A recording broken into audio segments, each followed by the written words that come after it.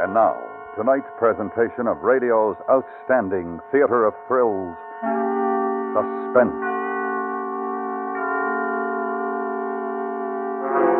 Tonight, the story of a pleasant young Englishman and his wife who encounter a murderer and a parson. They can't tell which is which, not for the life of them. So now, with Lawrence Dobkin as Edward and Paula Winslow as Joan, here is tonight's suspense play, A Little Matter of Memory.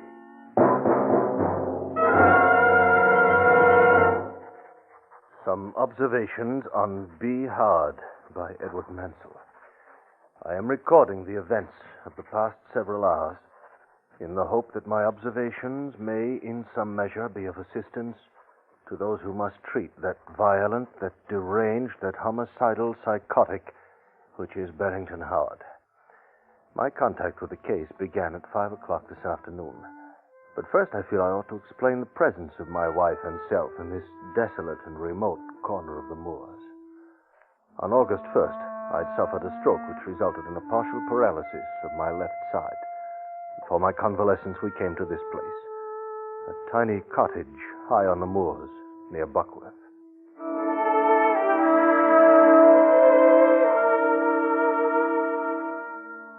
These moors have been to me a revelation and a delight. Or rather, were so, until 5 o'clock of this afternoon. We'd been off on a tramp, and were just returning to the cottage. Oh, but darling, whatever on earth will you do with all those flowers? Oh, I don't know. Dry them or something, I suppose. There was a talk on the wire or something about hang them upside down, so they'll keep forever that way. Although, here, hold them, will you, while I get the lock? Yes, I've got them. Although just why anyone wants flowers hanging about upside down beats me right side up to the way they were intended to.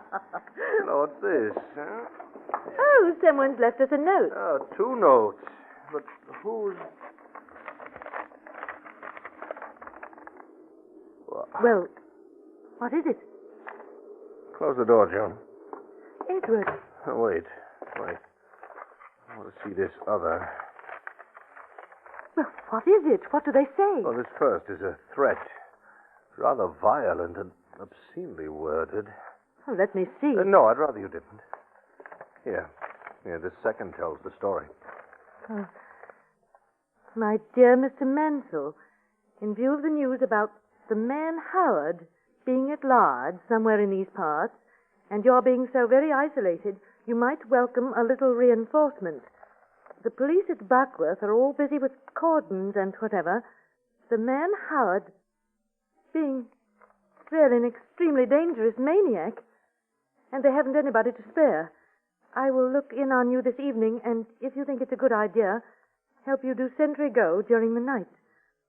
It will be a pleasure to make your acquaintance, and I hope you will not, under the circumstances, think me intrusive.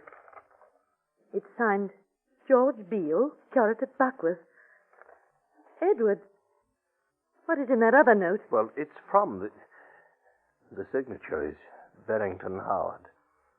The curate says he's a maniac. Yes.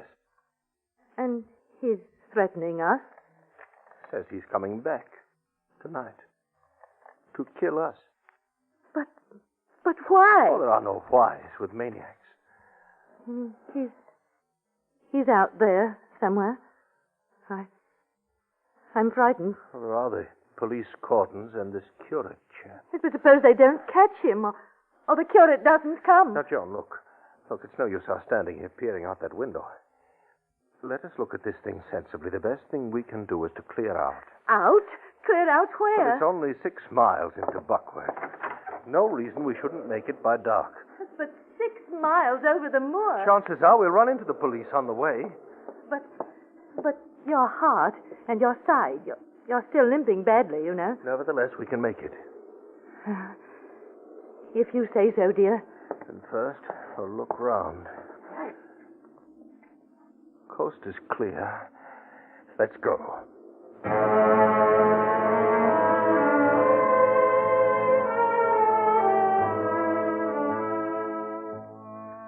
6 miles. A man in good health could walk it in an hour and a half. A man in good health, which I was not. And with each succeeding step, the dusky pale horizon, violet and smoky in the soft mist of the sinking sun, seemed ever more distant, more inaccessible. The heady musk of the moor grasses and the gorse, these we had delighted in until now, became choking. I could feel my eyes tear and my throat constrict. The heart in my chest thumped and shuddered with each painful limping step I took. And then we topped a rise. Edward! What? Oh, look down there. A constable. Hello there. Hello. Wait there. I'm coming up. Oh, what luck. Yes, you see, I told you. Oh, well, I must say we're glad to see you. You know, you people really hadn't ought to be out here. Oh, you mean about the maniac? Yes, sir. You the folks renting Miss Blossom? That's right. But you see, we found a note from that, what's his name? A note? Yes. And so we thought the best thing would be to try walking it into the village. Don't think you ought to do that, sir. If you'll excuse a suggestion. Why not? Well, between here and the town, there's any number of spots we haven't been able to check as yet. He might be hiding, you know. Oh. Well, then, what shall we do? We'll go back to your house. It's a safe place. Well, now look here. Why don't you walk to the village with us, It's only 3 miles. It shouldn't take long. Well, I would, sir, but I'm due to join the search party over at the Dragnet Woods. Those are my orders, sir. Orders? Tell you what I will do. I'll walk along with you folks back to your cottage so you arrive there safe and sound. Back to the... Edward? Very well.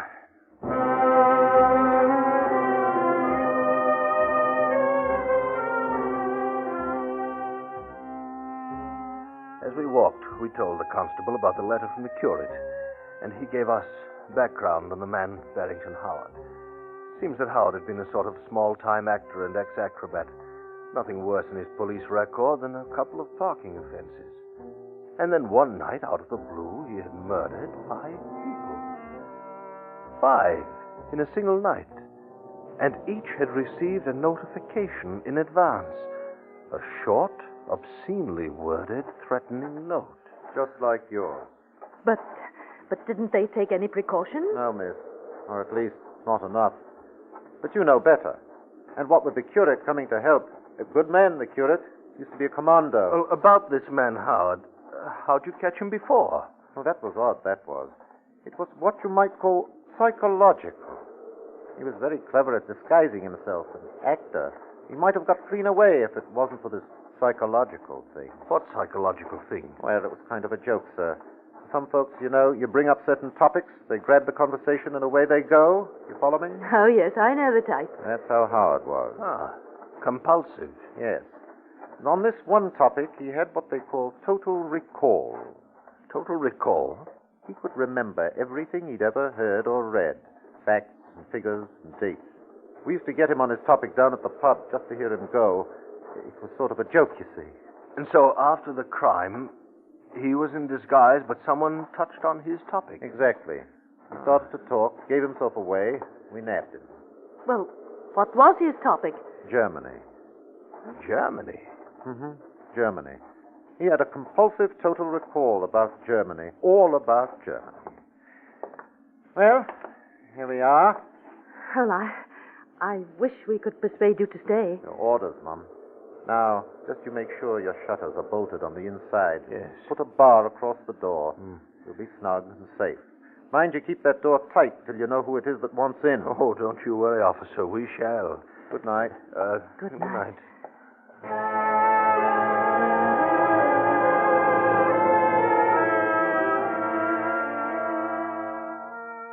With his departure, we barricaded ourselves. This cottage is very old, and built in the days of highway robbers, ideally suited to our situation. We lit the lamp and turned it very low, so that no light would be seen from without. And then we waited. And we waited. Edward, Yes.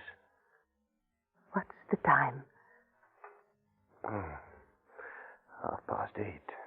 Oh, it goes so slow. Yes. What? I hear something out there. What?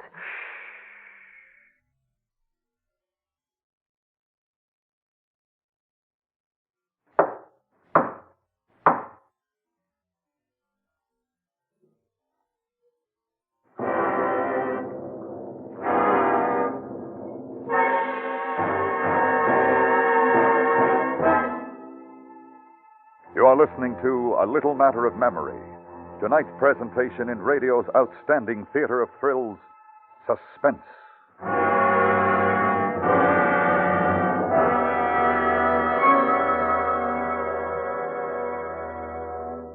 One of the most effective savings programs is Uncle Sam's own, United States Savings Bonds. You will find few other financial investments like U.S. savings bonds for security. Invest regularly every week through payroll savings or bond-a-month plans, where you work or where you bank. Now we bring back to our Hollywood soundstage Lawrence Dobkin and Paula Winslow in tonight's production of A Little Matter of Memory, a tale well calculated to keep you in suspense.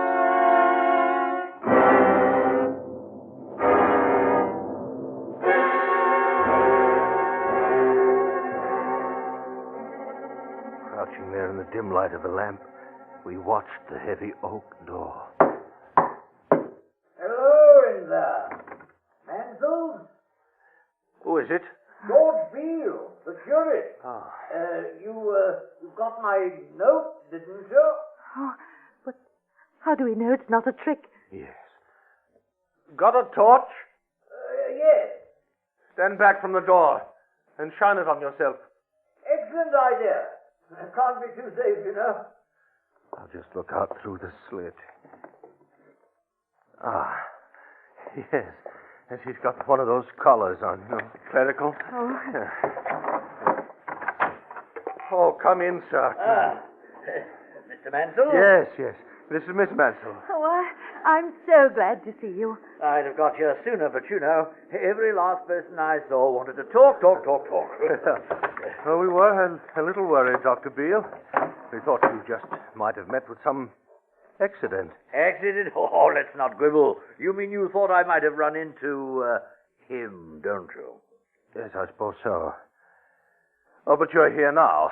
That's what matters. Yes. And now let's see. Excellent place you have here.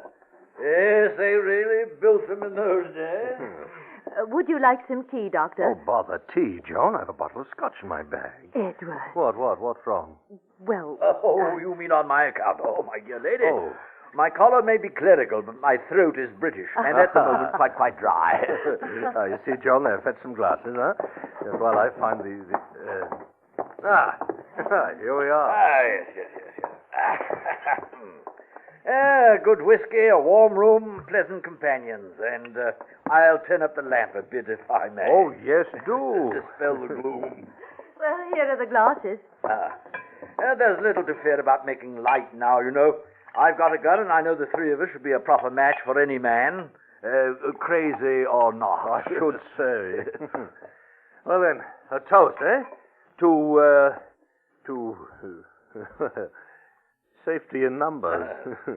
Well, I really think we ought to keep clear heads tonight. Joan's the careful one in our family. Proper feminine trait. So, here we are. And I can't tell you how much better I feel now that you're here. Yes. Oh, dear. Constable told us that you were in the commandos during the war. Oh, yes, hardly the sort of thing you'd expect from the village curate. Still, there was a job to be done, you know. Edward was in the air ministry. Joan. Desk job. Bad ticker. Never really got to see it like you chaps. The big do, I mean. Oh, don't be sorry. There are a lot of things I'd give my teeth not to have seen. Like Dunkirk? Like Dunkirk. Sticky wicked Dunkirk. Seems so long ago now that... would you like to hear about it? Here, have another drop. Don't mind. Rum go, what? It was 0445 hours that we rendezvoused with the main force off the beach.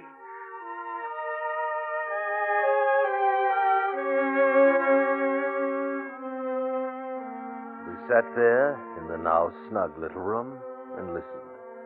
He was a superb storyteller. And as he talked, the scenes of the war unrolled smoothly and excitingly and almost hypnotically. On our way clear. and ahead of us at long last lay the Rhine. And after a while, what with the scotch and the warm room, I began to lose track of what he was saying.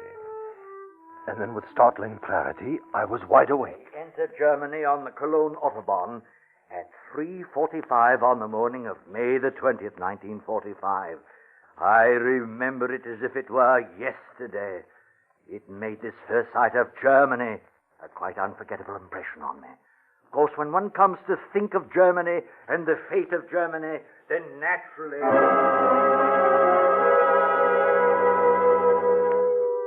I looked at him as he chattered along. His eyes were glazed, and he spoke with a curious intensity. And I knew. Jones sat petrified. I reached for the scotch bottle. It was still about half full. And as the man bent forward to pick up his glass, I swung. I should have known. I should have seen through him. Oh, is he dead? No. He's just out so quickly. Get some rope, belts, anything. We must tie him quickly, Joan, quickly. Yes, I've never tied a man before, and Joan's knowledge of knots is limited to Christmas wrappings, but we used what was at hand.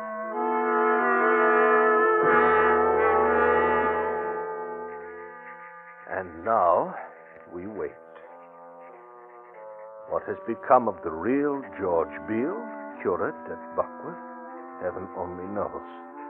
This thing at our feet, bound like some grotesque cocoon in myriad rags and strings, my best Charvet ties about his wrists, Jones' Mauritius nightgown gagging his mouth. What is to become of him is not our affair, but rather that of the physicians who must treat him. And it is to those men, healers of the...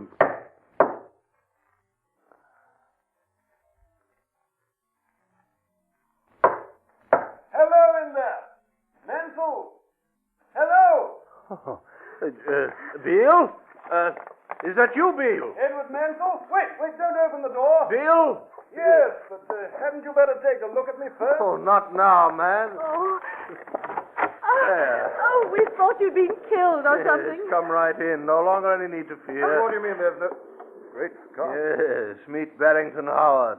It's amazing. How on earth did you do it? Man's a giant. Oh, matter of luck, I suppose. Really didn't see through the beggar for ever so long. Hey, look at the collar, too. Yeah. Quite an actor, what? Indeed he was. I knew he wasn't a curate when he kept reaching for that bottle. There is a rather strong air in here. I had to use the bottle to subdue the man. Ah. Pity. Scotch whiskey. Oh, dear me. Now then, let's take a look at these knots. Well, we did the best we could. Mm-hmm. This one's not too good, but we'll just redo it so it's really strong. And look at his legs. Oh, what's wrong? You only really tied the ankles. Ought to be careful of the knees, you know. Oh? And I'll give you another tip. If you really want to tie a man so he's helpless, fasten his ankles to his wrists. From the back, like this. Ah. Edward, isn't that clever? I must say. So. Was he armed? Good Lord. He had a gun. And told us, and we forgot. Look in his pocket. Here we are. Nasty little weapon. The filth. Think what this might have done to your wife, Mansell. Would have blown a hole through her, you could stuff a grapefruit. Oh, please, old man. She's been through quite a lot, you know. Sorry, Mansell, but I believe in being realistic. Oh, that's quite a gag you've made for him. Yes. Don't think he'll do much talking until we're ready to take it out. We used a silk nightgown of mine from Paris. Splendid. I just want to make sure this bar is in its place. There we are. Snug, what? Safe. Safe? But there's no longer anything or anybody to be safe from. Oh, you never know. Now, what other weapons did you have? Oh, just the bottle. Oh, I dealt him a good one with the bottle. Oh, and there's this carving knife. And the gun. It's really been quite a little adventure, eh, Mansell? Oh, we should say so, Yes. You know, I kept this little record, something of the physician. Oh, may I? Oh, please. Mm-hmm. Some observations on Beehard, but I am recording the events of the past several hours in the hope that my observations may in some measure...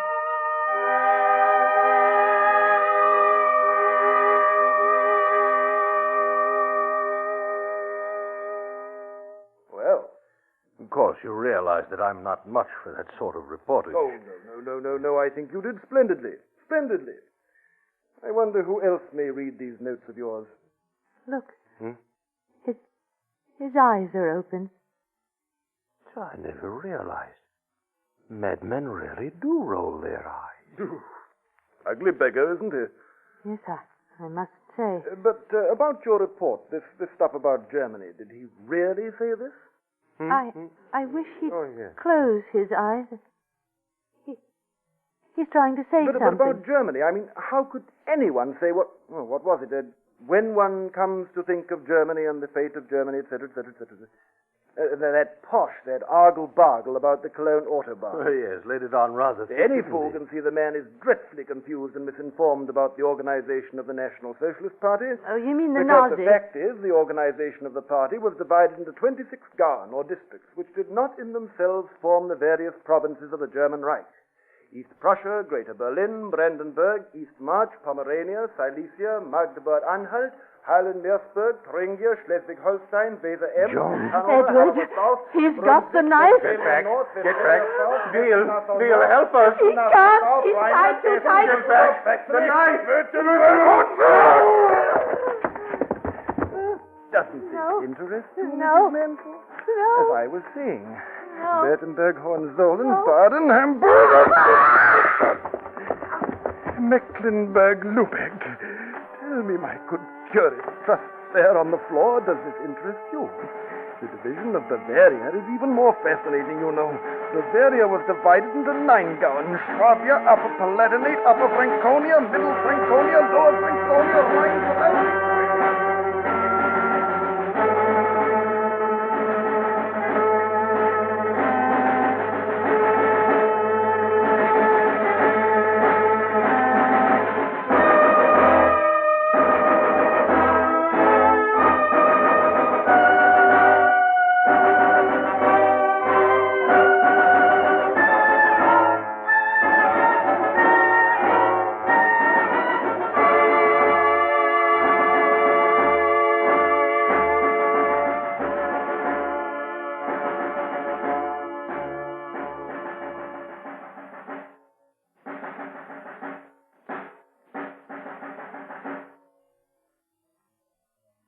Suspense, in which Lawrence Dobkin starred as Edward with Paula Winslow as Joan.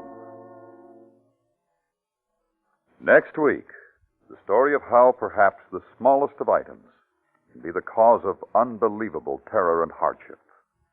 In this case, the lack of a little loose change. We call it chicken feed. That's next week on Suspense.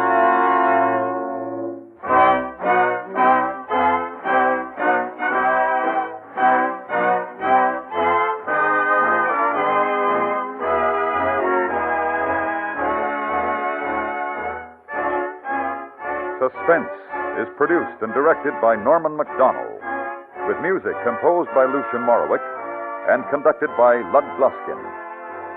James Heldick's story, A Little Matter of Memory, was specially adapted for Suspense by James Poe. Featured in the cast were Edgar Barrier, Joseph Kearns, and Richard Peel. Follow the serial adventures of Mr. Keene evening times on the CBS Radio Network.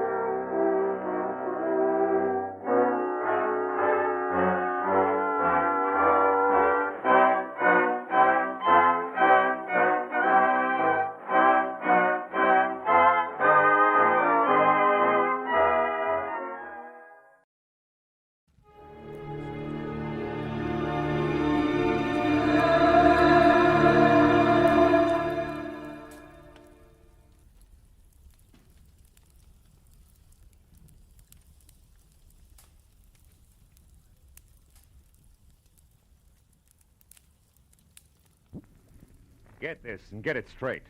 Crime is a sucker's road, and those who travel it wind up in the gut of the prison of the grave. There's no other end, but they never learn.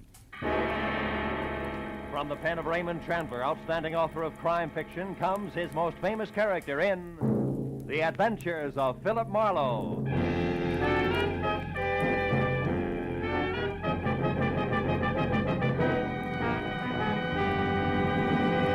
Now, with Gerald Moore starred as Philip Marlowe, we bring you tonight's exciting story, The Uneasy Head.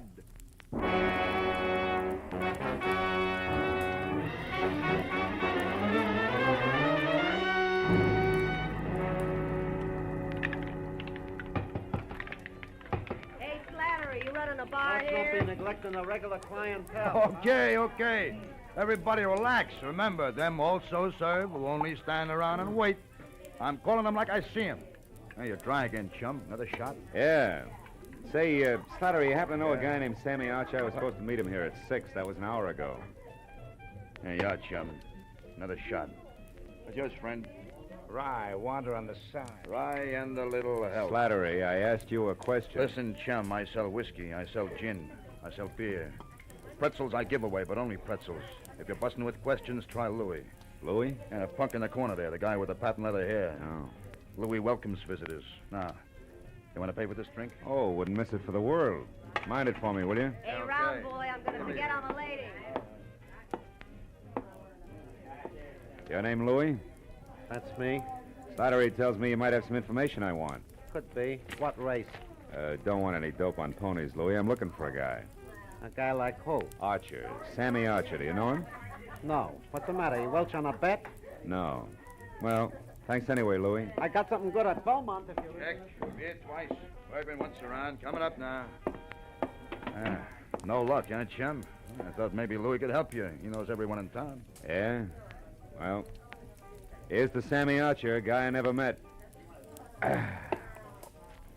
Well, so long, chum. Yeah. Don't go away mad, huh?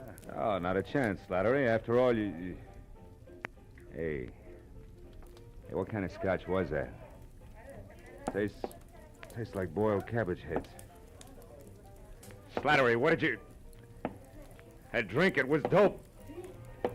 Are you no good, Suit Simon?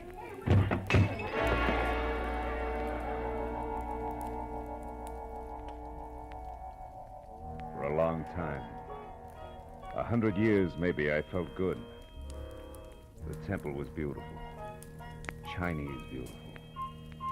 Everywhere lacquered woodwork that had the deep bottomless luster of a pigeon blood ruby, and 1,000 shelves filled with 10,000 smiling ivory Buddhas, and the lovely streamlined dancing girl, beaming in a white silk mandarin robe waiting my pleasure.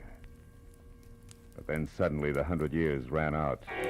The lacquered woodwork was a bar, the Buddha's lines of whiskey bottles, the white silk mandarin gown and apron, the lovely dancing girl, Slattery.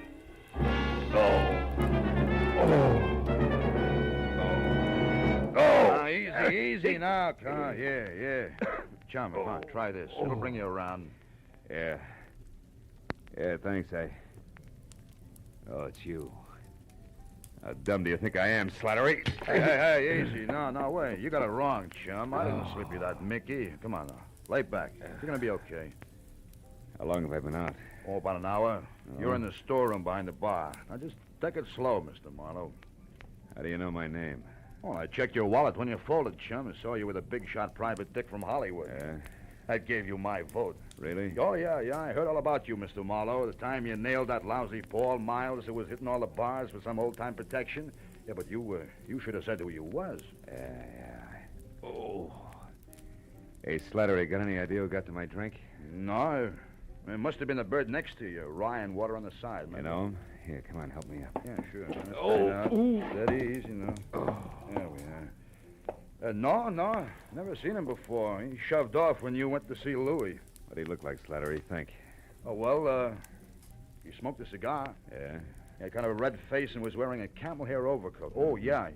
He was nervous. He kept playing with a book of matches. He tore them out one at a time, and then he bent them up, see? Bent him up, huh? Yeah. You don't know his name, where he hangs out? No, zero chum, except that Louis heard him ask someone about how to get to Palm Springs, but, Mr. Marlowe, I do know about Sammy Archer. You do? Yeah, I didn't want to talk up before Mr. Marlowe because I didn't know you. Slattery, where can I find Archer? Well, you ain't putting him on the spot for someone, eh? No, nothing like that. He called my office today, said he had some kind of a business deal with a guy he didn't trust. Wanted me to meet him here at the bar, get the details, and play bodyguard. Now, come on, tell me, Slattery, who is Archer? Where can I find him? Hey, he's a second-story man, Mr. Marlowe. He's a... You mean that... Yeah, he knocks off fancy places. Beverly Hills most of the time. He's strictly a prowler. Oh, fine. Well, you could probably tag him over at 31 West Grand. He's got a basement apartment there. But, look, you ain't gonna be careless about the dope I gave out, are you? Don't worry. I'm not gonna work for him, Slattery. I still handpick my clients. Well, then, why are you going there? For a lead, Slattery. A lead on a nervous guy in a camel hair coat. You see, I also handpick my enemies.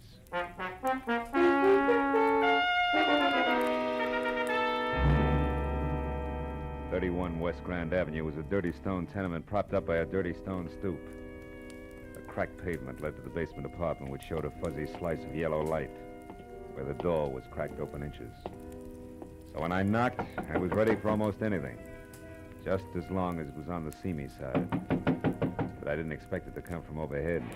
You're wasting your time, big boy. When Sammy leaves his door open, you shouldn't bother knocking. You mean he's out? No, I mean he's in. And he's got the blind staggers. I know. I heard him falling over the furniture. But go ahead. See for yourself. If you'll pardon appearances. The big slob.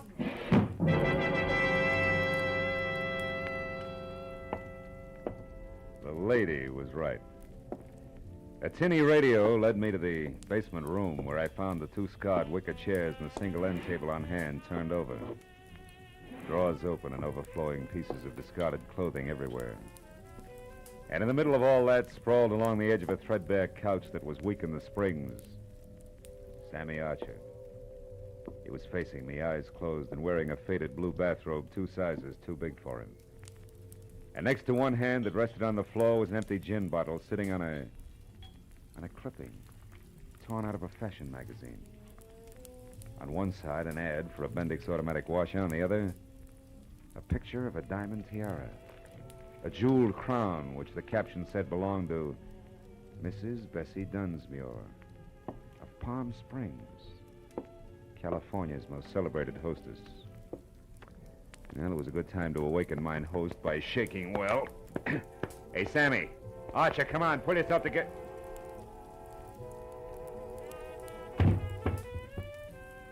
I should have known better. You can't wake a dead man by shaking him, especially when he's got a knife buried in the middle of his back.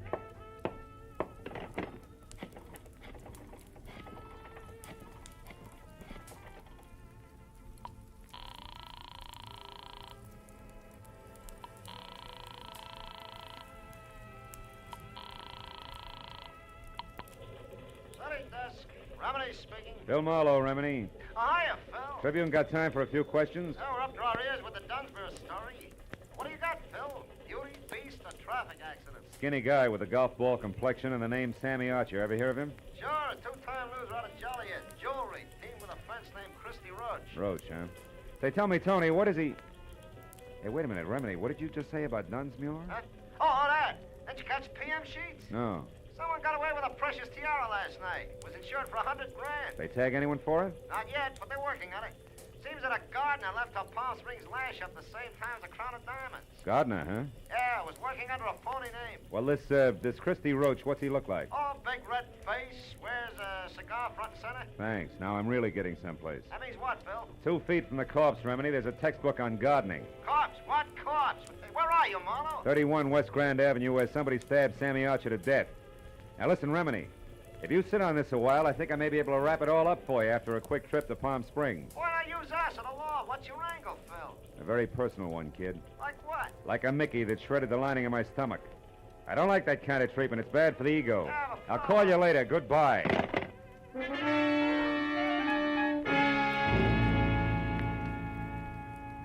The trip to Palm Springs was 2.5 hours of hard driving through sterile wasteland. And there was plenty of time for me to add what always came out to the same thing. Sammy Archer, posing as a gardener, swiped the Dunsmuir tiara to peddle through Christy Roach, whom he feared. But Roach had double-crossed him, in a permanent sort of way, taken care of me and then headed for Palm Springs. Yeah, but there I got stopped each time. Why Palm Springs? Unless, of course, Archer's apartment turned inside out meant that the tiara was still hidden someplace in a desert hamlet. Yeah, that really would make it a cinch to find.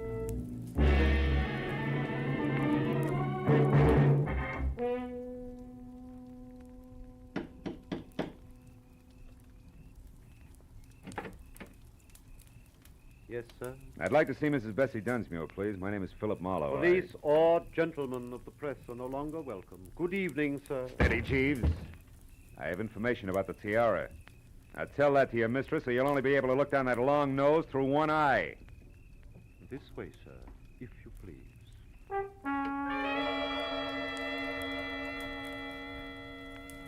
The interior of the Dunsmuir shanty was strictly colossal. From a foyer the size and shape of the Union Station to a plush, leather-lined den that was about as cozy as a parking lot. And Mrs. Bessie Dunsmuir herself fitted perfectly, because as the renowned party giver glided into the room, I saw enough jewelry on her arms, ears, and neck to match Tiffany, carat for carat. She listened intently while I brought her up to date. After that, she ushered me into an uncomfortable chair, rang for Long Nose, and then asked a sensible question. Mr. Marlowe, this Sammy Archer, what did he look like? Well, he was thin, Mrs. Dunsmuir, and sandy hair. Does that fit your ex-gardener? Precisely. Now perhaps we're actually going to make some progress. The police here haven't, and... come in, Martin. Oh, a lecture, Mr. Marlowe? Oh, no, thanks. Thank you, Martin. Mrs. Dunsmuir, Yes. Did you ever notice a red-faced man who smoked cigars hanging around talking to Archer, perhaps? No, I never did. Did you, Martin? No, madam, I don't believe I did. Excuse me, madam. Good evening, Dunsmuir resident. Who's calling, please? One moment, sir. Mr. Endicott, madam. Endicott? I don't seem to know any Endicott. Hello? I'm sorry, Mr. Endicott, but I don't seem to recollect... what? You... Well... Yes. Yes, of course. I'll see you tonight here. Goodbye. What's wrong, Mrs. Dunsmuir? Oh, just some more trouble over the estate. Ever since my husband passed on 3 years ago, we've had a mountain of trouble with his investments. I see. Well, about the tiara, Mr. Mrs. Marlowe, do what you can about locating it. You'll be rewarded handsomely by the insurance company if you're successful, I'm sure. They stand to lose $100,000. Yeah, but Now, can't you tell me anything about Archer? I'm afraid not. I don't believe I ever said more than 2 words to him. Now, excuse me, Mr. Marlowe, and thank you for your interest. Martin, Madam. please show the gentleman out.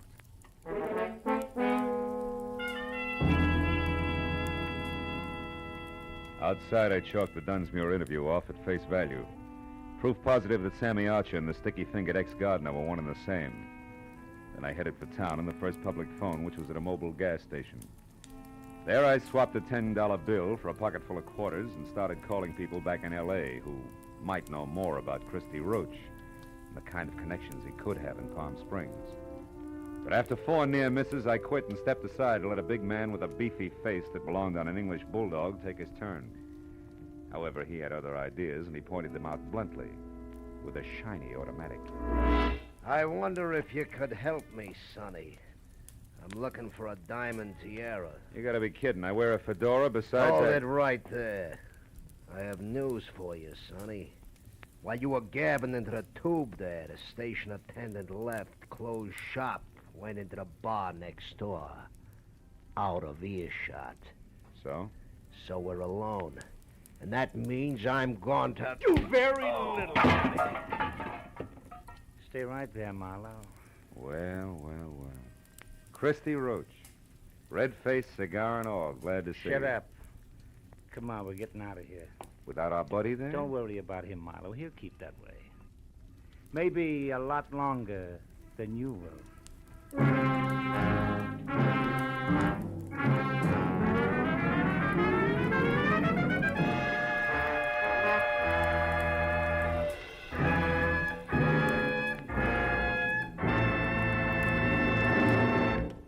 In just a moment, the second act of Philip Marlowe. But first, Every Wednesday night, CBS, the network of the stars, brings you Groucho Marx in his dizzy quiz, You Bet Your Life.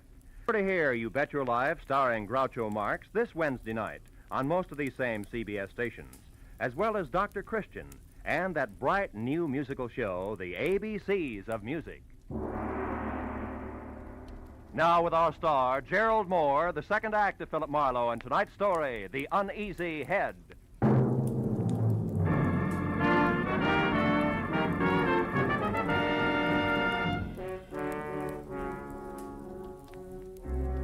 From the way Christy Roach had brought his gun barrel down on the bulldog's scalp, I knew he meant it when he jammed the same gun into the small of my back and marched me to my car.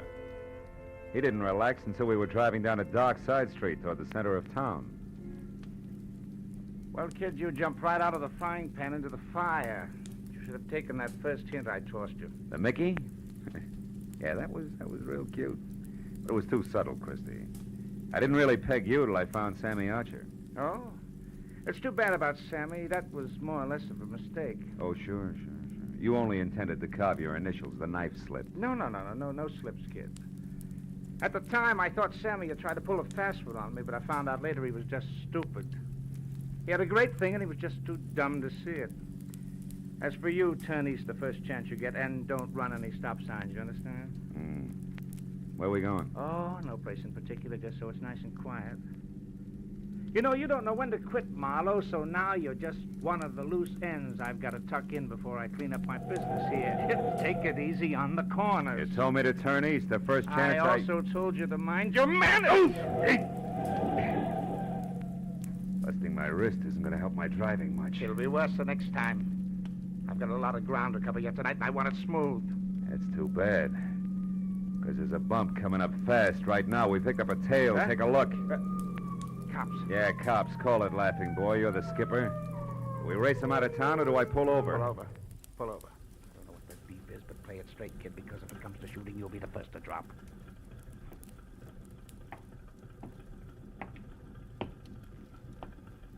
Hey, can't you read, buddy? You're on a one-way street. You're telling me. Yeah, only you're going the wrong way. Yeah, I know. Well, you see, my friend... I warned you. What about him? Well, he's in a hurry, officer. I was taking him as far as the corner there. He said it was okay to come this way. I didn't. I'm a stranger here. Also, you're a big boy now. You should make up your own mind. You're so right. Here, Mac, if you're in a hurry, you can go, but you better get out and walk. Thank you. Your friend here is going to be tied up for quite a spell. All right, let me see your license. Maybe the limb of the law and I should have nailed him right then and there. But there were still too many loose ends, and I wanted Christy Roach to clear them up for me. So I watched him walk out of sight while I listened with half an ear to a lecture on blind drivers. Well, it was a small enough price to pay for the service rendered, so I thanked the officer for the ticket and then headed back to the filling station in a bulldog with a headache who might be in a mood to talk. But when I got there, I found he hadn't waited around. After that, I checked the neighborhood and was 15 minutes getting to first base, which turned out to be the bar of a French restaurant across the street, run by one Monsieur Jean Corret, a high-octane number who apparently had overheard a phone call earlier. I immediately notified the police. Nothing, they said. Believe me, my friends, the lowliest gendarme in Paris would have more sense. Throw away an important clue? Never. I tell you, our police... Mr. Corret, can I see you a minute? Aye? But of course, monsieur. What is it? Well, it better be in private, huh? It's about the Dunsmuir case. Nom de nom. Step this way, monsieur. All right. You naturally are a detective. Naturally, yeah. Now, look, I understand you overheard a phone call. Oh, yes. About an hour ago. A suspicious man called the Dunsmuir place from here. What did he look like? I am desolated, monsieur. I do not know. You said it was an important clue. I assume it was important. In a case as big as this, anything may be important. The smallest... Yeah. You made your point. Go ahead. Eh bien, he made an appointment. I only overheard, monsieur. The telephone is back this way in the alcove out of sight. Eh bien, I was passing by right here when I heard the man ask for the Dunsmuir residence. He talked to his party and made an appointment. I couldn't hear where or when, so I went on about my business. But suddenly, a memory exploded like a bomb in my head. Bessie Dunsmuir, the owner of the stolen tiara. I rushed like this, monsieur, to the phone. Pardon, madame. But he was gone, monsieur. I called the police at once. The rest I can fill in. Now tell me something else, Mr. Corey. Did you happen to notice a man with a cut on his head around here a while ago? A cut? Yeah. Why, yes. One who looked as ugly as Satan himself. I saw such a one in the washroom. Ah, you mean he's suspect? Well, not exactly, no, but he's connected. Where can I find him? You ask me, monsieur. He was sick. I tried to help him, but he refused and left. You've no idea where he went? No. But wherever it was, I'll wager he was too wobbly to get there, monsieur. All right, in that case, I better make a quick call and The telephone set, Yeah. Permettez-moi, monsieur. Bessie Dunsmuir hasn't had a new husband for 2 whole years, Madame. my dear. I can't imagine how she keeps up that elaborate front of hers. Why, do you know You! that... what? Madame, hang up the telephone at once. I insist. Vitement. I beg your pardon. In the name of the police, monsieur is a detective. I demand you clear the line. I've paid my nickel and Never mind, skip it. But I would like to know about those bent matches on the floor. What do they mean, monsieur? I better skip the call and get going fast. You've been a big help, Corey. Maybe I can get you the Croix de Guerre. The bent matches that littered the floor under the phone meant that the man who had made an appointment to meet with Bessie Dunsmuir had been the fence, Christy Roach. And to top it off, she'd lied about it. It didn't make any sense. But I added it to the rest of the question marks and made a beeline for Bessie's mansion. I parked a block away from the place, walked back, and let myself in through an iron gate at the side. And wound up in front of a car, half hidden in a clump of hibiscus bushes. A man was leaning in the open door with a match in his hand, reading the registration on the steering post.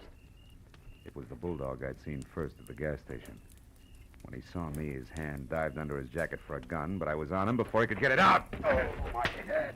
You're due for another dose of the same, Buster, unless I get some fast answers. The time for games is over, and even a private detective can run out of patience. You're a private dick. Yeah. You... I don't get it. This car here belongs to the guy who helped you. Fence. Christy Roach. And if he's inside, I got... Roach didn't help me, and you've got to do nothing till I find out about you. Who are you? Temple. Fred Temple. Amlin Insurance Company. Oh, no. We're covering the missing tiara. Only something's haywire. An insurance investigator? Yeah, yep.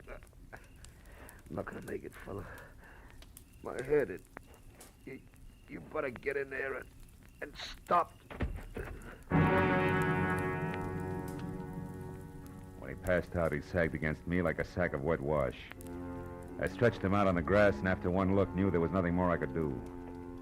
I went over to the house and quietly tried locked doors all the way around until I came to an open one in the butler's quarters. A bed lamp was on, so I braced myself for another meeting with Martin. When he came to the door, he was in his nightshirt. As soon as enough of his chin was showing, I swung! It was a distinct pleasure. I stepped over him and went through his rooms and on up the long hall of the main part of the house. I finally located Bessie in the leather-lined den. She was alone, but judging from the rate she was burning up the jittery cigarette in her hand, she expected trouble at any moment. Marlowe, how did you get in here? Why are you here? Just checking up on a lie, Bessie? I don't know what you're talking about. Your late date tonight. Incidentally, he's due any second now. His car is outside. On my grounds? Yeah. Surprised? What's so important about that? Now, look, you better tell me all about it, Bessie. No. Get out of here. Get out. Later. Right now, this setup is so full of holes, even the truth is leaking out. First, Roach the fence, figuring Sammy Archer, the guy who swiped your tiara, was pulling a fast one. And he changed his mind and got a new angle. Second, you brushed me off because actually you're afraid of finding the tiara. And third, the insurance company that's covering your loss is suspicious. Yeah, it's screwy, but it can only add one way. Like the tiara that was stolen from here yesterday is worthless. Are you insane? It was famous, fabulous, worth a king's ransom. Yeah, the original, maybe. Not the cheap duplicate. It may be fuzzy on the details, but the big pitch is easy. You dismantled the original and sold it probably quite a while ago. But not before you made a duplicate to keep up appearances so gossips wouldn't know you were going broke. Also, you kept up the insurance on it for the same reason. And the duplicate was stolen. People knew you'd been robbed, so you were forced to claim the insurance, but you knew that if the fake was recovered legally, you'd be prosecuted by the insurance company and disgraced. Sure, Christy Roach knows that, too. He's coming here for blackmail, isn't he? Why else? Come on, Bessie, you might as well... You might as well... Might as well what? What are you looking at? A cigar butt there on the floor. Oh, It's burned a hole in your rug. What happened to make Roach drop a cigar, Bessie? Where is he? I don't know what you're... Stay away from that desk. I mean it, Bessie. Next time it's for keeps. Now stay back. Where is he? In the closet there. I didn't know what else to do. You were right about the blackmail. About everything. I had to kill him. He'd have wrecked my life. No. Just your way of life. That was top-heavy anyway. I guess so. But I thought I had to have it that way. Well, at least I'll give them all a big laugh on the way out. Bessie Dunsmuir's a great entertainer.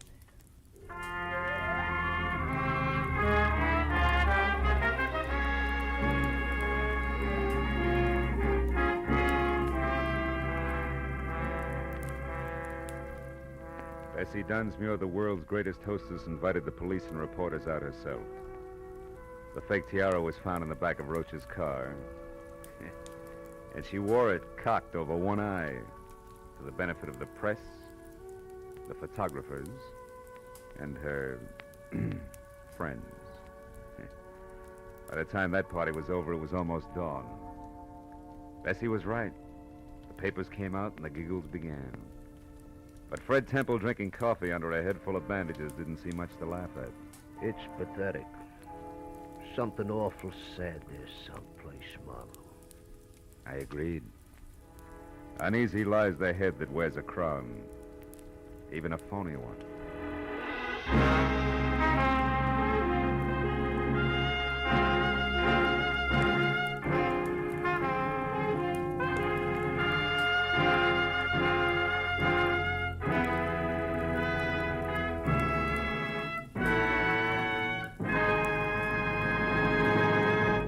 The Adventures of Philip Marlowe, bringing you Raymond Chandler's most famous character, star Gerald Moore, are produced and directed by Norman MacDonald and are written for radio by Robert Mitchell and Gene Levitt.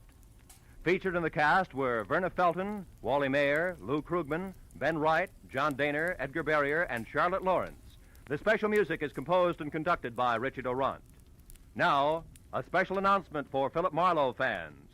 Next week, Philip Marlowe will be heard Wednesday night at 10 p.m. Eastern Daylight Savings Time. Be sure and be with us again next week on Wednesday evening when Philip Marlowe says... This time there was an innocent aboard, a noisy corpse and a quiet killer. But before I knew which was which, I'd mixed with all three while going 70 miles an hour.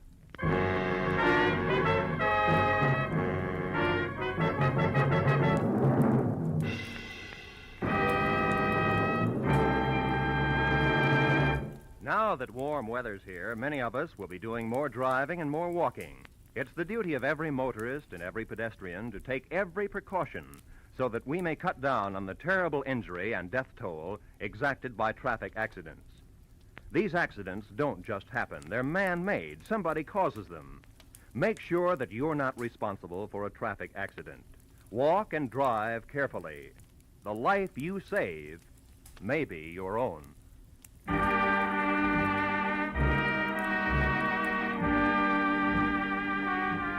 This is CBS, where Philip Marlowe will come to you on Wednesday night, the Columbia Broadcasting System.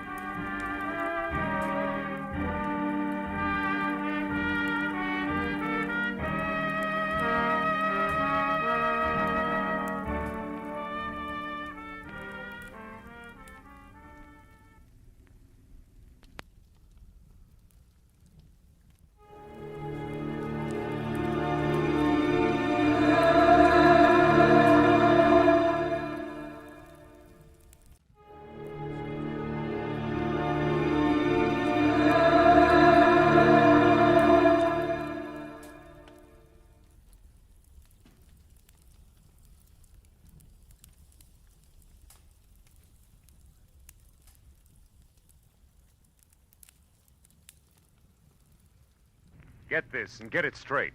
Crime is a sucker's road, and those who travel it wind up in the gut of the prison or the grave. There's no other end. But they never learn. Let me give you an example. I was hired to find a thief, and I did, 1,000 miles from home. But first I found a lush with a Luger, a fresh corpse in the closet, and all because the only woman in sight wouldn't play fair. From the pen of Raymond Chandler, outstanding author of mystery, comes his most famous character and crime's most deadly enemy, as we present The Adventures of Philip Marlowe.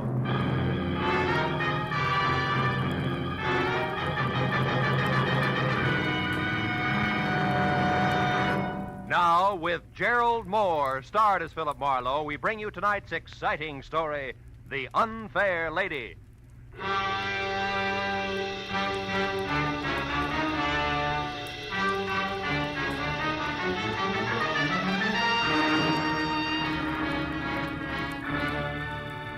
The knock on my office door was soft, almost apologetic. So when I mumbled, "Come in," I was ready for something delicate and about as self-effacing as Uriah Heep. But when the door swung open, I knew exactly how wrong I could be. The gentleman was maybe 40, gray at the temples with shaggy eyebrows and a military mustache, and built like a heavy cruiser with a pair of catcher's mitts for hands.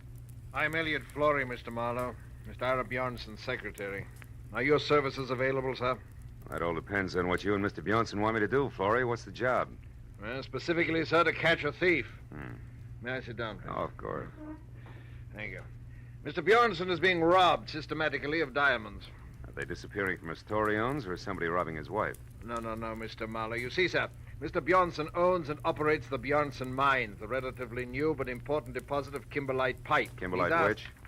Kimberlite pipe, Mr. Marlowe. Oh. The geological term of the diamantiferous blue ground which yields the minerals. Oh, of course, diamantiferous. Well, last November, sir, the 21st to be precise, you worked for Mr. Craig Norton, a mining engineer who lived here in Los Angeles.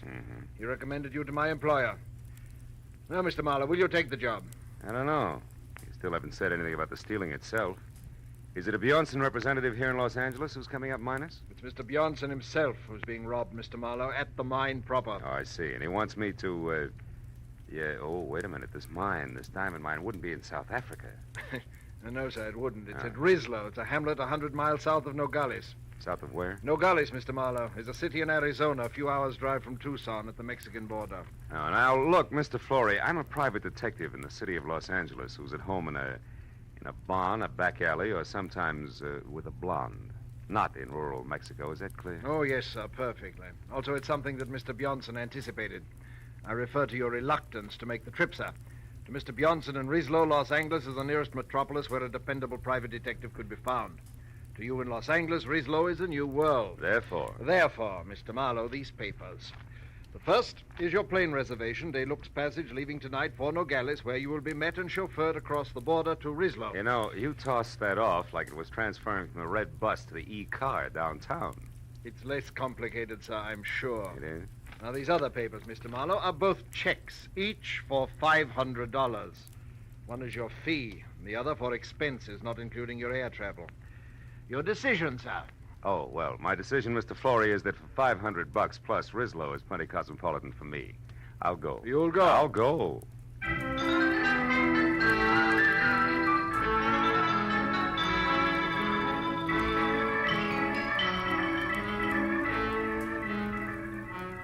At 8 the next morning, we dropped gently out of the clear sky over Nogales, where I was met by a short, round Mexican who ushered me into a car labeled Bjornson Mines, and suggested that I sleep for the next 3 hours, which was the travel time to Rislo, 100 miles south. So after 30 minutes of panoramic, dry, sandy hills and occasional cactus, I did. When I woke up again, it was better than noon, hotter than Hades, and we were parked at a filling station in Rislo itself, which could have passed for home if you happened to be a prairie dog. It wasn't until I had my eyes wide open that I realized that the man leaning on the running board inches away and staring at me like my eyebrows were on upside down was not my driver. He was shaggy hair all around an unshaven, unpleasant face that was home to a pair of watered eyes that said he was drinking himself to death. And when he talked, I knew it was on cheap rum. You're the new mining engineer, maybe? Yeah, I didn't know it showed. Since you're an American, that means you gotta be an engineer. Oh. No other Americans come out this way. I'm an American myself, you know, from Philly. Good old Philly. Yeah, it's a great town. What's for sale? Hot transits? No, just being friendly. Name's Calder, M.J. Calder.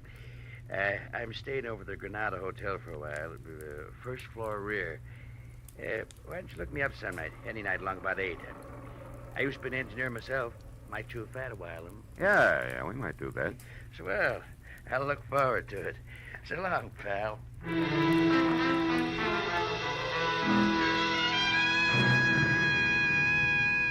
When my driver and I were back on the hot dirt road, I was told the Bjornson mine was the open pit type, a deep hole about a half-mile in diameter in the middle of the Bjornson property, which was clearly circled by 11 miles of 8-strand barbed wire fence, which was guarded by 50 ex-GIM Mexicans who were under the iron fist of one Captain Juan Lufino. 20 minutes later, when we entered the main gate and were slowly driving up a neatly landscaped white pebble road, I got a different picture of life at the Bjornson mines. It was the residential side, plush and strictly Beverly Hills, and the sprawling red brick house past the green and white tile swimming pool to the guest house beyond. Inside, I found the multimillionaire himself. It was a bald 50 perspiring and shaped like a bowling pin. At 10 o'clock last night, Marlowe, it happened again. $5,000 worth of stones. The 7th robbery in as many weeks, excluding, of course, the usual trickle. The usual trickle? $1,000 or maybe $2,000 worth a month. That stealing nobody can stop. The natives, the guards, visitors, everybody. But most of them we catch, Marlowe, because in the first place, our policing is very thorough. And second, to steal a rough diamond is one thing, but to get rid of it is something else again. Well, tell me, Mr. Bjornson, these big thefts you're concerned about, do they all have anything in common? Yes. 2 things, Marlowe. They always occur at night, and they are the work of somebody who knows my habits and has a good knowledge of the inside of my house. The big safe is never bothered. It is always some drawer or cabinet where I am keeping stones temporarily. I see. And, Mr. Bjornson, has anybody ever seen this thief? Last night, Helen Austin saw what could be the man running through the grounds at about 11 o'clock. She said he was tall with a lot of wavy hair. She said that he was not a Mexican. Oh, by the way, Marlowe, Mrs. Austin and her husband are staying in the guest house where you will be put up. He works for you, Mr. Bjornson? No, Kelly Austin has a mine of his own about 5 miles from here. Smaller than ours, but rich, nevertheless. Oh, this will be Captain Lufino. Don't mind if he appears unfriendly, Marlowe. He considers your presence here a personal insult. Come in. You wish to see me, Senor Bjornson? Yes, Lufino. This is Mr. Marlowe, the detective. Ah. When Senor Flore came back this morning, Senor Marlowe, he spoke very highly of your reputation in Los Angeles. Mr. Flore only talked to my friends in Los Angeles, Captain. Now, Mr. Bjornson, you were telling me about the Austins. Yes, they have been with us for 2 or 3 months now, while their new house is being constructed at their own mine. Their last place burned to the ground. I would suggest, Marlowe, that you speak to her as soon as possible. Also, the captain here will tell you of some evidence that he found here on the ground last night. No, Senor. It turned out to be nothing. What kind of nothing, Captain? A fountain pen, yes. It belonged to one of the office workers. Senor Barneson. Yes? Did you tell him about that Nat Campbell? Oh, no. Marlowe, the International Diamond Exchange keeps us advised of the movements of the bigger black marketeers whenever possible. 3 days ago, we were told that a man named Nat Campbell, an American who was at one time an engineer, has been operating in Mexico close to the border. Is there an accurate description of him? No. Anything else you have to know, Captain Lufino will take care of you. Also, I am sure that the captain will be glad to show you to your room at the guest house. Sir, it will be my pleasure to assist Senor Marlowe in any way I can. This way, Senor, please.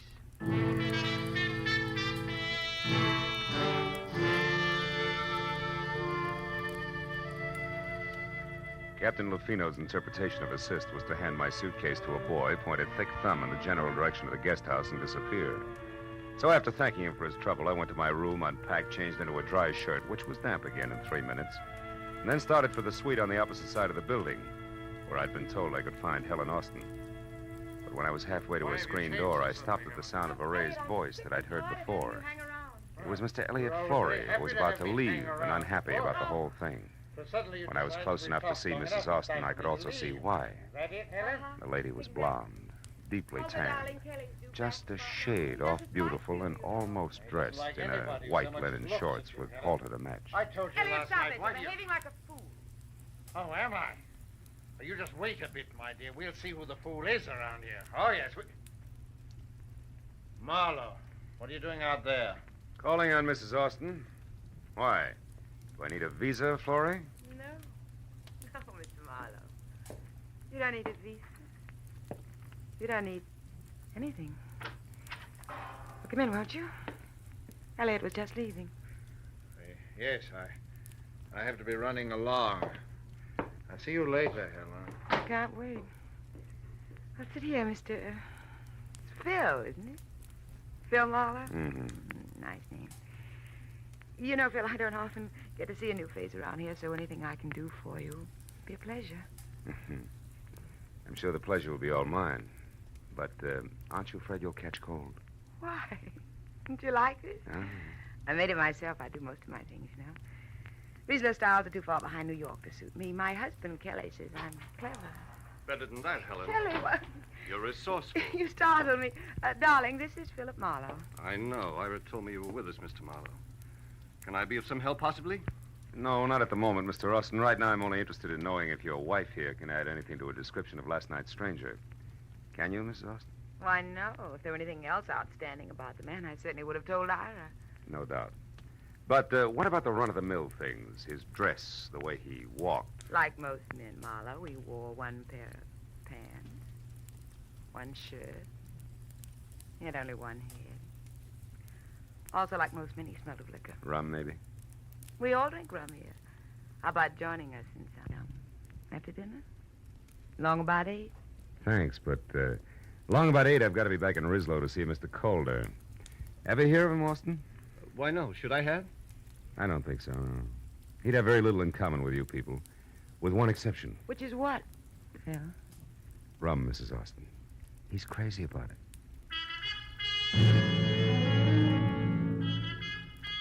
After I left Kelly in what with one healthy cloudburst ad it would make a great Sadie Thompson, I found Ira Bjornson and told him that I thought last night's stranger, one M.J. Calder and Nat Campbell, could be all one and the same, and that I would like to go into Rislow and check on just that, which suited him fine. So after apologizing for having just let Captain Lufino go off for the evening in his car, he gave me the keys to a battered station wagon and wished me good luck. 4 hours later, when it was dark and I was in Rislow and walking the dirty length of the ground floor corridor of the Granada Hotel, which was darker, I had a feeling I was going to need it. Yeah? Who is it? Marlowe, Calder, the new man at Bjornson's mine. Oh, fine. Be right with you. Yeah. Didn't expect you to take me up so soon. Yeah, well, you know the mines, Campbell. One's just as dull as the next, huh? That's right. What did you call me? Campbell. That's it, isn't it, Nat? No. The name's Calder, M.J. I told you that today. Yeah, and at the time I believed you, good old Philly included. Come on, Rummy, uncover the masquerade's over. Open up while you still can talk. What do you say? Okay. Okay, ain't the biggest secret in the world. Here, sit down. Why, you lousy lush! You don't aim any better than you lie! I had enough, I tell you. All right, we'll see. Now, come on, get up. We'll start all over again after we check you once. The kind usually has a nasty Luger tucked away someplace. All right. Now, what do you know about... Hey, Campbell, that stuff over there seeping under the closet door. The color isn't right for rum, brother. It's too red. Well, Captain Lufino. Yeah, he's dead, Marlowe. So don't move. You'll be right with him. Yeah, you see, I was right, Campbell. Your kind always has a nasty Luger someplace. Marlowe, I didn't do that. I didn't kill him. Oh, yeah, sure. He committed suicide in your closet and closed the door as a gag, I suppose. Yeah, that's enough. I don't try to be funny.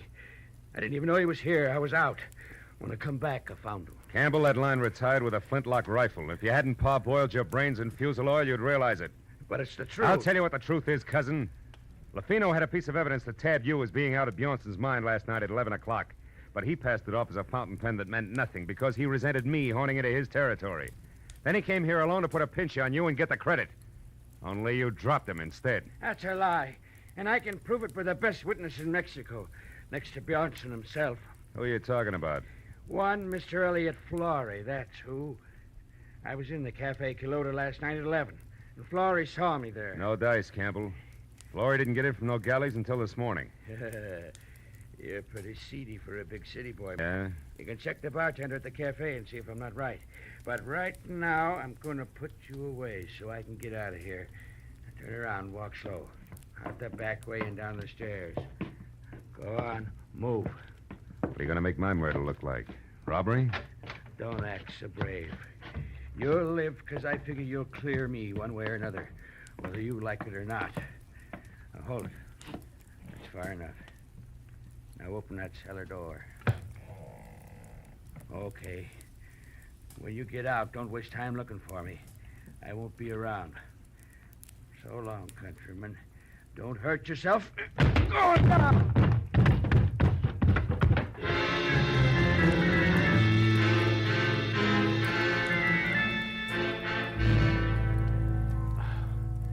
The cellar was as light and wholesome as a Parisian sewer. Even with the help of several generations of termites, it took a half an hour to break out. When I got upstairs again, it was deserted except for the late Captain Lufino. I went through his pockets, but they held nothing more exciting than battered cigarettes and some small change, but under the tight sash around his waist was a small green suede pouch containing 3 minute diamonds in the rough. I began to see what Bjornson meant by the usual trickle. Everybody, including the chief of his own guard, seemed to be in on the act. I dropped the pouch in my pocket and headed for the Quilota Cafe, where 2 American bucks and a nasty snarl at the bartender brought me the fact that Elliot Flory actually had been there last night.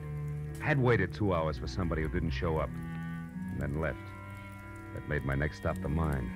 So I bounced the station wagon out of town, back to Bjornson's house, and started in. But a pair of bare shoulders above a snug linen halter intercepted me. Hello. You're back safe, I see. Enjoy all the sights in our filthy, stinking little town? Not much, Mrs. Austin. You should have taken me along as a guide. I could show you lots of interesting things. Like what, for instance? Like the sky, the moon. I like things clean, soft. I like lights and music and people. I like you, Mama. Save it. That Buttons and Bo's routine is strictly your own problem. I've got work, and it starts with Elliot Flory. Where is he? What makes you think I'd know that? Because you two have been keeping close track of each other for some time. You're anxious to drop it, but Flory isn't. And now he's got a hold over you, and you're worried silly. Well, and you skip did... that, too. From what I know, I can fill in a very unpleasant yarn, and I will if I have to. So come on, baby, no dramatics. Let's have it. Where's Flory? Marlowe, you're a louse. But at that, you're better than he is. Went over to our place of mine about half an hour ago. I don't know why he wouldn't tell me. Just wanted me to keep my mouth shut and left. That doesn't make sense. Where's Mr. Austin? My good husband is off somewhere checking on supplies, he said. Okay, I'll pay a call on Flory right now. When I get back, baby, I'll have a lot of answers, so I advise you to wait up, huh? Sure. When you're all through with him, do me a favor, will you, Mr. Tough Detective? What, throw him back? No, kill him. After she said it, she stared at me for a moment and then turned and walked away, and from the bitterness in her face, I figured she had more on her mind than she told me about. But as I beat it around to the driveway where I'd left the station wagon, climbed in and wheeled out the gate, I forgot about theories and headed for the Kelly Austin mine and a big-scale diamond thief as fast as the rutted road and loose body bolts would permit. I'd barely gotten out of sight of Bjornson's house where from somewhere out of the truckload of shadows I was hauling in the rear end of the station wagon, the muzzle of a gun was shoved hard against the back of my neck and held there. Pull over and stop, Mr. Marlowe, but don't take your hands off the wheel. Austin, you're off your rocker. You've been working too hard. Not so hard that I didn't get back in time to see you kissing my wife. You don't deny it, do you? Well, for what it's worth, you got your subject backward, but never mind that. Don't turn around, Marlowe. I'm sorry about this. I liked you when we met today. Now, listen. We'll take this up later in detail. Right now, I'm after a guy who's been biting into Bjornson's diamonds, and I'm sure it's his own secretary, Elliot Flory. Flory? Why, that's absurd. Yeah? And what's more, he's currently up to something cute at your mine. He's at my mine, Flory? That's what I said. Now, after I've seen him, Buster, I'll be indignant with you all night if you like. You're a clever liar, Marlowe, but it won't work. You're not getting out of this that easily. I'm getting out of this that easily. I'm going to tell Bjornson what you've done, but first, you cheap masher, I'm going to get some satisfaction out of you personally like this. Oh!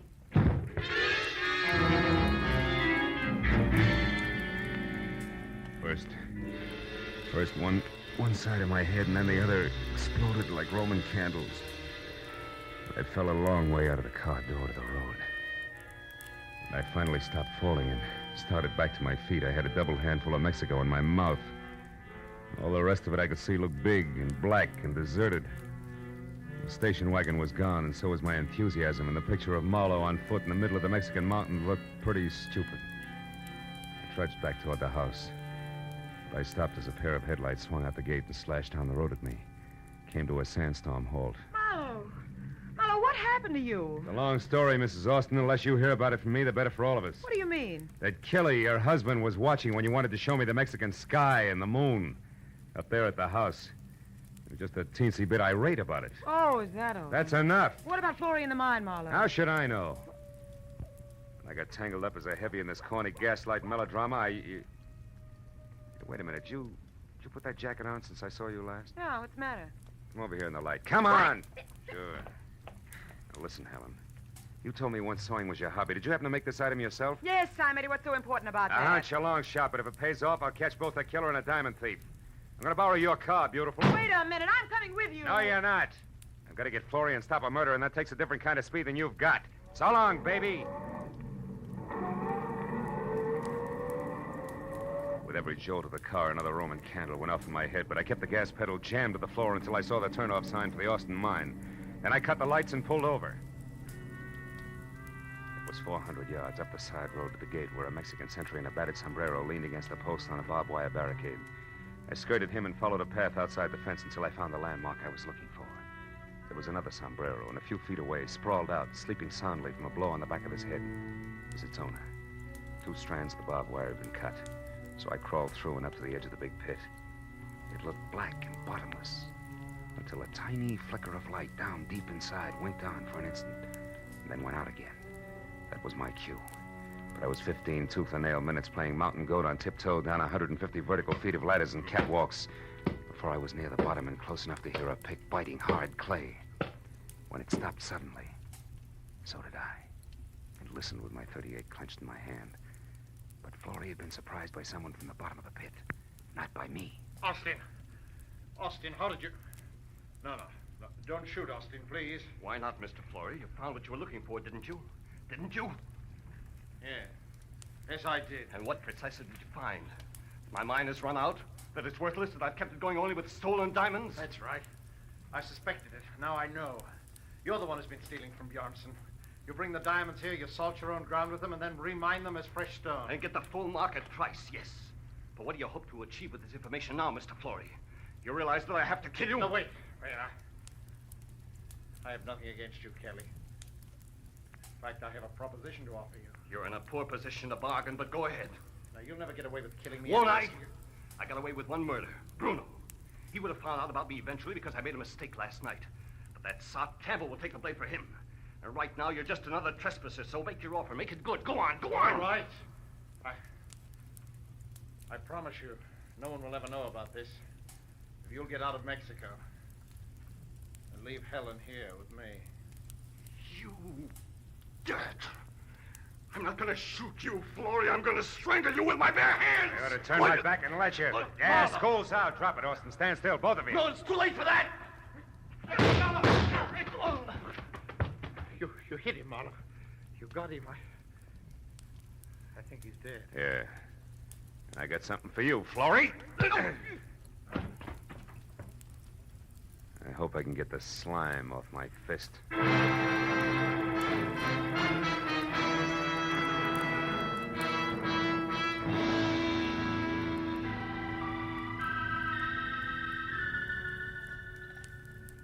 Please, Marlowe, pour yourself another here. It'll help your headache to go away. Oh, thanks, Mr. Bjornson. It's cooler out here than it was inside. It's better now, thanks. I don't know. I am happy and I am sad both. You found me my thief, all right, but you lost me a friend in the bargain. Mm-hmm. And the way we live out here, our friends are as dear as our diamonds. Well, there's one thing about diamonds, Mr. Bjornson. They won't go bad on you. You're right there, my boy. It's hard to realize that Kelly Austin was our man. Yeah, I imagine it is. You said it was Helen's jacket that gave you the answer. How was that, Marlowe? Well, Lufino was carrying a little green suede pouch. I thought it was his. But actually, that was a piece of evidence that he found last night. It wasn't until I saw Mrs. Austin's jacket of the same green suede that I realized the pouch must have been made from the scraps left over from the jacket. I see. And since the wife sewed the jacket herself, that made the husband the logical owner of the pouch. That's right. You know, in a way, you might say Helen's responsible for the whole mess. How do you mean, Marlowe? Well, it all adds up like this. Helen wanted diamonds bad. Her husband started stealing for her. Things went well until he almost got caught. That was last night, huh? That's right. Running across the lawn, Kelly dropped the little pouch. Lafino, who caught sight of him, followed and found the pouch with the 3 diamonds. But Captain Lafino thought Campbell was the thief and went to Campbell's quarters in Rislo to force a confession out of him. Mm-hmm. Kelly followed him, killed him before he learned too much, knowing that the rum-soaked Campbell would take the rap. That Austin woman, she's got no business here in this desolation. She loves diamonds, but not in the rough. No. She wants them around that beautiful neck of hers, with big city lights bouncing off them in all directions. But the lady wouldn't play fair to get them. She's packing now. And Mr. Flory has already left bag and baggage. Even Lufino is gone now. You know, it's going to be lonely around here, Marlowe. I couldn't prevail on you to stay over a while. No, Mr. Bjornson, I'm afraid not. I'd probably catch myself picking little pebbles out of every clay bank I found. And the first thing you know, I'd be stuck here, too. Besides, what would Hollywood Boulevard do without Marlowe? And vice versa.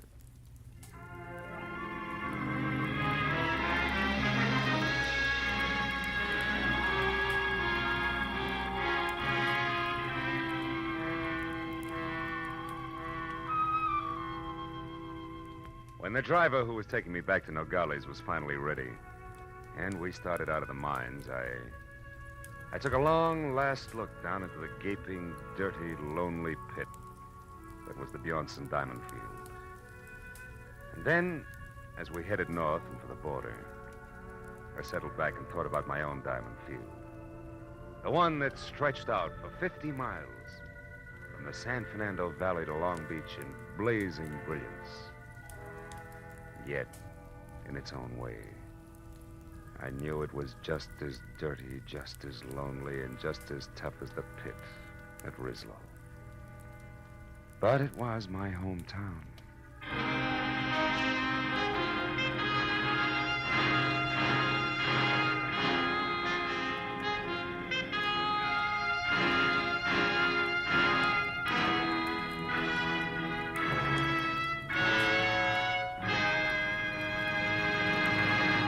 The Adventures of Philip Marlowe, created by Raymond Chandler, star Gerald Moore, and are produced and directed by Norman MacDonald.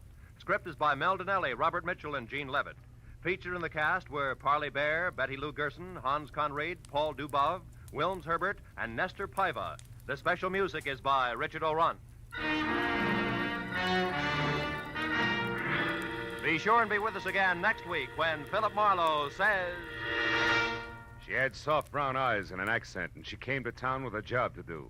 But before it was done, death had struck 3 times. Then she was gone. And all because of 30 drops of pigeon's blood worth $50,000.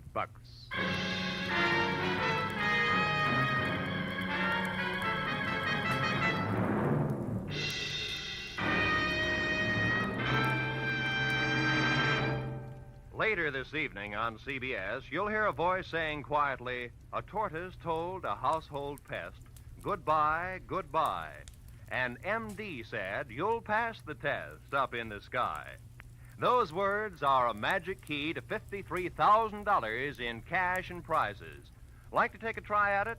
Then be waiting for Sing It Again, CBS's hour-long fun fest of music, laughter, and wonderful songs later tonight on most of these same CBS stations. This is Roy Rowan speaking. Now, stay tuned for Gangbusters, which follows immediately over most of these same stations. This is CBS, the Columbia Broadcasting System.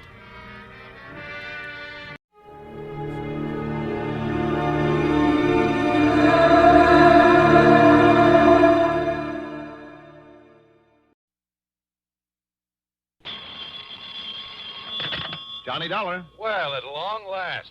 What? I say it's high time. It is, huh? Well, isn't it? I don't know. High time for what? High time you answered that phone. And listen, Well? this is Jimmy Bartell. Oh, Jimmy. You know, over here at Mono Guarantee Insurance. Of course I know. How are you? Well, what happened to you, Johnny? Where have you been? I've been trying to reach you for about 4 weeks now. Didn't you try my call service? Yeah, I tried you. Huh? Oh, no, I guess I kind of forgot about that. Oh, well, if you had, you'd have found out that last week I was at Grand Canyon, the week before in Corpus Christi, the week before that in Knoxville, Tennessee, and before that up in Boston. Yeah, sure. Gallivanting around the country while I've been sitting here up to my neck in trouble, beating my brains out, working my head off. Sounds to me like you need a plastic surgeon. What? What's the problem, Jimmy? The Burma Red, Johnny. The what? You heard me, the Burma Red. Jimmy, are you sure you want me and not the State Department? Yeah, I'm sure. All right, I'll bite. Who is the Burma Red? Not who, but what. Well? And listen, we carry the insurance, $500,000 worth. You hear that, fella? $500,000. I am deeply impressed. And, baby, if you can't get it back for us, that's exactly what we're going to have to hand over in cold, hard cash. 500 G's. Well, maybe I had better get to work on it. Good. And I don't need to tell you what your commission will be if you do recover it. What else do you think I'm thinking of? Then the job is yours, Johnny. And, brother, I sure hope that you can find it and get it back. The Burma Red? Right. Just one thing, Jimmy, if you don't mind. Sure, Johnny. Before I start gallivanting around the country, as you put it, looking for this thing... Yeah? Don't you think that it might be nice if I have some slight idea, some inkling of what it is, this Burma Red? I told you. Oh, yeah. Yes. Yeah, okay. Come on over here and I'll tell you all I know about it. Okay. We interrupt this program to bring you a special message. To the parents of schoolboy patrol members who were taking the Washington trip, the buses with the patrol will arrive at Durham Union Bus Station this evening about 7:15 to 7:30. We repeat, the Durham Schoolboy Patrol Washington buses will arrive at the Union Bus Station this evening at 7:15 to 7:30. Parents are asked to be present to pick up their children. The parents, are also asked to use the Sears parking lot. 7:15 to 7:30 the time. Expense account submitted by Special Investigator Johnny Dollar to Mono Guarantee Insurance Company, Home Office, Hartford, Connecticut. Following is an account of expenses incurred during my investigation of the Burma Red matter.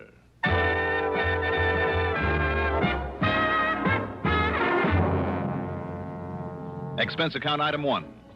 $1.20 for a cab from my apartment to Jimmy Bartell's office in the Spear Building down on the square. Jimmy's specialty, incidentally, is property insurance, especially where fine artwork is concerned. And in this case... Yeah, Johnny, 4 solid weeks I buzzed that phone of yours, and what I thought of you for not being there to answer it wouldn't be fit to print. All right, I'm here now, so stop bellyaching. But maybe you're too late, fella. He's already gotten into country with it. The Burma Red. That's right, the Burma Red. Which is what? I told you, Johnny, it's... Oh, yeah, that's right, I didn't. Now, listen. I'm listening. It was brought over here a couple of years ago as part of a collection by some countess or other. Got written up in all the picture magazines. Do I hear a slight echo? Echo? Yes, from the case I had on my hands last week. I don't know, because I don't know what you had a case of. But listen. Go on. Having been a part originally of the Buckingham collection over there in England, you know, well, as you might expect, it was picked up here by Winkler and Winkler. The big jewelry outfit down in New York. The same? Oh, then I do hear an echo. So it's a piece of jewelry and it's been stolen from them. No. The same as the Otara's necklace I recovered last week. No, again. For Northeast indemnity. No? No, Johnny. It's just a single unmounted stone, a ruby. But so help me, it's big enough to choke a horse, and now it's gone. When did you say it was stolen from them? I didn't, because it wasn't. They'd sold it to that wealthy old Mrs. Harvey Larriman Brittingham. Lives out in the edge of town. Oh, I see. But 4 weeks ago, somebody neatly chiseled open her wall safe and walked off with it. Chiseled? Okay, blew it. What's the difference? Plenty. Knowing a safecracker's method can help a lot in pinning him down. No, the police think they know who did it, all right. Well, what do you need me for? To get that stone back. But if they already know who did it... But they couldn't prove it. Sure, the modus operandi, the way the safe was blown, it pointed straight to him and nobody else. But also he was known to be here in town. Who? But they couldn't pin it on him. He had himself a perfect alibi. Who, Jimmy? So maybe it was rigged. They couldn't break it. Jimmy... But, Johnny, it had to be Oscar Mayfield.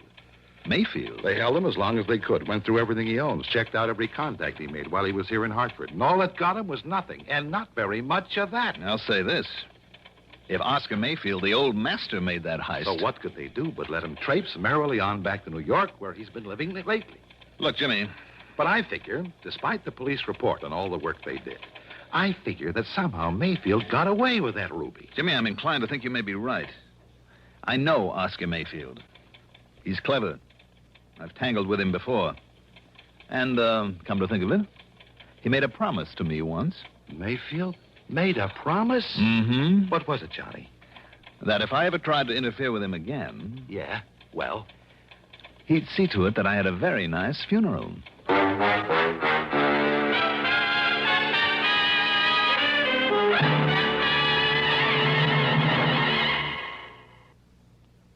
To look neat in the heat, look for Dacron on the label, 'cause Dacron is a man's best friend. Right, men, Dacron is your best friend when it comes to staying wrinkle-free and neat all summer. Look for Dacron in lightweight suits, handsome slacks, good-looking sport coats, too. You'll stay well-pressed and well-dressed thanks to Dacron by DuPont. There's just no denying in the clothes he'll be buying, Dacron is a man's best friend.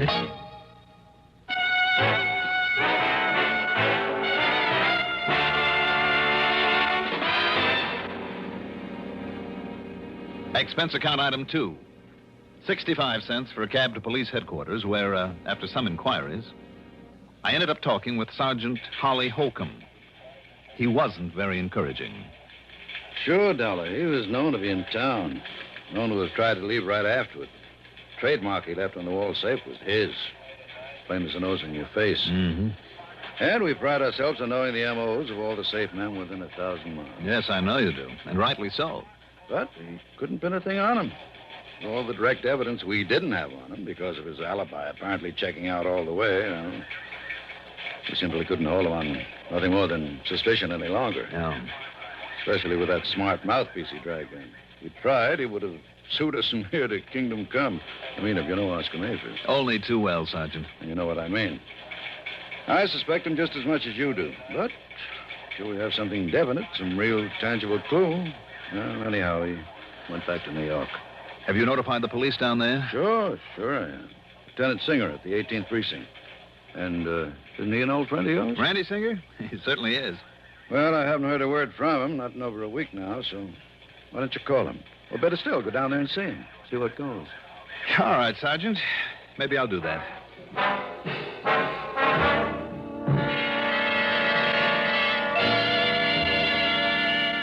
There was some more talk between us, and Sergeant Holcomb gave me every detail of the job. Told me what they'd found and what they'd done about it. And yes, all the completely unconfirmed evidence pointed straight to Oscar Mayfield. Unconfirmed and unconfirmable evidence because of the man's unshakable alibi. Item 3, 85 cents for a phone call to Lieutenant Randy Singer, 18th Precinct, New York Police Department. You mean to say you just now found out about that heist? That's right, Randy. I just found out. You see, Johnny, if you didn't spend so much time gallivanting all over the place, you might be of some use around here. You didn't get a promotion for all the gallivanting I did for you last week. Oh, darn it, I guess I should have worked that case myself. Well, how about this Mayfield? You've kept an eye on him? I've done everything but tap his phone line. And? Nothing, Johnny, absolutely nothing. You just didn't get on this one soon enough. I know what you mean. Unless he's changed these last couple of years. Oscar Mayfield is not one to hold on very long to whatever he's lifted. Right. And if he did snatch that stone, you can be sure he passed it on and collected for it long before this. And yet there's always the chance. So, in the case of a big hunk of rock like that, it means one of two things. The guy who bought it from him is either carting it out of the country and far away, or having it cut up into little ones that nobody will ever be able to identify. I guess Mayfield would have passed it along in one big fat hurry. I know we couldn't find it. Anywhere on or around him. We tried every trick. And I mean trick, Johnny. Until he started to yell at the DA, and the DA started yelling at us. Johnny, I understand. I've just heard this, mind you. Yeah? Well, I understand that one of my boys... Oh, well, he was off duty, of course, so it was completely unofficial, you understand? Yeah. Well, I heard he even went so far as to roll Mayfield one night in the alley back of a nightclub. What? Not a sign of that, Ruby. Randy, if the department ever catches up with these unofficial tricks... Look, I told you, Johnny, I only heard that. But but I know myself it isn't hidden anywhere in his apartment. Oh, you do? I do. Randy, didn't you and your clever little boys completely overlook the OTR's necklace that was hidden in the back of a camera just about a week ago? Oh, now that was different. So that I had to get lucky and find it for you? Okay. So you happen to guess right. For once. So maybe I better get on down your way and look around for myself. Tell me, where does Mayfield live? A hotel apartment over at 614 East 49th. But it's no use, Johnny. Why, just because he's always gotten rid of things quickly in the past? No. Or because you knuckleheads couldn't find the ruby? No, Johnny. You haven't been able to hold him on suspicion and make a real investigation? I mean because by the time you can get here, he won't be. All right, then I'll grab the first plane I can and... What was that? Your pal Mayfield has paid up his rent and he's moving out. He's got himself a reservation on a plane to Mexico City this afternoon. Uh-oh. And by the time you get to his place, he'll be gone. Randy.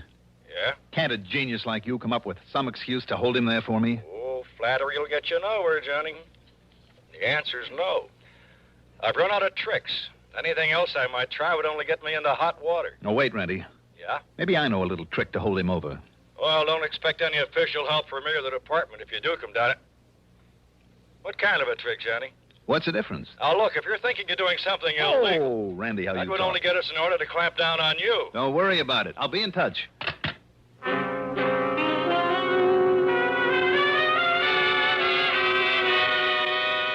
Illegal?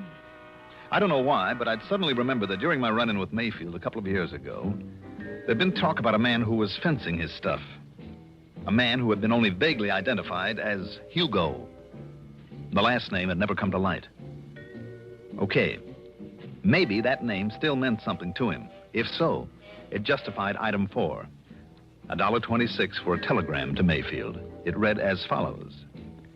Urgent, that before you make any deal, you call me immediately at Plaza 3, 9970, and I signed it, Hugo.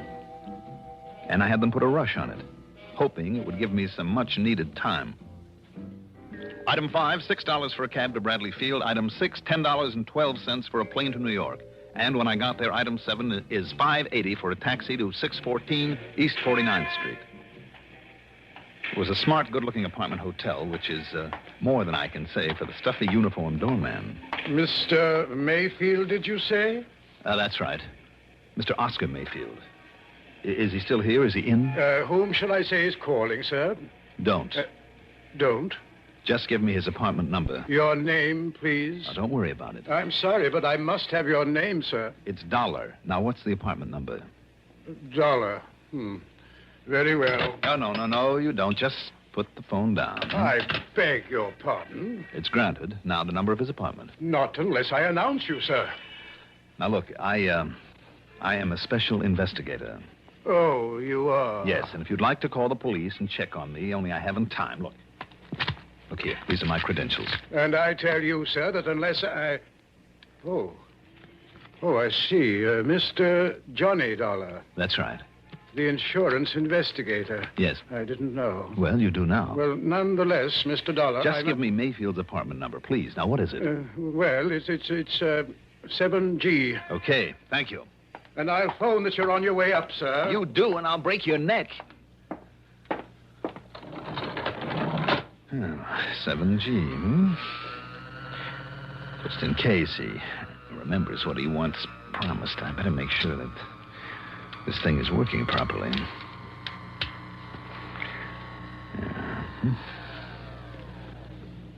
Here we are. Now, let's see. Oh, yes, 7A. 7... Oh, there. 7E, 7F, and 7G. Well, Mr. Mayfield, I hope you are still here. Mr. Mayfield? Mayfield? Doggone it, if he's already flown the coop. He left it wide open. Mr. Mayfield?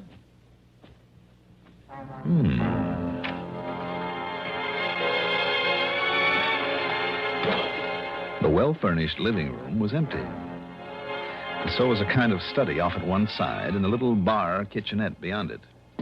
As for the bedroom in the back, well, as I started through the door, I caught sight of a couple of handbags in front of a chest of drawers. So he was still here. What I didn't catch sight of, though, was the gun shoved around the side of the door into my back. Just lift them up slowly, Dollar. Slowly, while I see whether you're armed. Ah. Yes, here it is. Thank you. Okay, Mayfield. Now, over there, next to the bed. Go on. Sure. Sure, why not? Are you happy now? Dollar, I made you a promise once. It's kind of foolish of you, wasn't it? I'm going to keep that promise now. You going to pull off a shot in a place like this? This apartment is absolutely soundproof. One of the reasons I selected it. I see. Well, are you ready?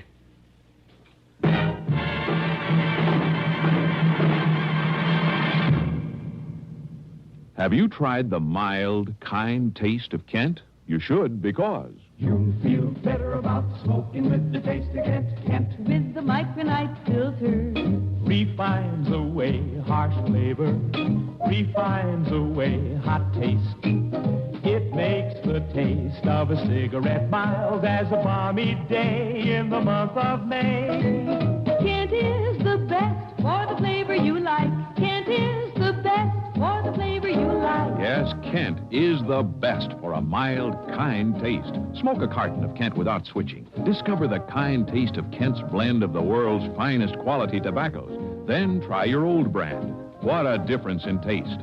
Kent with the micronite, Kent with the micronite, Kent with the micronite filter refines away harsh flavor, refines away hot taste.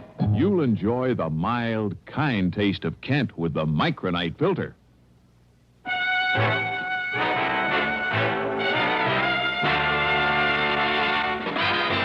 Kind of looks like you were expecting me, Mayfield. Oh, yes, Dollar, I was.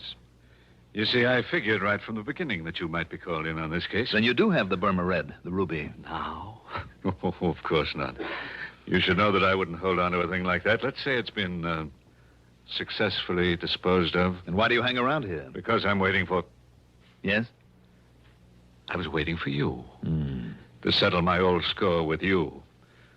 When I received that silly telegram, I was certain that you would be here. No? You mean I pulled a boo-boo? Your old pal Hugo is dead? I mean that ridiculous number you gave me to call. It's too bad. I thought it was a pretty good idea to keep you trying it until I could get here. Oh, I'll confess it did make me change my reservation to a later plane. But after all, when I got nothing but a busy signal 8 times in a row, I naturally called the operator. And she told you? Yes, that it's a number used for testing.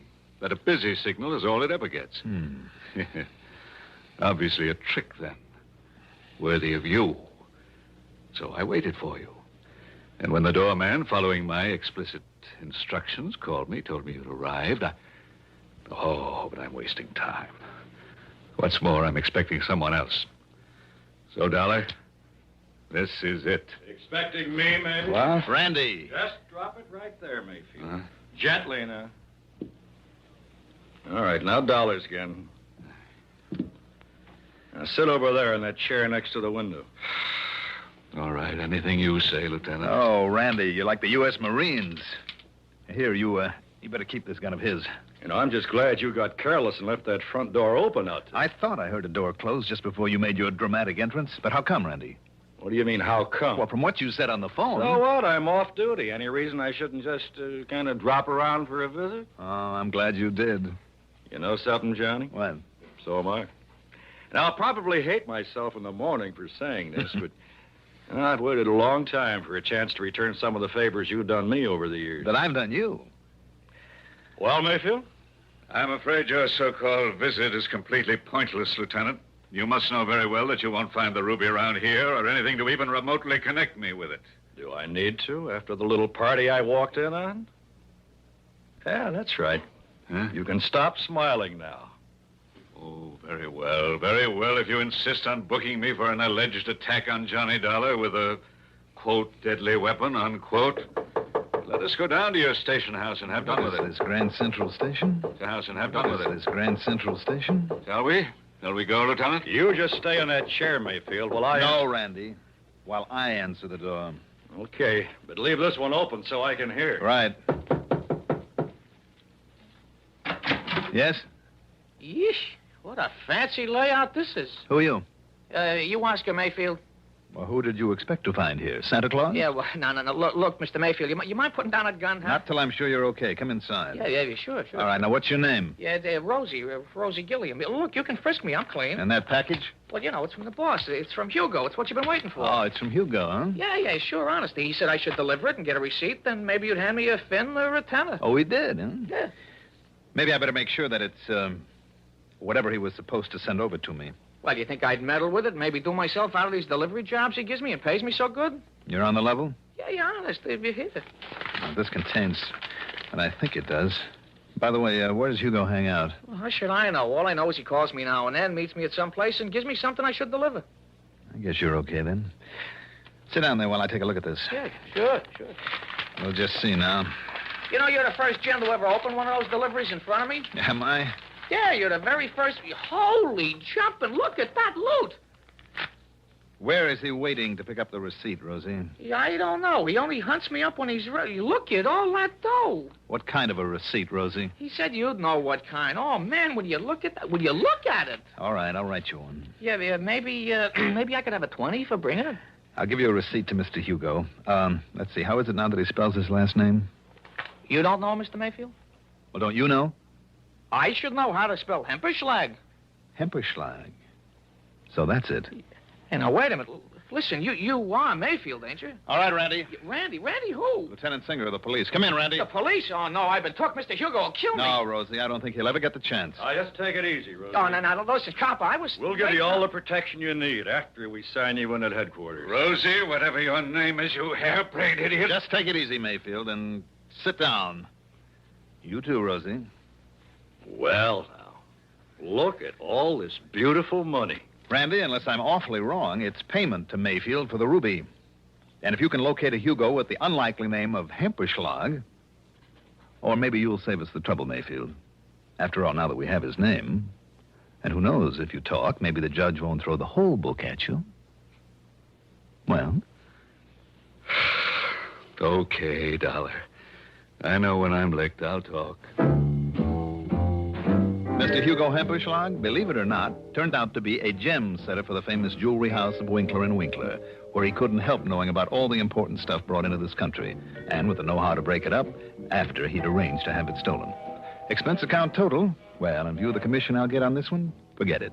Yours truly, Johnny Dollar.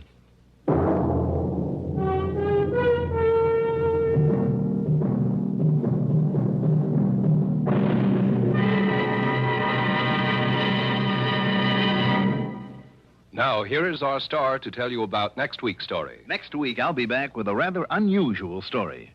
Join us, won't you? Yours truly, Johnny Dollar. Yours truly, Johnny Dollar, is written by Jack Johnstone, produced and directed by Bruno Zerato Jr., music supervision by Ethel Huber, sound patterns by Joseph Cabibo. Johnny Dollar is played by Mandel Kramer. Also featured in our cast were Paul McGrath as Oscar Mayfield, Al Hodge as Lieutenant Randy Singer, Ivor Francis as Jimmy Bartell, Jack Grimes as Rosie, Santos Ortega as the sergeant, Mercer McCloud as the doorman. Be sure to join us next week, same time, same station, for another exciting story of yours truly, Johnny Dollar. This is Roger Foster speaking. Durwood Kirby's favorite program, The Gary Moore Show, weekdays on the CBS Radio Network. CBS for Durham, Raleigh, WDNC. Tonight, step inside the opulent corridors of the Royal Emerald Hotel, where marble floors echo with whispered secrets and a glittering gala hides shadows behind every chandelier. When famed socialite Anne Connelly receives an anonymous threat, our hard-boiled detective is hired to protect her from danger that lurks among tuxedos and diamond necklaces. With every guest a suspect and every movement watched, tension crackles in the air. Someone in this gilded palace doesn't want Anne to see the sunrise. Let's go back to the day this episode aired and find out what the most important news of the day was. It was March 25, 1952, and that day, the world watched as the United States Supreme Court ruled on the validity of loyalty oaths for public employees, while across the Atlantic, French forces launched a major operation against Viet Minh positions in northern Vietnam. This case looked refreshing at first. It took me to Milwaukee, the brewing capital of the USA. But it occurred to me later, for a guy who appreciates a good head on a glass of beer, I take lousy care of my own.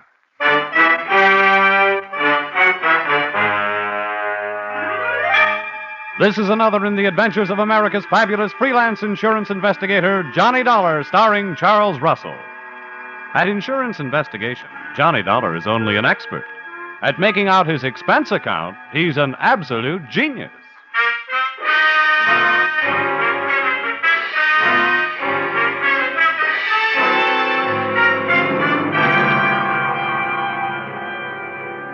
Expense account submitted by Special Investigator Johnny Dollar. To Home Office, Ambassador Life and Casualty Insurance Company, Hartford, Connecticut. Attention, Franklin Haley, General Manager. The following is an accounting of my expenditures during my assignment as bodyguard to your policyholder, Ann Connelly. Or it may have been love at first sight, but the last sight was down the barrel of a .45 automatic.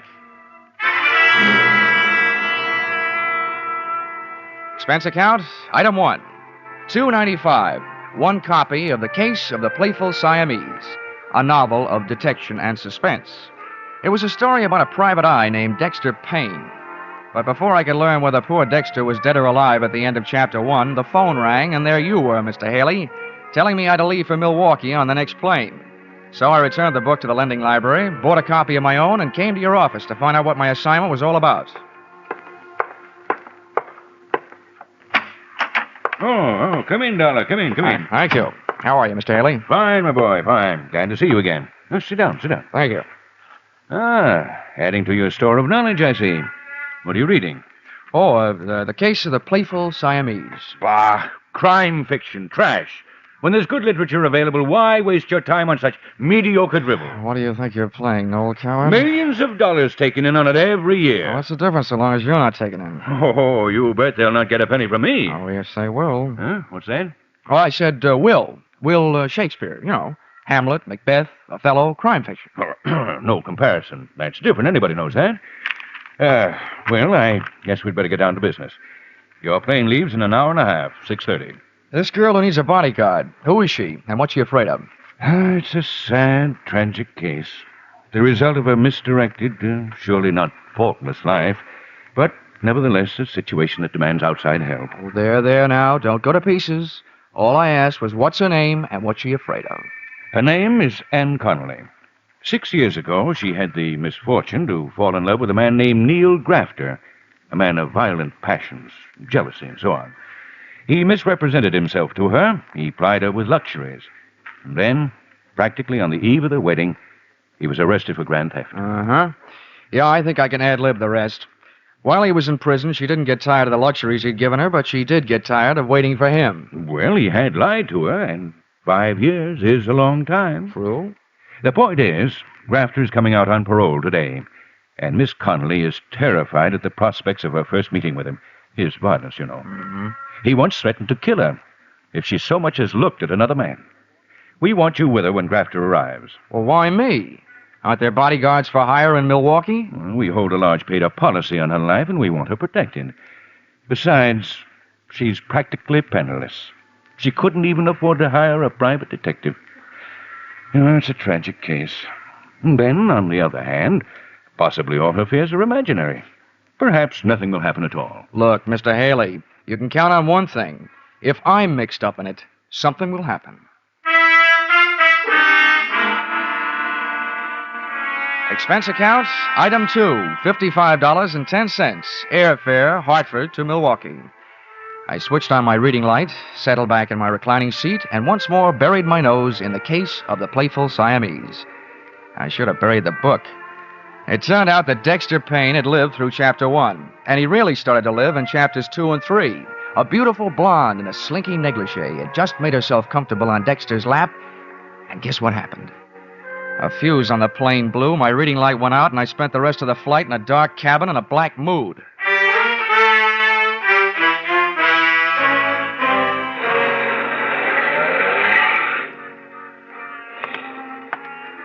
Expense account, item 3, $2.50. Cab fare, airport to the address of Ann Connelly, which, for a girl who couldn't afford a detective, was quite a hunk of a dress. Unless she was living on Friends.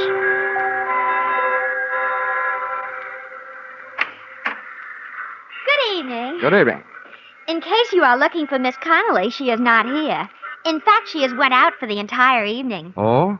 Well, I think she's expecting me. At least she sent for me. She sent for you? Yeah, I'm Johnny Dolar from the insurance company. Oh, how dense of me. She did mention in passing that a detective would show up.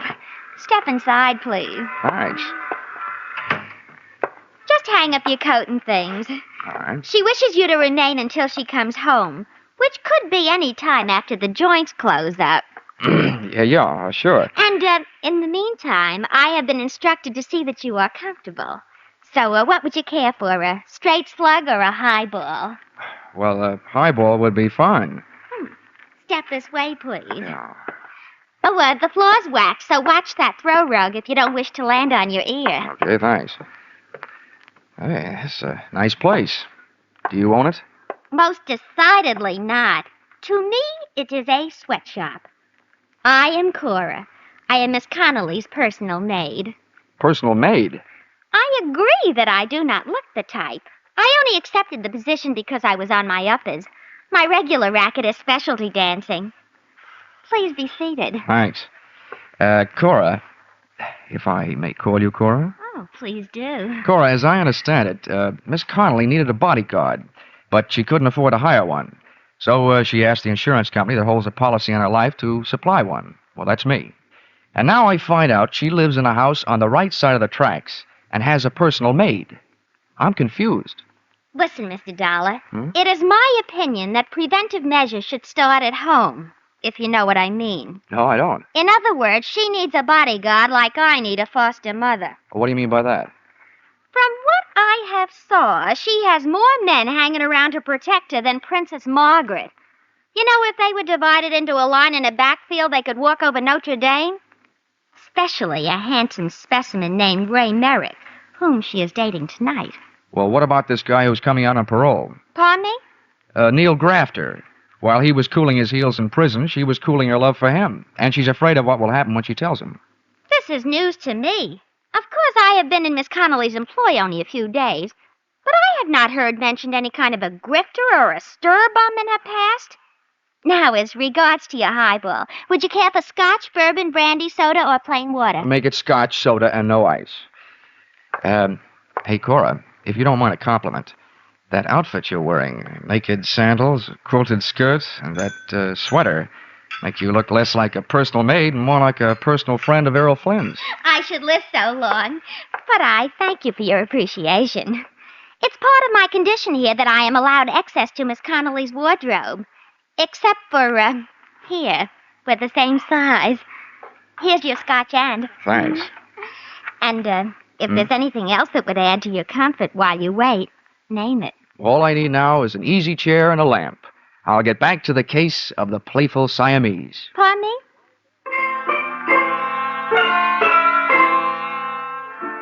So there I was, Johnny Dollar, with Johnny Walker in one hand, Dexter Payne in the other, and a few questions simmering in my mind. They really boiled down to one. Namely, what was I doing there?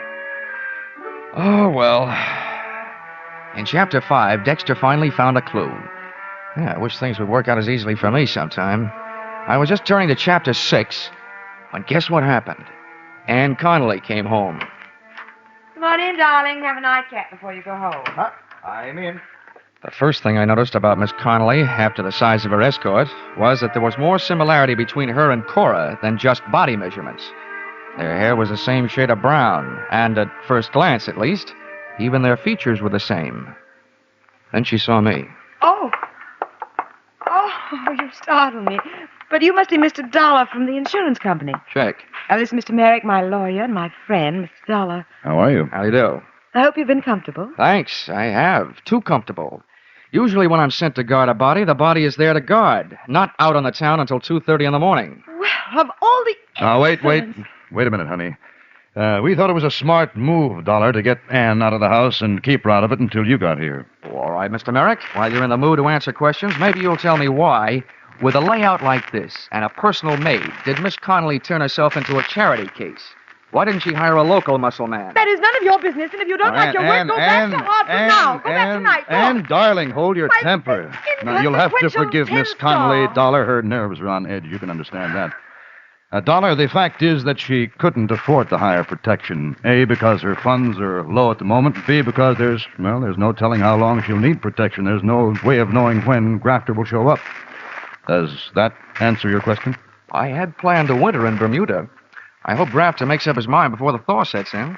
I only hope you're as sure of yourself as you sound, Mr. Dollar. I try to be. Well, I think I'll skip that drink, Ann, now that you're in safe hands. I think I'll go home, get some sleep. Of course, Ray, if you think it's all right. I'll see you tomorrow. Yes, I'll call you in the morning. Dollar. Yeah? If there's trouble tonight, Ann has my phone number. Oh, thanks very much. But I'd rather have a baseball bat.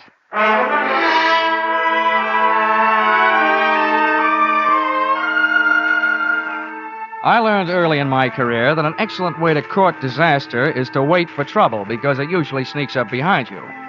But it was too late then to go looking for it, so I made the rounds of the house, checking the locks on doors and windows. Then I turned off the lights and hunched myself up on a couch that would have tested the stoicism of a bed of nails type Indian faker and tried to stay awake.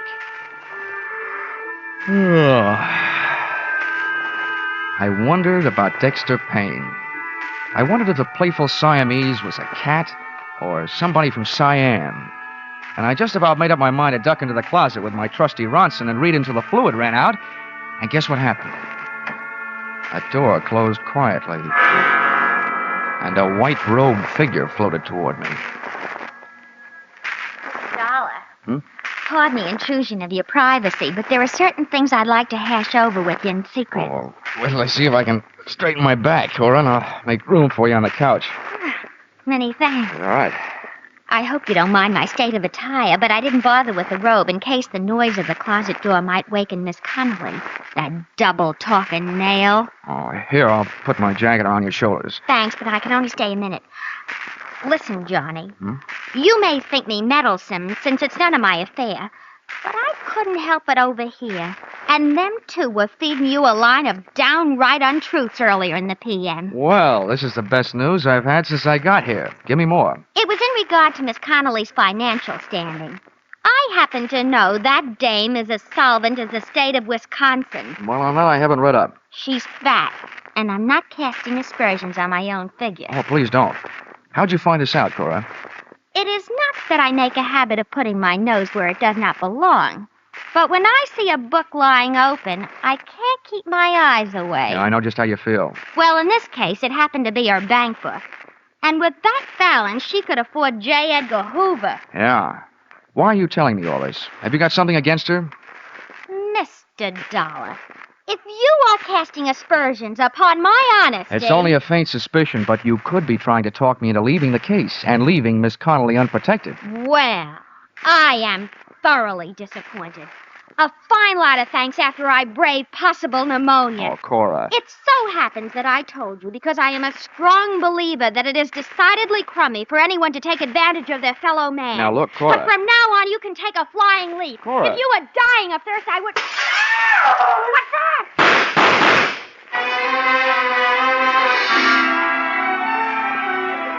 As I stumbled across the room and into the pitch-black hallway leading to the bedrooms in the rear of the house, I wondered what Dexter Payne would do in a similar situation.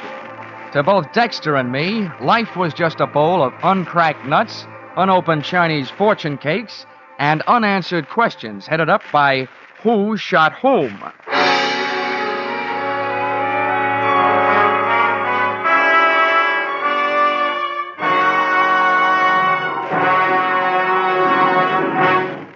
In just a moment, we will return to the second act of Johnny Dollar. But first, The Case of the Paper Stars, a thrilling true story from the police file, starts a 3-week serialization on CBS's Gangbusters tonight.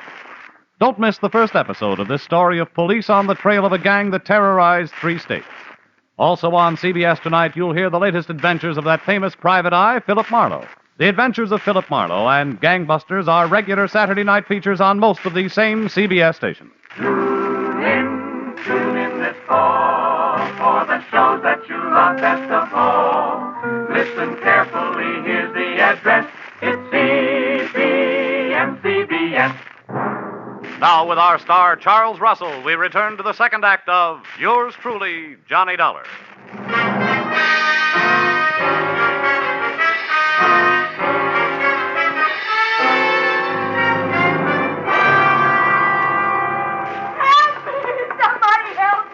Anne Connelly's hysterical screams told me the way to her room, but before I got there, a stream of cold night air blowing into the hall through an open door to another bedroom stopped me. The draft was coming from a smashed-out window, and the smell of cordite that came with it meant that this room had been the shooting gallery. The corner of my eye picked up the corner of a white garage just as a king-size shadow of a man crossed it, and I went out after him. I made the garage in a dozen heartbeats.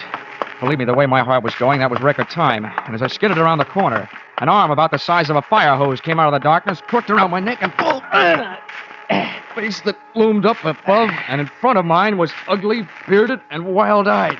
So, you're working against me, too. Let go. What's the matter with you? Yeah, sure. I'll let go. Oh, you must be Neil Drafter. I didn't kill her, did I? Because she wasn't in her bed. Or where was she? With you? No, she wasn't with me. What's the matter with you, anyway? So she went sour on you. Happens every day. They even write songs like Don't Cry Joe about it. Look, you spent enough time in prison to learn not to like it. Why set yourself up to go back for the rest of your life? You were smart enough to get out on parole. Why don't you get smart enough to pull yourself together? Prison? I don't remember any prison. I forget things sometimes. Oh, but I could ask the doctor. No, not anymore. Who are you?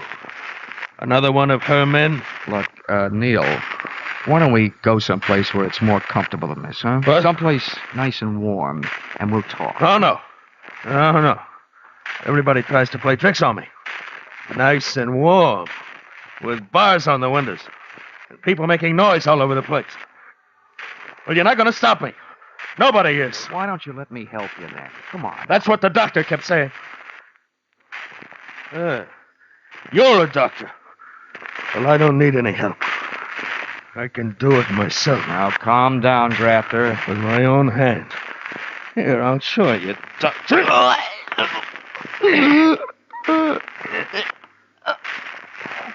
No. Oh, why should I kill you? Don't help me. Just stay away from me.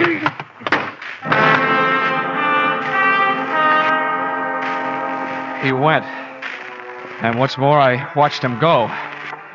One, I didn't have enough strength to get off the ground. Two, if I'd had the strength, my extreme dislike of being choked to death would have argued me out of going after him. Three, the guy was obviously nuts. When I finally could make it, I staggered back to the house.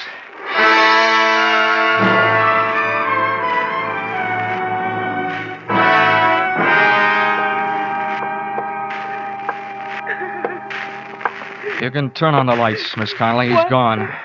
No, wait a minute. On second thought, maybe we'd better make sure all the shades are down. He might come back.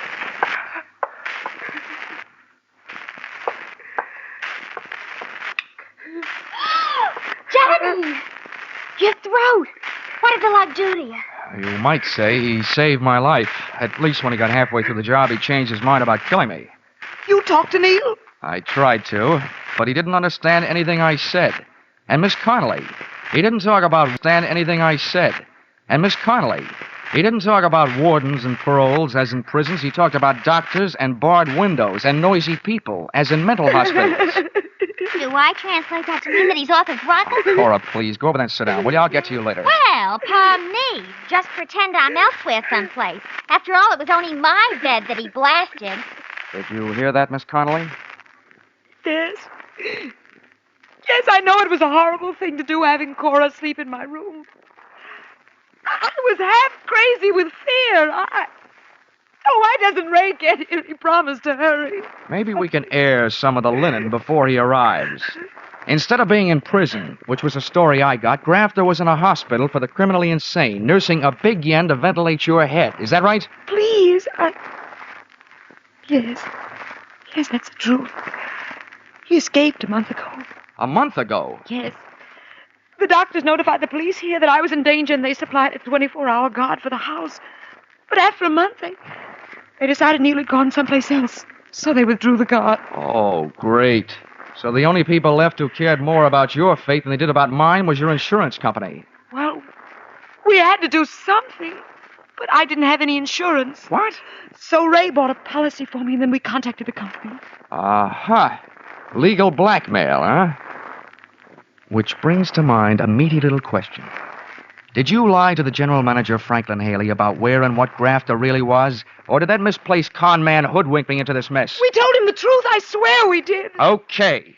I hope he lives through my expense account, because that little trick is gonna cost him.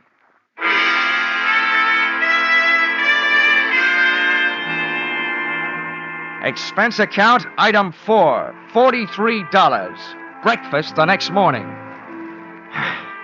Over which I managed to steal a few moments alone with Dexter and his dilemma. In Chapter 7, Dexter finally came upon the corpus delicti. The only sign of life in the place was a Siamese cat playing with a ball of string. But before I could find out how the cat figured into things, the phone rang. Hello? Mr. Dollar, please. Yeah, this is Dolar. Your call to Melbourne State Hospital is ready. Oh, fine. Go ahead, please. Hello? Dr. Downer here. Who is there, please? I am so busy. Oh, well, this is Johnny Dollar, Doctor. I'm an insurance investigator. But I don't want any. I am so busy, please. Oh, no, Doctor, investigator. I want to talk to you about a patient of yours, Neil Grafter. Grafter? Mm-hmm. Oh, yeah, the paranoid schizophrenic. Oh, a very interesting case. Complete fragmentation of the mind, total loss of synthesis. But he is no longer here for a while. Yeah, I know. He was here last night. What? Oh, what was his condition? Perhaps a state of passive negativism? All I know about his condition is that it's dangerous. He tried to kill his ex-girlfriend. Oh, yeah. I remember. Extremely strong obsession. An extremely strong man. Look, I've been hired to protect this woman. Now, what I want to know is, will he try again? There is no doubt. Well, when? Tonight? I would say tonight. The degree of hallucinatory enmity towards this woman and everybody about her, the depths of his obsession... Whoa, wait a minute, Doctor, wait a minute. You're way over my head. But you do think he'll be back tonight? I am positive. Thank you, Dr. Kildare. And all Dexter has to worry about is a playful Siamese.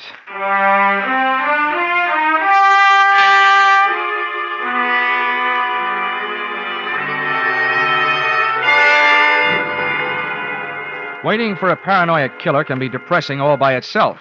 But to make it more so, in Milwaukee, the sun went into hiding behind a layer of dark gray clouds about 4 p.m., and it started to snow. It had the mood of Wuthering Heights, with icicles. At 5:30, daylight shut down, the night shift took over. And at 8, after a dinner that nobody dined on, I didn't brush my teeth, I lied in them. And what kind of protective measures do you propose to make tonight, Dollar? Oh, none. As far as I'm concerned, this is a night off. Dr. Downer out at the hospital, who knows Grafter better than anyone else, says he won't be back tonight. Oh, I wish we could be sure of that. Yeah, so do I. How can he make such a positive statement? Probably because he's spent his life with people like Grafter. No, I tell you, there's nothing to worry about. Miss Connelly, I want you and Ray to go out, just like you did last night. Cora and I will stay here. All right, if you think it's the thing to do. But I'm worried about Cora after what happened to her bed last night. How can we protect her? It's a little late to worry about that after you set her up. But forget it. Just to make it safe, she won't be in that room. I will.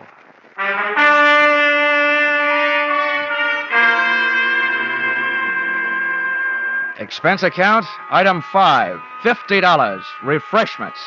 I needed something to bolster my courage, so I ordered it. At 2:30 a.m., things were looking good for Neil Grafter. Ray Merrick and Ann Connelly had returned from their date. Merrick had left. Miss Ann Connelly was trying to sleep in her room. Cora was on the couch in the living room, and there was a rolled-up blanket in her bed to make it look like that's where she was. And me? I was out in the snow, huddled near the incinerator, with an iron poker freezing to my hand, with a good view of the house and a poor outlook on life. Nothing happened until about 4 o'clock. That's when I spotted a familiar-looking big shadow of a man moving across the garage toward the house. I got up, but a flurry of wind-driven snow swept in front of me, and when it had passed, I could still see the window to Cora's room, but I couldn't see the man. Then I heard him at Ann Connelly's window. He started away from the house, and I started toward him. I met him under the clothesline on a flying tackle. No. Oh, let go of me. Merrick. Let me go. Get away from me. Merrick, but I'll put you away. Well, how do you like that? When an insurance policy enters the picture, you can't even depend on a maniac.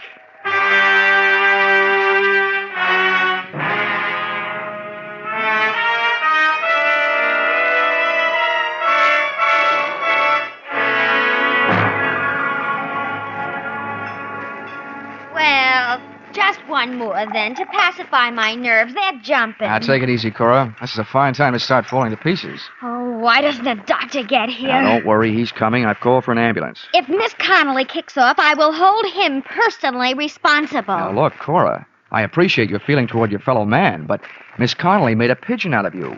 She hired you because you looked like her. She had you parade around in front of those windows wearing her clothes. I am aware of all those double dealings. She even had you sleeping in her room where Grafter almost blasted you. Now, what I want to know is why are you so anxious about her recovery? Because she owes me a week's pay. If this Sawbones doesn't pull her through, I'll sue the city of Milwaukee for my arrears.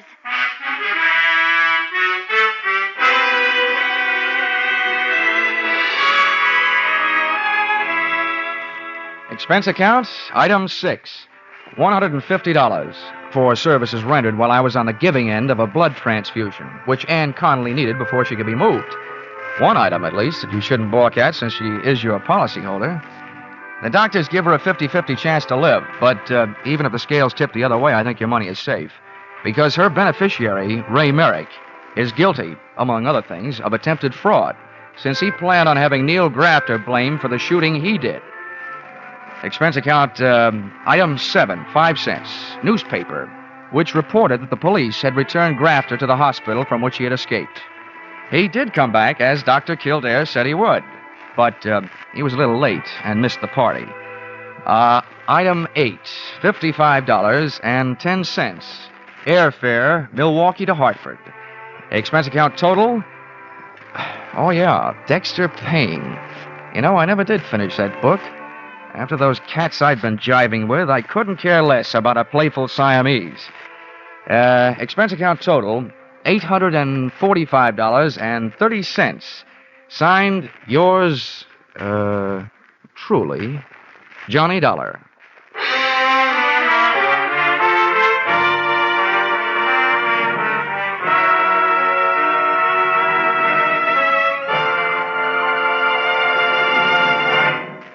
Yours truly, Johnny Dollar, is produced and directed by Gordon T. Hughes and stars Charles Russell. Script by Paul Dudley and Gil Dowd. Featured in the cast were Betty Lou Gerson, Sandra Gould, Bill Johnstone, John Daner, Bill Conrad. The special music is written and conducted by Leith Stevens. Your announcer is Bob Stevenson. Be sure to be with us at the same time next week when another unusual expense account is handed in by... Yours truly, Johnny Dollar. A whale of a Christmas present for a few moments brain scratching.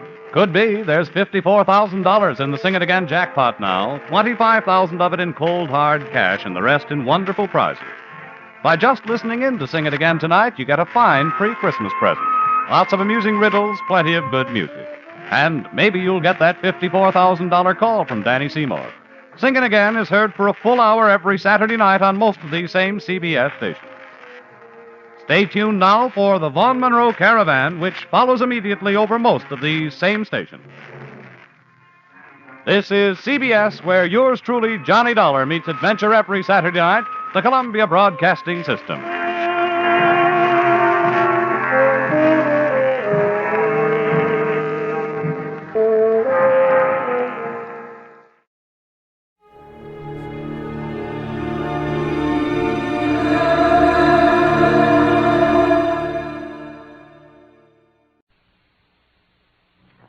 National Broadcasting Company presents The Adventures of Sam Spade, Detective. Sam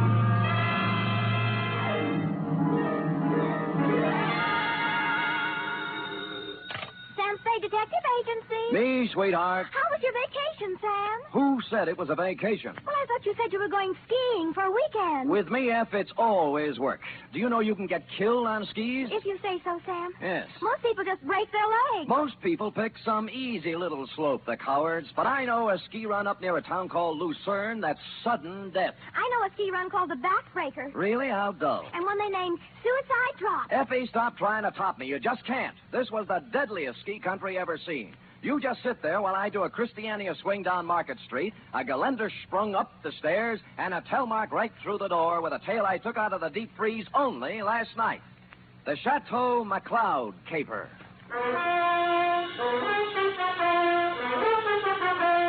For NBC, William Spear, radio's outstanding producer-director of mystery and crime drama, brings you the greatest private detective of them all in The Adventures of Sam Spade.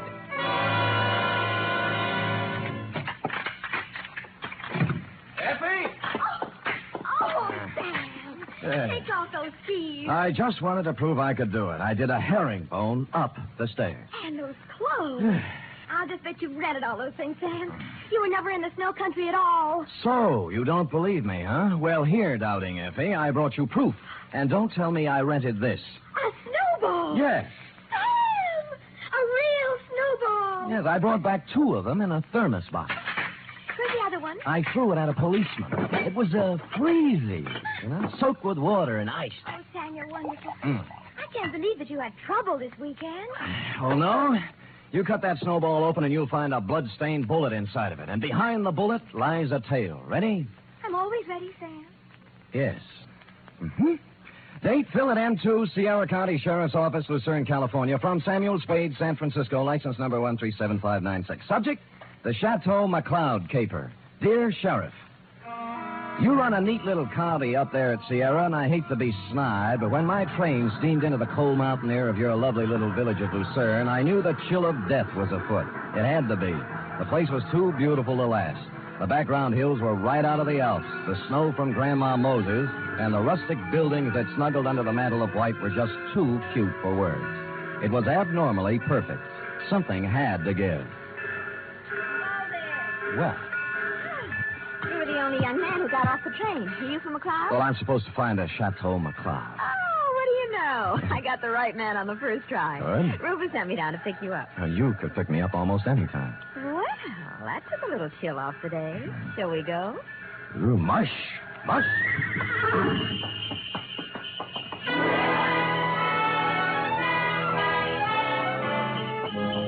We glided out of the station, runners squeaking on snow, the soft pat of hooves, and the jangle of merry bells. We had a bearskin lap robe. It was a short bear, so we had to move close. Her cheeks were apple red, and her silk brown hair flowed in the stanking breeze. Oh, it was a scene that will forever be etched in my memory. Rufus tells me you're an advertising genius. Well, I have placed a few ads in my day, mostly help wanted. Aha, don't kid me. He says you're going to put the McCloud canneries right on top with a new campaign. On top. You know, you're supposed to have a big name. Just 8 letters, Sam Spade. Oh? Well, I'm Rita Parker. I'm supposed to be Rufy's girlfriend. Of course, I think it's only to make his wife mad. But it's fun up here. Yeah, but this is my first trip. Oh, well, then you're in for a treat. That is, if abnormal psychology appeals to you. What does that mean? The McCloud guest register is always full of dynamite. Oh. For example, this weekend reads thusly. Rufus McCloud with half of the money in the world trying to get the other half. Good. His wife, who has an interlocutory decree. Mrs. Interlocutor. Yeah, Cora. Yeah. Her boyfriend, Paul Endicott, gigolo type. Charlie Allison, co-worker and friend to Rufus. He's a food technician or something dull. And then there's Tozier Svenborg, ski instructor, who comes down like a wolf on the fold. And people like that. Yes, well, I'll never remember all the names. I'm in the ad game, you know. It's initials to me. I call people, RL, TS, NTG, and, you know. Well, the names don't mean a thing. Just remember this. Every 30 seconds, duck. I beg your pardon?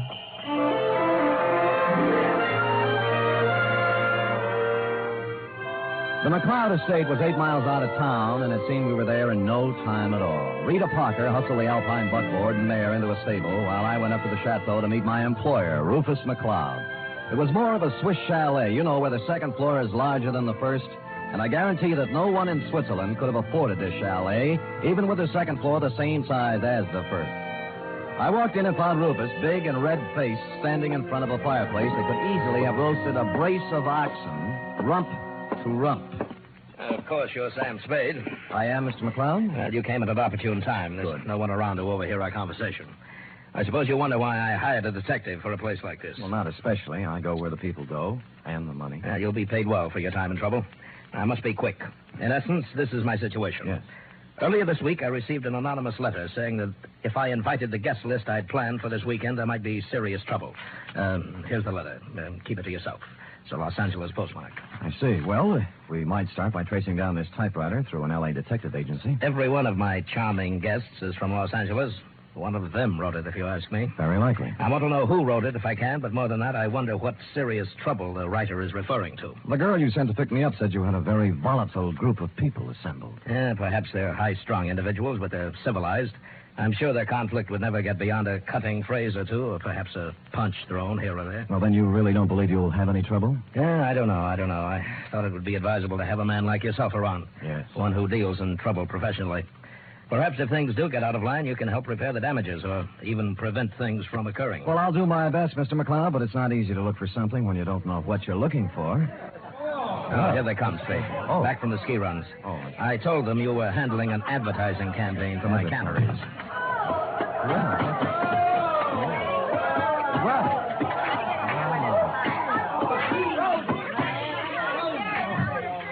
Well.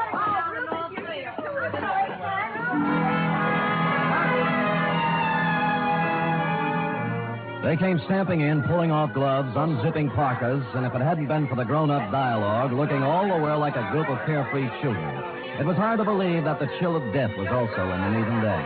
I couldn't keep my eyes off one of the particular members of the group, Mossberg ski boots, Chinese vermilion downhill pants, and a candy-striped parka, which she now pulled over her lovely head. The sweater she wore underneath was, I'm sure, designed for someone much smaller. A dachshund, perhaps?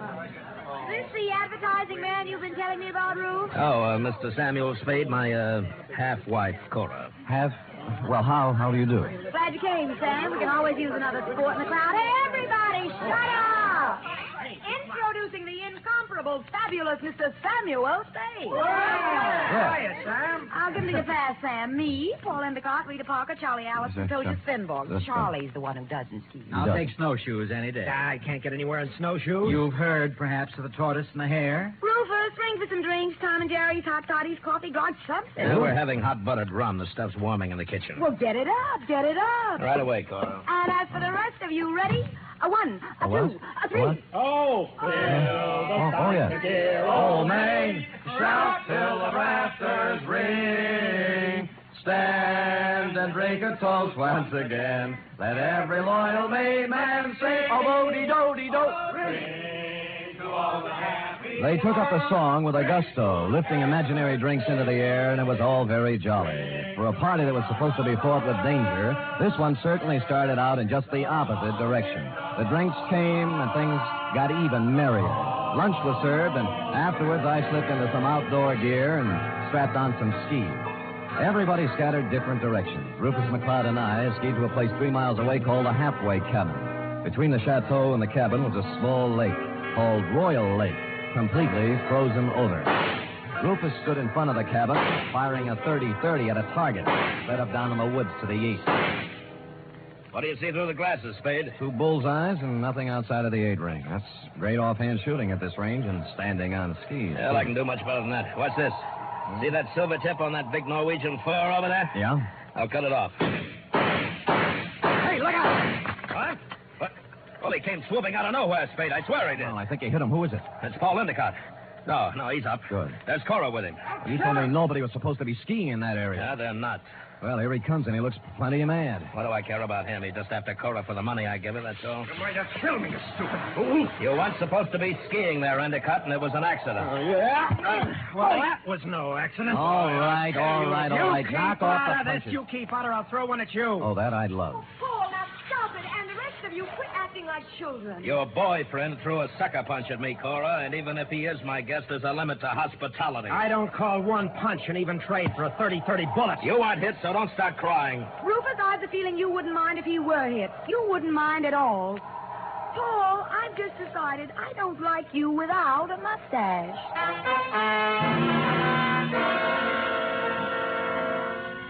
Well, from then on, everybody dropped the pretense, and you knew where you stood. And it was chilly, too. Later in the day, we were all back at the Chateau again, and Paul Endicott wove his delicate variation on his main theme. I'll knock your block off. I tell you, Mr. Endicott, you have some delusions. I have no delusions, Tozier. I've seen the way you look at Cora, the way you two are always trying to lose me on the trails. Some people ski faster than others. Yeah, well, let me tell you something. The next time you try to wolf this girl, it's going to be your last. I'm nobody's wolf. I'm a ski instructor. That is what I was hired for. Well, stick to what you were hired for and knock off the extracurrurricular activities. I don't have to take this kind of talk from you. Anything you'd like to do about it? As a matter of fact, there is. Fellas. Get it. Boys. Men.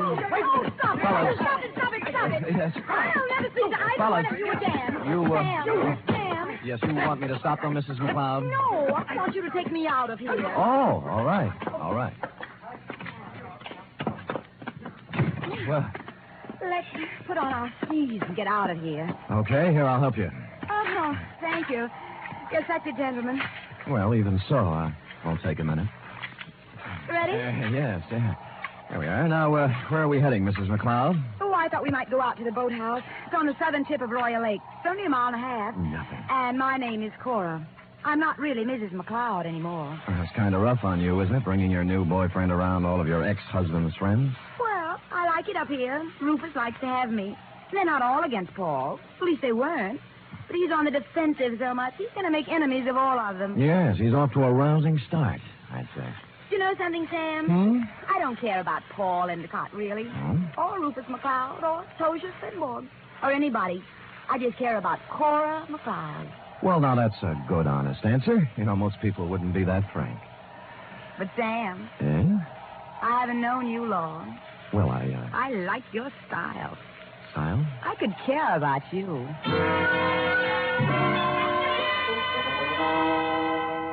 It broke my heart not to stop right there on the trail and kiss her because that's what she wanted me to do. So that's why I didn't do it. And I'll never turn down anything better. Well, next scene, a boathouse. And when we got there, it was not at all the way I thought. A food technician and close friend of Rufus McCloud was there, working on something that baffled me at first. It's an ice boat, Mr. Spade. That's what it is. Belongs to Rufus. Yeah, I don't think I've ever seen one up close before. I'd take you for a ride, but this one needs a lot of work before anybody could use it. I'm just puttering. What prompted you to come out here, Cora? Because Paul and Tozier Finborg got in a fight over me, and I got tired of the whole thing. Sam and I went out for some air. Oh. Well, glad you did. I was getting a bit lonesome. You see, Sam, they always leave me in a cloud of snow on their skis, and I just plod along on snowshoes all by myself. Well, maybe we can go walking together sometime. I used to be able to shake a pretty good snowshoe. It's a deal. Tomorrow morning, I'll show you the place. Sam, I think I'll stick around here and help Charlie with the ice boat. Oh. Unless you're crazy about ice boats, why don't you go back to the chateau? We'll be there in time for dinner. Well, I don't need any engraved exvitation. I hope you catch a common cold. The trouble with that girl was that she only wanted one man at a time around her. Back at the chateau, there was no one but the cook, the Marjorie Main part. Too tall. As supper time approached, Rufus came in, then Rita, then Cora, then Allison, and finally Tozier, in that order. And the order is important, because you see, nowhere in the list is the name of Paul Endicott. He didn't come in for supper, nor for the next 3 hours. It was dark by then, and Rufus McCloud was worried about Endicott. So we fanned out in a searching party. I was alone when I found him. He was lying in the snow, 300 yards west of the halfway cabin. There was a 30-30 slug in him. Period. End of Paul Endicott.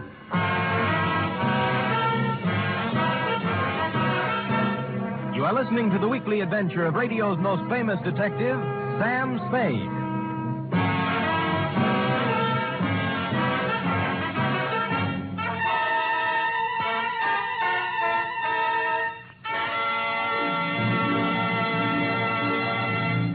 This Sunday, Cary Grant and Betsy Drake star in the second of the new Mr. and Mrs. Blandings series over most of these NBC stations.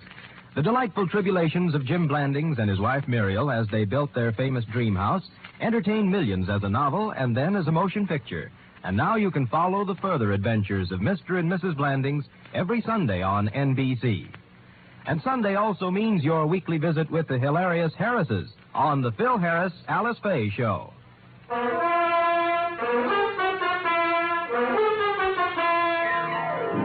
And now back to the Chateau McCloud caper, tonight's adventure with Sam Spade.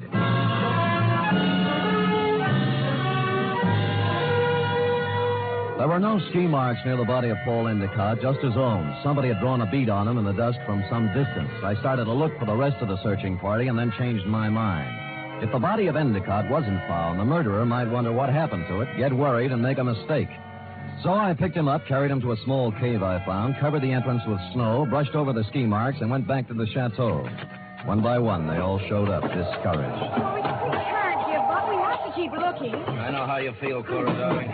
It's too dark. We'll try tomorrow. Oh, don't worry about him. Paul can take care of himself. How can he take care of himself, Miss Parker, if he got lost? Who said he got lost? I am assuming. I think we're all assuming too much. I'm sure that it's nothing to worry about. If I know Paul, he'll show up tomorrow with some tall tale to tell. What do you think, Mr. Spade? What does an advertising executive know? Cora, your manners. A sponsor might be listening. Oh. Well, I'm sorry, Sam. I'm upset. Okay. Frankly, I don't know what to think. But if I were a detective, I'd hazard a guess that Paul met with foul play. Oh, nonsense, Spade, nonsense. Come on, everybody, let's have a drink and have some fun. Paul will be back, and even if he isn't, who really cares? Scotch for me. And I guess nobody cared. Rufus was a little more jolly than usual, and the drinks began to dispel the gloom. It was as if Paul Endicott never had existed. It began to get late, and the bizarre wake broke up. Everybody went to bed, including me.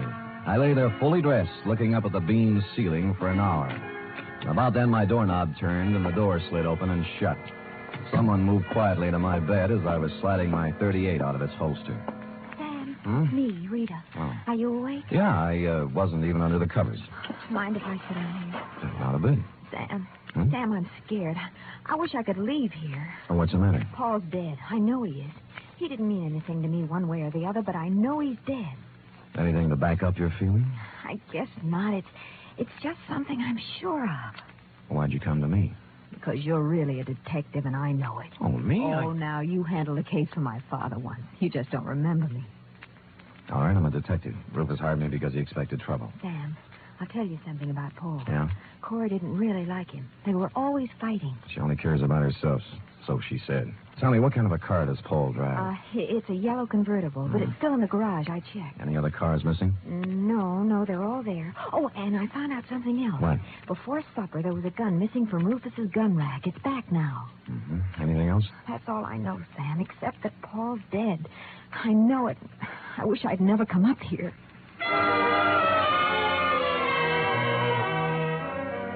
After she left, I dressed for outdoors and climbed through the bedroom window. It was still and quiet, and it was a quarter moon when I skied away from the chateau. I wanted to look the land over myself before the next day, when the clues, if any, were trampled into the snow. When I passed the northern tip of Royal Lake on the trail to the halfway cabin, I saw a new set of ski tracks heading into the woods where I'd found Endicott's body. I followed them, and they went right to the cave where I'd hidden him. He was gone. I was standing there, pondering this, when I thought I saw something move in the trees to the west of me. I stood stock still. That was a mistake. A bullet splintered a tree next to me, and I shoved off as fast as I could. There was no second shot. I circled around in the trees trying to catch sight of someone. Nothing. I kept in the shadows and made for the halfway cabin. It was dark and quiet, at least until I opened the door.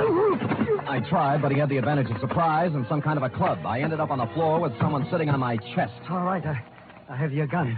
You make one wrong move, Spade, and I'll use it. It's got bullets in it and a hair trigger, so be careful. We could use a little light.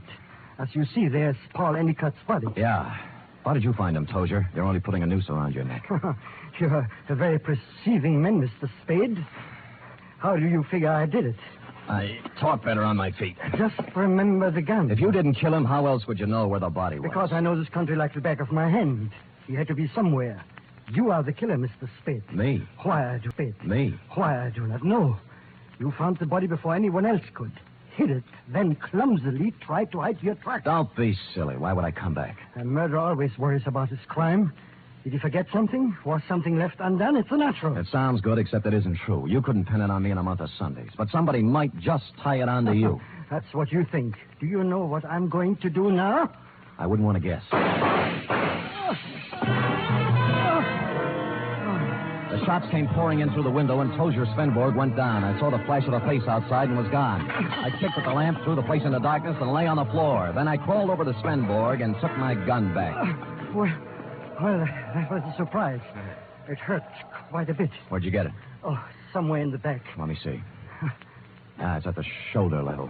But he won't die anyway. I'm afraid I misjudged you, Mr. Spade. Go after him. Go after him and catch whoever it was. I can't leave you here. I'll take care of myself. Just leave me your gun for protection. No, I'll stay. Go, please, while there's time. Or are you afraid?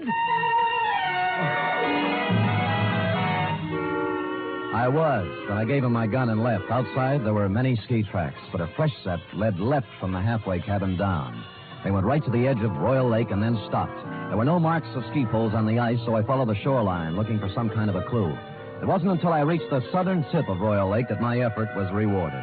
Leading up from the ice were a set of footprints, then a set of ski marks. They led to the boathouse. Inside, I found two interesting items. One, a dismantled ice boat with fresh ice on the runners. Two, a pair of skis with snow in the grooves. I made my way along the beaten path back to the Chateau. Circled it once, found interesting item number 3, and went in. Well, what were you doing up, Spade? Did you hear the shots, too? Yeah, I thought I'd look around. It's cold. You woke me out of a sound sleep, Sam. What was it, you know? Well, I didn't find out about the first shot, Mrs. McCloud. That was fired at me. But the next 3 were fired at a man named Tozier Svenborg. Oh, no. Tozier? How did it happen, Spade? What's it all about? He found Endicott's body in the woods. Dead? Very. I told you, Sam. I told you. Told him what? What do you know about it? Nothing. I just had the feeling, that's all. You know something. Now tell us or I'll slap the rents right out of your head. I don't know anything. Anything at all. I just had a feeling. Who shot Tozier, Spade, and why? I don't know. I was standing with him in the halfway cabin. Somebody shot through the window. Didn't you see them? Don't you know who it was? I was too busy ducking to look. Just answer me one thing. Have any of you been out? Of course not. No. I haven't, and Mr. Allison's in bed. Of course, they all lied. McCloud's shirt was stained with sweat. He'd been moving fast somewhere. The ski pants sticking out from under Cora's robe were wet, and Rita Parker was now dressed when she wasn't before. I was trying to figure out something to say when Charlie Allison came out from his bedroom, rubbing sleep out of his eyes and pulling a robe on. What's going on here? What's all the excitement about? They found Paul, dead, and somebody shot Tozier. No. Where is Tozier? In the halfway cabin. Well, let's get him to a doctor. I'll call one from town. Why don't you go up and get Tozier? I'll have a car ready, and we'll take him right into the Lucerne Hospital. Wait a minute. What about the murderer? Who did the shooting? Nobody's getting out of my sight. It had to be one of us. Why, Cora? Oh, it wasn't just anybody. We're the only ones left walking. Why don't you ask Sam? He's the detective. Detective? Yes, I hired him because somebody sent me an anonymous letter saying there'd be trouble. You knew there was going to be trouble, Rufus. Somebody else knew. Then why did you let people come up here? Yeah, what's the big Why did you do? Wait a minute. Spade, what did you find out? Well, if you'll all wait here a minute, I'll tell you. When I circled the chateau before I came in, I'd seen footprints leading to a window, not mine. That meant somebody else used the back way in and out, too. I wanted to find out whose window it was, and of course, while I was looking, I remember the apparently dismantled ice boat and the fact that a set of skis were in the boathouse. It took me about a minute to find the right room, but somebody knew it. All right, Spade, stand where you are. Allison, you might be a great food technician, but you're a lousy killer. Yeah, well, at least he didn't get her. Neither will you. I got him, Spade. All right, come on, stand up. Come on. You sap. Cora, huh? You think you could get her by killing somebody? Shut up, leave me alone. I'm sorry for you. Sorry for anyone that ever knew her. I'm sorry for myself. She loves me, you fool. What's the matter? I was sound asleep. We found our killer, Mrs. McCloud. Charlie? Yes, baby, Oh, Rufus, it's been a long day. I need a drink.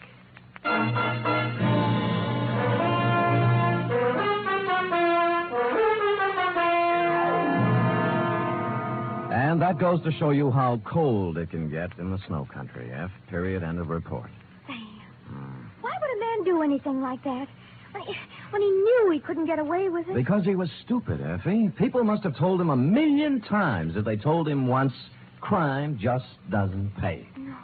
Yeah. Now, go type that up, will you? Go on, scamper. Woof.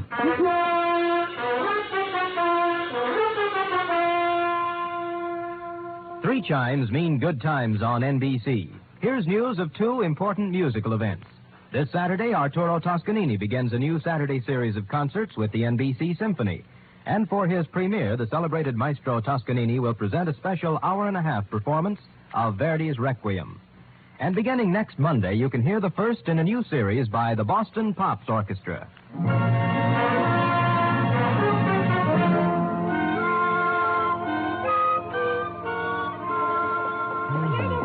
All typed up. All but the P.S. page, that is. What P.S. page? Why should it need a P.S.? Sam, you know that this report, to borrow a phrase from you, is full of holes. My phrase? I wish I'd never said it. Now, for instance, who sent the note to Rufus? Paul Endicott. He expected trouble. That's why he was so belligerent to everybody. All right. Yes. I'm going to come right out and ask you. Good. Why did Allison kill him? Well, I thought it was rather obvious, Effie. Cora was leaving Rufus McCloud for Allison, but because Allison worked for McCloud until Cora's divorce was final, they didn't want Rufus to know about it. So they used Paul Endicott as a decoy love affair. But I'll bet Endicott didn't want to give Cora up. I'll bet that was it, Sam. Effie, I don't know how you ever guessed. Endicott saw in it a chance to pick up a buck with a little blackmail. It's just a wild guess, Sam. Yes. And, of course, Allison did ski, didn't he? What do you think? Well, how else could he get around so fast? And he made such a point about those snowshoes. Sam? Yes? If I'd written the caper, I'd have covered that up a little. Come here. Oh, I'm sorry, Sam. I guess I shouldn't have said that. You certainly should not have. You know there's only one thing around here you're supposed to say. Yes, Sam, I know. What is that? Make it fast. Good night, Sam. Good night, sweetheart.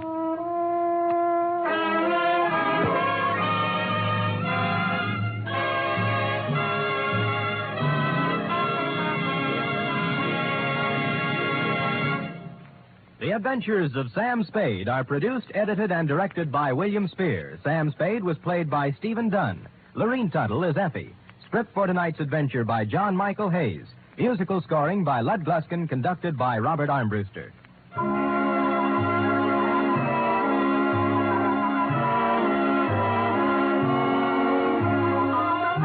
Join us again next week, same time, for another adventure with Sam Spade. Do you keep an appointment book? In 1950, 30,000 people kept an appointment they hadn't bargained for with infantile paralysis. And 4 out of 5 of these were helped with March of Dimes money.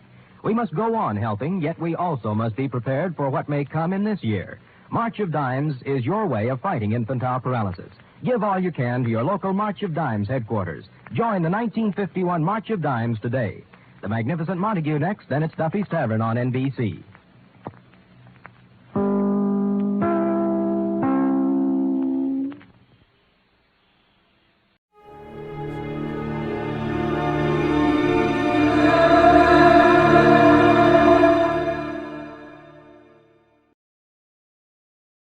From Hollywood, it's time now for Edmund O'Brien as... Johnny Dollar. Hello, Mr. Dollar. This is Dr. Carr. Yes? Sergeant Wright had to go back to his office and asked if I would call you. Oh, I get it now. The Boldrick shooting. Sorry, I understood Dr. Stone was on the case. We've both been attending Boldrick. What's his condition now, Doctor? He's improved some, but he'll be lucky to live. We gave him 3 blood transfusions this afternoon, and this evening he regained consciousness. Was Sergeant Wright there at that time? Yes. What did Boldrick say? Did he say who shot him? No, he wouldn't talk about it. Said he didn't remember, but he was lucid when he arrived. Oh. When do you think I can see him? Well, that's why I called, Mr. Dollar. You can see him this evening. Sergeant Wright hopes that since you aren't a police officer, perhaps Boldrick will talk to you. Well, I can try. I'll be there in about 45 minutes.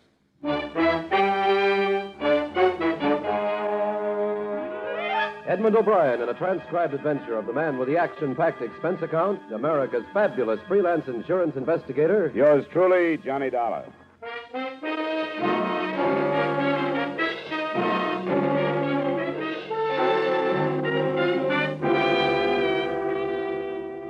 expense account submitted by Special Investigator Johnny Dollar to Home Office, Corinthian All Risk Insurance Company, Hartford, Connecticut. The following is an accounting of expenditures during my investigation of the Arthur Boldrick matter. Expense account item 1, $2.30 cab fare from my apartment to the emergency hospital.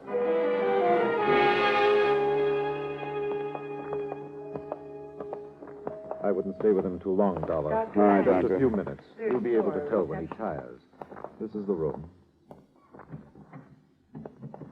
Well, Boldrick, how are you feeling now? I don't know. You're coming along fine. This is Mr. Dollar. He represents your insurance company. Hello, Boldrick. Sorry about what happened. Yeah. Mr. Dollar wants to ask you a few questions. I've told him not to stay too long, but if you feel tired, you can tell him to leave. I'll drop by and see you later. You think I'm going to die? Is that why you're here? Oh, of course not. Doctor told me you were out of danger. I've just got some routine questions to ask you. You say it was a man that shot you? Yeah. Somebody I never saw before, that I can remember. But I don't know what happened. You remember where you were when you were shot? It was in the backyard near the garage. I was right by the garage door, and this guy come around from the alley, and What did he say to you? he was after the car keys. I had them in my hand. He made a grab for me. He said, "Give me those keys," or something like that. And I give him a push, and that's when he shot me. After then, I didn't even know he had a gun. You didn't see it when he asked for the keys? No, if I'd have saw it, he could have had the keys. I don't fight no man with a gun. What did he look like? Oh, that's one of the things I don't remember too good. It happened so fast. He was wearing like overalls or something. What color? Oh, blue. It seems like only faded. Could have been shirt and pants too. It was awful fast. There he was, and then it happened. What else about him? That's about all. I think he was sort of dark, but I don't think I'd even know him for sure if I saw him again. Maybe I would. Maybe you'll remember more if you try. I will. I figure this guy, whoever he was in trouble or something, and he just needed a car in a hurry. But he didn't take the keys. Well, I figured he lost his nerve. Wilma come running out when she heard the noise. Will Wheeler from next door. This guy was gone when they got to me. Well, I won't bother you any longer, Boldrick. You will help find this man if you'll think about it as much as you can and try to remember what he looked like. Don't worry, I will. Hey, mister, do you think they'll let my wife come to see me tonight? I'd sure like to see her. I don't know. But I'll ask Dr. Carf on the way out. I'll see you later, Boldrick.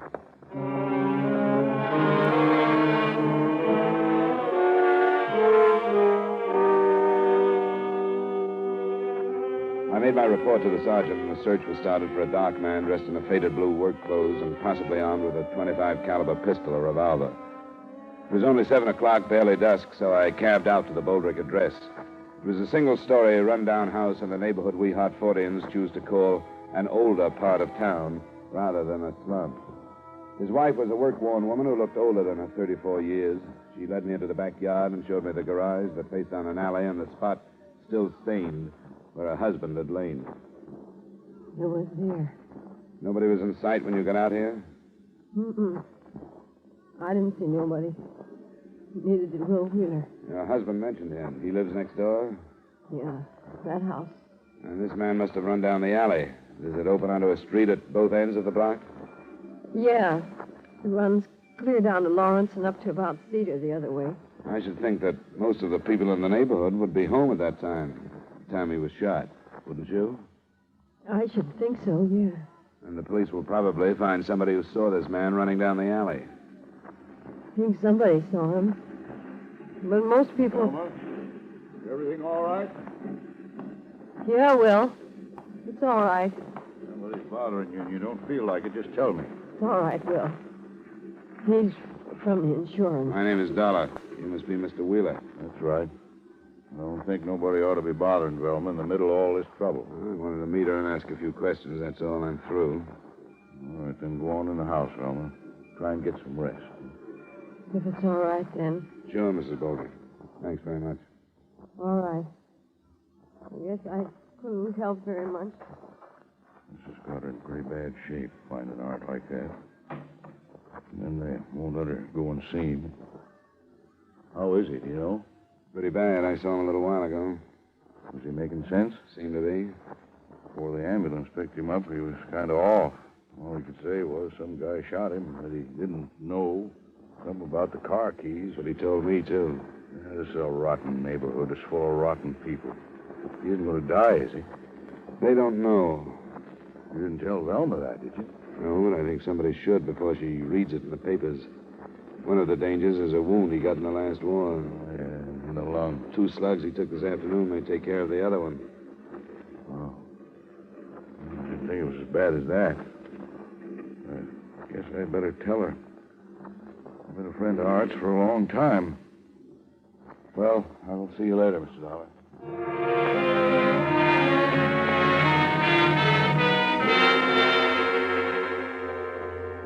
As I left the neighborhood, I noticed 2 police cars, so I knew Sergeant Wright's men were at work. I was in his office a little later when 2 of the men brought a witness in. This is Mr. Dollar, Mrs. Cole. How do you do? Mrs. Cole? It was nice of you to come in. I thought it was my duty. The other policeman wanted to know if I was in my backyard near the alley when there was that shooting, and I was. How far from the Boldrick house do you live, Mrs. Cole? Well, there's 2 houses between theirs and where I live. Those policemen told me they were looking for somebody who saw a man running down the alley. I've got a garden out back, and that's where I was when I heard the shots. I didn't see no man running, but I saw a car come from that way. Which way do you live from the Boldricks, Mrs. Cole? Down from them. South, that is. And did you recognize this car? No, I didn't. I didn't see the man in it either, but it came from that way. Did you see anybody else in the alley at the time? No. At first, after I saw the car, I thought it was backfired. But then when I heard about the trouble, I remembered the car. Well, we're glad you did, Mrs. Cole. Was the car traveling fast or slow, would you say? Oh, about medium, I'd say. They can't go too fast in the alley on account of the chuck holes. What color was it? Tan or brown. I don't know much about what kind it could be. I think you could call it a sedan. Anything else, Dollar? Not right now. The officers you came in with will want to ask you a few more questions, and then they'll drive you home, Mrs. Cole. No. I want to thank you very much. Well, I hope I've been some help. Good night, Mrs. Cole. Good night. Nothing fits, Dollar. 3 witnesses on the other side of Boldrick's place swear they would have seen anybody running in the alley at that time. And this one says she saw a car leaving. Oh, it's still early. I guess we'd better phone the hospital, find out if we can see him. Huh? Yeah. Yep. I'll put out an alarm on a brown or tan sedan, and then I'll call.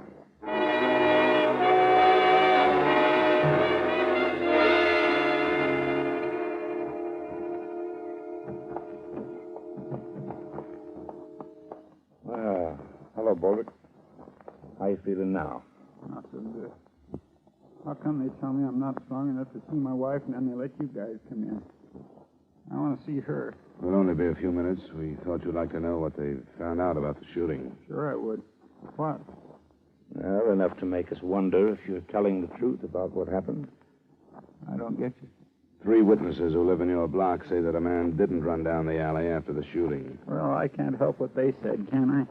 But another witness said she saw a car drive away. The more people we question, Boldrick, the less possible it seems that this man you talk about could have shot you. They'd have no reason to lie, so we've come back to you. You haven't been telling the truth, have you? Why should I do anything else? What about this car that drove away? I didn't see any car. I don't know anything about it. Now, look, you've been evasive about this from the beginning. You told me you couldn't remember, but you had time to think before Dollar got here. And you gave him the story about this man. We think you're protecting whoever shot you, Boldrick. That's crazy. We want you to tell us who it was. I can't tell you. I don't know. You won't tell us who was in the car? Leave me alone. All right, Boldrick. If you want to protect whoever tried to kill you, I guess it's your business. But we'll learn who it was. Wait a minute. I deserve to get it. That don't make any difference to you, but it does to me. I don't want to hurt anybody anymore.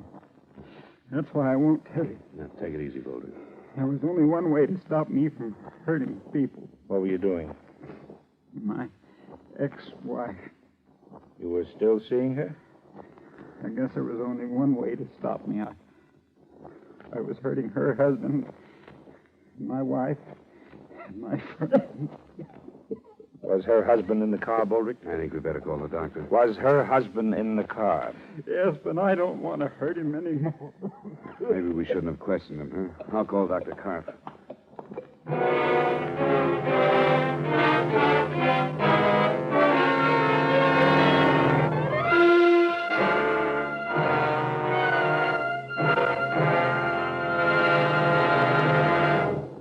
We will return you to the second act of yours truly, Johnny Dollar, in just a moment. Johnny Dollar's listening fans will want to make a special note of Johnny's time change, beginning this coming Wednesday, June 20th, over most of these same CBS stations. Follow yours truly, Johnny Dollar, on his San Francisco search for a missing medico, a puzzling case Johnny calls the Malcolm Wish matter.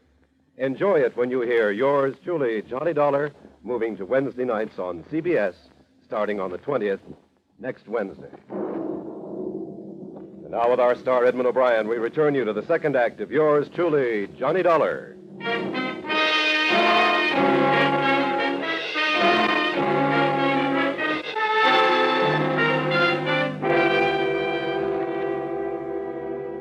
With Arthur Boldrick nearing the point of death, the next move was obvious. To bring in the man he had accused and arrange a formal identification of an accusation. Sergeant Wright called 2 other officers to stand by the hospital and, in case we were too slow, get a deathbed statement. Then Wright and I left. The dying man's first wife, Anna, had married a man named Thomas Hood. We found their house in the slightly more desirable neighborhood, but not too far from where the Boldricks lived. Yes? Are you Mrs. Hood? Yes. Here you are. Here you are. Police. Is your husband at home? No, he's out of town. What's the matter? I think we'd better come in and talk to you then. What do you want with me? We want to talk to you about Arthur Boldrick. What did he do? He was shot this afternoon. Now, may we come in? All right. This is Mr. Dollar. He's a private investigator. Mrs. Hood? Art is dead? No, but he's not expected to live. Why did you come here? We just left Boldrick a short time ago. He told us your husband shot him. Oh, no. No, he didn't. You said your husband was out of the city, Mrs. Hood. When did he leave? This afternoon. Why did he leave? He went on business. He's a salesman. He's out of town. He couldn't have shot him. What time did he leave? It was this afternoon. I think about 4 or so. He left this house about 4? I think that's when it was. Boldrick was shot a little after 5:30, between then and 5:45. Is your husband's car a sedan or a coupe or what? Oh, sedan. What color? Tan. A sedan driven by a man and described as brown or tan was seen leaving the alley near where Boldrick was shot. It was seen a few seconds after the shots were heard. No. No, he didn't do it. Better sit down, Mrs. Hood. Come on, sit down. He didn't shoot him. I swear he didn't. I swear. You mean he approved of your saying Boldrick? He did. Oh, don't do that. Boldrick? My husband didn't know. I know I was wrong. I shouldn't have seen him. That doesn't make any difference. Except my seeing him didn't have anything to do with whatever happened. Tom didn't shoot him because he didn't know about it. And he mustn't know. He mustn't find out. In spite of what you thought, it looks like he did know. Now, where is he, Mrs. Hood? We want to reach him tonight. I won't tell you. He didn't have anything to do with it. And I can't let him find out about Art and me. Mrs. Hood, according to the doctors, Boldrick won't live through the night. This is going to turn into a murder case. What we say to your husband about you isn't important in the least. Very few things are when it's murder. He didn't know.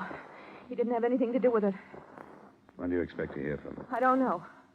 Sometimes he phones, but never the first day out. Usually to say he'd have to stay out longer than he expected to. We'll have to have more than that. We'll get in touch with his company. I wish you'd listen to me once more. I tell you, Tom didn't do it. If you talk to him, all you're going to do is bust up our lives. That's all you're going to do. Then I guess that's what we'll have to do. You ready to go, Dollar? By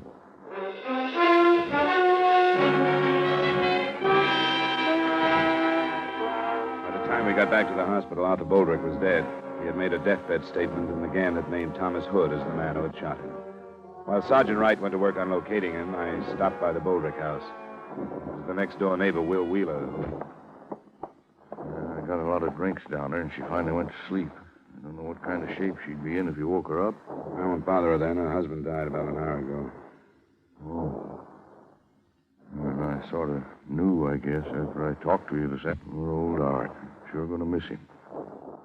He had a lot of faults. Everybody knew about those, I guess, but there were a lot of good things about him, too. Hardly anybody knew about them. Was there any more on the guy that killed him? He changed his story. He finally told us Tom Hood had shot him. Tom Hood? Anna's husband? Yeah. Well, I don't get it. What? Well, he's holding to one story and then changing it. The first one didn't hold up. The police could find plenty of people who would have seen a man running away, but nobody that did. But a woman saw a car that checked with the one Hood drives. I guess you knew about Boldrick and his ex-wife. Yeah, I still don't see why he told the first story and then changed it. I don't either. He said he deserved to get shot, that he'd hurt a lot of people, and there was no other way to stop him. He said he didn't want to hurt Hood anymore. And that's why he didn't say it was him. That's what I mean about the bad side of him and the good side. Did his wife know about Anna? I'm not sure. Since I never talked to her. Oh, you think he told that first story to keep her from finding out? It could be. The police will call her in the morning. When she hears about it, tell her there are some insurance papers for her to sign, will you? I'll leave them now.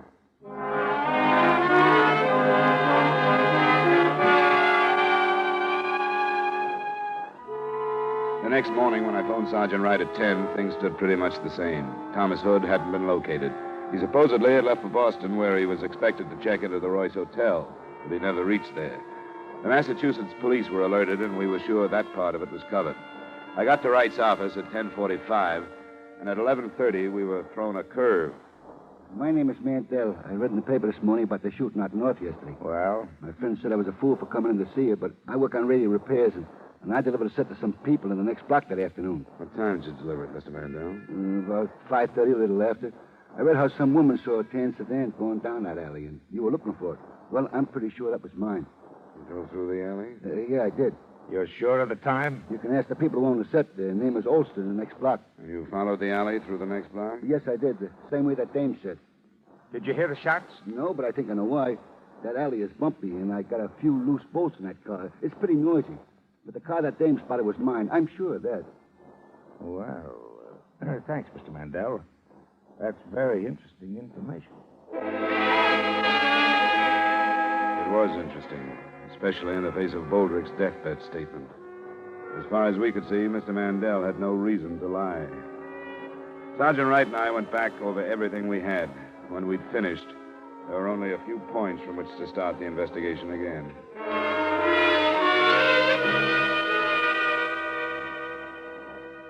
This is Sergeant Wright, Mr. Wheeler. I don't believe you've met.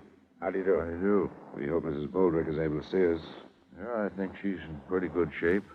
What, has anything new developed? Well, we think so, Mr. Wheeler. Where's Mrs. Boldrick? She's here, in this room. I want to talk to you, Velma.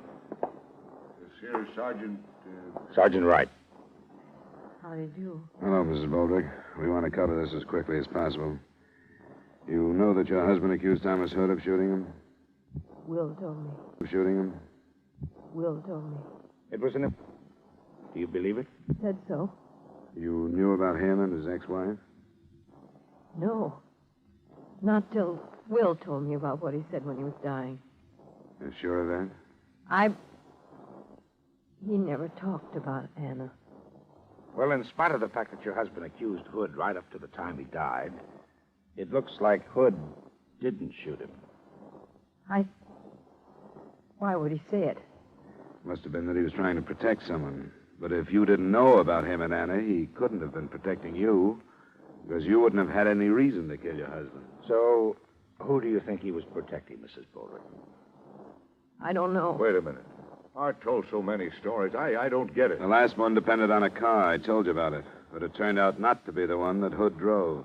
What was the matter with it? Well, it looks like he was just trying too hard. Only one or two people could have really seen whoever killed Boldrick. We've covered the alley both ways. We've covered the houses across the alley where the killer could have slipped through. This house and yours, Wheeler, are the only ones we didn't bother to check. I can't do any more, Will. Wait a minute. What's the matter? I can't do any more. All right, I'm all right. All right. It wasn't my idea. went as far as I could. It was his idea. Was it you he was protecting, Mrs. Boldrick? It wasn't her fault. I mean, anyone would have done it. He's over too far. Because of that. Because of Anna. Yes, what else? She's as much to blame. I couldn't stay away from her, but she could have made him, and yesterday, with her husband out of town, it reached a peak. We all knew it would someday. You seem to know quite a bit about it, Wheeler. Yeah. I'm in it, too. I lied along with Art and Velma. It's not Will's fault. He did it because he was a friend. He didn't lie. He just... I killed Art. That's what's important, isn't it? Yes, it is, Mrs. Boldrick. He was going to see her. He even told me. And I couldn't help what I did. I followed him out and shot him. But I'm sorry. I'm sorry I killed him.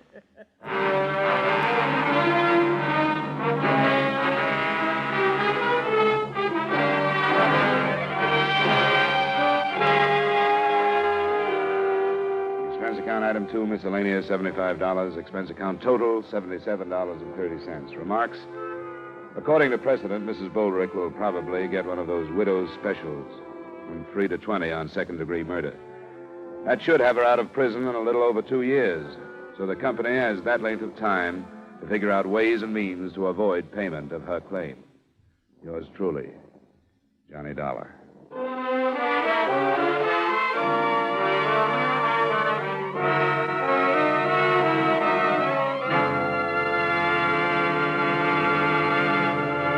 Beginning next week, yours truly, Johnny Dollar, will be heard on Wednesday at 9 o'clock Eastern Daylight Saving Time. Consult your papers for the time change in your area. Yours truly, Johnny Dollar, stars Edmund O'Brien in the title role and is written by Gil Dowd with music by Wilbur Hatch. Edmund O'Brien can soon be seen in the Paramount Pictures production, Warpath. Featured in tonight's cast were Edgar Barrier, Parley Bear, Jeanette Nolan, John McIntyre, Wally Mayer, Virginia Gregg, Gene Bates, and Harry Lang. Yours truly, Johnny Dollar, is transcribed in Hollywood by Jaime Del Valle. This is Dick Cutting inviting you to join us next Wednesday at 9 o'clock Eastern Daylight Saving Time when Edmund O'Brien returns as Yours truly, Johnny Dollar.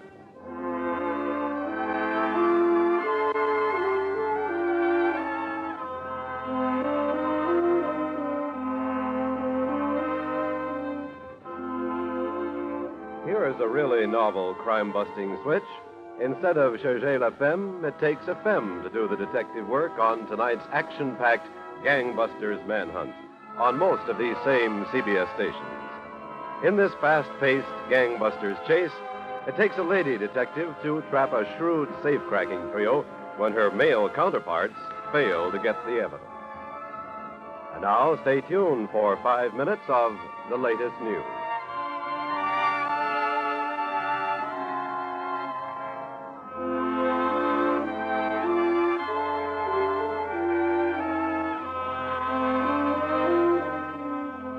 This is CBS, the Columbia Broadcasting System.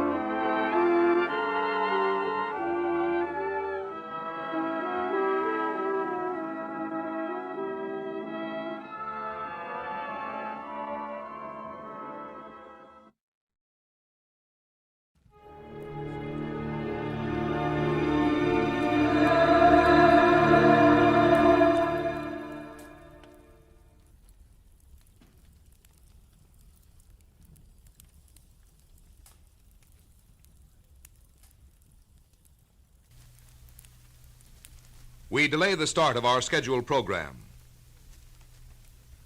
We have delayed the start of our scheduled program to bring you a bulletin from CBS News. 2 helicopters carrying the United Nations ceasefire team left Kaesong shortly before 9 o'clock Sunday morning Korean time. Communist officers are already in Kaesong to participate in the preliminary ceasefire talks. This bulletin has come to you from CBS News. We now resume our scheduled program. Most Saturdays at this time, we spend an exciting half hour of adventure and action with America's public hero #1, Hopalong Cassidy. Well, even two-fisted cowboys take summer vacations when they can, and Hoppy is no exception. Hopalong and Topper will be back with us riding the CBS air trails again 11 weeks from tonight, September 22nd. Get this and get it straight. Crime is a sucker's road, and those who travel it wind up in the gut of the prison of the grave. There's no other end, but they never learn.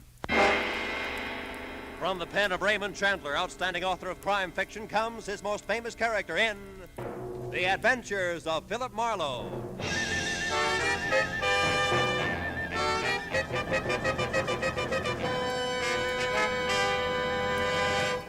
Now, with Gerald Moore starred as Philip Marlowe, we bring you tonight's exciting story, A Seaside Sabbatical.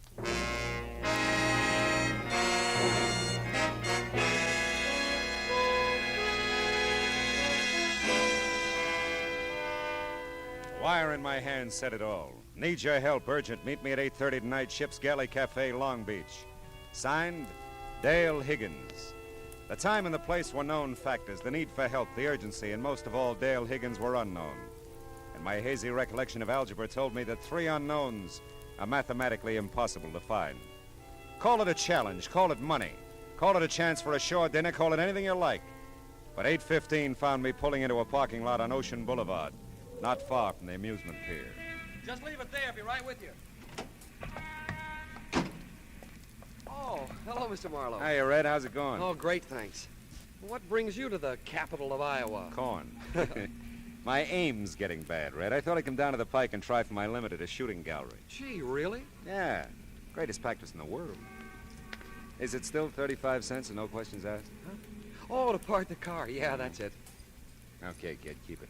Oh, thanks. Hey, mind if I recommend the Quick Quack? How's that again? Used to be the Dead Duck. Best shooting gallery on the Pike for my dough. Oh, that Quick Quack.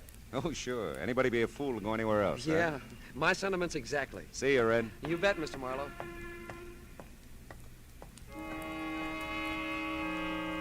Red's a nice kid. His name was a natural. He was blonde. I bobbed along Ocean Boulevard in a direction that instinct and a blaring blue neon sign indicated would lead me on course to the ship's galley. The night was muggy and close. You wore it like an extra coat. And the ocean breeze I'd anticipated had retired in favor of alternate waves of fog that rolled in, engulfed you for a moment and as suddenly rolled out again. I was very nearly on time for my 8:30 appointment with Dale Higgins as I turned blue beneath the ship's galley neon and stepped inside to be greeted by tight little groups of faces that opened and closed to admit food, drink, and talk, all indigo. The door behind me closed on 2 thoughts. My dreams of a shore dinner were blasted, and the ship's galley emerged as the last place in the world for anyone in need of urgent help to discuss his problems. But then, I didn't know Dale Higgins. Are you Philip Marlowe by any chance? That's right. Yeah, it looked like you were looking for someone. I'm Higgins. Oh, how are you, Higgins? Do we talk here? Probably not very well. No. Walk along the beach? Oh, fine.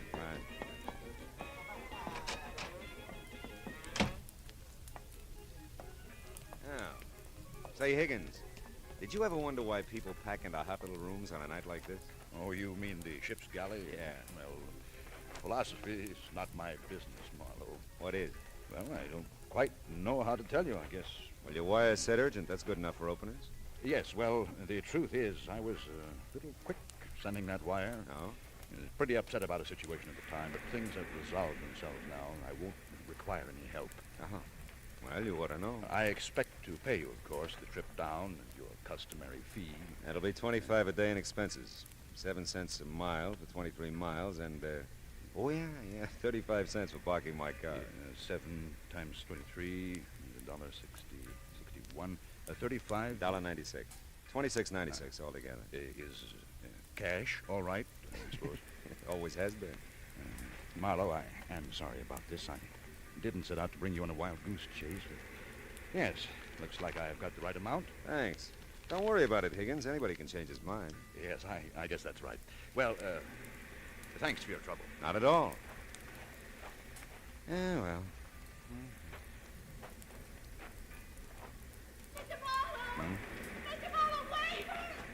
I turned in the direction of her voice, but the fog has a cute way of diffusing sound as well as sight. And I realized I wasn't closing in on anything, that the fog was circling me and I was circling it. So I stopped and waited. I listened and heard nothing but the sound of the sea and the faint wheezing of the pike calliope. Then suddenly it hit me. Somewhere along the fog-swept beach, a girl had called my name. And nobody knew I was in Long Beach except Red at the parking lot and Dale Higgins. Yeah, the choice was obvious. Did she find you okay, Mr. Marlowe? Yeah, Red, she did. You tell her where I was? Oh, I sure. I told her you and me always did our shooting at the Quick Quack. Good boy. Now tell me who she is. Who she is? Yeah. You mean you don't know her, Mr. Marlowe? That's the general idea, Red. Well, I guess she's my age. This I know. Who is she? She's... Yeah. She's... You want your car, Mr. Marlowe? No, Red, not now. I think I left something back at the Quick Quack.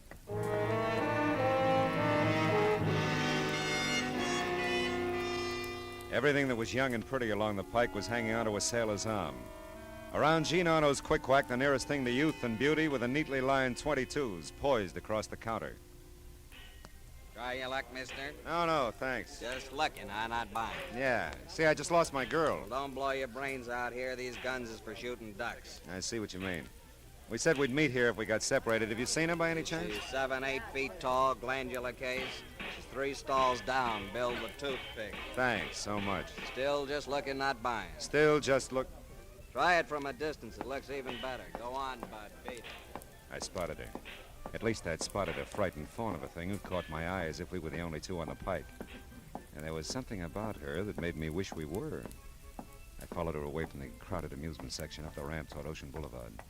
Suddenly, she broke into a run, darted into an alleyway. I wasn't far behind her.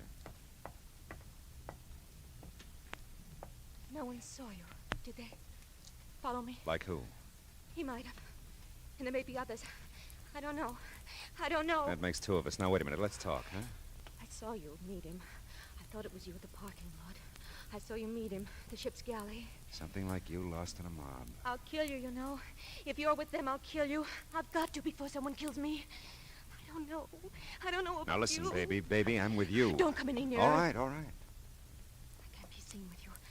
I can't walk out of here with you. He's around somewhere. I know he is. Oh, Mr. Marlowe, you will help me. You'll have to. There isn't anyone else. Of course I will. Well, then look. As soon as you can, get your car. Don't let Val see you now. Val? You know Val. Listen, in your car. Meet me at 7th and Anaheim. I'll get there. I'll have to. And then we can talk. Yeah, but wait a minute. 7th Hold it. and Anaheim, Mr. Marlowe. Oh, I'm Dale Higgins.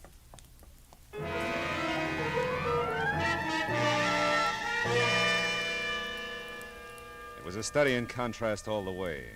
The din and kaleidoscope of Rainbow Pier against the lonely sound of a foghorn. The gray feel of fog and the dank gray black of the warehouse district at 7th and Anaheim. An urgent wire signed Dale Higgins. Dale Higgins. And a guy who called himself Higgins. Husband? Lover? What? Well, here we go again, Marlowe. I parked the car and waited. The fog hugged the streetlight, but the sign was intermittently visible. I had the right place. I don't know how long it was before I heard the footsteps, but it was long enough for me to stretch my legs out along the car seat, lean my head back against the door, and feel the damp touch of fog sweep against my face from an open window. I remember starting to turn my head toward the direction of the steps and thinking that Dale had made it in good time. Oh!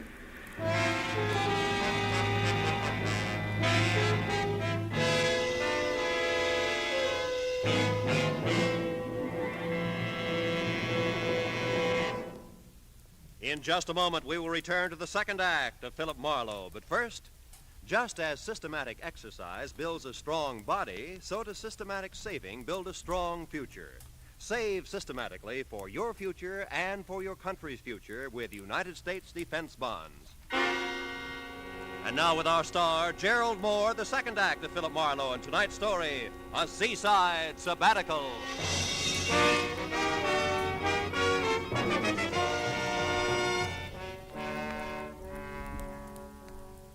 I could almost hear the chain pulleys clanking the first time I opened my eyes. And it took another game try before the fuzz faded away and the room slowed down to a Lambeth walk. Off somewhere, the faint sound of breakers. And I did the ceiling, the walls, and one corner of an expensively furnished room before I centered on the fuzzy, indeterminate face at my bedside. kind face, motherly and pleasant. It talked. I'm Mrs. Higgins. Oh no. Yes, I am. Is everybody in Long Beach named Higgins? You don't really feel a bit well, do you? No, not really.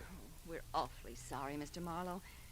I know when Dale realizes what she's done, she'll be sorry, too. Yeah, I suppose. Dale bean me? What, with a pier? She's often violent, I'm afraid. Such a high-strung girl. Gives way so easily, you know. Yeah. Imagines all sorts of things and then, well, just gives way. Yeah. But I won't worry you with that. Dale's my problem. I won't worry you with anything, Mr. Marlowe. Just you get a nice rest. I'm a cinch. We'll pay whatever damages there are, of course. But I won't hear of you leaving now until you're much better. Oh. Hey. The mother of the Higgins clan had locked the door and walked away. My head felt big and woozy and rammed down into my neck. I was not in the pink. Mother Higgins had ordered a nice rest, and it looked like I'd need it. But I don't like strange rooms and locked doors and high-strung girls who give way. I was still trying to get out of bed when another door clicked slowly open on the other side of the room. My little frightened fawn was back, and my head hurt. I heard Marie with you. That's how I knew you were here. Oh, poor Mr. Marlowe. Did they hurt you? They sure did. It wouldn't do, you know, if they found me talking to you. I feel better now that you're here. I wish I did. What happened to you, do you know? I have a rough idea.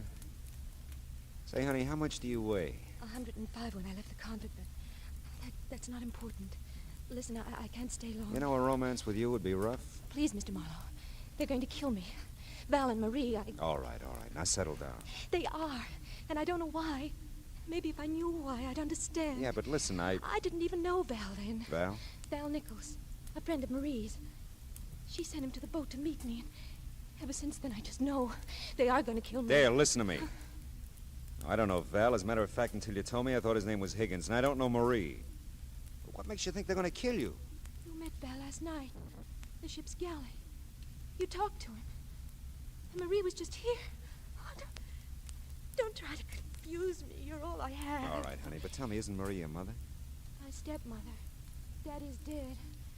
And when I got off the Orange Coast the other night, whenever it was, there was Val. The Orange Coast? That's how I came back. Mr. Marlowe, you're not trying to understand. If you won't help me, he's coming. Don't let him. I hope that you're not bothering Mr. Marlowe, Dale. No, I'm not. He asked me to come in. He likes me. Of course he does, dear. We all do. No. Feeling better, Mr. Marlowe? The worst way. Oh, I'm sorry. Come, Dale. Let's let Mr. Marlowe rest. Oh, you could use a little rest yourself, my dear. No. He wants me to stay. I'm not bothering. You're not bothering at all, honey, but maybe it would be better if you come back a little later. Yes, of course it would, dear. Now, come along now. I can come back, though, Mr. Marlowe. You promise? Sure. If you promise, I know you'll keep it. Never mind, Val. I came in alone, you know. I can find my way out. She's sweet. She's sick. A very sick young lady, Marlowe. Troubled, confused. She's got nothing on me. Now, look, what is this all about? I don't know what day it is, what I'm doing here, who you are, anything. Well, it should all have ended with our meeting at the ship's galley last evening, Marlowe. You're not clearing anything up for me, you know. You've seen her, talked to her. You must realize that she imagines things. Right now, she imagines that she's been away from here a long time, that she came back a few days ago upon a ship, that her mother and I want to kill her. She did send me the wire, Oh, though. yes. Well, we had no idea one of her spells was coming on. We left her for a short time yesterday. The switchboard has its instructions, of course, and they reported it to Mrs. Higgins when we returned. So we thought it best if I met you and... Called me out. It's not in your line, Marlowe. You're right. I'm going to keep it that way, too. Mrs. Higgins realizes that she's going to have to do something about Dale. Institution, perhaps. Some long-range treatment, at any rate. Dale was in no condition to be running around last night playing mysteries, taking up your time. Whoever hit me in the head last night was in pretty good condition. If I had gotten there 2 minutes sooner, I could have spared you all that. You were following her? No. I was coming back from my boat. I had gone down to the harbor after I left you. Oh. It's on the way back, I just happened to see Dale, and knowing the state she was in, I followed her, of course. I see. She doesn't know she hit me, does she? I don't believe that she has the slightest idea what happened. Things started swimming again. Val Nichols became part of the draperies. I was trying to think, but it hurt.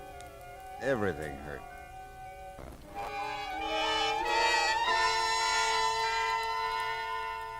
The next time I tried, I was more successful. The sunlight was streaming in the room. The clock on the night table, visible for the first time, said it was almost noon. So I got up. It was still pretty fuzzy on the edges, but I found my clothes hung neatly in the closet. Managed to get them on in the right order and made it to the door that had been locked before, but it wasn't this time.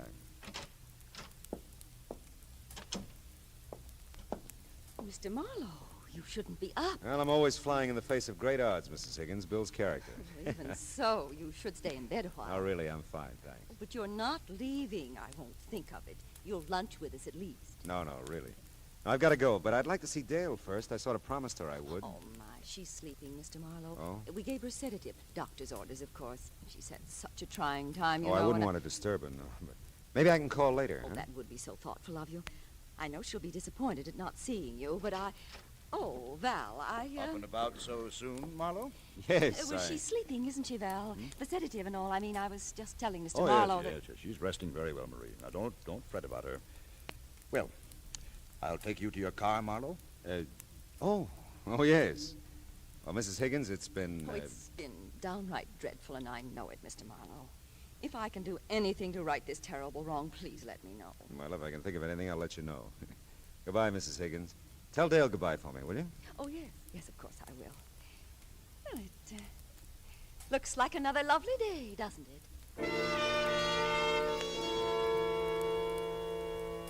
I followed Val Nichols' lead to an elevator, and for the first time discovered that I was in an apartment hotel on a different stretch of Ocean Boulevard than the one I'd grown to loathe the night before. Val filled in a few last details as he walked me to my car in the underground garage.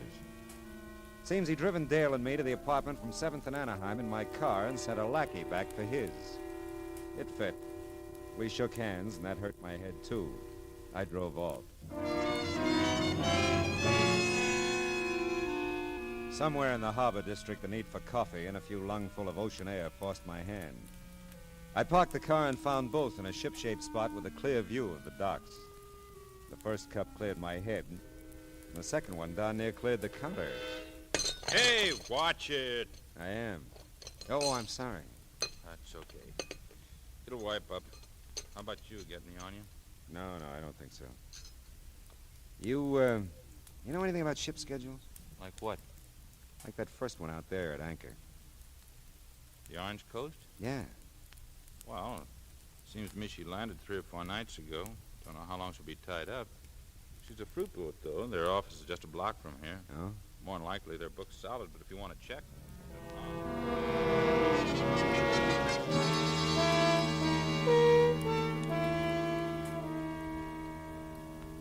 Yes, Mr. Marlowe, there was a passenger Higgins on the Orange Coast when it docked Tuesday. Miss Higgins it was, Miss Dale Higgins, according to our records. Any record of where she boarded the boat? Let's see now. Oh, yes, at Macapa. Macapa? Brazil. Macapa, Brazil. Macapa, Brazil. Was she traveling alone by any chance? I really don't know. There's nothing here to Any other Higginses aboard? No. How about a passenger named Nichols? Any chance of that? No Nichols either. Okay. Thanks. Thanks very much. It was my turn to send a wire, only it was a cable this time. And it was going to be a while between answers, so I checked into a nice, clean, inconspicuous hotel. Had some food and a half bottle of aspirin and placed 2 phone calls. Dale Higgins was still resting comfortably, according to her stepmother. But Muff Benjamin was still willing to do anything for a buck. He was there in no time. I heard you were here, Ma. Something big. Could be. You tell me. You're the guy who hears things. About you being here? Well, you Mhm. know how it goes. People see people tell people. It's nothing. Yeah, I know. It happens all the time. Now, look, Muff, I gotta know things quick. Well, For money. Who and what? All right. I get this. The name is Higgins. Man old enough to have an 18-year-old daughter. I don't know his first name. He's dead, I think. But the daughter's name is Dale. You got that? And the wife that's surviving is called Marie. They have an apartment on Ocean Boulevard, the Shore, I think it is. I got it. Okay. Now, a guy named Val Nichols, check on him, too. And if Higgins is dead, find out about a will. I'm ahead of you. Good. Get back as soon as you can, huh? You double the dough, I'll double the speed. You're double.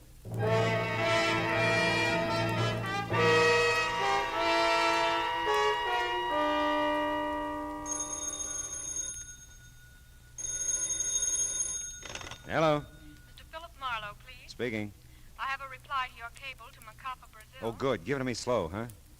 Dale Higgins, accompanied to boat by nun. None? Order of the Holy Cross has convent near here. Suggest you check there. Signed Emerson Ward, Macapa Fruit Exporting Company. Did you say Order of the Holy Cross? That's right. Do you wish to send a reply? No. Oh, not yet, anyway. Thanks.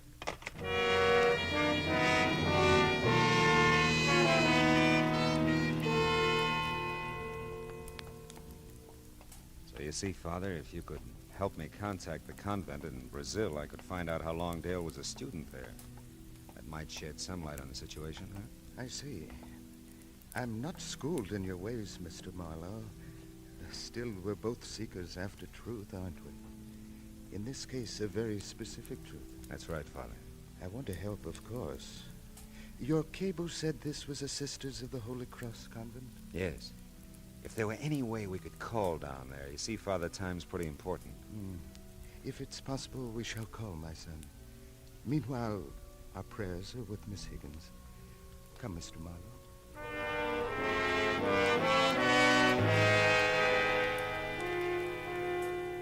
My prayers were with the phone company, too. And with Muff. And, of course, Dale. Because if her version of things were true, she was in real trouble. And until I knew what it was for, there was very little I could do for her.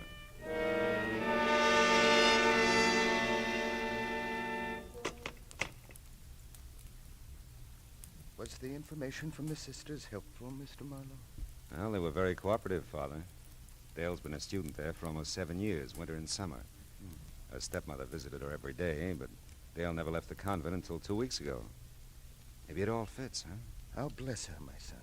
Thank you, Father. And thank the Sisters of the Holy Cross.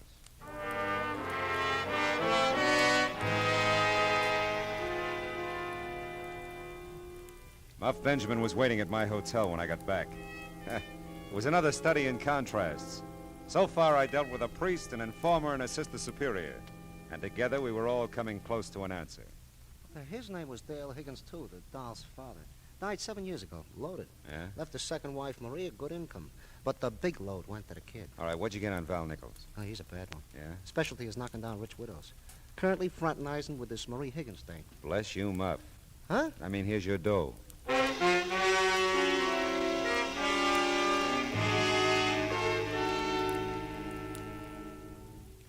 You do look so much better than when you left, Mr. Marlowe. Really? Is Dale still sleeping? Why, yes. I think I'll look in on her, huh? No, I mean, I'd rather you didn't. Where is she, Mrs. Higgins? Mr. Marlowe, you have no I wonder right. if she liked it at the convent. What? 7 years is a long time to be away from home. A lot of things can happen in 7 years, you know, Mrs. Higgins. You can even end up legally dead. Why, I'm sure I don't have any idea. Dale's dad must have thought a lot of her. I'll bet she was pretty close to him, too. She was. Mr. Marlowe, what are you... You tell me, Mrs. Higgins. There's nothing to tell. Dale seems to think there is. Which room is hers? She isn't here. Oh, Mr. Marlowe, don't ask any more. Oh, she's with Val, huh? On his boat. Oh, how did this ever happen? I didn't want it this way. I thought if she could have been declared legally dead, I'd have taken care of her. I mean, kept her there in the convent. No one knew she was there but Val. Val had to have her really dead. Is that expensive, Mrs. Higgins? Oh, help her, Mr. Marlowe. He'll do it this time. He'll kill her, I know. Believe me, I don't want that. How long have they been gone? Not long. Half an hour, maybe, but no longer. I'll go with you.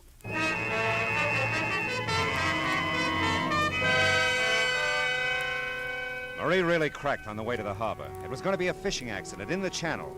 And Val would get away with it, too, unless we found something that could outpower his 30-footer. It was called the Queen Marie, one guess who had given it to him. I found the boat I needed, all right, but the skipper seemed reluctant to go for it. Wildest thing I ever heard of. I tell you, it's a matter of life and death. The Coast Guard can't go on every... Look, a month ago we needed you off Balboa when our motor conked out and you came. But we've received no distress call from the Queen Marie. What do you think this is I'm giving you? Please don't waste time talking. All right, come on, how about it? Okay, but if this isn't on the level, you're in some trouble, Marlowe.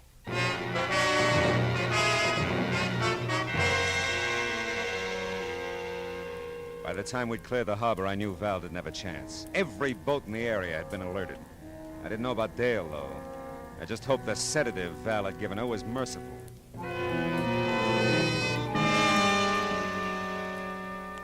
The Coast Guard took care of Val once we came alongside the Queen Marie, and I took care of Dale. She was in the galley, tied securely. Still dopey, but she came around after a while. Oh, Mr. Marlowe, you... Take it easy, baby. You're okay. You... I was afraid you'd forgotten your promise. No. But you didn't, did you?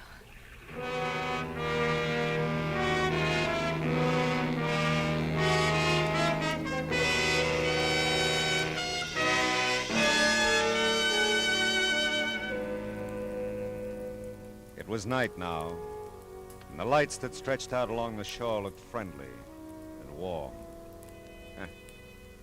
Friendly and warm. I wonder when people are going to realize that the only happiness there is in the world is what they can give each other. Happiness, that is.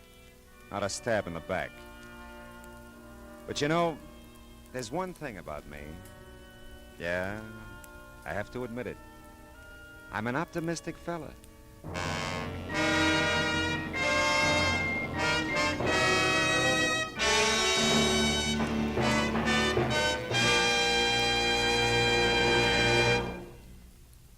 The Adventures of Philip Marlowe, bringing you Raymond Chandler's most famous character, star Gerald Moore, are produced and directed by Norman MacDonald and written for radio by Kathleen Height. Featured in the cast were Gene Bates, John Daner, Irene Tedrow, and Lee Millar, with Harry Bartell, Barney Phillips, Lou Krugman, Donna Hayner, and Stan Waxman. Gerald Moore may soon be seen in the Santana production, Sirocco. The special music is composed by Pierre Garrigank and conducted by Wilbur Hatch.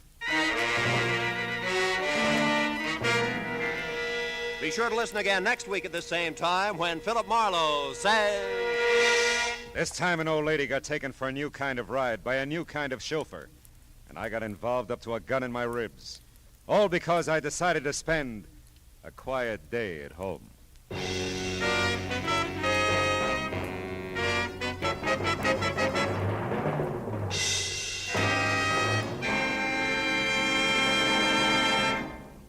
Don't miss Broadway's My Beat, featuring Detective Danny Clovers, the cop who knows every character, every star, every crook frequenting the Great White Way. It's tomorrow night at the Star's address. Now, stay tuned for Gangbusters, which follows immediately over most of these same CBS stations. This is Roy Rowan speaking.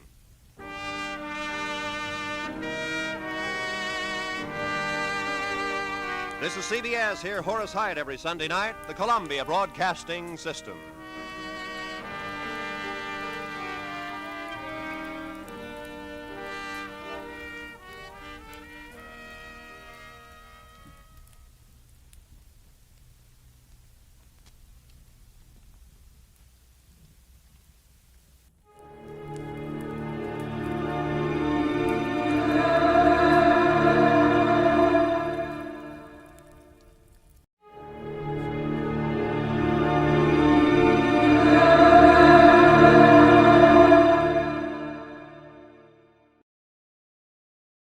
From Hollywood, it's time now for Edmund O'Brien as... Johnny Dollar. Hank Gleason at Intercommercial, Johnny. Say, did you ever hear the Caligio diamond? Doesn't strike a chord. Worth about $200,000 on the open market.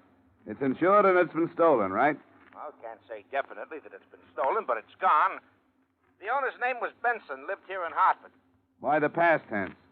They found him last night in his study, murdered.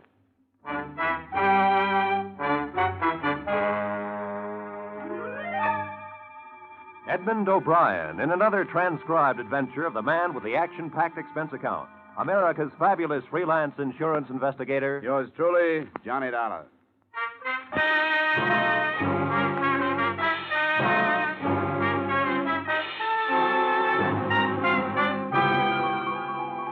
Expense account submitted by Special Investigator Johnny Dollar to the Intercommercial Insurance Companies of America, Home Offices, Hartford, Connecticut. Attention, Henry Layson. The following is an accounting of my expenditures during investigation of the Caligio diamond matter. Expense account item 1, $1.20 taxi fare to the western part of town where the better homes are situated. Mr. Charles Benson's home was back from the street and encircled with a high, well-trimmed hedge. The black wreath was already on the door. A young lady, very pretty in a black dress, received me in the study. You're Mr. Dollar? That's right. Mr. Layson phoned and said you were on your way. I hate about a matter like this right now. Miss Benson, is it? Yes. It's quite all right. Maybe if I go over it all again, it'll help me realize that it's happened. That Dad's gone. It's still like a bad dream. The beginning was when Dad bought the Caligio diamond. When was that? About 3 years ago in Italy. He bought it from a diamond trader who'd just come into Florence from South Africa. Your father had interest there? No, he was just a tourist. He'd heard about this diamond from a friend of his, a collector. Seems the diamond had belonged to a minor official to the Medicis, a man named Caligio. It was given to him in return for a favor. Since then, it's passed from hand to hand until Dad bought it. What did he pay for it, do you know? About $200,000, or the Italian equivalent at that time in lira. But, Mr. Dollar, the diamond has a strange history. Now, don't tell me there's a curse on it. No, nothing like that. But I guess it amounts to the same thing. Everyone who's owned the diamond has died with it in his possession. Died violently. There's nothing particularly mysterious about that. Anything worth as much as that piece of glass is worth killing for. Say, who's living with you here now? My mother. Just the two of us. You have no idea how hard it's been for her, Mr. Dollar. She's hardly been out of her room since Dad died. Can you tell me about last night, Miss Benson? Well, I was out with Bob, I can say. We were out till about 3. Dad was home alone. He had a habit of reading very late. In this room, as a matter of fact. The light in the study was on when we came in. It was the only light on in the house. Bob and I went in. Dad's back was to the door. Please go on. He was slumped over in his chair facing the window. His book had dropped to the floor. The wall safe was wide open, and on the desk was the velvet-lined box the diamond was kept in. The diamond was gone. Dad had a bullet hole in his temple. I see. He kept the diamond right on these premises? Always.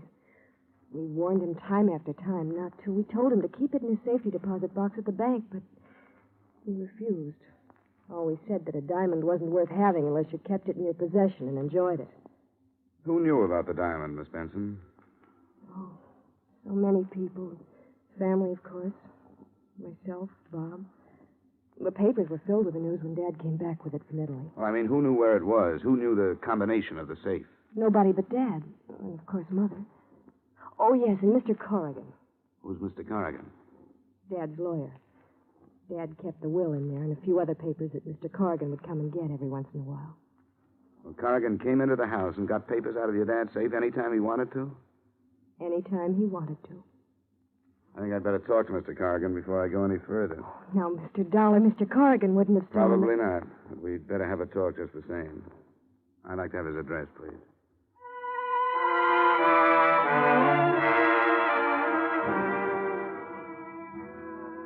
Expense account item 2, 80 cents taxi fare to Main Street where Mr. Corrigan's office was located. An elevator ride and a walk down a marble hall took me to the frosted glass door on which was printed Corrigan and Bishop, attorneys at law. I talked myself past the receptionist and the secretary and wound up refusing a cigar from Corrigan himself.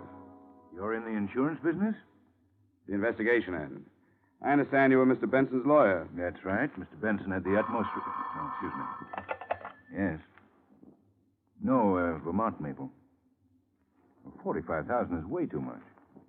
Yes, in board feet. Have them ship it from Montpelier, if that's the case. Well, have them try to get it down then. Yeah. Yes, Mr. Dollar, Mr. Benson and I were associated for about 15 years in one way or another. We went to school together. It was a terrible shock to learn of it. Excuse me. Who? Oh, put him on. Harry, what's with Chicago? No, same thing. No, she's in Arizona. Arthritis. Well, a little better. You know how it is. Yeah, we'll do that. And mind left Annie. Okay, you bet, Harry. Yeah, you bet. Sure. Bye. Now, you're here about the diamond or about the life insurance policy? The diamond. Well, the diamond is a very rare item. Whoever got into the safe knew the combination. I understand there weren't many who knew the combination. Well, that's true. Mr. and Mrs. Benson and myself were the only ones. I suppose I'm the prime suspect. But, of course, these safe crackers, they use a stethoscope these days. You probably know more about that than I do. Oh, excuse me. Who? Oh, yes, put him on. Yes, Jays. Oh, it is? Oh, swell. Yeah, it's a shame, isn't it? Yeah, very young man. 45. Oh, yes. Terribly upset. Well, yes, she's due here at about, any minute now. We're going to make the arrangements. Oh, I wouldn't let her go near the place, no. I certainly tell her. Yeah, you bet. Yeah, you bet. You bet. Yeah, bye. Well, exactly what did you want to know, Mr. Dollar? Anything that would help us locate the diamond. Well, have you talked to the police? No, I thought I'd amble around among the persons involved first. Well, as I say, you probably know more about that than I do. I wish there was something I could say, but the last time I saw George Benson was about 2 weeks ago. You think this was an outside job? Well, that's my opinion, but it's sheer speculation. Excuse me. Oh, she is? Well, send her in, please. I hope you won't mind, Mr. Dollar. That's Mrs. Benson. I'm taking you down to the dressmaker's. Oh, I see. Why don't you go out that door? Fine. Oh, thanks, Mr. Corrigan. It's quite all right. Anything else I can do, you'll let me know. You bet. I didn't leave. I stood in the little outer room and sneaked a listen through the door. There was some reason why Mr. Corrigan had rushed me out one door while Mrs. Benson came in another one. I heard some things that made the whole case of the Caligio diamond a lot more interesting. I pushed the door open a crack. Darling. Oh, Dad. You look lovely in black. I'm going out of my mind. All those people calling, having to act unhappy. Well, this is your opportunity to be a real actress. I'm awful at tears. You're beautiful. Please, Stan, what if somebody should see us? Well, let them see us. What do I care? We're as free as birds. There's a little place down in Bermuda, a resort. I got a folder the other day. Beautiful place to have. You won't believe how beautiful. And as soon as it's proper... What about Kitty? Well, I told her before I left that I wanted a divorce. I told her, and she knows it.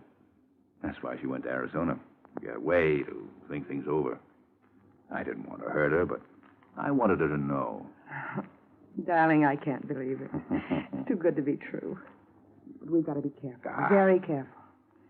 Let's go or we'll be late. Darling, I love you.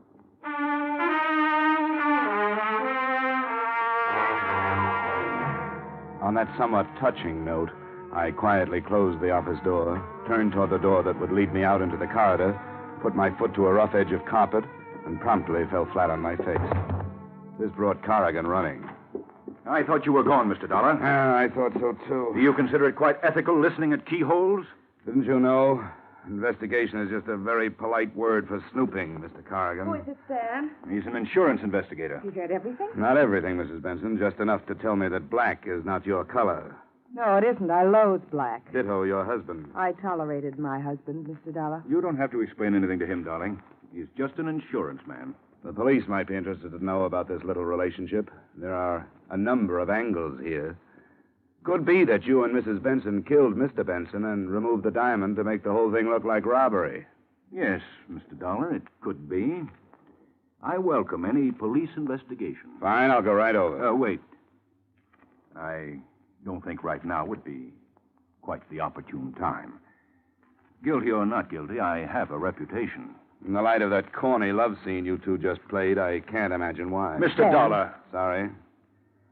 Well, what do we do? All stand around embarrassed? Let's have it. Why did I get the Rush Act out of your office? Well, that's simple, Mr. Dollar. I was afraid that Diane would give away our relationship. He's right. I'm not a very good actress. When did this thing start? Must you know everything? I think so. About 7 years ago. The wool you were pulling over Benson's eyes must be pretty worn by now. We did nothing to be ashamed of. I resent this. I resent the whole thing. I don't think I want to tell you anything more, Mr. Dollar. I don't blame you. And you know, it's all kind of dull anyway. I'll go to the police. They'll probably have something much more interesting. Don't worry, Corrigan. I'm not going to breathe a word of this unless I feel it necessary.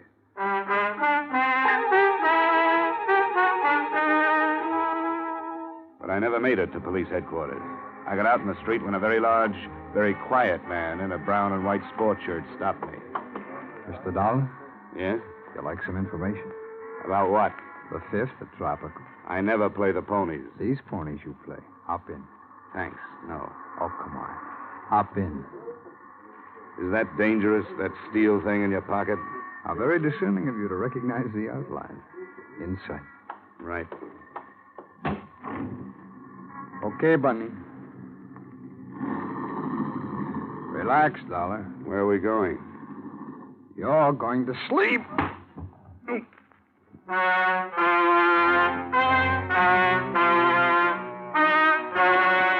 I awoke with a groan in my own apartment. Nobody was there, but nobody. As soon as I could focus my eyes, I tried to lift myself off the floor. After 5 tries, I managed to turn my head. What I saw made me want to go back to sleep again. The place was a mess. There wasn't 1 inch that hadn't been gone over with what must have been a tractor. Every drawer in the place had been turned upside down. The problem was reaching the phone. It was all of 10 feet away, but it might have been 10 miles. I started to crawl. About halfway to it, I grabbed hold of the cord. I pulled the phone toward me until I got my hands on the receiver. Hello? Hello, Johnny? Hello? Hello? Johnny? Yeah, Johnny. Johnny, you sound awful. Yeah, I can understand it.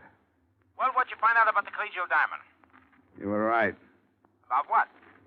It's gone. Well, that's brilliant. Who took it? I don't know. Well, what are you doing to find out? Right now, I'm just lying around. Somebody gave me a tumble. Say, are you drunk? You better send a doctor. I think I'm going to pass out again. Johnny? Johnny? Hello? Johnny?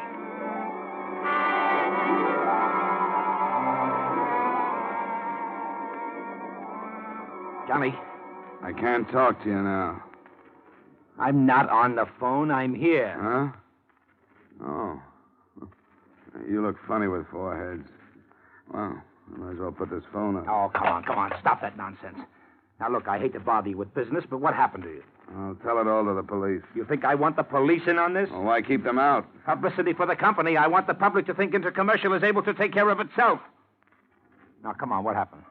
Somebody asked me for a ride. Asked me if I wanted a ride. Then they gave it to me.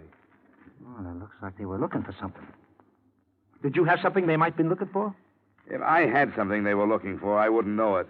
But they must have thought I had something they were... Look, I'm going round and round already. Ask me no questions. Have you got any idea what it might be they were looking for?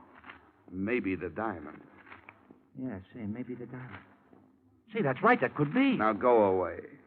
Well, we'll take you off the case and put someone else on, so you can have a nice rest. Oh, no, you don't. Well, I thought that would pep you up. Yeah, money always does. Now get out of here and let me fasten my head back on. You want something? Yeah. Get me an aspirin. Hello? Mr. Dollar? Yeah? This is Betty. Betty Benson. Oh, yeah, sure. How are you? Mr. Dollar, the police have just been here. What happened? They found the gun that killed Dad Oh, good. Where was it? in my purse.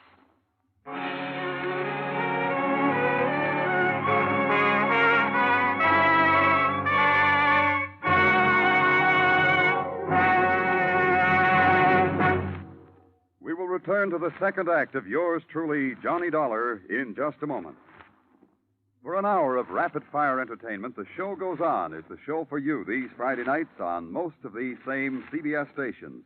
It's an intimate glimpse into a fascinating angle of backstage life. A series of honest-to-goodness auditions for jobs in theater, nightclubs, and radio. The singers and comedians you hear are face-to-face with managers, agents, and bookers ready to hire them on the spot, take an option, or turn thumbs down. Be sure to hear The Show Goes On and its latest acts this Friday night. Now, with our star, Edmund O'Brien, we return to the second act of Yours Truly, Johnny Dollar.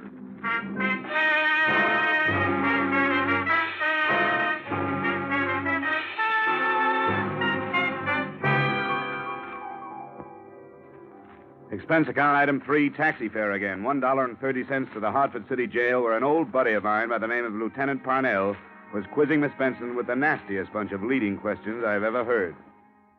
Now, why did you kill your father, Miss Benson? Oh, come on. We'll make it much easier for you if Hey, you'll only... hey, Parnell. Come on, give her a break. Oh, the insurance man. I wondered when you'd be over. Hey, what happened to your head? When I find out, I'll let you know. Don't let him talk you into a thing, Betty. Get a good lawyer. Well, for one thing, Corrigan is on his way over. For another, the best lawyer in the world couldn't do it any good.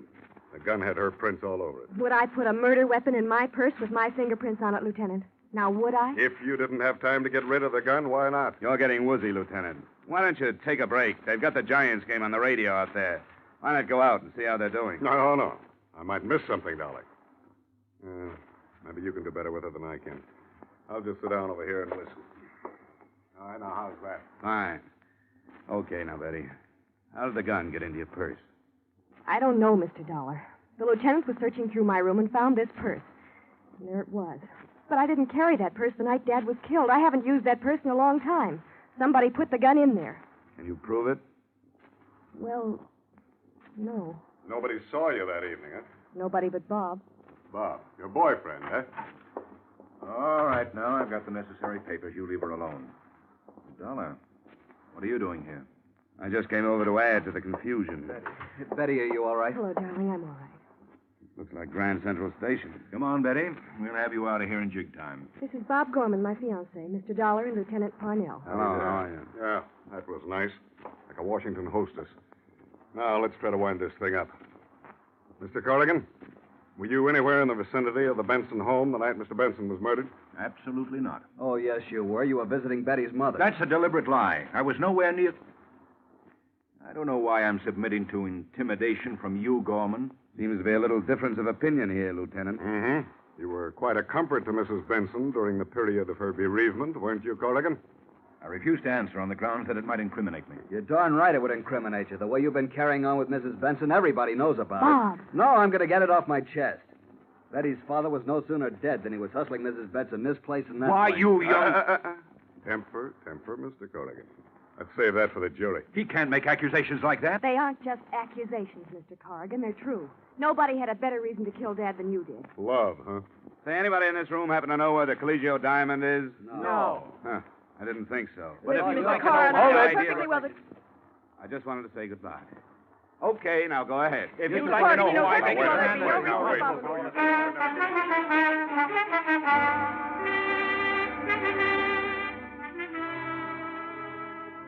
Expense account item 4, $12.20 miscellaneous taxi fares all over the place.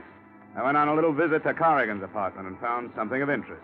A little slip of paper on which was written, in the highest form of legal language, of course, I owe you $2,000, George Benson. I worked my way into Bob Gorman's apartment. There I found a bill from the Garant Detective Agency. Then to police headquarters again, where I found a picture of a man who was tall and thin and had a little, well-trimmed mustache. Then I went home, where I found a man who was tall, thin, and had a little, well-trimmed mustache. He was drinking my bourbon. You're drinking my bourbon. It's lousy bourbon. Look what you did to my head. It's an improvement. All right, what do you want? The diamond, what else? I don't have it. The diamond, what else?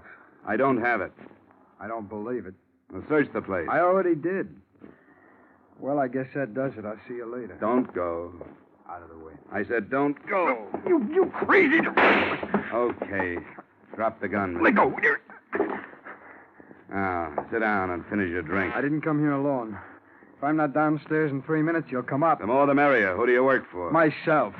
That's right, friend. I want all the excuse I can get to beat the pulp out of you. Go on. Now cut it. Who do you work for?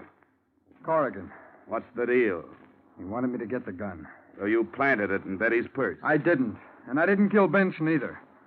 I went to get the gun, but it was gone. And I thought you had it, but you didn't have it. So you were working for Corrigan? Yeah. Okay. Now let's start all over again. Who do you work for? I told you, Corrigan. This isn't going to be much fun for you, friend. Now listen, lay off of me. I'm telling you the truth. I tell you the truth, and you keep on hitting me. Now that ain't fair. Who do you work? Oh, okay. Mrs. Spence. What's the deal? She hired me to get the diamond. Why? She killed her husband so she'd get away with Corrigan. She wanted me to break in and get the diamond so it looked like robbery, see? Robbery and murder, see? Here we go again. Will you leave me be? I can keep this up all night if I have to. Why don't you tell me who you think I work for then, instead of beating up on me? I want to hear it from you. Look, chum, since you knocked me on the head, I get spells of bad temper. All right. All right. The Garand Detective Agency. Now we're getting someplace, Vic. How did you know my name? Well, it's a byword in every precinct police station from here to Ishpeming. You were hired by Bob Gorman. I was hired by Bob Gorman. You killed Benson. I don't know who killed Benson. What were you hired for? To get the diamond. Bob's got it in his apartment. Do I start working on you No, again? don't act so tough now. Well, who's got the diamond? Corrigan. Well, look, if you've got all the answers, what are you asking me for? Vic, my boy, I'm amazed. I've seen liars in my time, but I've never run across anything like you. How can you do it with such a straight face, huh? Years of practice.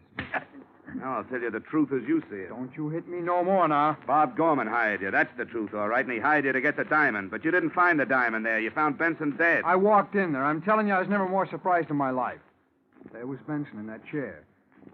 Well, I hired out to do a lot of things. But murder, that's not for me. There ain't money enough in the world to make me commit murder. Slugging, you do. For good money. Vic, I'm not interested in who killed Benson. Personally, I don't think you know. I want to know where the diamond is. How do I know where the diamond is? It was gone when I got there. I thought you had it. That's why I slugged you. Period. All right, Vic. I'm tired. I got a splitting headache. Finish your drink and get out of here. No, thanks. It really is lousy bourbon.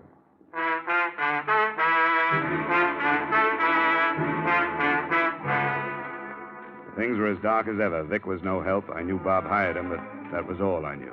The next stop seemed to me to be Bob himself. I called him and told him to come over. He was very accommodating. A half hour later, he was tapping gently at my door. Hello, Mr. Dollar. Come on in. Don't mind the dirty glass on the table there. I just got through entertaining one of your employees. One of my employees? I believe he said his name was Vic. Vic Hastings. I never heard of him. Come on, Bob. You can be yourself with me. Vic talked to me like a brother. I never heard of him. You may not be conscious of it, Bob, but you're in plenty of trouble. The police are looking for the diamond, and they're sure whoever has the diamond killed Mr. Benson. I'm just an insurance investigator. I have nothing to do with the police department.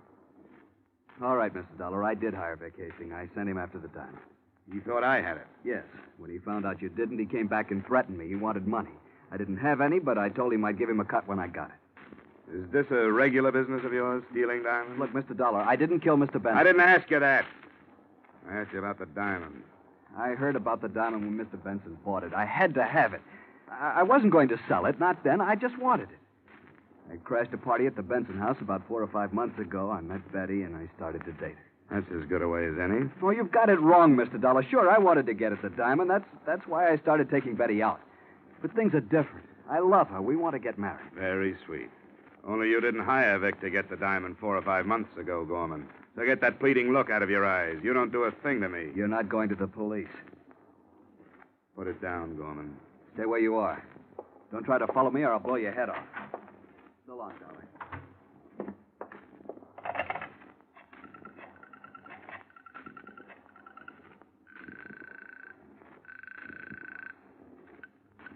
Parnell speaking. This is Dolar, Lieutenant. Better send out a code 1 on Bob Gorman. What's he wanted for? Well, you can call it suspicion of murder.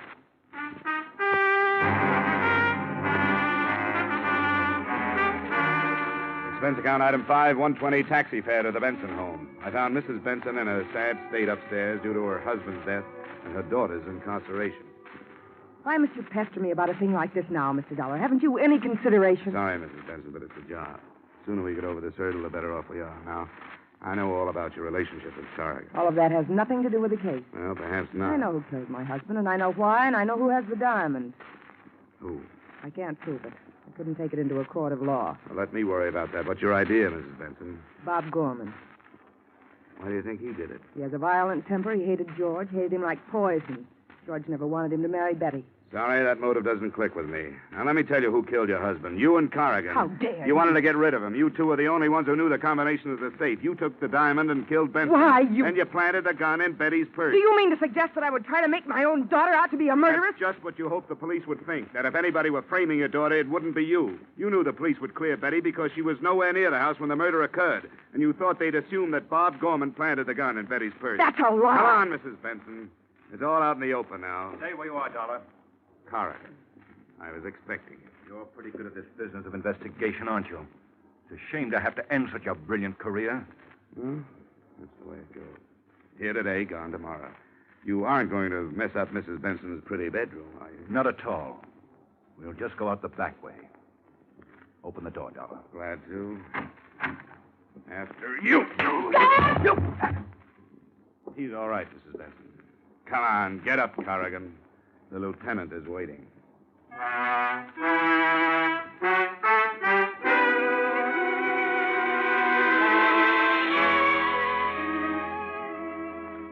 In case you should ask, how did you know, Mr. Dollar, that Corrigan and Mrs. Benson killed George Benson? The answer? I took a big guess. I told them my guess, and with the authority of an Illinois judge, they swallowed it and they confessed. To wind it all up, I might add the following. They got Bob Gorman. He's being sent up along with Vic Hastings. His police record makes Vic's look like a bad report card, which means Betty is going to have to look for a new boyfriend. The insurance company has saved a good deal of money. Everybody bad goes to the penitentiary. Everybody good stays free, which proves that bluff is better than logic. This time, anyway. Expense account item 6, doctor bill and miscellany for my sore head amounting to $25. Expense account total, $65.34. And that's pretty cheap. Yours truly, Johnny Dollar.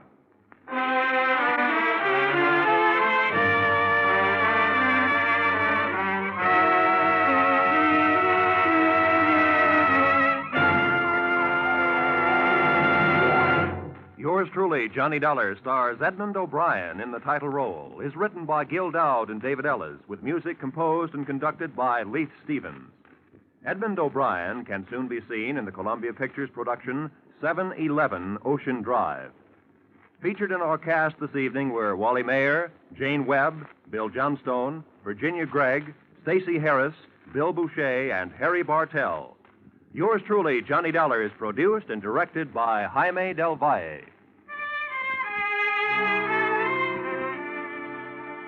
Join us again next week at the same time when, from Hollywood, Edmund O'Brien returns in another transcribed adventure of... Yours truly, Johnny Dollar.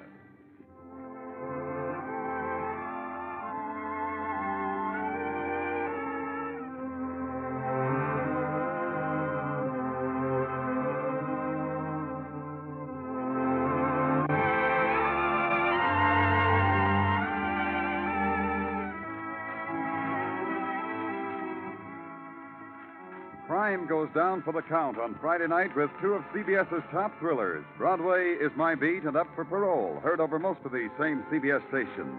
The Gay White Way is the scene for many an exciting criminal chase with Danny Clover on Broadway is My Beat. In the actual files of parole boards across America come the stories of men and women who are up for parole. For a thrill and a chill, Broadway is My Beat and Up for Parole, fill the bill.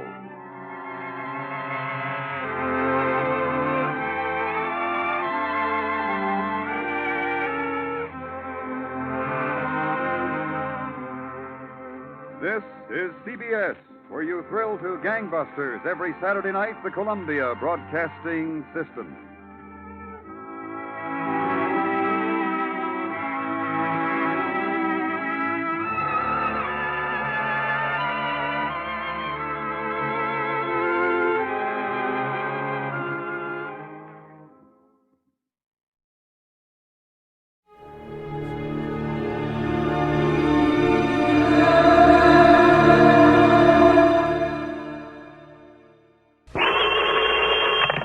Johnny Dollar. Pat Fuller, Johnny, at Universal Adjustment Bureau. Well, hi, Pat. Pat Fuller, did you say? That's right. Well, how come? What? Well, Pat McCracken's always been my contact over there at your place, 5 or 6 years now. Haven't you heard? Pat's retired. Retired? Yeah. At his age? Well, he's only about, let me see, 50 on the nose. Been here since he was 25.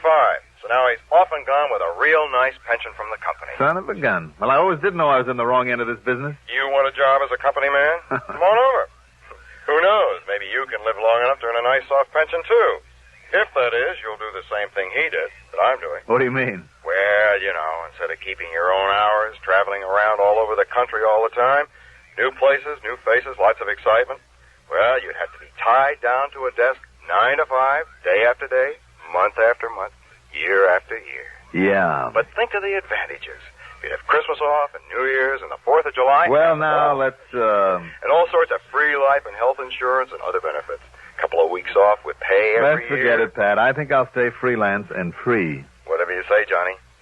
Anyhow, with McCracken gone, I've taken over. Well, what's on your mind? And I hope it's something that'll get me really away for a change. Don't ask for it. Before this thing's over, you may find yourself having to cover the whole country, from stem to stern. Oh, it sounds intriguing. What is this thing? One of the oldest and simplest rackets that ever hit the insurance business, but one of the hardest to catch up with. Tell me all. Why don't you come on over here? I will. All right, I'm on my way.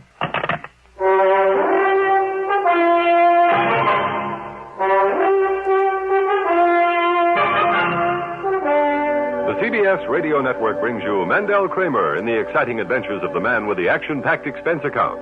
America's fabulous freelance insurance investigator. Yours truly, Johnny Dollar.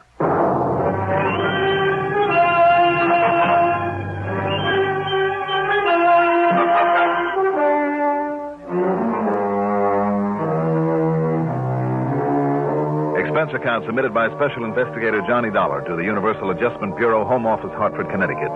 Following is an account of expenses incurred during my investigation of the be or not to be matter.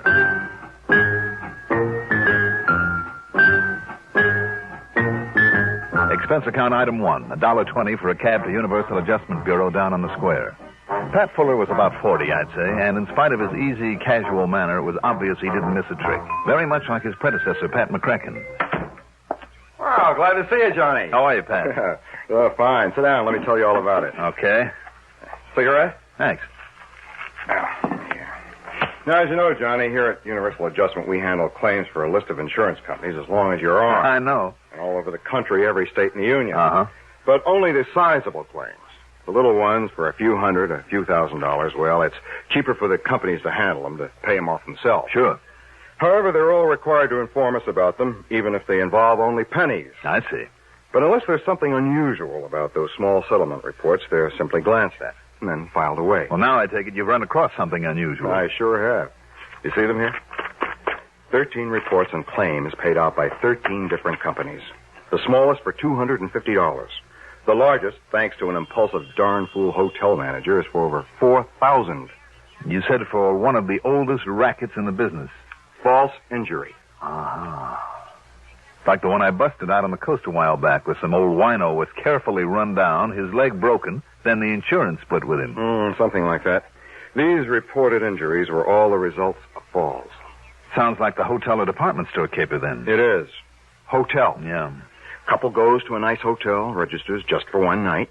The man carefully explains to the clerk that they have important business in some other town the following day. Sure. Just before checkup time, they casually walk across the lobby. Mm-hmm. And she suddenly trips on the edge of a rug or slips on the polished floor, lets out a yell of I pain. know the rest. He yells for the manager, hauls her up to the room. By the time the manager gets there, she's putting on the agony act, and they threaten to sue the pants off the hotel and raise a big stink. Right. They usually demand around $100,000. Threaten to call in some local lawyer they just happen to know. Yes. And the manager, all excited and hoping to avoid a lot of adverse publicity, as well as a lawsuit, has them sign a release. Pays them something in cash, whatever they can talk them into, and they're on their merry way. Pat, why don't these hotel managers ever learn to hold on to people like that and make them undergo a medical examination? Oh, this pair's clever, Johnny. In more ways than one. How do you mean? Well, the woman usually slips on a spot of oil or grease. Who's to prove that they put it there themselves? After all, nobody's watching them every second, simply because nobody knows who they are and what they're up to. Yeah, I see what you mean. But Pat... Also, Johnny, in every one of these cases, some doctor has been called in, made a quick examination, and confirmed the fact that there was an injury. And insisted that they stay around for a while? No. Like I said, they've already established the fact that they have to be in some other city on business. Thousands of dollars at stake. That if they're made to stick around, then they'll really sue. Yeah. 13 in a row, you say? All over the country, and all within less than 4 months. Doggone it, Pat, if there really is an injury in each case, at least enough to fool a doctor. I know. That's puzzled me, too. Well, it doesn't sound like the same couple then, does it? But it is. I'm sure of it now. Why? Well, Johnny, you know as well as I do that most crooks develop a sort of pattern, whether they themselves realize it or not. Well, you know that some of them set a pattern deliberately, leave a regular trademark just to show off. Right. Or just to make the cops look silly. Exactly. Now, they haven't used the same names each time. Oh, no, of course not. But what they have done... Now, what about their descriptions? Is it covered in these reports? Oh, yes. But they don't mean very much, because one time she's a blonde, the next time a brunette, and then a redhead, And the same thing goes for him. Thick glasses one time, a mustache another, clean-shaven the next, and so on. Yeah. But, look, here. I have a picture of them. Oh? How'd you get this? Photographer in a hotel lobby in Chicago, taking pictures of a model, showing off some clothes.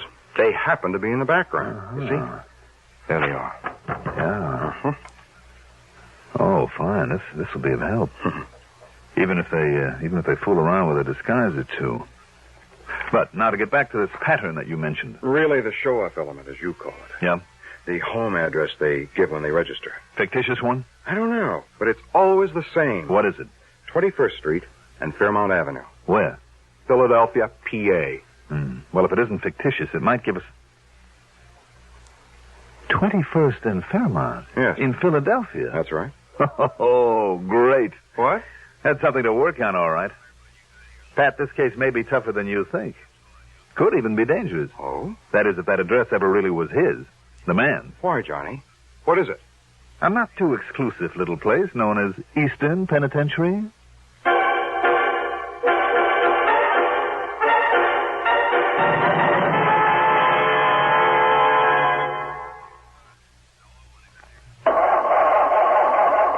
For cars left out at night or in unheated garages. Don't ask for trouble. Ask for DuPont Xerox Antifreeze. Wintertime is trouble time for many of us who leave our cars out at night or in unheated garages. So don't ask for trouble. Ask for DuPont Xerox Antifreeze. Xerox outlasts winter. It protects your car against sudden drops in temperature all winter long. It won't boil away even during a warm spell. And Xerox has an exclusive rust inhibitor, MR8, that protects all engine metals, including aluminum, against rust and corrosion. So, for safe, dependable protection, do as millions of motorists have done for over 20 years. Ask for Xerox Antifreeze. It's made by DuPont. Remember, for cars left out at night or in unheated garages. Don't ask for trouble. Ask for DuPont Xerox Antifreeze.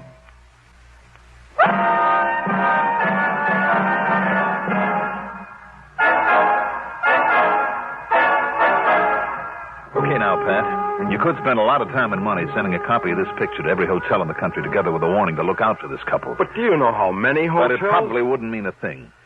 Because of the way they change their appearance somewhat each time. Mm-hmm. And because they're pros and they're smart. They'd get wind of the fact that they're being looked for and duck under cover, maybe even try some other caper until the heat died down. After all, if they're clever enough to stand a doctor's examination... Because I still don't get that part of it. I don't either. Anyhow, to really nail them down, it looks to me like they'll have to be caught in the act. But how can you possibly know where they'll operate next with this fake injury racket? Now, you said they've been all over the country. Look for yourself. Boston, Philadelphia, Houston, Albuquerque, Chicago, Miami, Portland, Oregon, Portland, Maine, Portland, Indiana. They seem to like that name. Part of a pattern? Who knows? Go ahead. Seattle, Wichita, Kansas City, and Minneapolis, Minnesota. And I'll be darned if I can see any pattern. They're pretty smart to move around so much. It'd be a lot easier to figure the next move if they covered one area, even one state at a time. There might be a chance of finding some plan in their movements, but there was only a relationship between these cities, or even some alphabetical order. Something to latch on to. A pattern? Yeah, some pattern aside from their method of operation. And, of course, that ridiculous address. A state penitentiary yet. Maybe there is. What? It's only a wild hunch, but sometimes those are the ones that pay off. What are you thinking of? Can I borrow this picture of them? Sure. And a list of the towns they've hit so far. Of course. I take it there's no question about my being on expense account. Of course you are. All right. Where are you going, Johnny? What are you going to do? You think they'd like to see me in the state pen?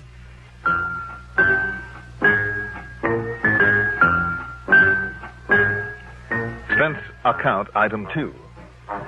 2410 for a cab to Bradley Field, a plane to the City of Brotherly Love, and then the cab to 21st Street and Fairmount Avenue, Eastern Penitentiary. One of the assistant wardens was all cooperation, and after studying his records for a few minutes, he came up with some highly valuable information. Yes, Mr. Dollar, it's Harry Bain, all right. There's no question of it. Harry Bain? Finished out his term for burglary only a little over a year ago. Burglary? Yeah, and I must confess, I'm not at all surprised that he's operating again.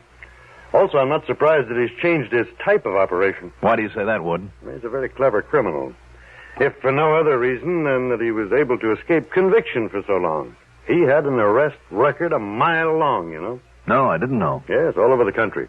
Chicago to Houston to Seattle to Miami, all over. I see. But they could never convict him. Because always, before he'd pull a job, he'd enlist the services of some local mouthpiece. Go on. Yeah, he'd have an alibi rigged before he made a move.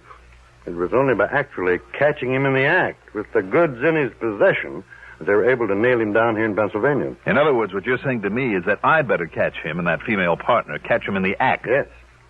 But are you sure that he and his partner have pulled all these fake injury jobs? You're thinking of a doctor's opinion each time that there really was some injury to the woman. A really sprained ankle or a busted knee or whatever. Yeah, of course. After all, recovery from something like that some 13 times in only 4 months. I know. It bugs me, too. Unless you can definitely prove there's no actual injury after one of her falls, and regardless of a doctor's opinion, mind you. In other words, Mr. Dollar... In other words, Warden, the first thing I have to do is find out where they're going to pull their little stunt next and be there when they do. Yes. All right, then. Maybe that's where you can help me. How? You have a list of all the cities where this Harry Bain operated before you got him? Yeah, right here. Boston, Houston, Portland... No, wait, just 1 minute now. Just let me check your list against this list of mine. All right, now, go ahead. Okay. Boston, Houston, Portland, Oregon. Check. Portland, Maine. Right. Portland, Indiana. Right. Miami. Wait a minute. Huh? Yeah, all right, go ahead. New Orleans. Oh? Chicago, Seattle, Wichita, Minneapolis, Albuquerque, Little Rock, Duluth. Yeah. Kansas City, and here in Philadelphia. Good. Then there is a pattern. A what, Mr. Dollar? You gave me the same 13 cities that I have on my list. All of them places where he already had a contact with a crooked lawyer from his burglary days. Oh. Also, you gave me 3 new ones. New Orleans, Little Rock, and Duluth. Towns that he hasn't hit yet with this new racket. But I'm betting that he will hit them. New Orleans, Little Rock, and Duluth. Right. And if I can be there when he tries it... Oh, excuse me. Yes? Is Mr. Johnny Dollar there, Warden? Yes, he is. Just a minute. It's for you, Mr. Dollar. Oh, thanks. Johnny Dollar. Pat Fuller, Johnny. They've done it again. Where? Little Rock, Arkansas. Good. Good. Sure is, Pat. I'm on my way. What? Where to? Well, take your choice. New Orleans or Duluth, Minnesota. What?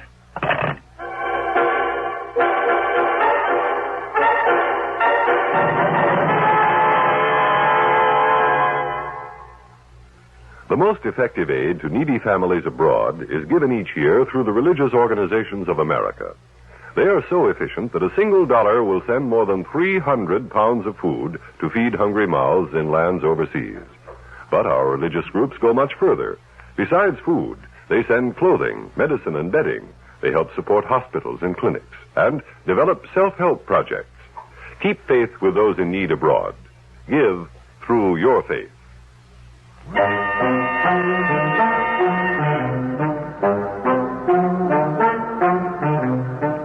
Item 3. 2 1/4 for a cab to the Bellevue Stratford.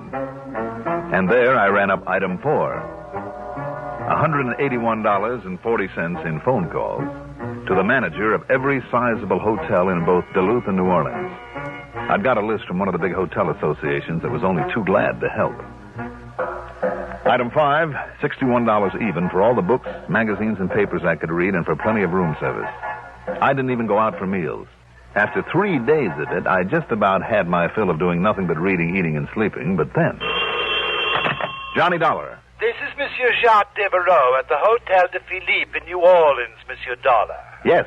I promised to call you if anyone from up there in Pennsylvania happened to register here in our splendid hotel. Yes.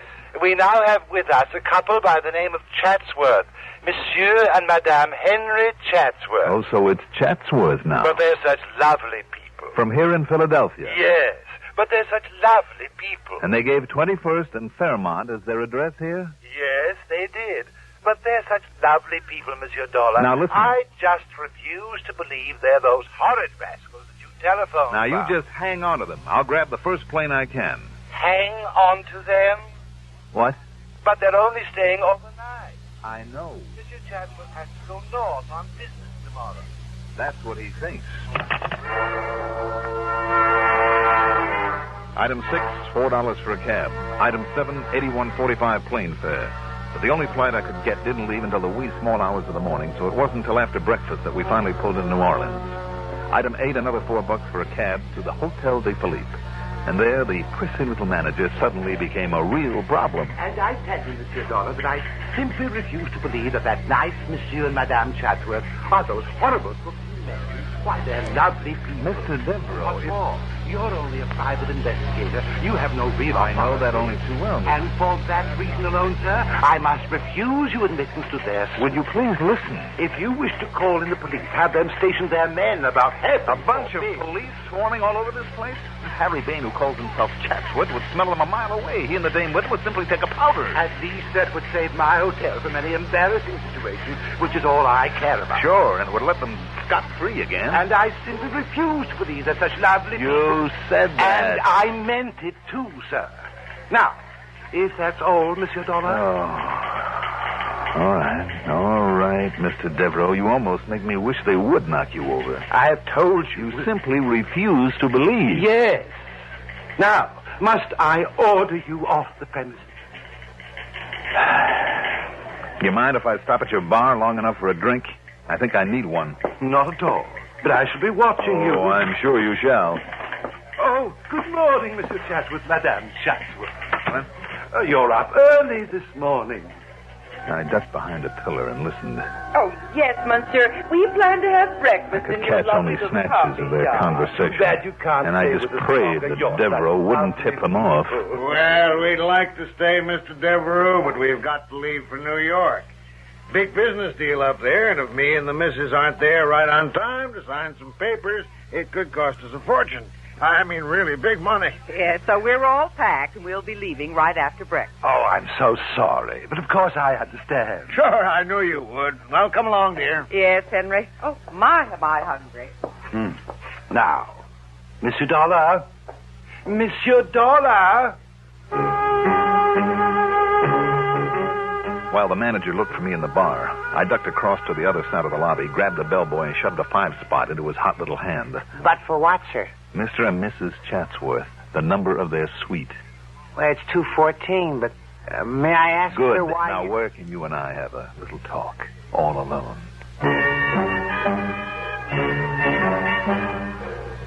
But even a 10-spot wouldn't persuade him to part with his uniform for the rest of the morning, so I'm afraid I had to use other tactics.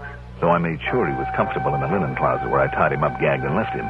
Then, grabbing a handful of towels, I ran up the back stairs to the second floor where, thanks to the borrowed bellhop's uniform, and it was a pretty sad fit, a chambermaid let me into 214. The Chatsworth luggage was packed all right. They were all ready for takeoff. But I had to find some clue as to how they passed the medical examination after one of the so-called accidents. So I carefully went through the bags one at a time. Now, what did I find? You'd never believe it. It was nothing more or less than... I heard a key in the door, so I slipped into the bedroom and under a bed. Oh, Henry, this is killing me. Killing me. Yeah, I know it, honey. And, boy, you get that manager up here and the doctor, too. You hear me? Okay, now, where is it? We gotta act fast. Oh, here in this suitcase, Henry. Good. Now, pull down your stocking. What? What's the matter? I thought I'd lock that suitcase. What? I thought I'd lock that suitcase. Well, never mind that. Don't worry about it now. Here. You ready? As ready as I ever am, I guess. I just wish it didn't hurt. You ought to be used to it by now. Here we go. Didn't hurt a little, you wouldn't sound with kids. Now, that ought to do it. Now go in the bathroom, slap on some iodine to hide the marks they made, then lie down on the bed. Yeah, okay, honey. Hey, see how good it's taken already? You look like the worst sprained ankle that manager ever saw.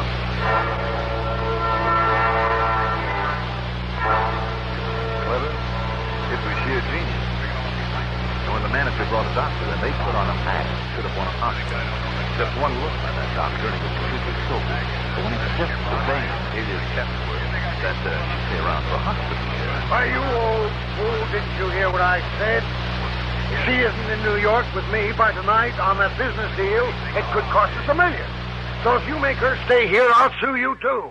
The way I'm going to sue this hotel for that slippery floor down there in the lobby. Please, Mr. Chatsworth, not so loud. You know what's good for you, Sawbones? You'll give her something to ease the pain so we can catch our plane. Then you'll get out of here. Please, Doctor, you better. And as for you, Mr. Devereux... Yes, sir. Well, I've heard plenty about cases like this, about you hotel guys being so careless with slippery floors. And I'm going to sue you for $50,000. Please, Mr. Chatsworth.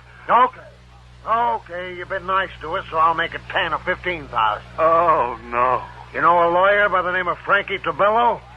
That crook. What if he is? All I care is he gets me 10 grand for this. Mr. Chatsworth. Yeah? Perhaps the injury isn't as bad as it looks. And if we pay the doctor's bill and, say, $200 or $300... What? You out of your mind? But I don't want a lawsuit or the publicity. And I'm only trying to 1,000, perhaps, in cash, immediately. Now, listen. I've got you over a barrel and you know it. So you're going to pay for this, and plenty. Now make me a decent offer. And the price they settled on? $2,000. Cash, immediately. But as Devereaux, the poor excited sucker, was about to go downstairs and get it, I crawled out from my uncomfortable spot under the bed. And you know something? Henry Bain and the woman gave up without a struggle when they found out who I was and what I was doing there. And the manager, when I pulled the little glass jar out of their suitcase and showed him how they made their phony accident look so real. Real enough to fool a doctor. Oh, believe it or not, the shock was so much for him he almost fainted. So, that was that. And the expense account total comes to $471. Oh, wait a minute, I forgot to tell you about the trick. Their little trick for making that ankle swell up and look like the worst sprain on record. You see, that jar, the one that Bain had opened and then clapped against her ankle, contained exactly 3 nasty little yellow jackets. Bees. Yes. Clever. Yours truly, Johnny Dollar.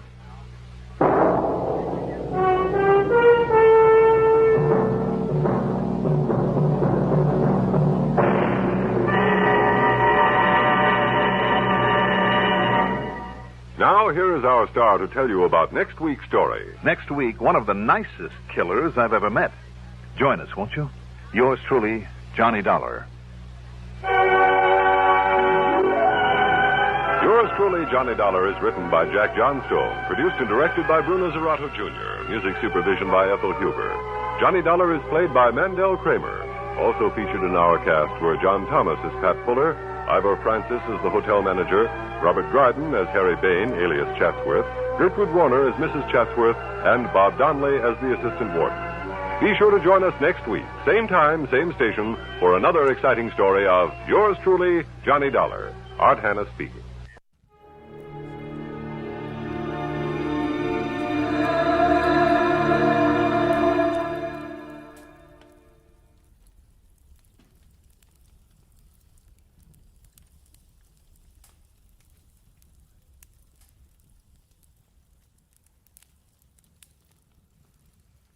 Get this and get it straight. Crime is a sucker's road, and those who travel it wind up in the gut of the prison of the grave. There's no other end, but they never learn. This time it started as a routine search for a rich girl's fiancé, and the trail led to a silent house haunted by a face at the window and blood in an open cedar chest. But before it was over, it became a search for a corpse that wouldn't sit still. from the pen of Raymond Chandler, outstanding author of mystery, comes his most famous character and crime's most deadly enemy, as we present The Adventures of Philip Marlowe.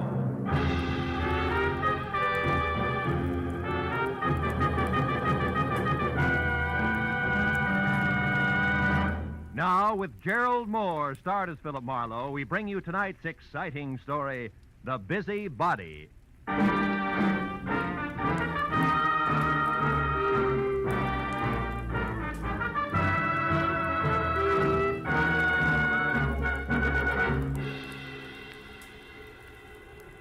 Phone jerked me up off my back and out of the sports page at 9:30 in the evening of an already too long day. On the other end was a warm, feminine voice, edged with the kind of self-assurance that means money, and lots of it. But the words were both hurried and panicky, so after I hung up, I reluctantly waded through the sports section with my feet instead of my eyes and headed for the coffee shop at Franklin and Bronson, where my new client, who had identified herself as Liz Stewart, said she'd be waiting. A pair of blue eyes at a table in the corner measured me from haircut to shoelaces, so I took the cue and walked over. After we introduced ourselves, I was waved into the chair opposite her. She leaned toward me and started with a rush. Mr. Marlowe, I've got to find a man named Dean Howard as soon as possible. Not exactly a new switch. He's my fiancé. We plan to notify my Uncle Hanley of our engagement tonight. Who is Uncle Hanley? Uncle Hanley Stewart of Stewart Aluminum. Okay, go ahead. Dean Howard was to meet me at 7, but he didn't show up. Mm-hmm. And then about 7:45, he called.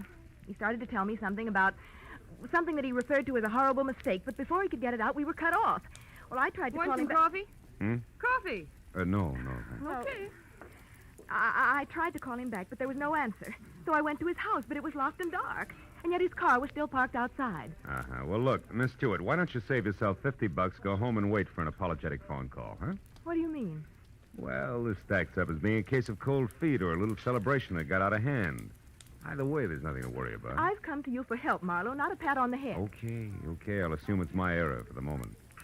How long have you known this Dean Howard? Well, I met him at a party about 3 months ago. Mm-hmm. Uncle Hanley and I both liked him tremendously right from the first. I suppose you've considered the possibility of another woman? Well, of course, I'm not a child. I can see that. Well, Dean has been deeply troubled for the past week. He wouldn't tell me why, but I'm certain that this business tonight is tied in with it.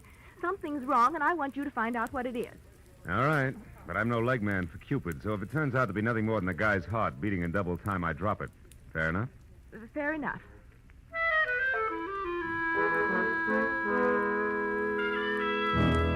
She gave me a short list of posh joints she and Dean Howard sometimes visited, and his address, which was 312 Normandy. She said I could reach her at home, which was 28 Roxbury Drive in Beverly Hills. Well, $50 is $50, so after she left, I spent a handful of nickels checking the list by phone and drew a complete blank. So I drove out Los Feliz to Normandy and found the number, 312. As I walked up to the door and leaned on the bell, I got the feeling that I was being watched. There was no answer, so I tried the door. It was locked. I threw a look over my shoulder as I walked around the side of the house and caught a glimpse of a face in a window next door, just before the curtain was dropped back into place. The back door of 312 was locked, too, I found out, as did the face next door, which was watching me again from one of the rear windows. There was one answer to that, so I went out in the street and up the steps of the house next door and knocked, good and loud. What do you want? My name's Marlowe, lady. I'm a detective. You may be able to help me. A detective? Mm-hmm. Well, come right in, Mr. Marlowe. It's about time's all I have to say. I'm Agatha Lambrigger. What's he been up to? Who? Well, you're investigating that bachelor next door, aren't you? Yes. Oh, how'd you know? Stands to reason. I've known all along he's a suspicious character. Yes? Lived there a year now. Comes and goes at all hours. Drives that fancy car out there. Wears fine clothes, but nobody seems to know what he does or where he gets all his money. Well, look, Mrs. And girls. Oh. Well, believe you me, they don't come to clean his house. Never gets cleaned. But they come just the same. Why, only tonight there was one. Some blonde in a white dress. I tell you, I've never Mrs. seen Lambrigger, did the girl go inside? Well, no. But she tried to. The door was locked. And it's Miss Lambrigger. Oh, how stupid of me. Yes. Well, tell me, did you notice Mr. Howard come home tonight? Well, I didn't exactly see him come home. But he was over there all right. And not alone either. Is that so? Another girl? No, it was only some man. Oh. But it still bears out what I've been saying. because I just happened to glance out of my window at this one here across from that one of his, you see. Yes, sir. Well, a light was on over there, and I could look straight down a hallway. And do you know what? What?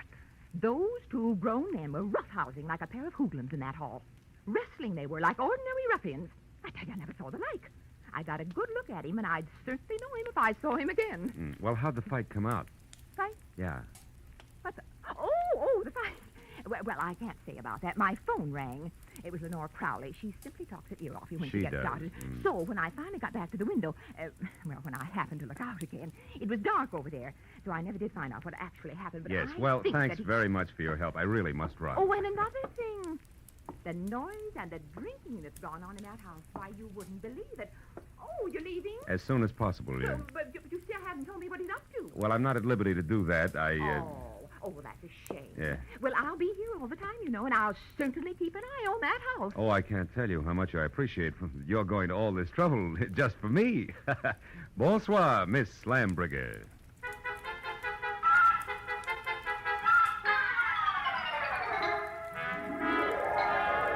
I backed out of that wind tunnel, got in my car, and drove noisily around the corner. Then I cut my lights, turned quietly into an alley behind the house, and stopped. Slipped through Howard's back gate and up the side of the house, found a window that could be persuaded, and went in. Yeah, Howard was a lousy housekeeper, and everything that didn't get brushed off in normal traffic was covered with dust. I found my way to the room opposite Agatha Lambrigger's observation window and ran smack into her first lie. Where she said there was a hallway, there was a solid wall, papered with purple roses and hung with 4 dingy pictures in bronze frames, 2 on each side of a big, ugly mirror. There were 2 hallways, but no angle at which either could be seen from her window. Furthermore, there was no sign of a struggle. One hall led to the study, the other to the bedroom, and I checked both. But still, there was no indication of a fight. On my way out, I barked my shin on the nose of a lion carved on the corner of an oversized cedar chest, just as the abrupt sound of someone at the door brought me to a rigid halt. Whoever it was had the patience of an 8-year-old on circus day. So I set myself up as the type who might live in a joint like this and answered. What's the matter with the lights, Howard? Blow a fuse? Or could this be some new economy measure? I like it this way. I don't think I know you. You should, Howard, you should. I called you yesterday about a certain money matter. The name is Leo. Don't go for your gun, Howard. Well, since yours is pointed at my 3rd rib, why should I? Well, like I told you on the phone, my boss is anxious. You're way overdue, Howard. I want that $50,000 the boss loaned you 3 months ago. Have it for me the day after tomorrow. All of it. Without fail. He knows I'm good for my debts. Why all the pressure? Well, maybe he figures your investments aren't so smart. Like maybe you've been blowing too much on that second-rate canary, Carol. Oh, yeah, Carol. I remember. She's your girl. Well, that's none of my business. See you day after tomorrow about the same time. And if you get a headache from worrying about paying off, just think of the one you'll have if you don't pay. It'll be like 10 times this. Oh! Good night.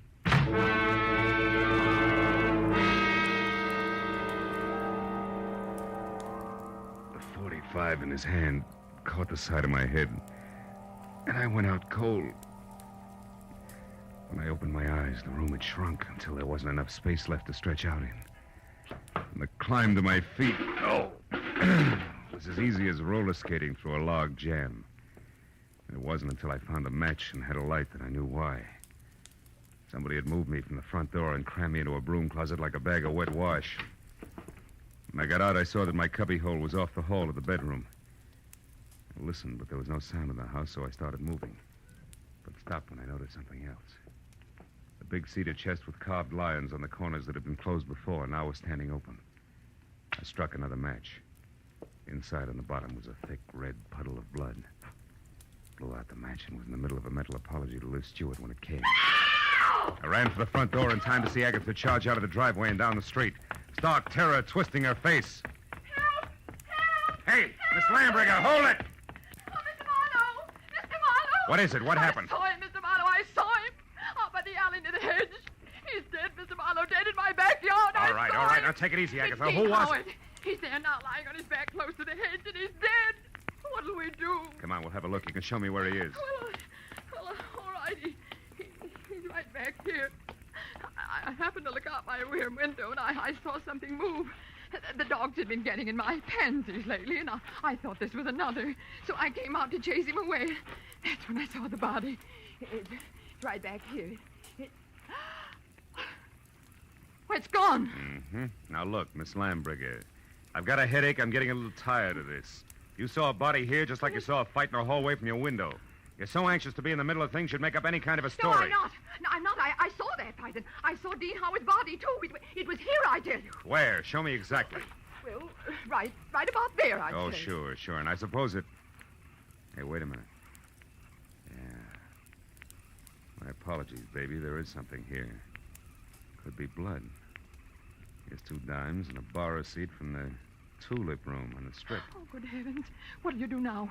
Raid the place? You can use my phone. Thanks, but until we know where the body is, we better play it cagey.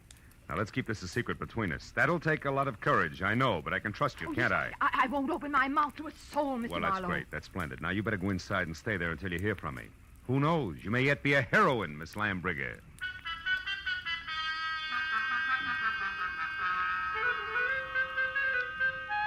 The bar receipt was a long shot. When I was still 2 blocks away from the tulip room, I knew it had paid off because a fluorescent banner, 4x12, draped over the front of the squat square building, extolled the vocal virtues of one Carol Cody. I parked across the street, went in and found a dressing room door and knocked. She distinctly said, "Come in," but when I did, I thought the room was empty, until a small handful of spangled satin costume hopped up from behind a screen in the corner. I made a sight-unseen introduction. It was only a moment later that a tall brunette, filling a white silk blouse and snug, dark slacks, stepped out, tossed a few pounds of glossy black hair away from her face, and gestured me into a chair. Which paper did you say you were from, Marlowe? I didn't, honey. I'm a private detective. I can't use it. Don't give odds on it, baby. Not yet, anyway, huh? Let's talk first. For instance, what's with you and Dean Howard? Dean Howard is a low-crawling thing. That's strange. Had it you loved him.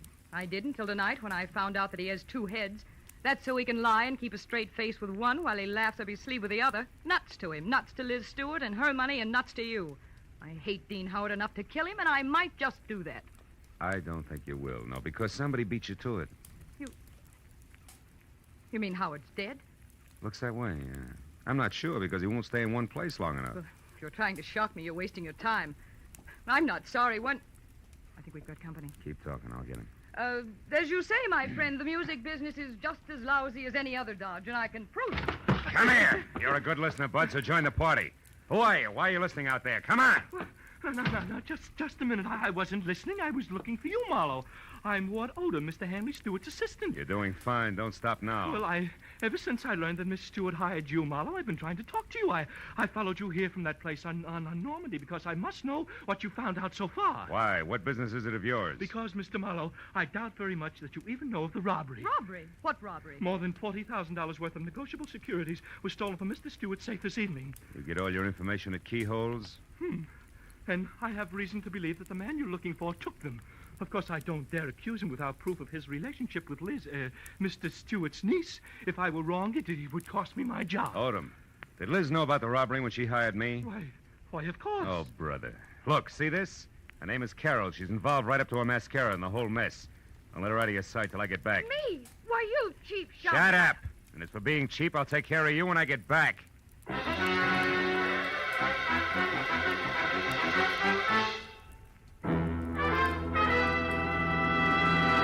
In just a moment, the second act of Philip Marlowe. But first, 3 gentlemen with highly varying but equally effective approaches to dealing with crime entertain you with their deeds of daring on CBS every Sunday. Jethro Dumont, alias the Green Llama, Police Commissioner Bill Grant of Call the Police, and Dashiell Hammett's Sam Spade. These 3 sterling gentlemen all make their appearances tomorrow on most of these same CBS network stations. And now with our star, Gerald Moore, we return to the second act of Philip Marlowe and tonight's story, The Busy Body.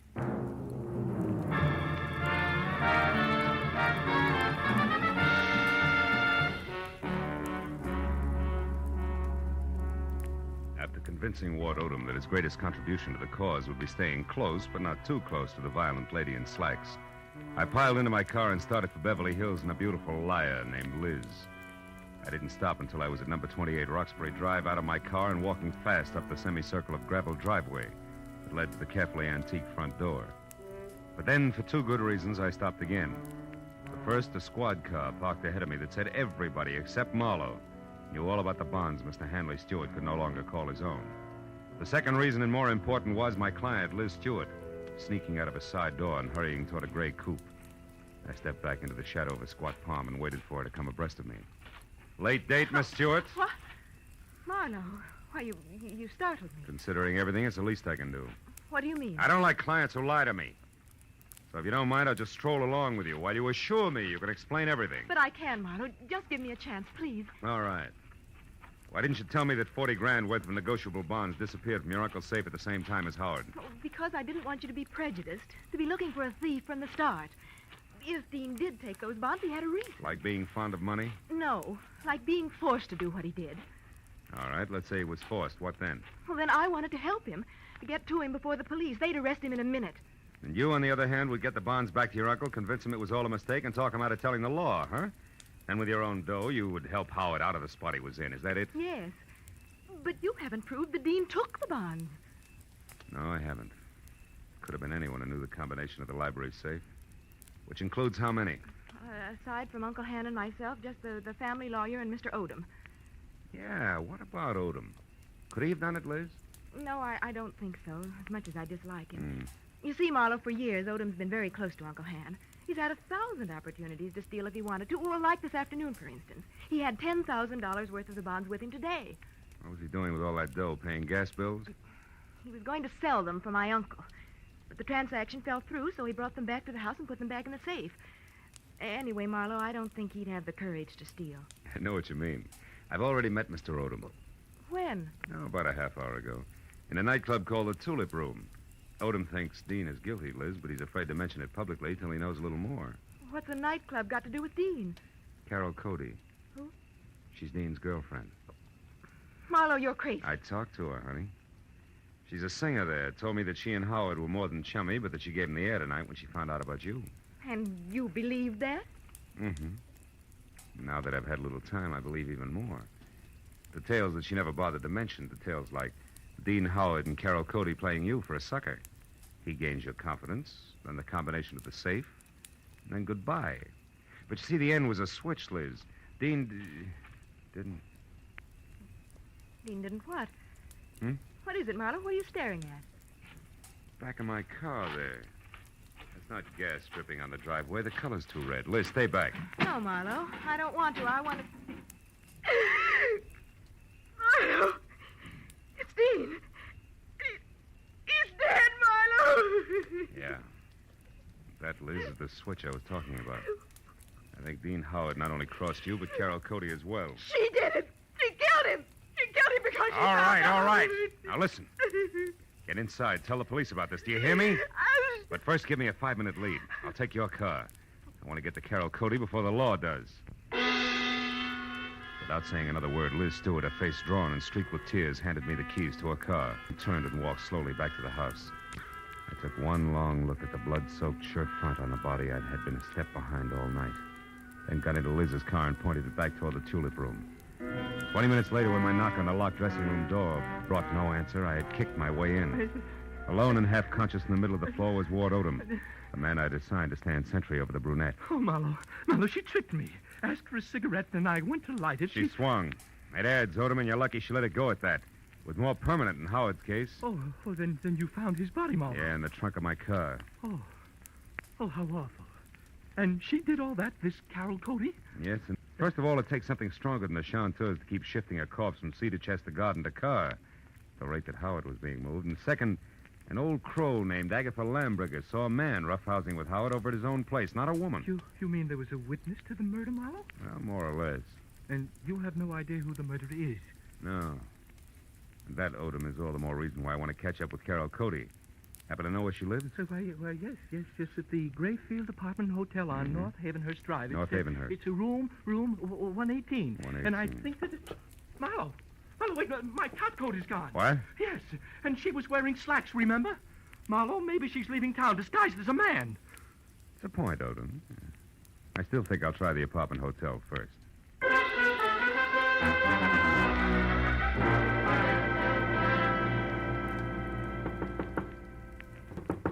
Come in, the door's open. The bag's over there, boys. Did you get the Marlowe, what are you doing here? Not doubling for a bellhop, so get over there, sit down, and keep your hands in your lap, because if I have to, I'll shoot. What? I don't understand. I'll make it real plain. I think you murdered Dean Howard because he double-crossed you after he emptied Hanley Stewart's safe. And I think you're out of your mind. Which brings us to a position called stalemate, and that in turn makes this a good time to call the cops. I didn't kill Dean. I swear I didn't. Oh, listen to me. What you said about Dean double-crossing me after he stole the bonds is true, but not the way you think it is. Second verse. He didn't want to just cut me out of my share, Marlowe. He wanted to return all the bonds intact. He really fell in love with Liz Stewart and decided to play all-American boy. You mean he decided to call it all off after he'd stolen the bonds? Yes, Marlowe. That was the reason we argued tonight. Well, it's a stronger reason than one I already had for your committing murder. Baby, you wanted that money bad. No, you're wrong. Come back here. Why did you belt Odom and run? And don't bother denying that you did, because I just left him. And he's minus good health and that top coat over there. So if you think I can explain that. I was scared that a confession out of Dean would get me into hot water. And when you showed and then Odom, Just a minute, Carol. But Marlowe, Just a minute, will you? I think I've got the answer. What answer? It's dust, Carol. Dust and what an old gossip swears she saw from her window. Right now, I've got to get over to her place before she ends up looking like the late Mr. Howard. Well, then you believe me, Marlowe, about not killing Dean. I don't know. But since you've been in this cheap swindle from the start, we'll just tuck you into an old-fashioned wardrobe. Just for safekeeping, baby.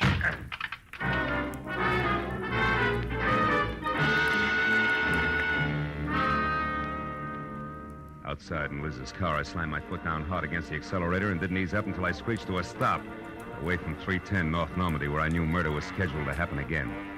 I was next to a pair of half-open French doors through which I could see Agatha Lambricker sitting erect in a straight-back chair. I was happy that I hadn't taken any longer in getting there. I was also happy that the man standing opposite her, gun in hand, the man who had murdered Dean Howard, had his back to me. I got a firm grip on the .38 in my hand. You've been so nosy, Miss Lambricker. And it's too bad that Marlowe had to let me know you've been a witness when I killed Dean Howard. A roughhouse, I think you called it. A roughhouse is what I thought at the time. But when I saw Dean Howard's body out in the alleyway, I knew... You knew I killed him. Everything would have been simple if you hadn't had your nose out a mile. I was going to run over him, and it would have looked like an accident. But I had to move the body after you saw it. Marlowe's car looked good until I could dispose of it. But there's no point telling you all this. You won't be able to gossip about it, Miss Lambricker. I'm sorry. Sorry, but that's the way it has to be. You or me. I vote for you, Odom. Drop your gun before I close the polls for good, real noisy like. Come on, drop it. No, don't shoot. I dropped it. Okay. I'll move to the middle of the room, hands high. Marlowe, I didn't want to do it, but I had to kill him. Dean Howard was going to return the bonds he took. Marlowe, and that would have left you in a me. spot, wouldn't it? Because Howard only stole 30 grand out of that safe. You were taking 10 grand to legitimately sell for your boss. I know what And when you went to return them, you happened. saw there'd been a theft. And you decided to make the most of it and let somebody else take the rap for the whole 40 grand. Keep your eye on him, Mr. Marlowe. He's just Don't trying worry, a man who shoots another man in the back has no guts. He won't try anything while I'm looking at him. No, Marlowe. I don't have any more guts than it takes to jump behind a woman's skirt. A lady I choked to death. If you take one more step, now lower your gun and listen. All right, let her go, Odom. Sure, let her go. Just as long as you cooperate, Marlowe. Marlowe, don't be a Shut fool. up! Shut up! Don't shoot! You kill me anyway. Shoot! No! Shoot! No, don't shoot! Marlowe! No, don't shoot! Don't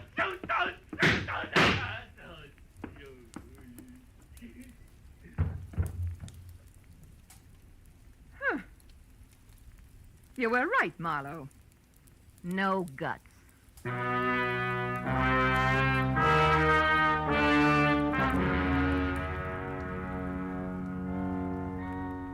It was an ambulance, a half a dozen squad cars, and a police captain included, and 3 long hours of questions and answers in triplicate later, before 310 North Normandy and Environ settled back to being just another quiet house on just another quiet street.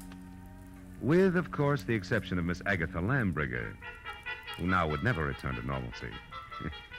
And as we sipped hot tea together and a clock someplace deep in another room struck twice, Now, Philip, so I'm sure I had this she was right. still going strong. Dean Howard owed money, so he and that worthless singer decided that he should get friendly with your wealthy client and then at the propitious moment rob her uncle, correct? Correct, yeah.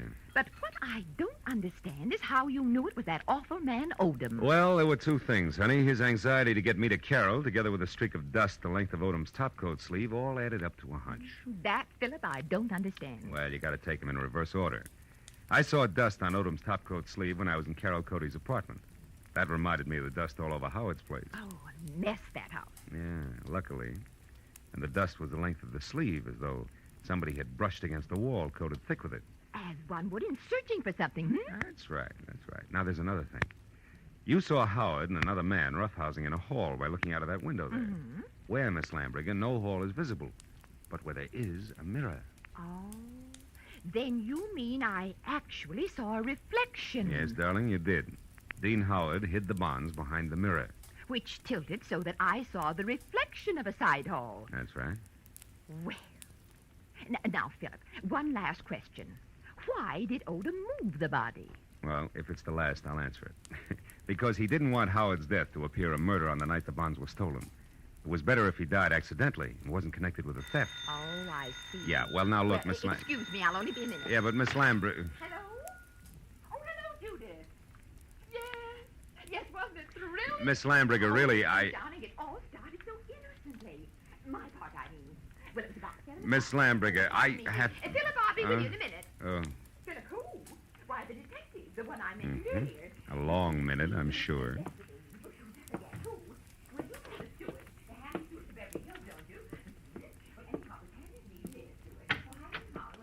Goodbye, girl.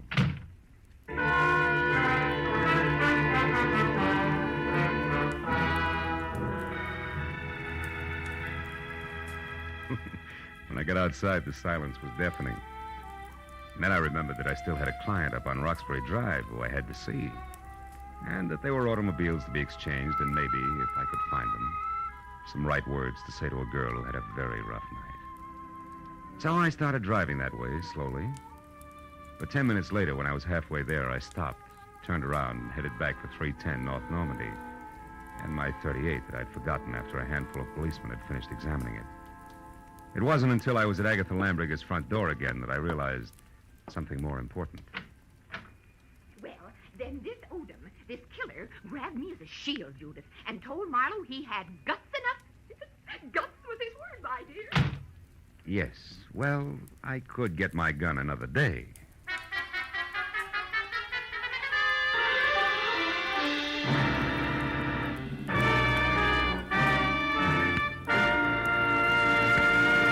The Adventures of Philip Marlowe, bringing you Raymond Chandler's most famous character and star, Gerald Moore, and are produced and directed by Norman MacDonald. Script is by Mel Donnelly, Robert Mitchell, and Gene Levitt. Featured in the cast were Lois Corbett, Lorette Philbrandt, Lynn Allen, Peter Leeds, and John Stevenson. The special music is by Richard Orant. Be sure and be with us again next week when Philip Marlowe says... It began as the threat of a beating that turned into murder with a brown-eyed blonde, a jovial hippopotamus, and a tough ex-soldier of fortune. All complicating the problem until I got next to the key man.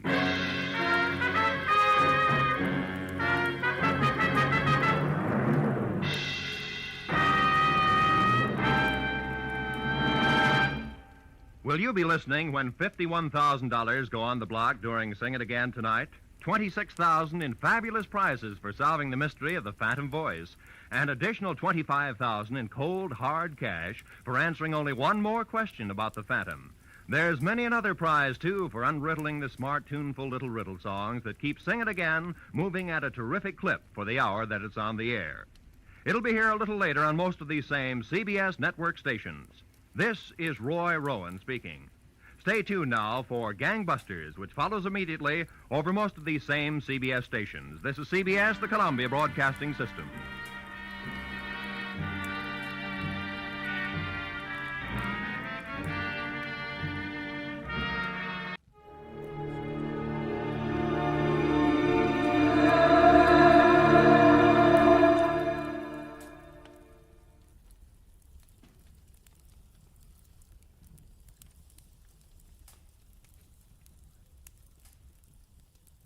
Get this and get it straight. Crime is a sucker's road, and those who travel it wind up in the gut of the prison of the grave. This time, a wrestler on the skids, a quick-change artist in an alley, and a girl with an eye for angles all met destruction because 100,000 easy bucks caught them in a stranglehold which none of them wanted to break. From the pen of Raymond Chandler, outstanding author of crime fiction, comes his most famous character in The Adventures of Philip Marlowe.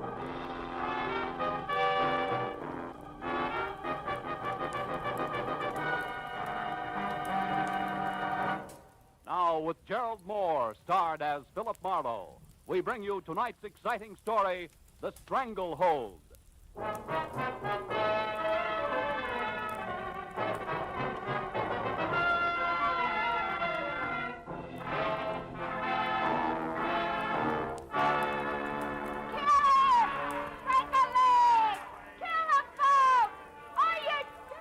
Sometimes men climb all over themselves for a purpose, sometimes for relaxation, and most times for no reason at all. Take professional wrestling. I watched in the ringside while two gargantuan hulks contorted their features in mock agony and bulged muscles at each other on a mat surrounded by tiers of onlookers, screaming through their half-chewed popcorn. While the fans, as usual, howled for blood, booed the decision, hooted the departing contestants, and waited for the next comic act, laughingly called the main event. I went again over the letter I'd received 2 hours ago by messenger from one Manny Faber. It had included a ringside ticket to L.A. Wrestling Arena, a check for $200, and the request that I catch as much as I could stomach of the match between John, better known as Peachy Kearns, and Jules Caesar, the Emperor of Brooklyn. After which I was to come to Faber's house for instructions that involved John Keene plus $100,000 of Manny Faber's money. So I watched a little closer as something that looked like a Sherman tank in a toga and leather sandals crowned with an olive wreath lumbered into the ring and sneered at the crowd. And since I'd long ago given up wrestling as a sport, I turned to the fan next to me wearing a derby on the bridge of his nose, waved a cloud of cigar smoke aside, and got some information. Oh, Caesar? You get your money's worth out of him, all right. Hey, what about this John Keene? How does he stack up? Ha! Peachy, you kidding? He's a bomb. Stinko. No show. Off. A blink down. Look, they're fixing the ring up for him now. Get this. What's that, flowers? Yeah, peach blossoms. These two peach blossoms all over his corner. What stuff 2 years ago, the stuff was okay, but now it's tired, you know what I mean? He won't even put on a show, little old rascal. He's still called a champ, isn't he? Champ! Him! He won't even give you a laugh anymore. He's afraid of getting his pretty nose bent. What a bum. Cecil, tie him up a knot. Here he comes, look at Yo-ho, Peachy! You bum! See what I mean with that profile? He ought to be a ribbon clerk instead of a wrestler. Yeah. Hey, what's that on the back of his robe? Are you kidding? That's a big peach, of course. Embroidered in gold on black silk. How do you like? Yeah. Go ahead. Hey, look, I hear them robes cost him $1,000 a piece. He thinks they make him hot stuff with the dames. Maybe they do. Who's the brunette in there talking with him? Should I know? There's always something like that. Now, look, pipe down, will you, man? You talk so much. Now, ladies and gentlemen, the feature event on tonight's program, a free-fall, no-limit contest of a wrestling. In this corner, at 278 pounds, the outstanding contender from the Atlantic Seaboard and Emperor of Brooklyn, Jules Caesar. Are you kidding? And in this corner, at 225 pounds, the undisputed champion of the Western Hemisphere, John Peachy Keene. As the match got underway and Peachy started out of his corner, the good-looking brunette shouted something at him that stopped him cold. He turned to glare at her, and Caesar slapped a hank on him that put Peachy flat on his back for fall number 1. 3 minutes later, with his head in a gilligan, Peachy was well on his way to the mat again for fall number 2, which was enough for me, so I got up to leave. The brunette, I noticed, was leaving, too. And at the end of the exit tunnel, we came out side by side. You got a match? Huh? Oh, yeah, sure. Thank you. It's a mess, isn't it, huh? What's a mess? The way things are going inside there. Peachy ought to change his line of work, don't you think? Oh, what's it to you? A laugh so far. What's it to you? You said something to him that knocked him for a loop, baby. What was it? A personal matter. Oh, how personal? Oh, about like that. Thank you, and step down, Philip Marlowe. And you'd better step out, too, or I'll whistle for a John Don. Nighty-night, Nosey. So saying, she flashed a couple of daggers at me from her snapping black eyes, spun on 4.5-inch red patent leather heel, and was gone.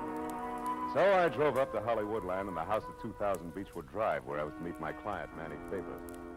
The house looked like a 2-room cottage from the street, but it ran for 3 stories down the backside of the hill. All I did was touch the bell when the door flew open. You're Marlowe, am I right? Come on in, Marlowe. I'm Manny Faber, head of Faber Transcriptions Incorporated. Produce radio shows, you know. Yeah. So you saw him, eh? You saw that big, crooked, four-fleshing, stupid, mat-pounding mastodon that calls himself Johnny Peach Keen, huh? Yeah, I saw him. Yeah. Oh, have a chair. Oh, thanks. Well, what do you think? You just summed it up. What's that got to do with your $100,000, Mr. Faber? You haven't seen the late editions? No. They're full of it. Peachy Keen is suing me for 100 G's for slander. How can you slander a guy like Peachy? It's impossible. I know that, and you know it. But does a court of law know it? No. In fact, they're going to make it stick. No? How'd it happen? I'll tell you. A very sweet guy named Frank Gaynor. Yeah, I know him. He's a sports commentator. Yes, he's been doing 5 a week on my label and going big. But 3 days ago, what we've been expecting for months finally happened. Rest his soul. A week ticker. And just like that, he dropped dead on the street. Heart failure. Yeah, I read about it. Well, Frank always kept 5 broadcasts ahead, see? Made tape recordings in his own little studio. So I've been running his last 5 shows as a final tribute to him. Well, what happened?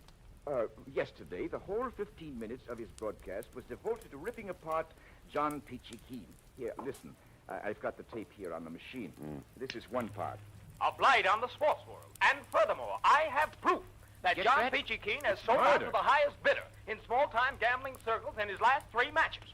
Now, I know for a fact that he has become so blatant in his underhanded dealings that even as dubious a business as professional wrestling cannot stand the stink.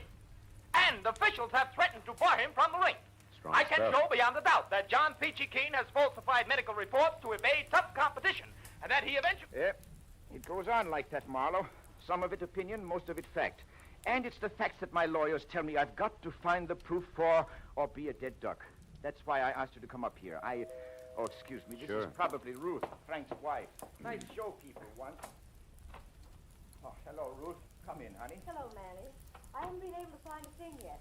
I can't imagine where Frank got his information. Oh, Ruth, shake hands with Mr. Marlowe. He's the detective I told you about. Mrs. Gaynor, Marlowe. How do you do, Mr. Paranoia, Marlowe? Mrs. Gaynor. Manny, here's the key to Frank's private studio at 6122 Sunset. It might be a good place for Mr. Marlowe to start. Yes, all his files and equipment are there. Frank didn't like to work at home or at my plant on the strip. Wanted his own private setup. We looked there, but maybe we missed something. Okay, I'll see what I can find. Oh, by the way, do either of you happen to know a good-looking brunette connected in some way with Peachy? No, but he's quite a ladies' man, I understand. Why, Marlowe? That's just a hunch. I saw him talking to one tonight, a fireball. May mean nothing. Well, I hope you'll be able to locate the proof of Frank's statements, Marlowe. We've got to find it for Frank. Also, it'll break my heart to pay $100,000 to a no-good meat heaver named Peachy Keen. I promised Faber I'd keep in touch and left. I found Gaynor's little recording studio tucked into the second-floor corner of a small office building on Sunset. Unlocked the heavy soundproof door and went in. The room had a busy, cluttered look, as though Gaynor himself had just stepped out. A row of filing cabinets and a desk sat along one wall, and opposite them was the glassed-in booth with the tape recorders and microphone by which the solitary sportscaster had canned his radio programs. I dug through the files and found a folder labeled John Keen that held only a sketchy history of the wrestler. Some publicity pictures and a few clippings, one of which rated a long second look, because it was topped by a picture of the same brunette I'd seen at the ringside. It was captioned, Carla Bennett leaves for West Coast. I started to read the story when there was a sound at the door behind me and the lights went out. Don't move, Mighty. I'll kill you on the spot if you do. Up against that window, you make a perfect target, you know. But don't try anything cute. What do you want? A little more than I'm getting, it's what. I'm entitled to it, I am. The service is rendered, you might say. I can't help you, Busty. You've come to the wrong man. No, but not to the wrong place, Mighty? So, first things first, like I always say. Turn around, Mighty. Yeah, it's nice. Oh! Bartail getting it. Sleepy boy.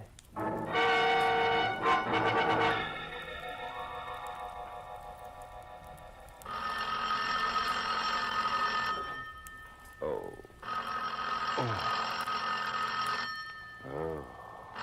All right. Don't rush me. Oh. Morrow, where were you? Is something wrong? Yeah, it's wrong long as a limey showing up here to put this...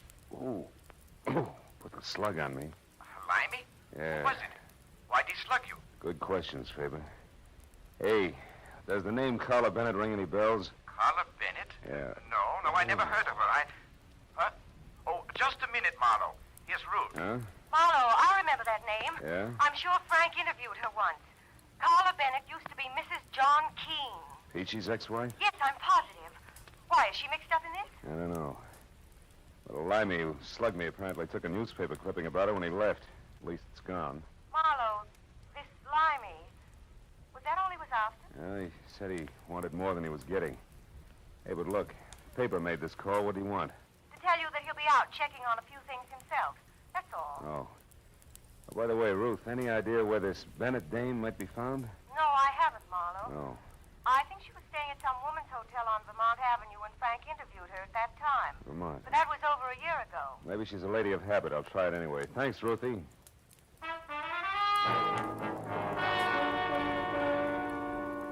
There were 3 exclusively female hotels on Vermont. And the second one I called had a Carla Bennett registered. So I went out to my car and babied my aching head down Vermont to the Victoria Plaza ladies-only hotel. The lobby was done in ivory and pink with desk clerk to match, whom the nameplate tagged as Mr. Seymour Pratt. I started over but stopped when I spotted about an acre of peach-colored suede coat wrapped around John Peachy Keene himself, lumbering up the stairs at the back of the lobby. Mr. Pratt saw him at the same time and darted from behind the desk like an angry canary after a rhinoceros. Just a minute, you. This is a ladies' hotel. So what? I gotta see the one in 212. Not this way, you don't. Why, it's after midnight. If Miss Bennett wishes to come down to the lobby, that's her affair. But no men are allowed upstairs after 10 p.m. Okay. How can I get in touch with her? Use the house phone, naturally. Over there in that booth. I'll go right back to the board and plug you in. I'll be with you in just a moment, sir. Ducky, I'll wait. A call for you, Miss Bennett.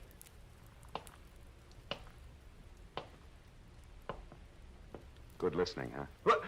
Now, see here, you know perfectly well you're not supposed to come back to this desk. This is for employees only. What about eavesdropping? Is that for employees only, too? Oh, why, how dare you Save it, accuse me of- Seymour. The guy in the booth there is a professional wrestler. If he finds out you're listening in, he'll tear your arm off and beat you to death with it. Let me take over. Here, give me the earphone. Now, wait. Come on, give it to me. Okay. Now sit there like a good boy. Keep the key open and your trap shut. No surprise. Where are you now, John? In the lobby, in a phone booth. You better come down, Carla. No, John, I'm tired. Will you call me tomorrow? Wait a minute. What do you mean by that crack you made tonight when I was in the ring? Just what I said. I want a nice big slice of that $100,000 you're getting from Manny Faber. Why, you're crazy. What makes you think I'd give you one lousy penny? You will gladly.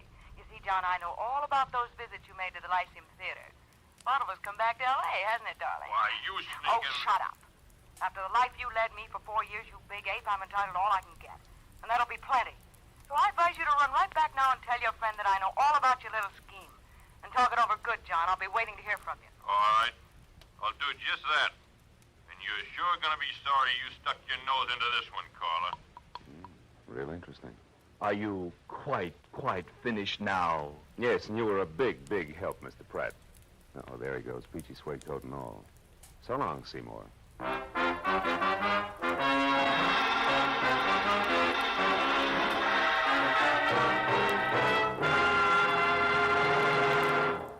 In just a moment, the second act of Philip Marlowe.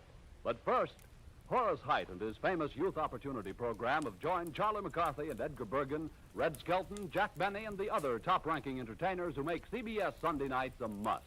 Enjoy these 30 minutes when Horace Heidt takes over on most of these same stations Sunday night this fall. Tune in this fall for the shows that you love best of all. Listen carefully. Here's the address. It's CBS. Now, with our star, Gerald Moore, we return to the second act of Philip Marlowe and tonight's story, The Stranglehold.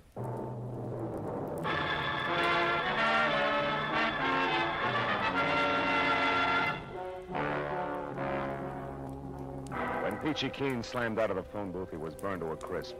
He stomped out of the woman's hotel via the back door that opened onto the parking lot. And when I got there, it was already out of sight. I stopped in the shadows to figure out which way he'd gone, but skipped that as the back door opened again.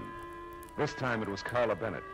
She ran across the lot, hopped into a new green convertible, and got as far as switching on the lights before still another character pranced into the headlight beams like a veteran ham making for upstage center. Miss Bennett! Hey, Miss Bennett, wait, I gotta talk to you.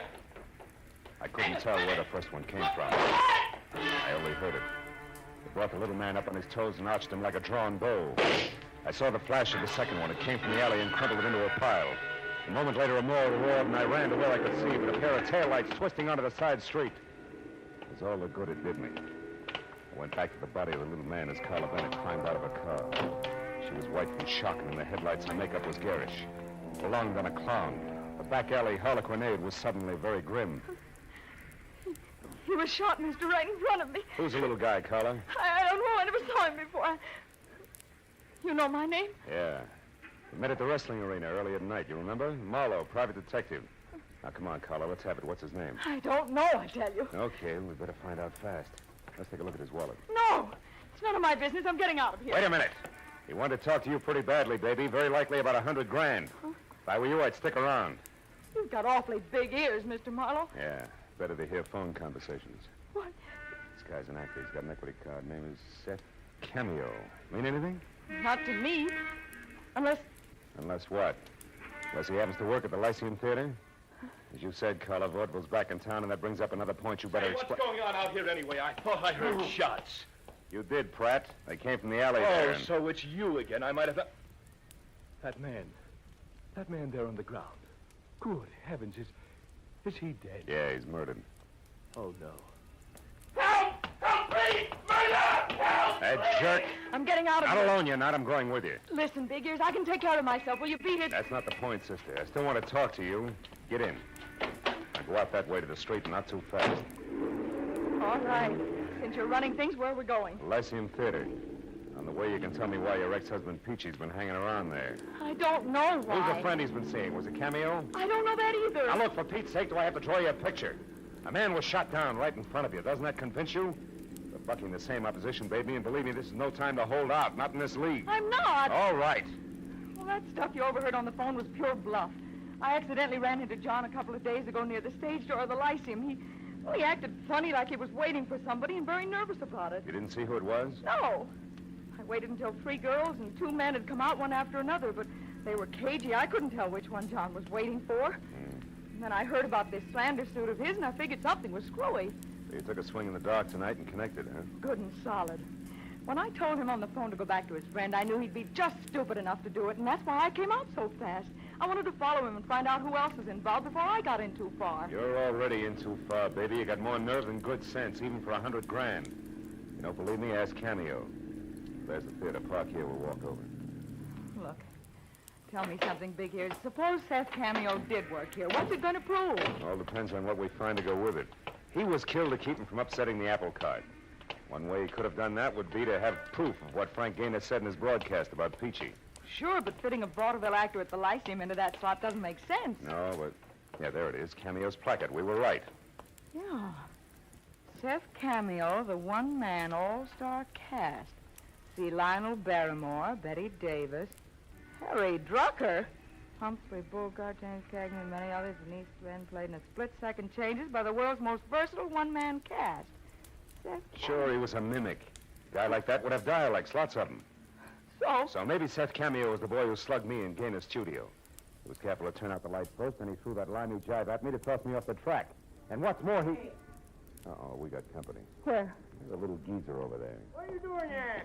Theater's closed. Last show's been over for hours. I know, you're the night watchman. That's right. Now you better move along, kids. No lighter and run theater. Just a minute, Pop. This Seth Cameo, does he have a limey number in his act? Why don't you come back tomorrow and ask him? Well, that's tougher than you think, mister. How about it? Does he do a limey? Limey? Well, now, let's see. Cockney, English. No, don't think so. Might have at one time, though. Been in the business for years. But, yes, he has. Got a box there with every bill he's ever played on in it. Most actors do. But the theater's all closed now, fella. Well, you've got a key, haven't you? Look, Pop, it's important. We got to find out right away. No, I'm sorry, Sonny. Can't do it. Look, it's real important. Take a good look. Very important. $10. Uh-huh. Yeah. Oh, I guess it wouldn't do any harm if you just want to look.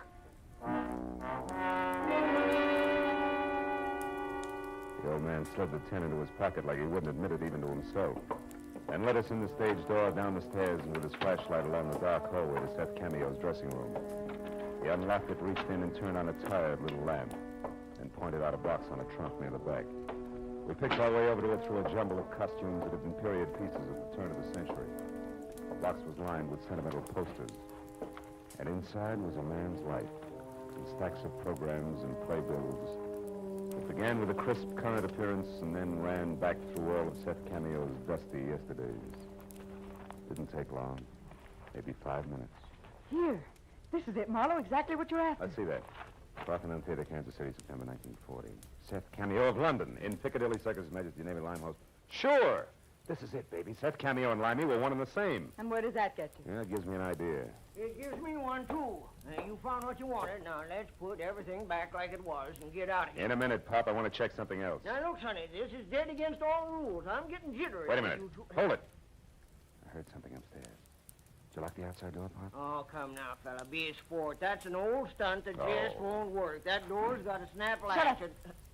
I heard it, too, that time. There is somebody up there. Huh? Yeah, you're right. Dad, blame it, I was afraid of something like this. Now, look, you two. You stay right here and don't touch nothing till I get back. You hear? I'll go see what it was. Better switch off the lights, Carla. The brakes are going against us. What do you mean? Well, all this after-hours theater business can't be coincidence. Before they came in upstairs, there's trouble on his mind. Oh. You asked for a payoff, baby, and that's what you're going to get. Only the bank won't handle it. The morgue will. Hey, you. What you doing here? You the night watchman around here? Oh, Marlowe, it's John. Yeah, Pitchy Keen. No pun intended. The girl that's in here. I want to see her. Oh, no. Take it easy. Here, now you go on. Get out. Don't lie to me, Grandpa. Our car's parked across the street. You know Keep quiet. Thought she could be. Now, where is she? Come on, I mean business. Now, listen here. Don't you give me none of your sass, son. You just clear out there. Oh, Crazy old fool.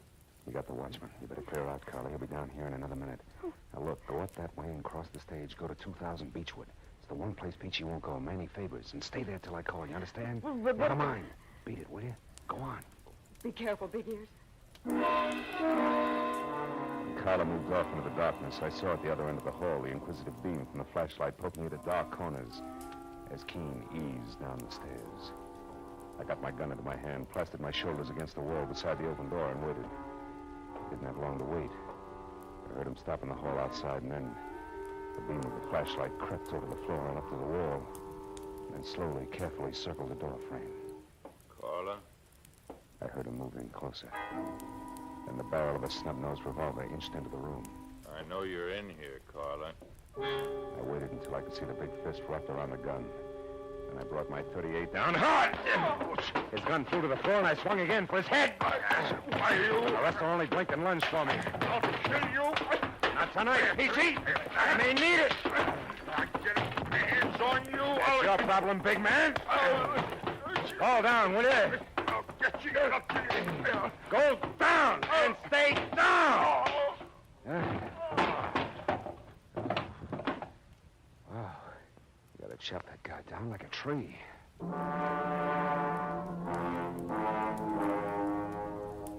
It had been short but vicious. And the one punch he'd landed had shaken me to my shoelaces.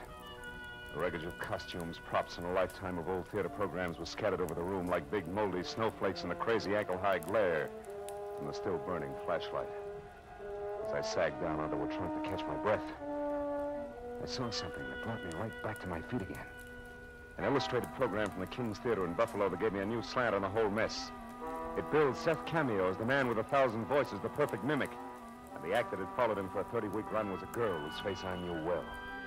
I ran out of the theater into the nearest cab stand where I sent one driver to get the police over to the theater, and with another, I headed for Manny Faber's place on Beechwood, and what I was positive would be another murder. When I got to the front door, I knew there was no need to hurry. It was all over. Come on in, Marlowe. I've got news for you. It was Carla with a gun in her hand. And on the floor in the corner, her face tight with pain, was Mrs. Ruth Gaynor, glaring hate up at me like a wounded panther. There she is, Marlowe. I recognized her as soon as I saw her. She's the one Peachy was waiting for outside the Lyceum Theater.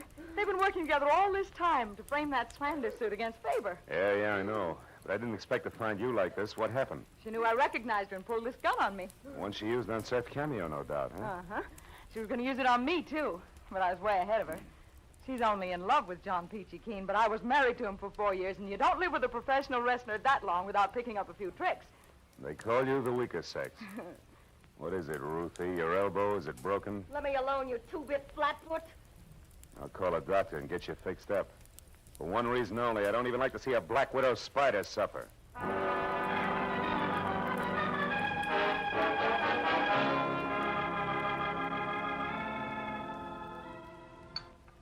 More coffee, Miss Bennett? No, thank you, Mr. Faber. Well, I don't blame you. I've got no appetite either. You know, Marlowe, I always liked Ruth, and I thought she liked me. As long as you represented a buck, she did. And I've got to admit that she and the wrestler were clever, though. That stunt almost worked. She was clever. John Keen is 225 pounds of solid jerk. Yeah, it was all her idea. She was in love with Peachy, and when Frank died, she saw a great opportunity. Especially with that mimic being in town. Sure, Seth Cameo is an old friend of hers. She and Peachy wrote a highly slanderous script. She got Cameo to record it on Frank's machine, imitating Frank's delivery. Yes, and I broadcast it and stabbed myself in the back. Exactly. And we'd never found out any of this if a couple of other characters hadn't tried to cut in. First, Cameo, who felt he'd been cheated when he learned the job he'd done was worth $100 grand. Ruth had to shoot him to keep him quiet. Second, little Carla here. Hey, Marlowe, please. With me, it was just good, healthy spite. Spite, huh? What's stronger, baby, spite or dough? Well... See what I mean? Good night, Mr. Faber. Good night. Come on, Carla, let's go.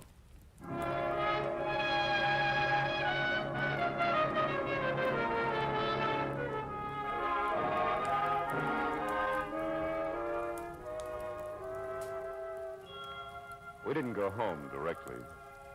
We went on up Beechwood Drive, high into the Hollywood Hills, and parked where we could look out over the sparkling, sprawling city. And then we talked about Carla, her life, relative values, the city below us, and the dark hills above. And then, as we watched the first faint glimmer of dawn rise in the east, we both realized something. Not original, not very complex, and certainly not sophisticated, but very gratifying. In the final analysis, the best things in life, we both agreed, are still free. Know what I mean?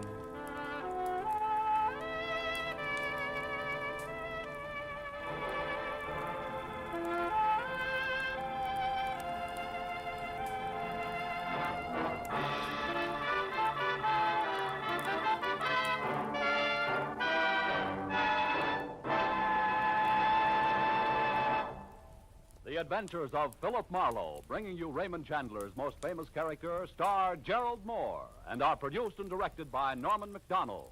Script is by Robert Mitchell and Gene Levitt. Featured in the cast were Vivi Janis, Ted Von Eltz, Charlotte Lawrence, Barney Phillips, Tony Barrett, Peter Leeds, and Junius Matthews. The special music is composed and conducted by Richard Orant. Be sure and be with us next week when Philip Marlowe says... I didn't know it, but I was caught in a smokeout that led from a search for a lady in black, past murder at a highway inn, to gunfire in a crumbling warehouse. And all for a girl, already dead in the morgue.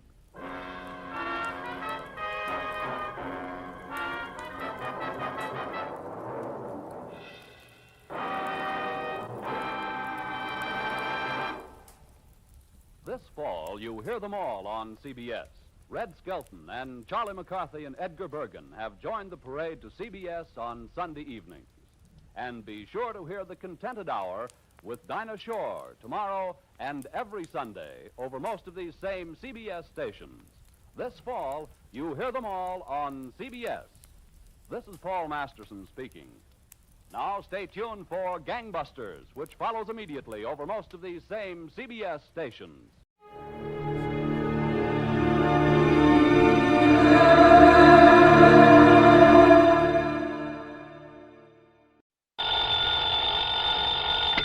Johnny Dollar. Pat McCracken, Johnny, Universal Adjustment Bureau. Well, good for you, Pat. Just keep it up. Now, what's that mean? 2 assignments in 1 week? Fine. Oh, 1 week and 1 day. So I still like it. What goes this time? Johnny, how old are you? Just exactly 30... Huh? Why?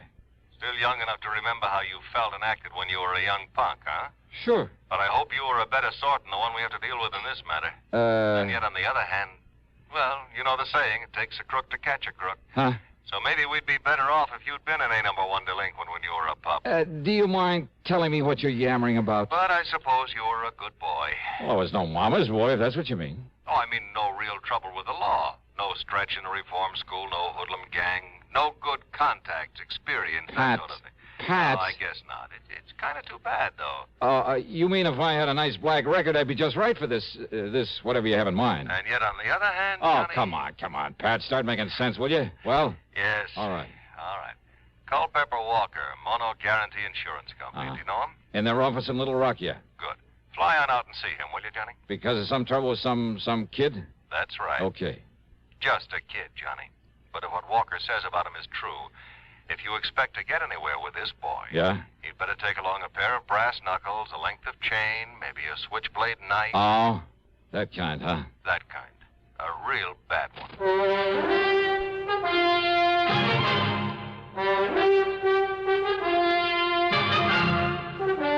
CBS Radio brings you Bob Bailey in the exciting adventures of the man with the action-packed expense account, America's fabulous freelance insurance investigator. Yours truly, Johnny Dollar.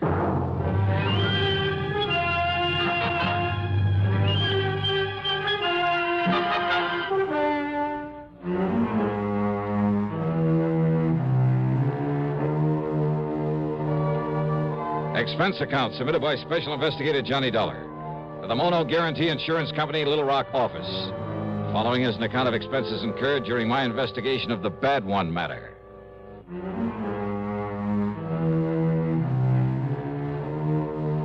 Expense account item 1, $2 for a cab to Bradley Field. Item 2, 8110 airfare to New York to Little Rock, Arkansas.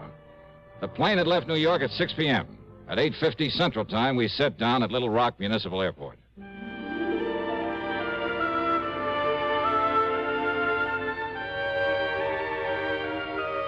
There have been a lot of changes since the year 1772 when a guy named Bernard de la Harpe stopped here and tagged the place after an outcropping of rock on the south bank of the Arkansas River. Yeah, it's an interesting town with its modern air-conditioned buildings of chrome and glass, its busy streets and busy people. And at the same time, its beautiful residential section, fine homes, plenty of trees and gardens and hedges and lawns that stay a lush green throughout the year. Not far away are well-cultivated farms and dense forests. And along the river, lots of rich bottomland, much of it loaded with cotton. Any kind of crime just doesn't seem right in this area. As soon as I got settled, I called Culpepper Walker, made a date with him, and then early the next morning met him at his office where he got down to business. No, Dollar, not right here in town, but in one of the outlying precincts, I guess you call it. Section they call Milltown. Oh, I see. And his name is Pete McGuire. Works in a cotton mill. He's 18, 19 years old. And he's the only one knows who killed Mr. Brierly. Brierly? Ambrose W. Brierly, client of ours. Insured for near $50,000. And his business partners in the mill are also clients. Very important ones. Mm-hmm. Well, what happened? Monday night of last week, Mr. Brierly was driving along with a payroll for the cotton mill, like I said, over in Milltown. That's east of here. Yeah? Somebody ran his car off the road, bashed in his head, and took the payroll, some $17,000 in cash. He was carrying all that money around alone at night? Well, he'd taken it out of the bank here in town just before the bank closed. He started out for the mill. But he'd had some trouble with his car, with one of the front wheels, and he had to stop and have it fixed. By the time he got on the road again, it was nearly dark. Well, tell me, you sure he didn't just swerve off the road by himself? No, he was shoved off by another car. Tire marks, the skid marks, showed just how it happened. Chief Andy Fisher of the Milltown Police Department checked that out. I see. Well, could the police identify the killer's car by those tire marks? No, sir. And that's where the McGuire boy comes in. How do you mean? I mean, he was caught running away from the scene. Not more than, well, couldn't have been more than 1 or 2 minutes after it happened. Caught by whom? Well, police car. Chief himself was in it. Just checking the beat out there. He chased the kid down and brought him in for questioning. Well? Nothing. Nothing? What do you mean, nothing? All they could get out of that tough young punk was absolutely nothing. Well, then, what am I supposed to do if the police haven't been able to get anything out of him? Well, you could try, can't you? But it's a matter for the police. If it wasn't for Mr. Brierly's partners. Now, what do they got to do with it? They're insurance. Insurance on the cotton mill. Thousands of dollars in premiums every year. So? Well, I can't afford to lose it, Dollar. Well, so why and should they're I... the ones, his partners, who insisted that I get you out here to investigate. Oh. Yes, sir. Mr. Dollar? Johnny? Okay, Culpepper. I'll see what I can do. Item 3, $50 deposit on a rental car, and I drove over to Milltown, to the one-room police headquarters in the city hall. Yes, sir, Miss Johnny. I was right there at the scene of the murder in my prowl car, right after it happened. Oh? How come, Chief? Man at the bank had told me about Mr. Briley's car trouble.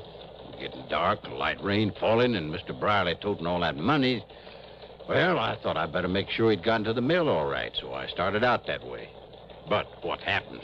All right, what happens? I got there to Spring Road crossing, and there's his car in the ditch, and another car tarring away up the road. Oh? And this young Pete McGuire trying to get his motorcycle started and get away from there. Kind of he seen me arriving on the scene. So when I found Mr. Briley's dying there in his car, I grabbed the kid. Yeah, if only I'd have had sense enough to follow up that other car. Now, you're sure this Pete McGuire didn't do it? Well, of course, he said he didn't. And that was before he clammed up like now when he won't say anything. And he also asked me, didn't I see that other car that left a couple of minutes before I arrived? Well, Chief, that doesn't prove... And there was another thing, Miss Johnny. You could still see by the tracks how that other car had shoved old Mr. Briley's car off the road. Doc Hamper come along about that time, and Could you read those tire marks? No, sir. But Doc and I could still read the tracks from that Pete McGuire cycle. Uh-huh. So he come along after the other car left. All right, I see. But he must have seen who was in that other car, so he knows who did it. Oh, well, now, wait. Oh, that I'm doesn't... sure of it, Miss Johnny, because of what Mr. Briley said. What he said? When? Well, laying there in his car, dying, thinking the Doc was Pete standing there. And he kept saying over and over. Peter, you saw it. You tell him, boy. You tell him who did it. You saw it, boy, so you tell him. You tell him. Yes, sir, Miss Johnny. Over and over again, he said it, and then he died.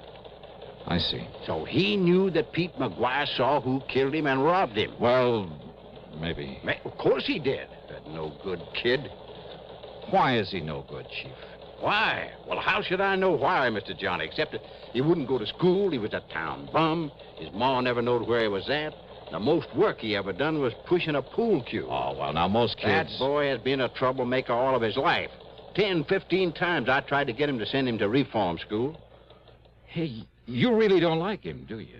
Nothing but trouble out of him. And I take it he doesn't exactly go for you. Huh? Maybe a cop hater even, huh? Yes, sir. That's right. A cop hater. Just like his old man was. Like his old man taught him before I had to kill him one night in a robbery. Pete's old man? They ought to send this cheap punk up to the pen. But first I got to find out who killed Mr. Briley. Of course you're holding him, Chief. On what? Material witness, withholding evidence. There must be some way. Oh, with him claiming he's blacked out and don't remember anything? So that Percy Van Ashworthy Tetweiler upstairs... Percy Van who? What? The public defender. Got the judge to release Pete McGuire on his own recognizing, or whatever it is. Recognizance. Yes, sir. So McGuire's out and free as a bird. But if he tries to run up before I can get him up before the jury... Oh, Chief, lots of But kids. don't you worry, Mr. Johnny. Everybody on that jury are my friends. So they'll lock him up, all right. Yeah, I see. Be kind of revenge, huh? Because he won't cooperate with you. Now, look, Mr. Dollar. Or maybe just because he's a cop hater. Where'll I find this Percy Van, this public defender? Upstairs in his office. But do you think he could get anything out of that kid? Well, now, as the kid's defender, do you think he'll tell you if he did? But if he did, and you find out, you got to tell me. Yeah, we'll see about that. Mr. Johnny, I am not going out of here with a punk kid making me look like a fool. All these years working to keep order here in Middletown, having to retire a few months from now. Yeah, and going out no richer than when I was walking a beat. So maybe I'll have to live with some of my relatives somewhere out west. But you think I'm going to leave with this kid making a fool out of me? I'll see you later.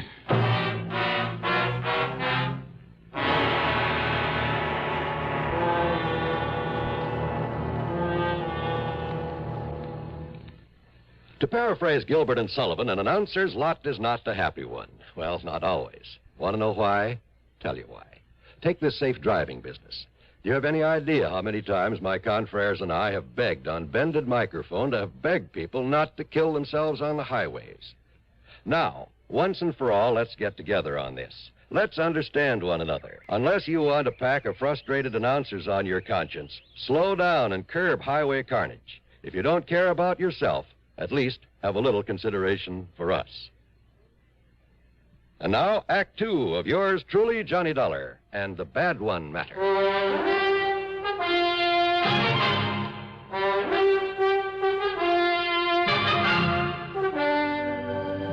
Percy Van Ashworthy Tetweiler was hardly what his name might have implied.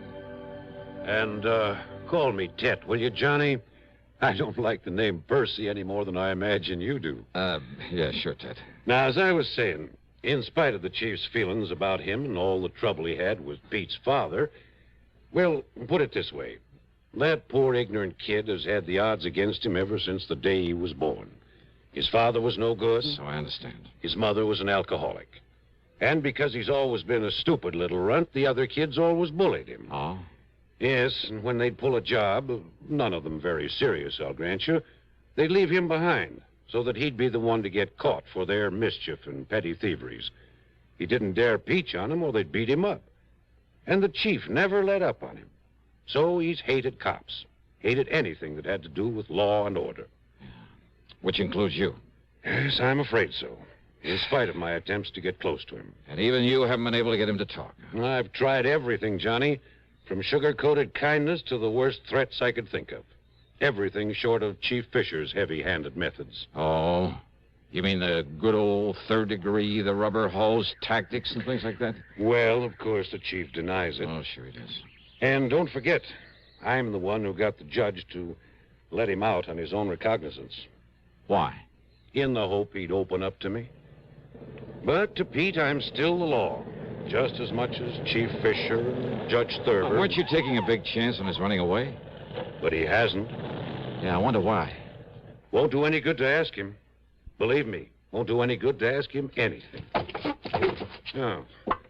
Look out there, out the window. Here he comes now. Pete McGuire? Yes. Okay, give me a try. What? Yeah, look, don't tell him who I am, what I'm here for. Johnny, if I thought you could do any good... Believe me, I can... But don't you see, unless he talks, the jury, all of them friends of Chief Fisher, and if he tries to run... Now, listen, I'm no friend of yours. See, maybe I'm a troublemaker, a con artist. What? Yeah, you want me out of town. You've threatened to have me locked up if I... Hey, wait, here he comes. But, Johnny, I'm afraid I don't... Yeah, okay. You just try and do it, see? I got a right to make a living, and unless you got some formal charge against me... All right now, Mr. Tetweiler. Pete, come in. Now, listen, Tetweiler... You, sit down, Dollar. Sit down. Yeah, make me. If I have to, No, Pete. Pete, do you want to talk now? Yes, sir. Good. Yes, sir, I sure do. Well, if that's all you got to say to me... No, Dollar. Stay, I'm not through with you. That's what you think. Well, Pete? Public defender, huh? That's right. And that's why You're I've tried to... all trying to trick me is all. What? So you got me out of the clink, huh? That's right. So's now you think I don't know I'm being followed all the time? By that chief of police or one of his men all the time wherever I go? And I think I know why, sir. But the chief promised me, Pete. Yeah, the chief promised you. You believe that dirty cop? I tell you, Mr. Tetweiler, you get him off my tail. Now, listen, Pete. And don't you see, if you just tell me what you know about the murder of old Mr. Brierly... Pete? Pete, please, boy. Pete, listen to me. If you're trying to protect someone by holding back... Did I say I was? I say I really know anything? Well, the chief says you do. Well? Oh, Pete, for the... Look, you're in trouble, boy. I'll get out of it my own way. No one's really proved you didn't kill him. So unless you tell me what you know... You just keep that cop off my tail. Hey, wait a minute, kid. Pete, come back here. See you later, Ted. No, Dollar, come back here. Drop it. Hey, wait a minute, kid. Hey, Pete, your name? What's it to you? So you don't like the cops either, huh? Either? Got a tail on you, huh? You want to learn how to shake a tail from an expert? Expert, huh? Yeah, that's right, me. He called you Dolar, huh? Oh, that's a good name. Sounds like money. Oh, yeah, baby, yeah. Maybe plenty of money. And maybe I can use some help in this burg, huh? Help in what? Why not? Just wait. Talk here in City Hall with the cops liable to show. Hey, you got a car? I got a cycle. All right, good. I got a car, a good one. So tell me where to meet you, huh? You don't care if the cops are following me, if they follow you, too? You think I couldn't shake them? Maybe. All right, you head for wherever you want me to meet you, see? Now, and listen. If I spot somebody following, Pete, I'll shake them so easy. You sure of that? Sure, I'm sure. Then I'll meet you wherever you say, huh? Because if they find out where I'm hiding out, you sure you won't tell them? Look, I promise I give you my word. Well? 7 Mile Road, out beyond Spring Road at the railroad crossing. Yeah. You better hide your car. There are lots of trees. Yeah. Now, you walk in the gully on this side of the tracks. Then you see a little tool shack on the side. I'll be there. Okay. I don't know how soon, Pete. If we're tailed, I may have to lead him away. But I'll see you, huh?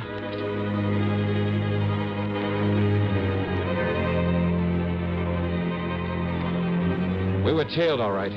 And I could see by whom. And I wondered. To keep him from following Pete, I had to let the boy go on ahead. It was nearly an hour later then by the time I got to the tool shack. And I thought I'd lost the man who was tailing me. There was no padlock and a heavy hasp on the door of the tool shack. So y'all come on in, Mr. Johnny. Johnny? That's right, Johnny Dolar, the big eye. Oh, I see. So they brung you here to try to make me talk, huh? The insurance company, Pete, not the law, not the police. No? No. I know all about you, Mr. Johnny. I long admire you for a long time. I hear that you was coming here. Oh, I hear lots of things, Mr. Johnny. And I hear you coming here. I figure maybe you can... Help you, Pete? But unless I know whatever it is you know about that murder... Maybe I can tell you. Come on, Pete, try. But I couldn't tell the police. I'd tell any of them. I'd tell that defender you talking to. They don't believe me. You think they believe me over that chief, Mr. Johnny? You think they do? Oh, Pete, you must have a pretty sour idea of justice. And that chief, he run this town. And he liked to kill me. Like he killed my old man. He don't like him. Only he killed me because... he'd say he'd catch me trying to run away. Now, Pete, you listen to me. And I don't really know who killed that Mr. Briley. But I think I know, and that's why I don't dare say what I think to that chief or to anybody. But when you saw the car, the killer's car, heading away from the place... But, Mr. Johnny, the only one I see is the police car when it comes from the direction of the mill. So from the direction of the mill? So I really don't know. But that chief say I do, and if I try and answer the questions... Oh, wait, they're Pete. Trick questions, like that chief trying to make me answer when he come there and see me there. Pete, listen. And I tell you, they only let me loose so they can make me try and run away. Then that chief, he can kill me, and nobody see it's wrong. Wait a minute. And he'd do it, too. And that's why I gotta... He himself said that. Yes, Dolar. The chief had me let him go in the hopes he'd have confidence in me. Talk to me. The chief had let him go. Sure. Maybe it was to get an excuse to kill him if he ran. And that other car, Pete saw no other car. So how would the chief know one had left the scene a couple of minutes before he got there? And there were other things. You think I'm going to retire with this kid making a fool out of me? Pride of an old man who's been running the town. Yeah, and going away no richer than when I was walking a beat. Oh, but he'd be rich enough with that 17,000 payroll. Sure. And meantime, he knew that Pete McGuire, in his ignorance of justice and his fear, didn't dare to say what he suspected, didn't dare accuse this man to say what he suspected, didn't dare accuse this man he thought would kill him with impunity. Yeah. And that everyone connected with the law was against him. They're all against me. And so I want to live, Mr. Johnny. I can't tell nobody, not even you. Yeah. Maybe you don't need to, Pete. And besides, I only think I know who killed Mr. Briley. Yeah. Well, I'm sure. As sure as I... Huh? Hey, Pete, that smell. Coal oil. Yeah, kerosene. Hey, look.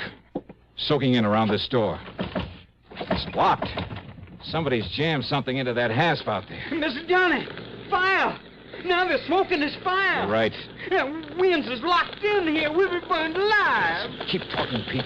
We forgot the hinges are inside this door. What's it?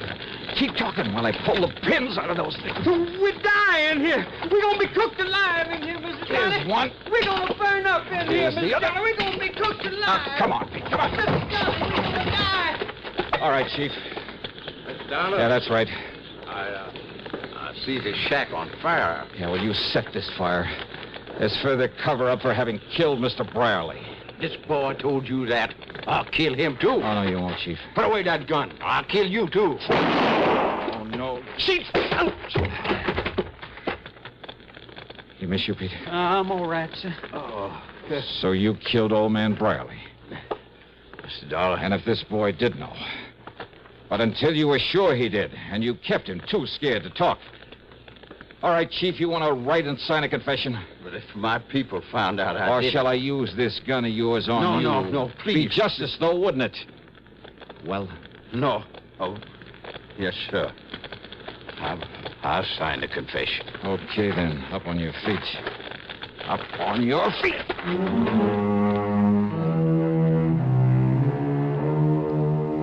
Yeah, pretty smart. Using that poor, ignorant kid as a means to keep any suspicion away from himself. But believe me, not smart enough. Expense account total, including hotel expenses, the rental car, and the trip back to Hartford, $231.20. Yours truly, Johnny Dollar.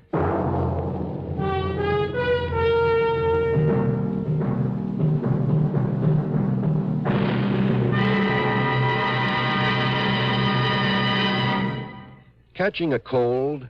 Well, I guess most everyone knows that the smart thing to do when you feel a cold coming on is to get plenty of rest. But there are some days when no matter how miserable you feel, you just can't stay in bed. And if tomorrow is one of those big days and your cold is complicated by constipation, well, that's when you'll appreciate X-Lax most. You see, X-Lax has the qualities doctors consider most important in a laxative. It's gentle, effective, and close to natural acting. Taken at bedtime, X-Lax won't disturb sleep. It works effectively, overnight, to help you toward your normal regularity. And X-Lax is so close to natural acting, there's no upset or discomfort. So gentle, it's even recommended for children. So, if tomorrow's a big day for you, if you have a cold and need a laxative too, take X-Lax, a laxative with the qualities a doctor would recommend. X-Lax. Now, here is our star to tell you about next week's story. Next week, the double deal matter. And I give you one guess about who comes out at the short end of it. Join us, won't you? Yours truly, Johnny Dollar.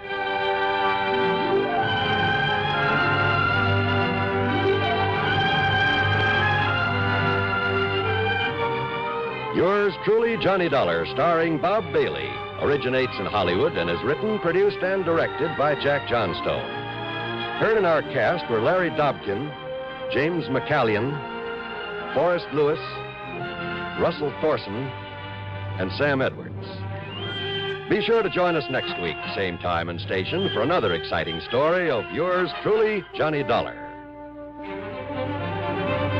This is John Wall speaking. This is the CBS Radio Network. You're tuned to Radio 590 WROW in Albany, New York.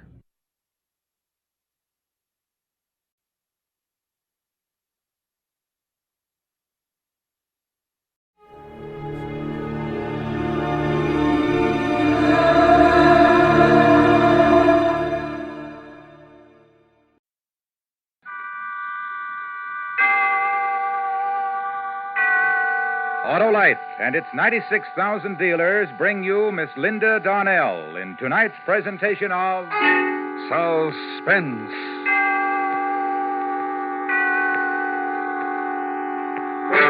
Tonight, Autolite presents the story of a woman who knew her husband was trying to kill her and was powerless to stop it. A dramatic report we call A Killing in Las Vegas, starring Miss Linda Darnell.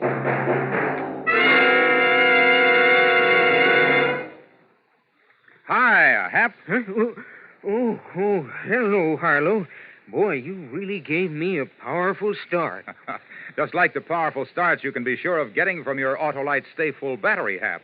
And an Autolite Stay Full needs water only 3 times a year in normal car use. I know, Harlow. And, Hap, do you also know that the Autolite Stay Full gives longer life, as proved by tests conducted according to accepted life cycle standards? I do, Harlow. Well, okay, then. Visit your nearest Autolite battery dealer. He services all makes of batteries, and he has an Autolite Stay Full for your car in case a replacement is needed. To quickly learn his location, just phone Western Union by number. And ask for me, Operator 25. I'll gladly tell you the name of your nearest Autolite battery dealer. Where you can get an Autolite Stay Full, the battery that needs water only 3 times a year in normal car use. And remember, from bumper to tail light, you're always right with Autolite. And now, with A Killing in Las Vegas and the performance of Miss Linda Darnell, Autolite hopes once again to keep you in suspense.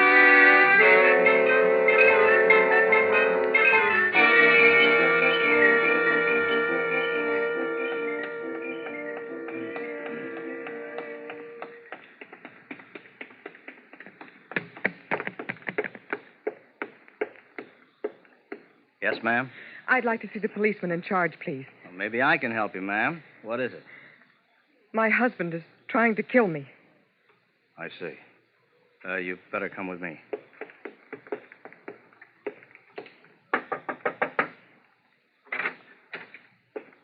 Oh, Hank, I think you better talk with this lady. Oh, yes, ma'am. Come in. Now, have a seat. Thank you. Now, what is it you wanted to see me about, Miss... Mrs. Evans. Dixie Evans. I'm a dancer over at the Oasis Club. Oh, yeah, the Oasis. You must be one of the new acts. I don't believe I've seen you. Well, I just started my run this week. Well, what's your trouble, Mrs. Evans? My husband is trying to kill me. Your husband? Yes, twice in the last 24 hours. Well, maybe you better start at the beginning. Well, my husband, Charlie, and I arrived here in Las Vegas about a week ago. Frankie Paris, a booking agent in Los Angeles, had gotten me a 6-week run at the Oasis Club over on the main highway. Yeah, I know the place. Well, Charlie doesn't usually bother to travel with me when I go out on road bookings, but this time he did. Charlie likes to gamble. I guess that's why he came with me. Well, last night, Charlie didn't show up at the club at 1:30 to pick me up like he usually does, so I waited for him. And by 2 o'clock, the club had been emptied and everybody had gone home. I was still in the back, waiting for him.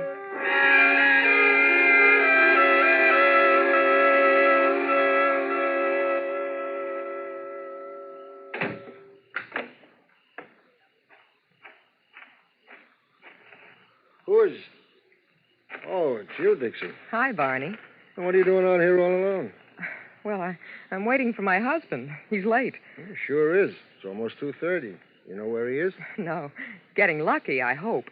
That's what I call wishful thinking. Did the house get much play tonight? About usual. Hey, would you like me to give you a lift downtown to your hotel? Oh, no thanks, Barney. I better wait for him. He'd have called me if he wasn't coming. He'll be along any minute. Yeah, if nothing happened to him. Oh, I know him like a book. After living with him for 7 years, I should know. He'd have called. You've been married that long, huh? Yep. Well, look, Dixie, I don't like to leave you out here all alone like this. Don't be silly. Well, if I can't offer you a lift to town... No, thanks just the same, Barney. Tell you what I'll do. I'll wait around till he gets here. I don't want you to get lonesome. Oh, no. You go on home and get some sleep. I won't be lonesome. I've got all those wide open spaces of Nevada just to keep me company. Okay, Dixie. And besides that, I got a strong pair of lungs. I can always scream for help. Sure, but who'd hear you? Like you said, those are wide open spaces out there. Are you trying to scare me? Nope. I'm just tired. I'll see you tomorrow night. Good night, Dixie. Good night, Barney.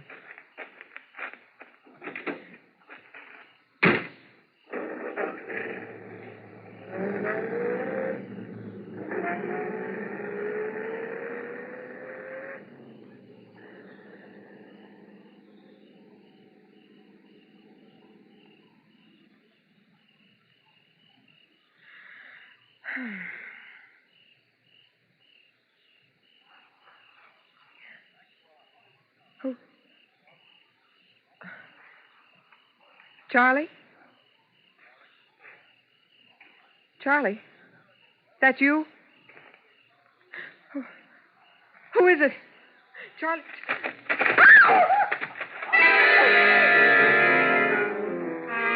Then, before I could move, I felt someone grab me from behind. It was a man. He twisted my arms and yanked me back in the shadows. I kicked and spit and tried to fight myself loose, but there was no use. His hands were like steel. I tried to scream, but his hands closed around my throat.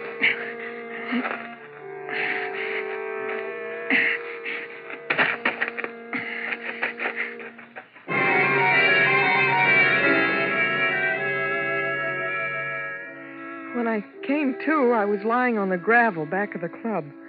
It was still dark. I took a deep breath, and my lungs felt as if they were going to burst, and my throat ached. I staggered to my feet and ran around in front of the club onto the main highway.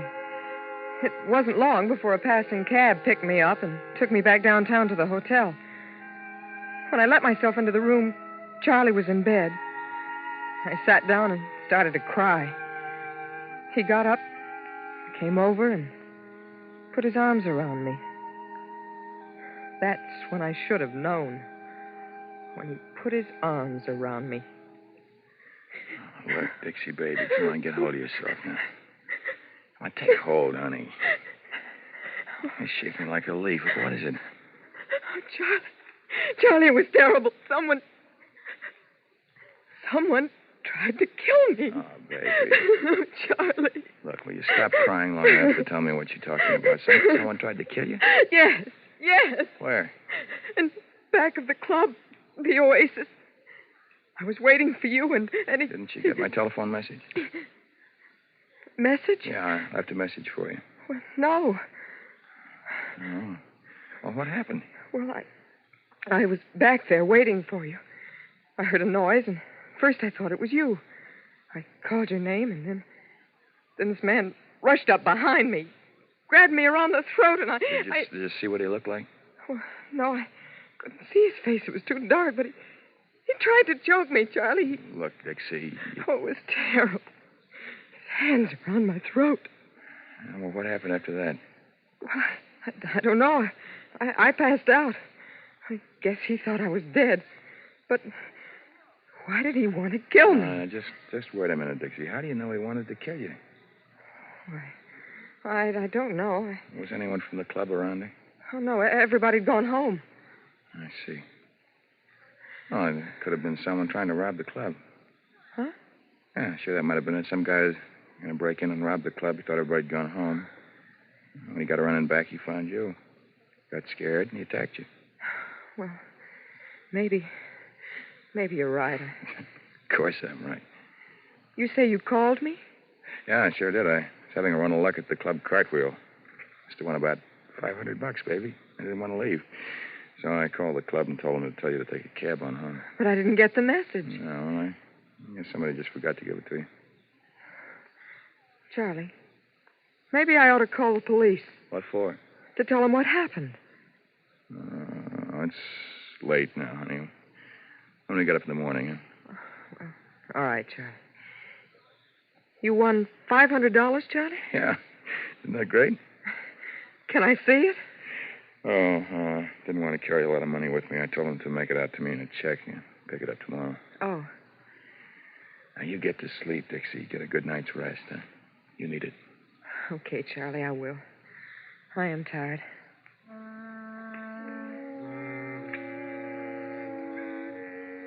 I had a very restless night. I didn't get much sleep. But the next morning, the more I thought about what Charlie had said, the more I began to believe that maybe he was right. Maybe it had been somebody just wanting to rob the club. We got up late and had lunch at one of the restaurants along 5th Street, then played some bingo at the Palace. Then we walked around town for a while and went back to our hotel about 2:30. Hey, Dixie, why don't you go on upstairs and take a nap, huh? Got to get some rest. You had a pretty restless night there. Yeah, I know. Charlie, you're not gonna... Oh, no, honey. I'll go on over and pick up the check at the club cartwheel. It should be ready for me. Get yourself a half hour's sleep. It'll do you good. Maybe I will. I got your key. Uh-huh. Good. Okay, I'll come wake you up in about half an hour. All right. Charlie, Yeah, Dixie? lay off the dice table, huh? Oh, sure.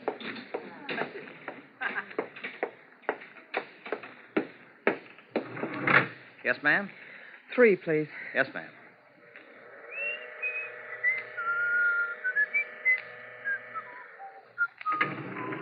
Three out.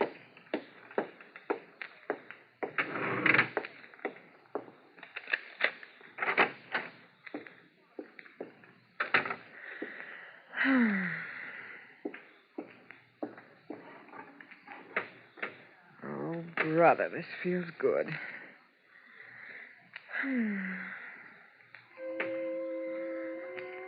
I didn't even bother to take my clothes off.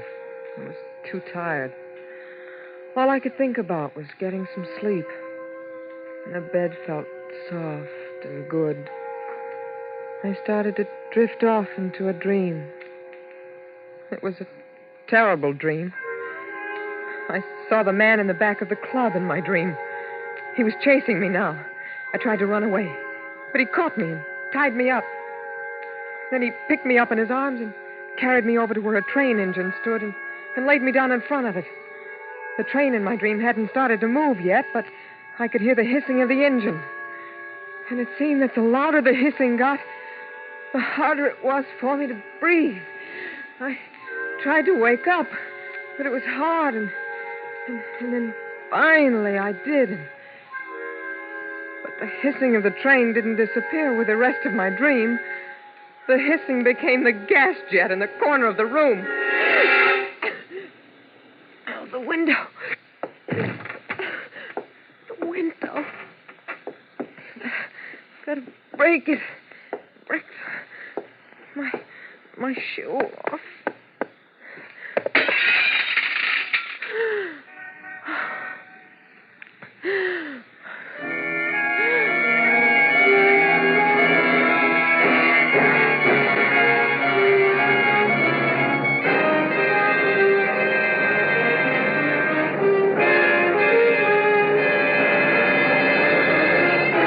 Autolite is bringing you Miss Linda Darnell in A Killing in Las Vegas. Tonight's production in radio's outstanding theater of thrills, Suspense.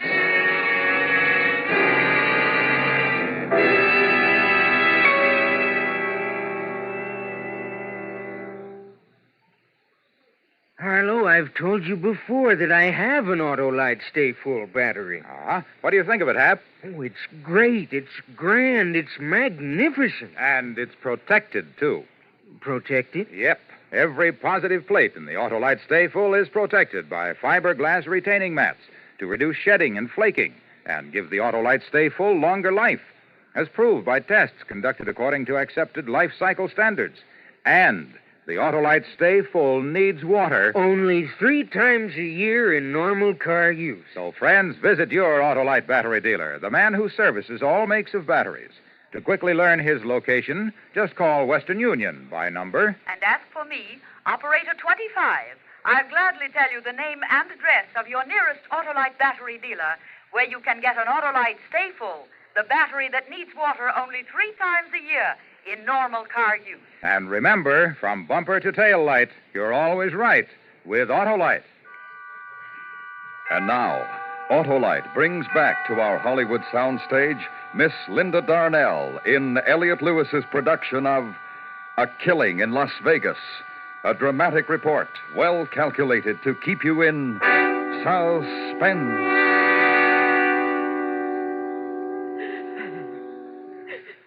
All right, Mrs. Evans. Just try to finish your story if you can.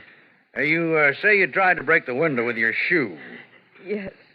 It finally broke, and I got some fresh air. And this was how long ago? About an hour. Then what happened after you were able to revive yourself? Well, I was scared. I asked myself, what have I done so bad that someone wants to kill me for it? Because now I believe that someone was trying to kill me. I tried to get hold of Charlie, my husband, to tell him to come back to the hotel right away.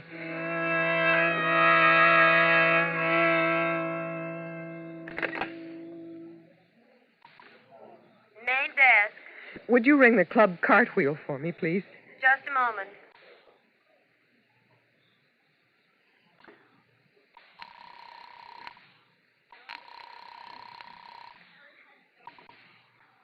Club cartwheel.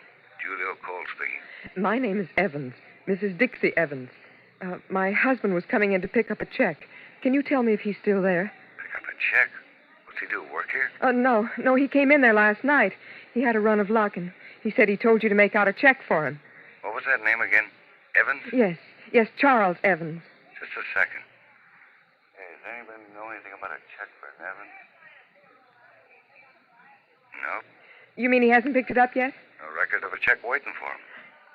But he told me. Yeah, lady, sure. He told you. I'm sorry I bothered you. No bother at all.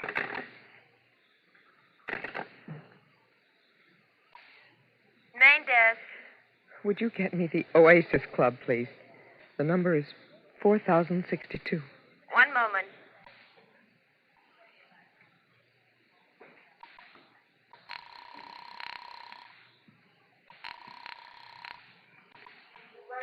Oasis Club. This is Dixie Evans.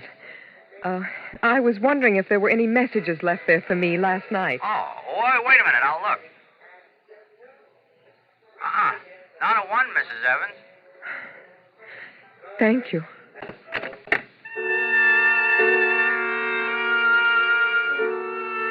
And just like that, I find out that my husband, Charlie, is the person who's been trying to kill me.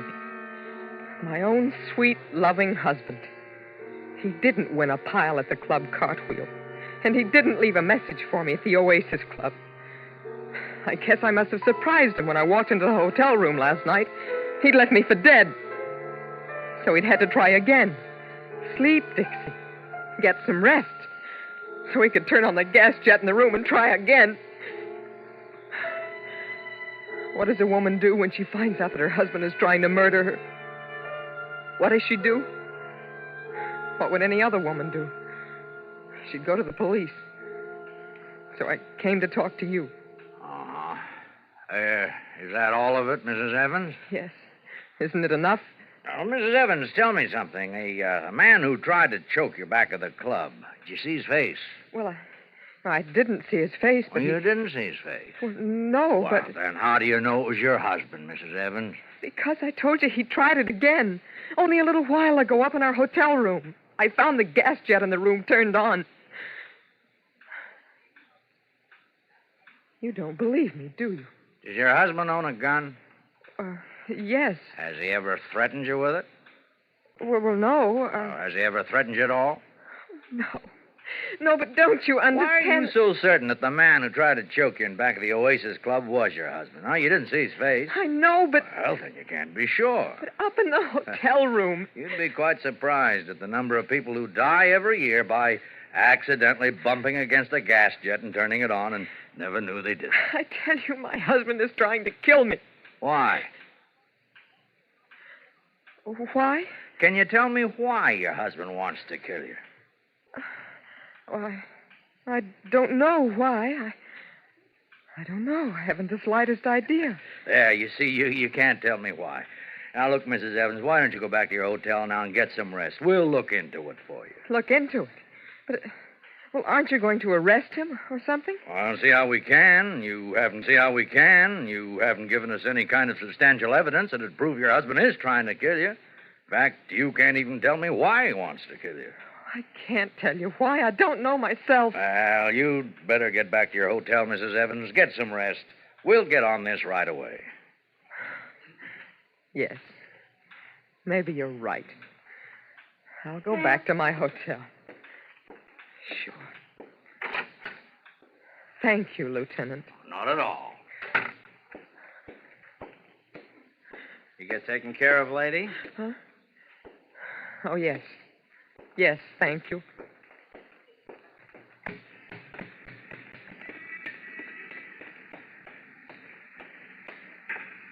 Dixie? Charlie. Hello, Dixie. Come on, get in the car, my dancing wife. I've come to take you home.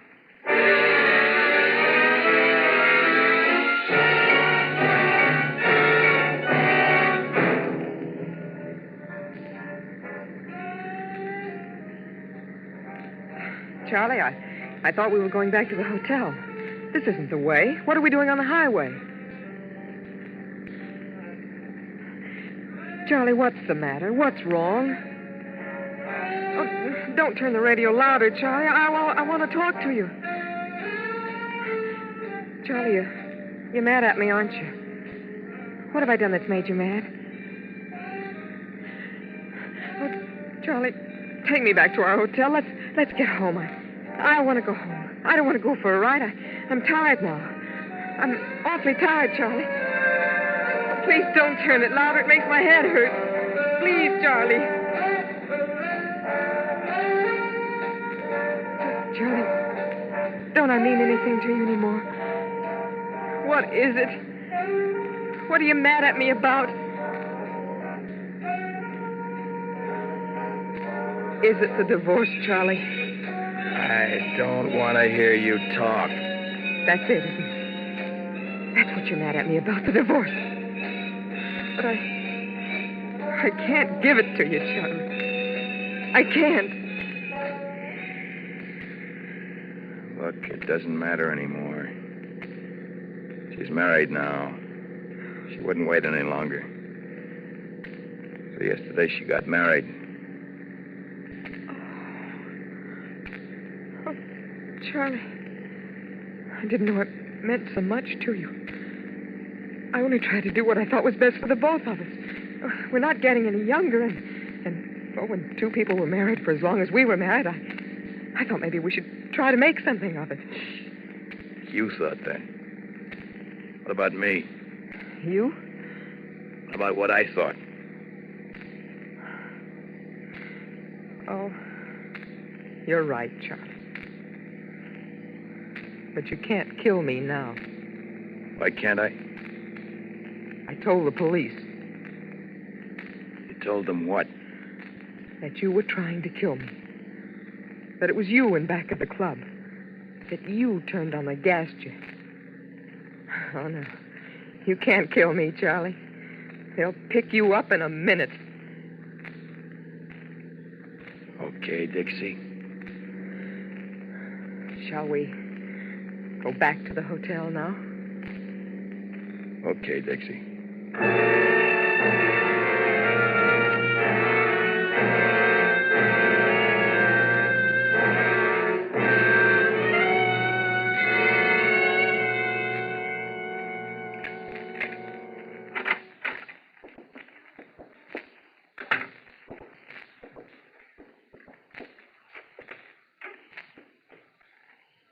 What do we do now?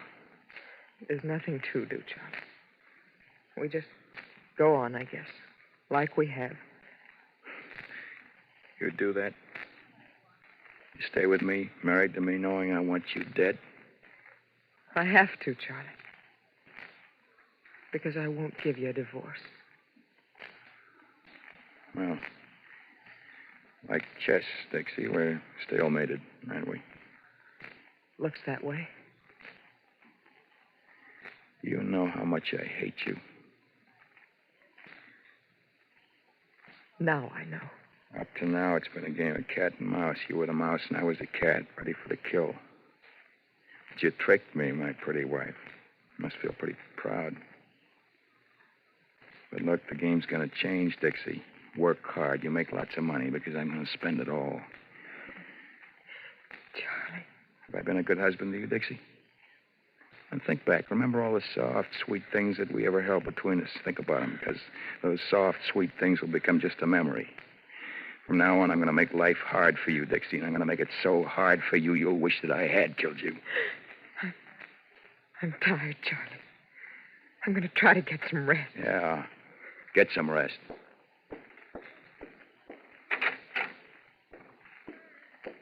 Get a lot of rest, Dixie. You're going to need it. You tell the police why I wanted to kill you, Dixie? Did you tell them how I asked you in a civilized manner for a divorce? You tell them that? Goodbye, Charlie. Dixie? Dixie, what did you do? Dixie! Don't die. The police, Dixie, they'll think I did it. Dixie. Please, Dixie, don't die. Dixie, don't die.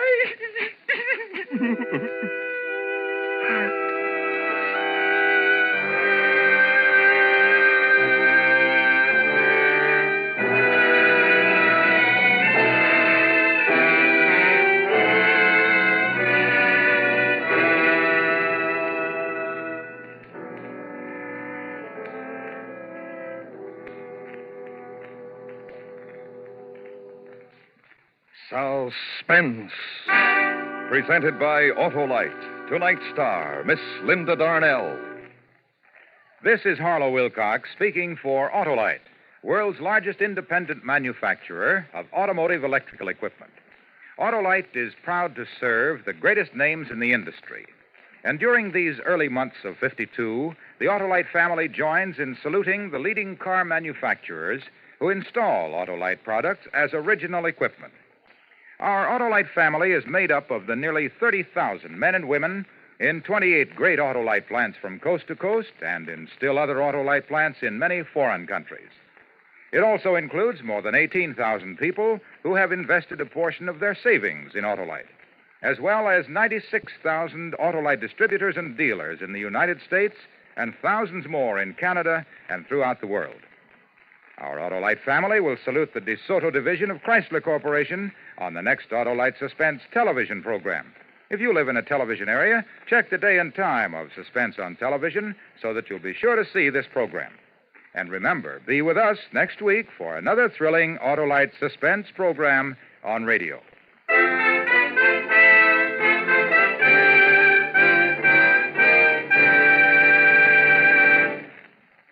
Next week on Suspense, our star will be Mr. Herbert Marshall in a radio dramatization of the true story of the 39 Steps. In weeks to come, we shall also present Ray Milland and Frank Lovejoy, all on Suspense.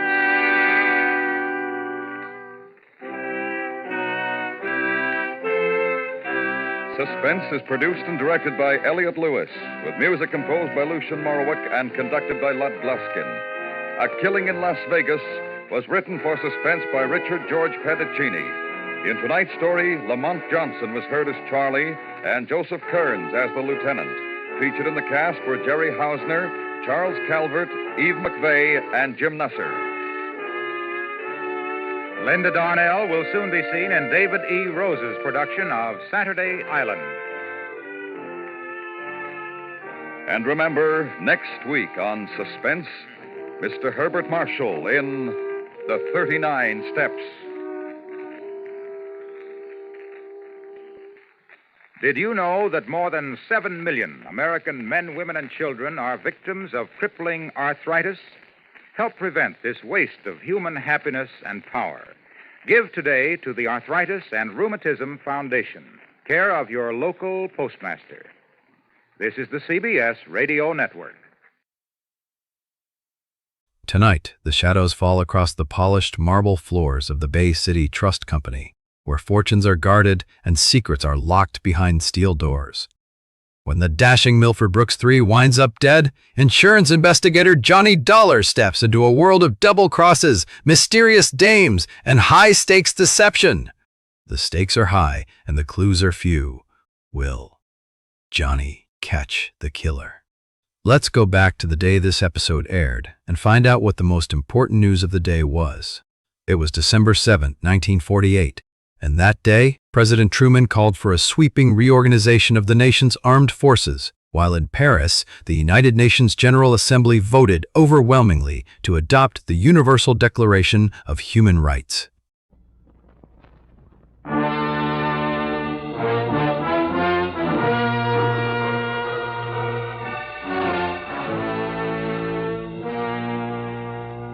The Columbia Broadcasting System presents a thrilling new adventure series starring Dick Powell.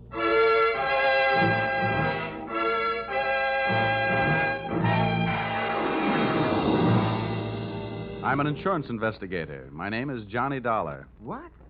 You heard me, Johnny Dollar, and I can pad an expense account with the best of them.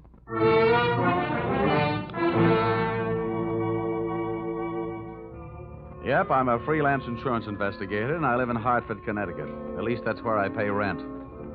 My work sees to it that I really live anywhere, except at home. I'm free, white, 34, and so forth. If you're interested in buying me Christmas presents, I take a size 42 suit. Shirt's 15 and a half collar, sleeve length 33. My hat size is 7 1/8, except when I wind up a successful case. Then it runs about 7 3/8. At insurance investigation, I'm just an expert. At making out my expense account, I'm an absolute genius.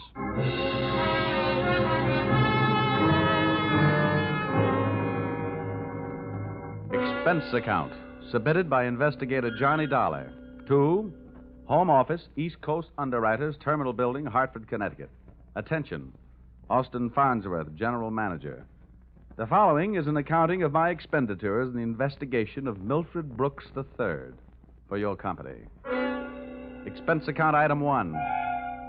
Cab fare to your office in answer to your original call, 75 cents. Tip to driver, $1. Expense account item 2. Shoe shine, 25 cents. You'll remember I got my shoes scuffed when I unsuspectingly walked into your private office. Milford! No, you must not, my boy. Dollar! Jump away from that window. Don't Hey, you. jump. No, you don't. Let go of me. Let go of me, you fool. No. There are better ways of making a big splash in life. Get away! Well, nice try, Sonny. Now pay attention to teacher. I didn't know I had it in me. Oh, goodness gracious, Dollar. Did you have to hit him so hard? I hope you haven't killed him. He isn't too strong, you know. Don't worry. There. Now, Mr. Farnsworth, would you mind telling me on whose head have I the dubious pleasure to be sitting? That, sir, is Milford Brooks III.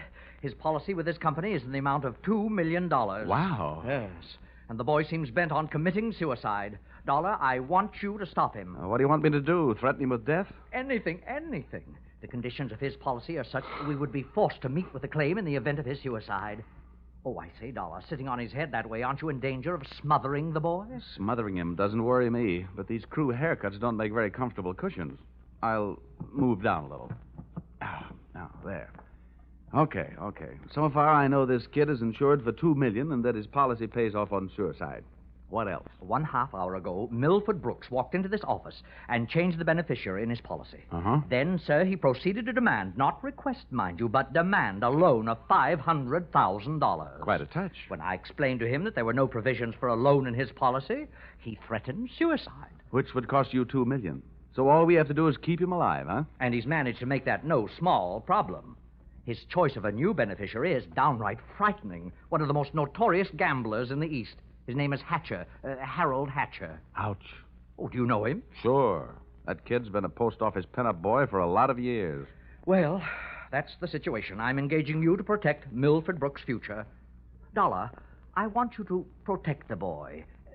Give him something to live for. You know, an interest in life. An interest in life? Well, then, let's see. I know. Here. This should help. What's that you got there? Well, it's what's commonly referred to in the more successful of bachelor circles as my little black book. Oh. Well, now, let's see. Ruby? No. Her favorite expression is drop dead. Bernadine? No. She'd be the new beneficiary by midnight. Oh, dear. Now, here. Here's the one, Butter. Say, Farnsworth, would you mind passing me that phone? The one with the long cord? Oh, no. Oh. Lie still, Buster. My little friend here is showing signs of life. Here you are. Maybe you should let him breathe a bit more. Don't worry. He'll be all right. Hello. Oh, hello. I want to call New York. Yeah. Hudson, 24292. Dollar, you're not thinking of taking this boy to New York, are you? Well, I'm going there myself. You want me to keep an eye on him, don't you? Now, don't fret, Farnsworth. All is not lost. You do worry me, sitting on his chest that way. Hello? Oh, Butter? This is Johnny. Yeah, I'll be in town tonight. I want to see you. And look, here's what I want you to do. Yes, it's all right to say over the telephone. Yeah, I want you to reserve a table at the hatchery in my name for 10 o'clock tonight. Will you do that? Okay. I'll see you at your apartment in a few hours. But, honey, I can't make it any earlier. I'm sitting up on a sick friend. Okay, goodbye. I'm not sure that I agree with your methods. Huh? Ow! What's the matter? Did he hit you? Hit me? He bit me.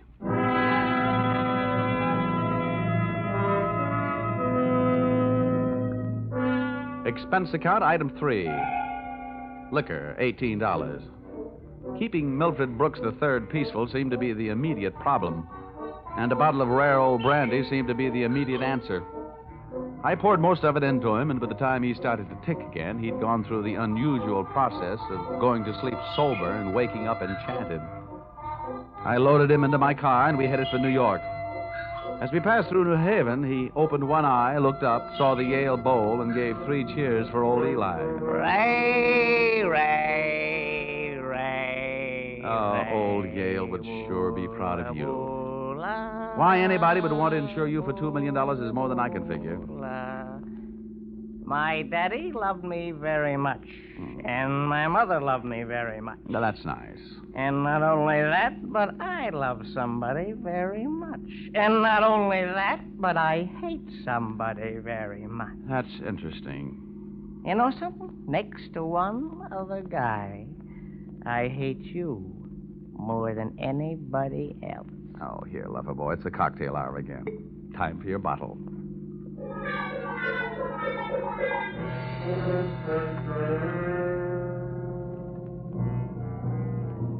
Rolling along the Merritt Parkway, I felt very much alone with my thoughts. And believe me, they weren't very pleasant company. The way it stacked up for me, Brooks had built up a fat gambling debt with Harold Hatcher and had been forced into making him his beneficiary. The suicide threat that he was holding over the insurance company was a little tougher to figure, unless he was trying to finance a trip for himself to get away from the man with a murder motive, Hatcher. My hungry little mind nibbled away on those unsavory morsels of food for thought all the way to Butter's apartment.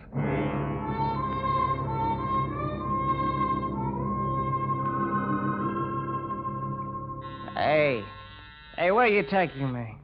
I want to go to New York. If you don't behave, Buster, I'll punch your ticket. Johnny, darling, welcome to New York. Well, that's the fastest trip I ever had. Quiet. Well, where did you find this? In a box of Cracker Jack. Let us in, dear. I don't know about you. Some men bring me flowers, some bring me candy.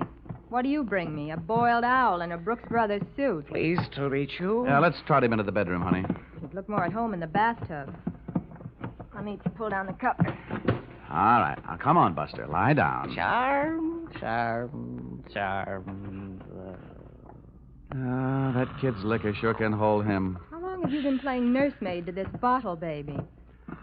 Get behind that bar, sweet, and I'll tell you all about it. Sure. Horrible examples don't seem to bother you, do they? If you knew how that guy has been bothering me. What did he do to you? Well, let's just say he put the bite on me. Oh, gosh, the river sure does look pretty tonight. Bourbon and soda? Now, please, anything but brandy. I've been sniffing that second hand all the way from Hartford.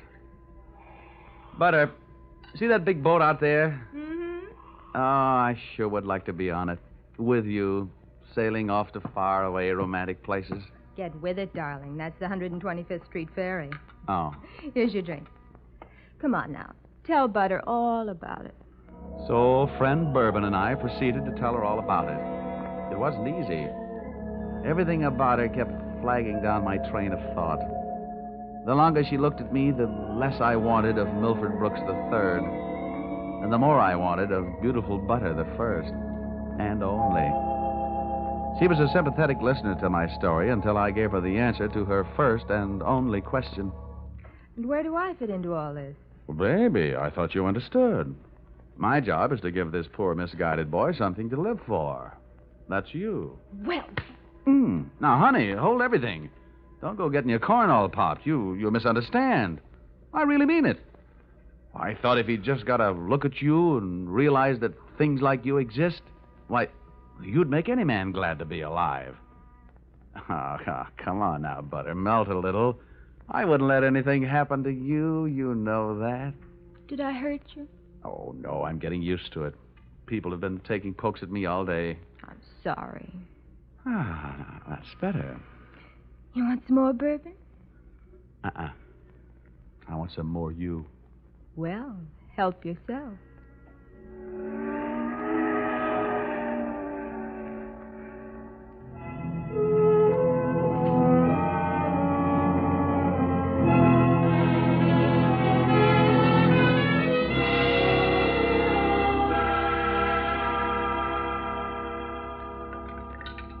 Honey, it's getting late. Let's make this the last drink. What time is it? Oh, it's 20 to 10. Oh. My reservation at the hatchery is for 10. Here. Thanks. Cigarette? Oh, empty. Some more out in the other room. I'll get them. I'd love to get you on a slow boat to China. Johnny! Oh, I'm coming. He's gone. What? Well, he can't be. But he is. The window's wide open. Oh, the fire escape. What a smart guy I am. Trading 3 drinks of bourbon for $2 million on the hoof. Oh, that's the biggest bar check I ever picked up.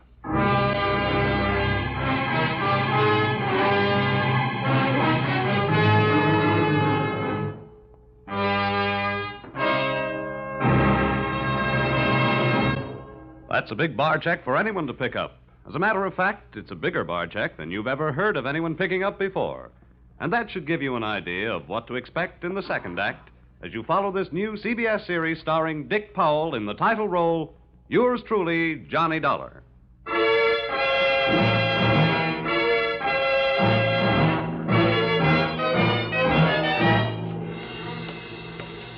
Well, nobody could say I wasn't working fast. I'd only been in town for an hour, and I'd already succeeded in losing Milford Brooks III. I spent another hour of his all-too-short life expectancy unsuccessfully shaking down the neighborhood for him. And then, feeling very much like a bloodhound that had flunked his sniffing exam, I went back to Butler's apartment.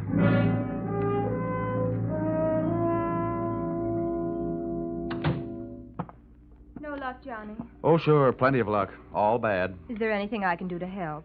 A kiss for luck. What are you going to do? Nothing. Just a little phone call.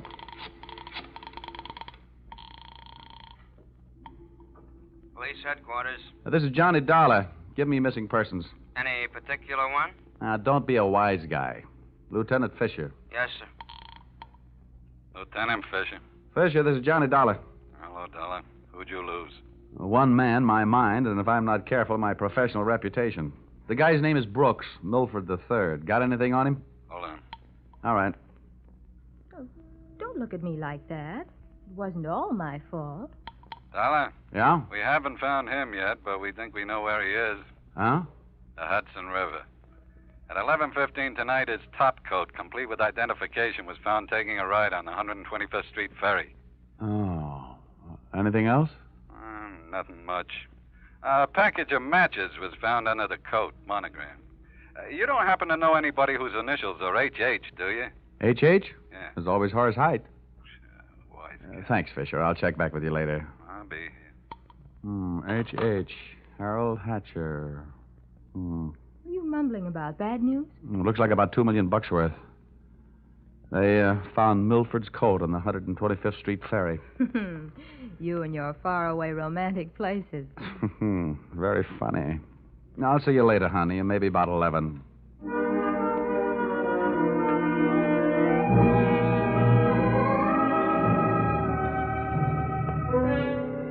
Expense account, item 4.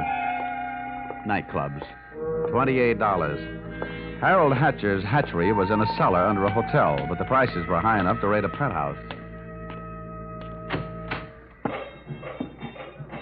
The club was draped in too much satin, its lady customers in too little. The decor was French provincial, the music was Brazilian, and the food was from Dixie. The drinks looked weak and the waiters looked strong. All in all, the joint was a sight for sore eyes, for making them sore. The only pretty thing in the place was a blonde.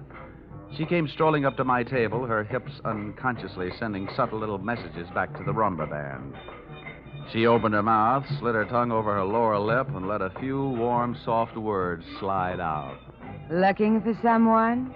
Well, you'll do until the real thing comes along. Sit down. Thanks. I won't have a drink. I didn't ask you.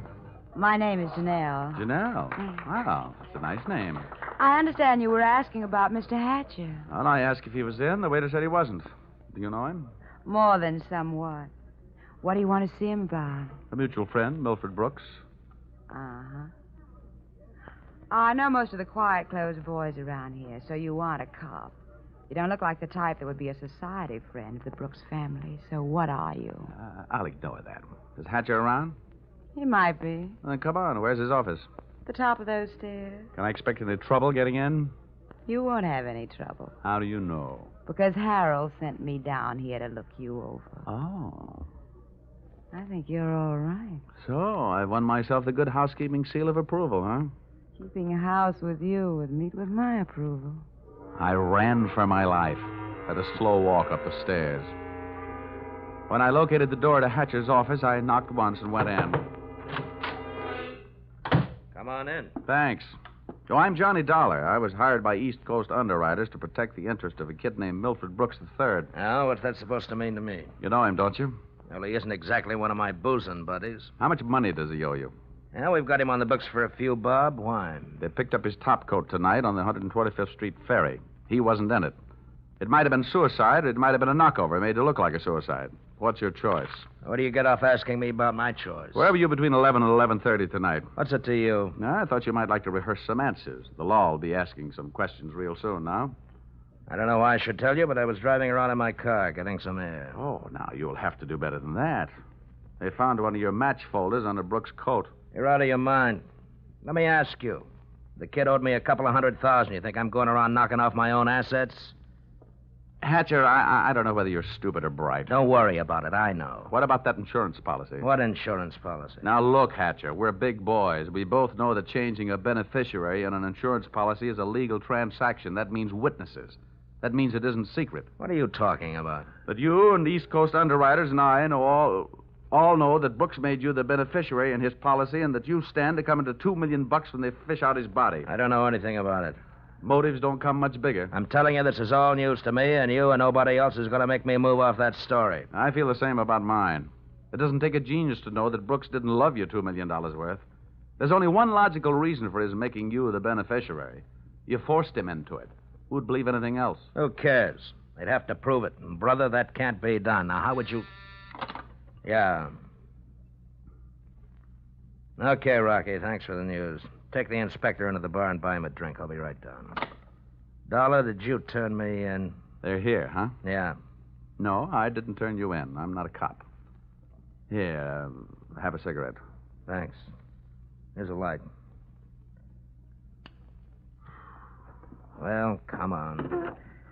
Maybe they just want to sell me some tickets to the policeman's ball. For a guy in a hot spot, Hatcher was certainly a cool customer. I followed him out of the office, down the stairs, and back into the club. Janelle was sitting there right where I'd left her. And I thought to myself, now there's a gal who should never sit down. She looks so pretty standing up. Janelle, buy Mr. Dollar a drink. I have to go play 20 questions with some fellas in the bar. Sure, baby. Anything you say. Anything. I'll see you, Dollar. Yeah. How'd you make out? Well, you can never tell about a guy like that. He's a smart boy, strong, silent type. Wouldn't talk, huh? A real close-mouth act. About what? A real close-mouth act. About what? Oh, just a little doodad. $2 million life insurance policy. Wait a minute. That young Brooks kid? That's right. I knew it. Tried to tell him he'd get into trouble, but he wouldn't listen to me. Oh, you knew about it, huh? I suppose you also know what was behind it. Sure, Milford owed him some money. A lot of money. It's in writing. What kind of writing? The personal note that Brooks was going to get back if he made Harold beneficiary. Where is this note? Do I look like the kind of girl who'd put the finger on her boyfriend? You look like the kind of girl who'd do anything if she wanted to. Thanks. I'll give you a slight hint. It's in his office. You'll find it in the inside pocket of one of his suits in the wardrobe. What are you waiting for? I'll watch the bar. Nothing, sweetheart. Nothing at all.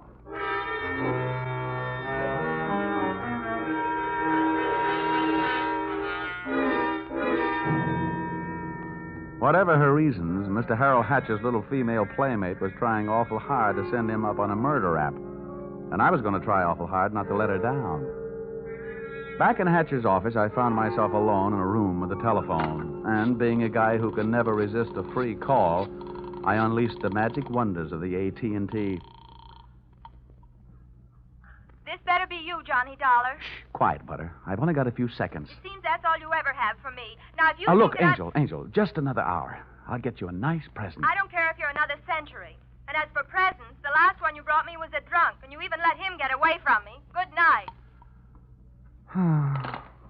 Life presents a gloomy picture, ever downward toward the tomb.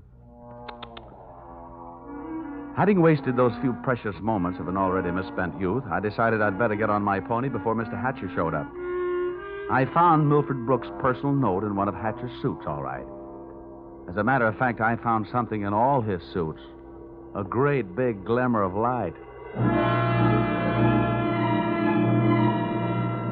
Expense account, item 5. Taxi fare, $10. I left the office in a hurry, Janelle at her table and Hatcher at his bar. I got out of the club and into a taxi parked a half block down the street. There, I waited until my favorite suspect left the hatchery and piled into another cab, and off we went.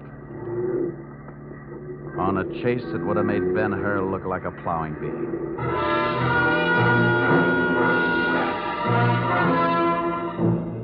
We skittered over to Lexington and headed uptown. At 72nd, the cab turned right and pulled to a stop. My driver was on his toes, and his toes were on his brake. We stopped, too, half a block behind.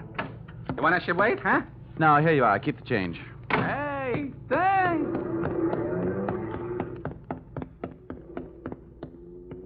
It was a garage that belonged to a residence on the parallel street a block away. The living quarters upstairs were dark enough to look interesting. I indulged in a bit of genteel breaking and entering.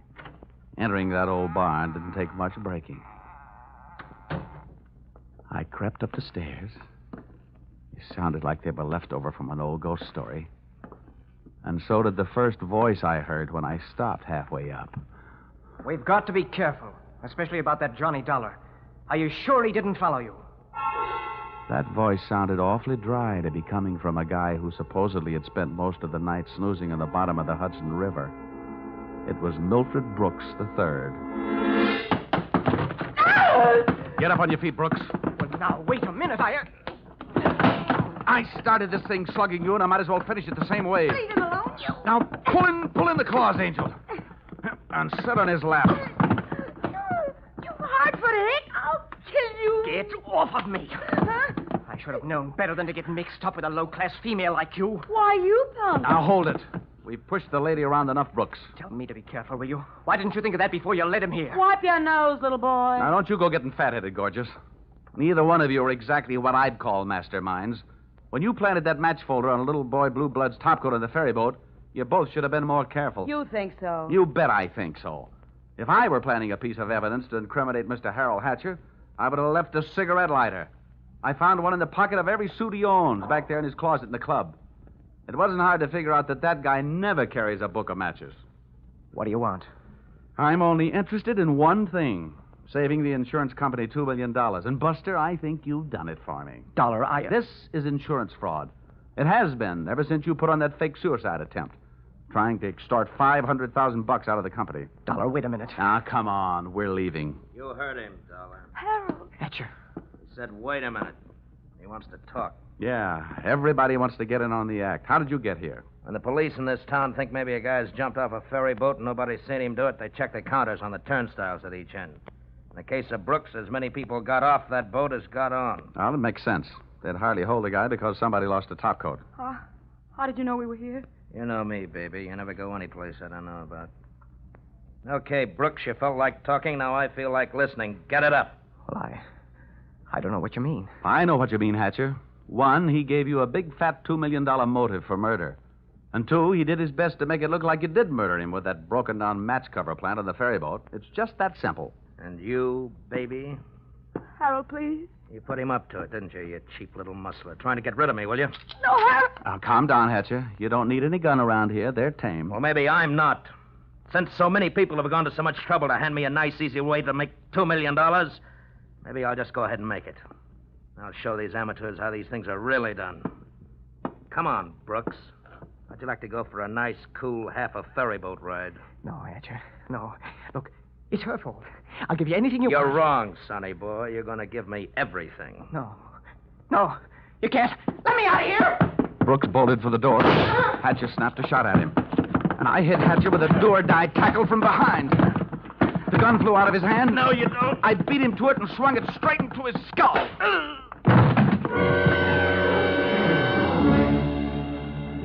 Half the people in the room were lying there bleeding. Brooks from gunshot, Hatcher from gun butt. Janelle and I stood there panting. But believe me, not for each other. We stood that way until the police arrived.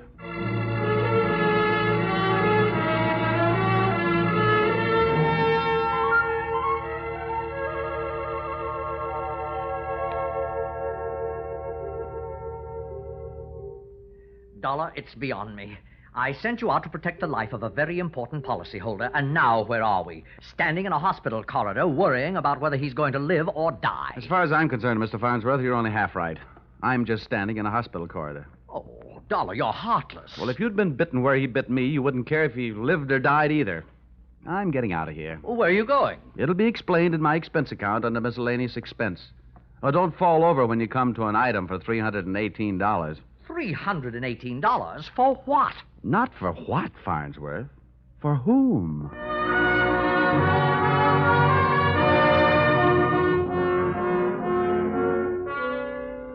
Expense account total. And it all adds up to a little matter of $1,182.23. Which you may say, Mr. Farnsworth, is a lot of money for one man to spend in 2 days. But you must bear in mind that the amount at stake was $2 million. And you know the price of steak these days. It might comfort you to know that I just returned from the hospital. Brooks was strong enough to make a full statement, which you will find enclosed. This in itself should prove sufficient to establish evidence of attempted fraud against your company, allowing you to immediately avoid his policy. It boils down to one sentence, to wit.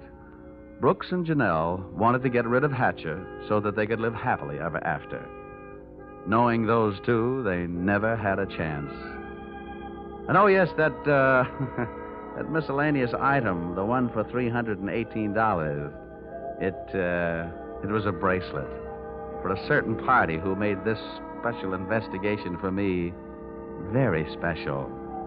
Oh, if you want a receipt for this item, I'll send you a lock of her hair. Yours, truly, Johnny Dollar.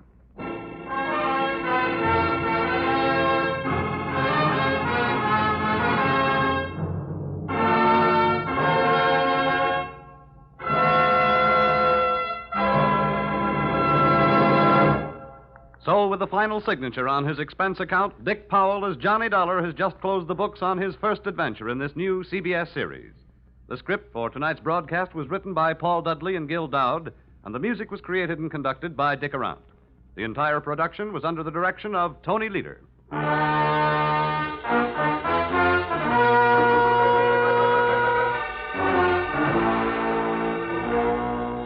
Be sure to tune in again next week when the expense account covers Special Investigation Singapore, another unusual adventure starring Dick Powell in... Yours, truly, Johnny Dollar.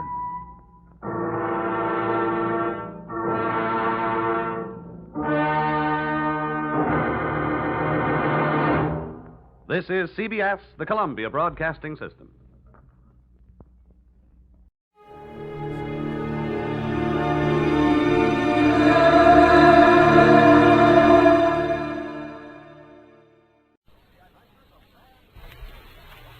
The Adventures of Sam Spade, Detective. Brought to you by Wildroot Cream Oil Hair Tonic, the non-alcoholic hair tonic that contains lanolin. Wildroot Cream Oil. Again and again, the choice of men who put good grooming first. Sam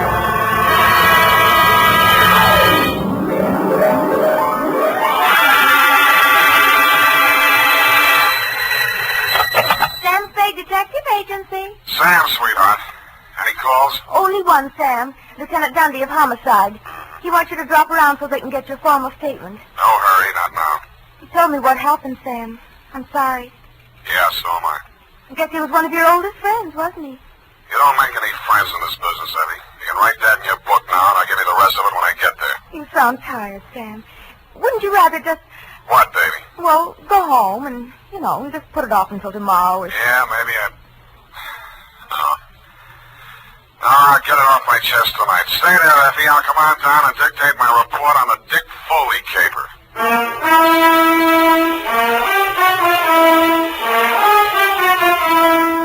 Dashiell Hammett, America's leading detective fiction writer and creator of Sam Spade, the hard-boiled private eye, and William Spear, radio's outstanding producer-director of mystery and crime drama, join their talents to make your hair stand on end with the adventures of Sam Spade. Presented by the makers of Wild Root Cream Oil for the hair. No two ways about it, folks. Hair that's well-groomed can make all the difference in the world to a person's overall appearance. That's why so many men, women, boys, and girls are turning to the famous non-alcoholic hair tonic with lanolin, Wild Root Cream Oil. Wild Root Cream Oil grooms your hair neatly and naturally, relieves dryness, removes loose dandruff. If you haven't tried it before, you'll want to get Wild Root Cream Oil in a new 25-cent get-acquainted size. Yes, get Wild Root Cream Oil. Again and again, the choice of men and women and children, too. And now, with Howard Duff starring as Spade, Wild Root brings to the air the greatest private detective of them all in the adventures of Sam Spade.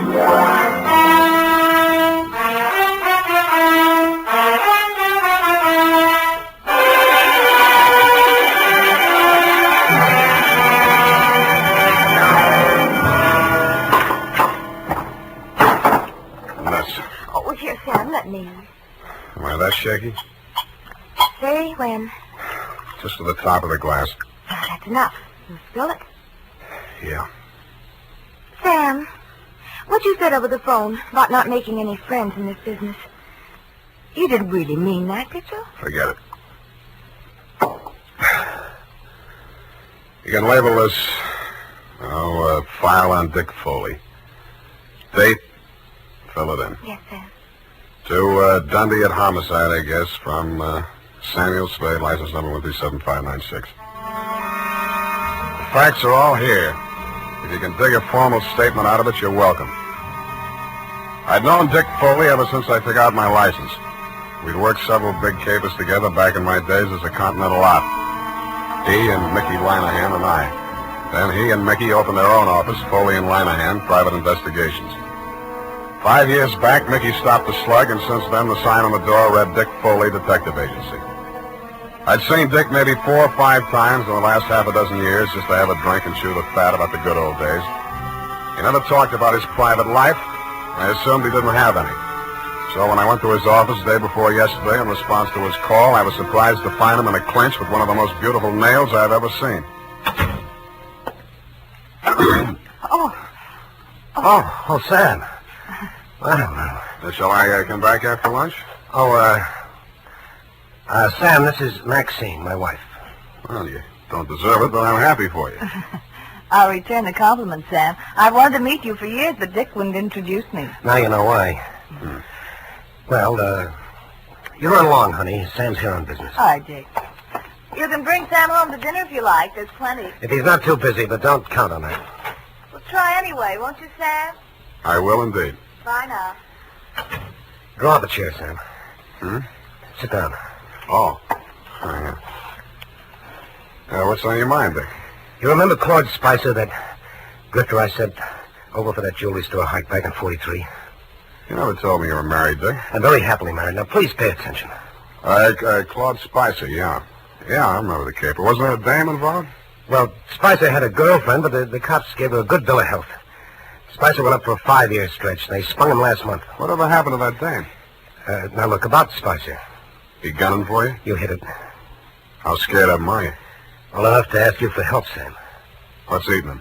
Just revenge? Sam, I wouldn't tell this to anybody but you. But all the facts of that caper didn't come out at that time.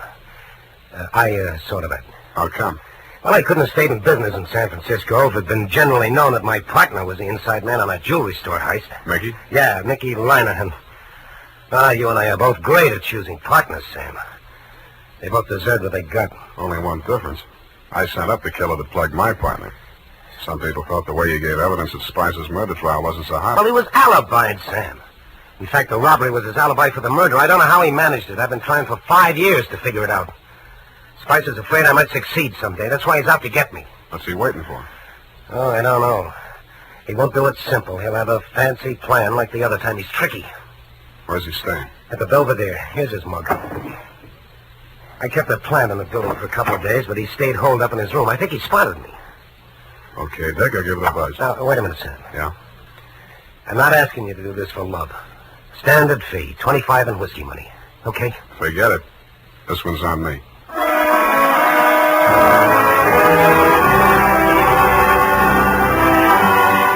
In the elevator on my way out, I studied a picture of Claude Spicer on the old police circular Dick had given me.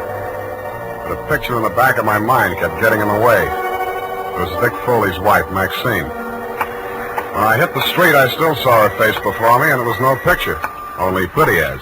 Sam, I waited for you. I've got to talk to you. My pleasure. Shall we confer in an adjacent cafe? Whatever you say. Only I don't want Dick to know. Well, you shouldn't have married a detective. Please, Sam. How's this? Black wash. Yeah. Looks dark enough. Oh, that booth in the corner, it's secluded. Why not? Slide in. Oh, no, over here, stupid, not facing the street. Oh, sorry. I'm not much good at this sort of thing. Sam, I'm not asking you to tell me what it is, but if he's in really bad trouble, I think I've a right to know. What makes you think he's in trouble? Well, I'm not blind. You can't live with a man and not sense it when something goes wrong. I never thought Dick was the type to show it. Oh, he's tried to hide it from me, and I haven't said anything. I thought if he wanted me to know, he'd tell me. It was a wise thought. Hold on to it. Well, I meant to. But then a terrible possibility crossed my mind. Sam, it isn't me, is it? In what way? Well, you know what I mean. He's been away from home nights so much lately, and he questions me so closely about where I go and who I see and so on, and Well, I may as well ask you right out. Did he hire you to check up on me? Then that is it. No. You're not lying to me, Sam. Why should I? Dick says you're almost his oldest friend. He's talked so much about you. And he must have told you I don't do that type of work. Why do you keep looking at me? Sorry, trying to place you, Maxine. I keep thinking I've seen you someplace before. Oh, it must have been my picture. I was an actress. Yeah. Picture. Yeah, maybe that was it. Why do you say it like that? Like what? As if you were angry with me. Because I just got the caption on the picture. Well, Sam, wait. Come back. Yes, I had. And the caption was from a newspaper circa 1943. And it read, "Actress Lovely cleared in Lanahan slaying." I flashed my tin star at the room clerk at the Belvedere, learned that Claude Spicer was in, and stuck around to make sure the clerk didn't buzz the room to tip him off. Around 4 p.m., Spicer went out, very dressed up, umbrella, gloves and all. He walked down Geary to Grant and turned north. A cold San Francisco drizzle started blowing up from the bay. I wished I'd brought my overcoat. A half a block up from California, he entered Grayson's jewelry store. I peeked through the Rain Street show window after him. Inside, pawing eagerly through a tray full of diamond clips while a long-suffering clerk eyed her hopelessly from his side of the counter, was the actress Lovely. Maxine shot Spicer a quick glance of recognition as he entered, but they didn't speak. He took up a pose of gentlemanly patience, shrugged his eyebrows sympathetically at the clerk, and leaned elegantly on his umbrella while Maxine found fault with every piece of jewelry that was shoved in front of her. The bored expression left his face only once. That was when the clerk opened the vault and brought out some unset stones. Their act may have been fooling the clerk, but it was as plain as the nose on Spicer's face, a very plain nose it was, that they were sizing up the joint for a pushover. Maxine left first. He stayed long enough to buy a cigarette lighter and then followed her out. As I took out after him, I stopped to read the sticker on the inside of the glass door. It said, "These premises protected by Dick Foley Detective Agency."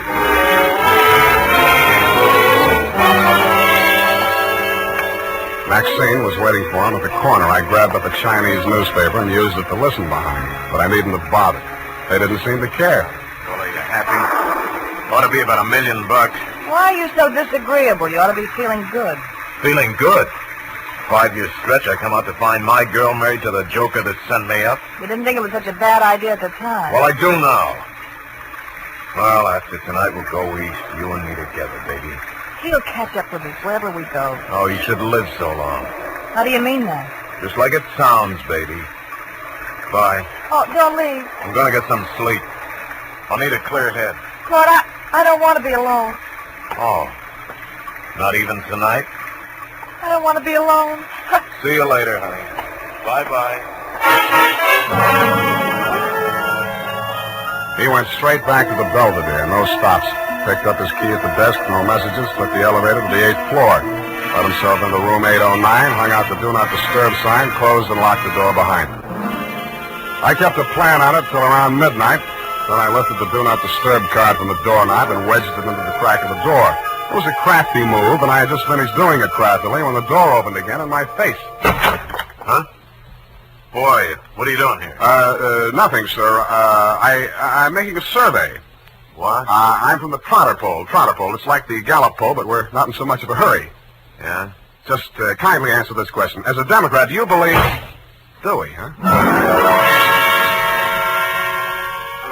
I picked up the Do Not Disturb card and wedged it back into the crack of his door. As any house dick knows, except, of course, Tiny Stover, the night paper at the Belvedere, if anybody opens the door like that, the card will fall out, and somebody will always hang it on the knob. Another thing Tiny doesn't know is never to draw to an inside straight. We played 9 different kinds of poker until 5 a.m. when I thought I'd go up and have another look. All was quiet on the 8th floor. From the elevator bank, I could see room 809.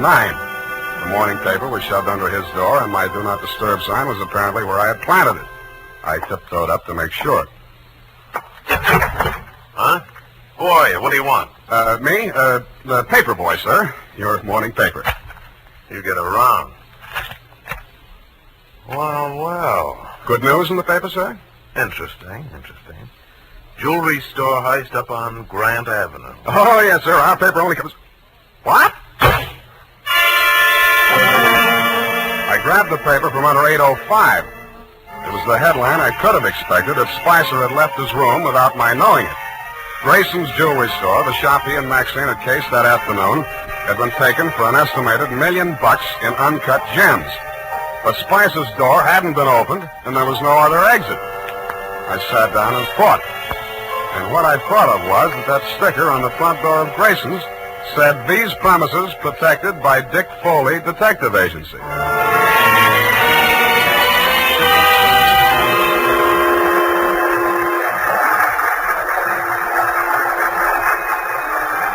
On the 6 a.m. Oakland ferry boat felt its way blindly out of a slip. Claude Spicer was aboard, and so was I. Should have been getting lighter, but it wasn't. The fog was thickening over the harbor, and most of the passengers were inside drinking coffee. Spicer didn't go in. He climbed up to the boat deck and stood at the rail under the pilot's house. I planted between 2 wet paint signs and waited. Not for long. I couldn't make out any features of the man who came up and joined them. They stood face to face, not more than a foot apart, and talked in voices that couldn't get to me through the racket of the foghorns in the harbor. What spoke loud enough for me to hear was a gun. They seemed to fall into each other's arms and then collapsed in a heap on the deck. And when I got to the spot, only the dead one was there. It was Spicer. The other man had disappeared around the corner of the deck house. A ray of light from the pilot's window swept over him, and I saw a gunmetal shine in his hand and then spin out over the rail as he threw it. What?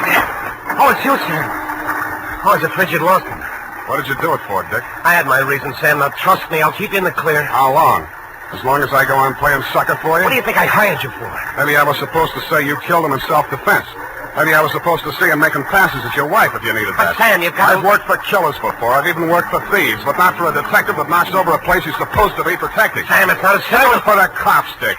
I'm turning you in when we get to Oakland. No, you're not, Sam. Dick, come back here. Let go of me. I'm going over the side. If you try to stop me, you're going with me. He fought away from me, got 1 foot over the rail, and kicked out at me with the other. It caught me on the point of the chin. I stumbled forward and grabbed out blind. I must have caught him by the belt just as he jumped. I remember something pulling me halfway over the rail and trying to get free of it. I did, but not soon enough. I was in midair, and the black water came rushing up to meet me.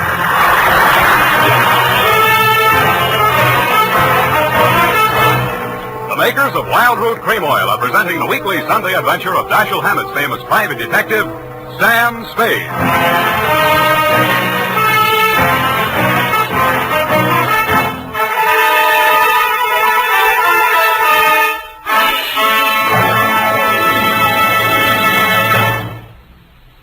here's important news on good grooming.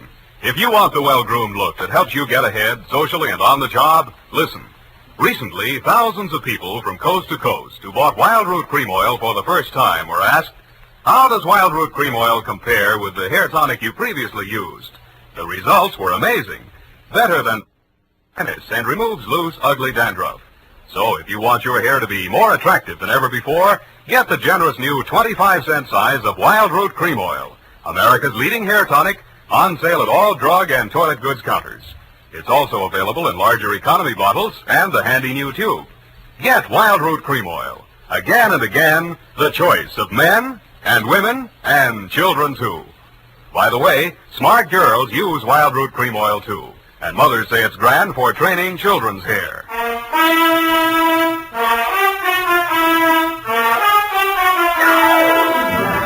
And now, back to the Dick Foley caper. Tonight's adventure with Sam Spade.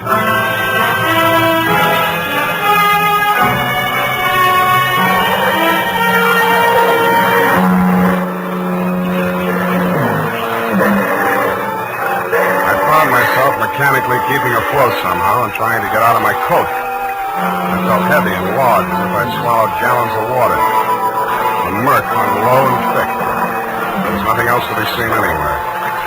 I swallowed what felt like several more gallons before I got rid of the coat.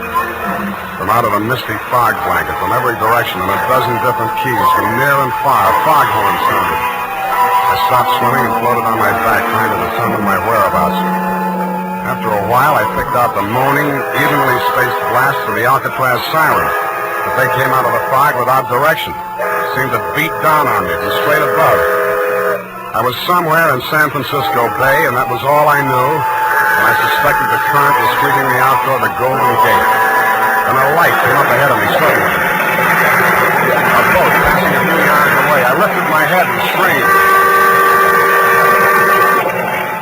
The boat siren, crying its warning, drowned out my shouts. Went on past, and the fog closed in behind it. Then I heard a new sound.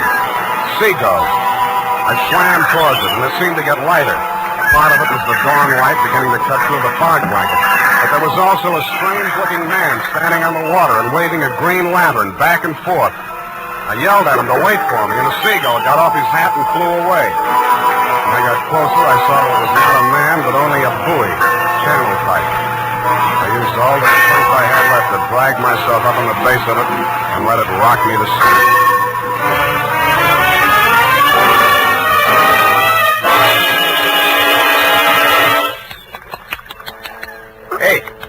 Hey, mate. Pour some more of the brandy into them, Gus. Yeah. Here. Get some of this down.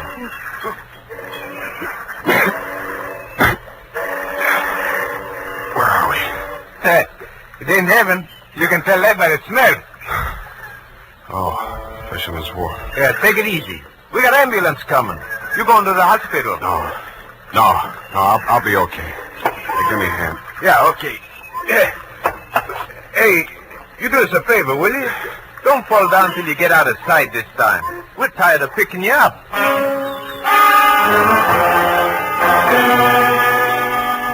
I thanked the two kindly old fisher folk for their interest in my welfare, totted up the pier, fell into a taxi, and went home. While I soaked out some of my aches and pains and chills, I did some stewing about the caper so far and stewed up enough anger to carry me through to the finish. I checked the Coast Guard for news of Dick Foley. They told me his body hadn't been recovered yet. I got dressed and went over to his office. The cops hadn't been there. I went through the file cabinet. And what I found on the Foley private had me so interested that I didn't hear Maxine come in until she closed the door. What are you looking for? You, baby. I'm for you. Sam. Come here. Oh, Sam. Nice. Now, don't be mad, Maxine. A gun makes a woman bulge in the wrong place. It's not my gun. We'll see. Sam, Shut up. Now, starting with the rap Spicer went up for, the same pattern. The way you worked this one tells me how you worked it the first time. You get something on a private detective. The first time, 5 years ago, it was Dick's partner, Mickey Lanahan. I don't know what Spicer had on him, but I do know he forced Dick to knock over Grayson's jewelry store last night. I won't listen to you. Okay, I'll talk to myself. I'm not saying you killed Mickey Linehan, but Dick did frame an alibi for you, didn't he? Didn't he? Oh, you're hurting me. Good. Try spending a night swimming around in circles in the middle of the harbor sometime. See how you like that. All right, it's true. Dick did help me out of that old jam. I'm not ashamed of it. I'm proud our love was that important to him. No, Spicer. That same old double-cross, only this time I'm standing where Dick did 5 years ago. Dick was set up as a patsy the same way Mickey Linehan was, but he got smart and pulled the trigger first. Stop it! Stop it! Where did that hurt? You fool! I love Dick. Yeah. I loved him. That's something you can't understand, but it happens that way, no matter what people are. You sound as if you really mean that. But you're a little late, aren't you? He's not dead, I'm sure he isn't. If he's not, he's really in trouble. What do you mean by that? I found something here in the files that Dick left, just in case Spicer got to him first. What is it? A confession to Mickey Linehan's murder. That's impossible. Were you there? What are you going to do with it? Turn it over to the police. But if he's still alive... It still counts, unless he shows and revokes it, but I don't think he will.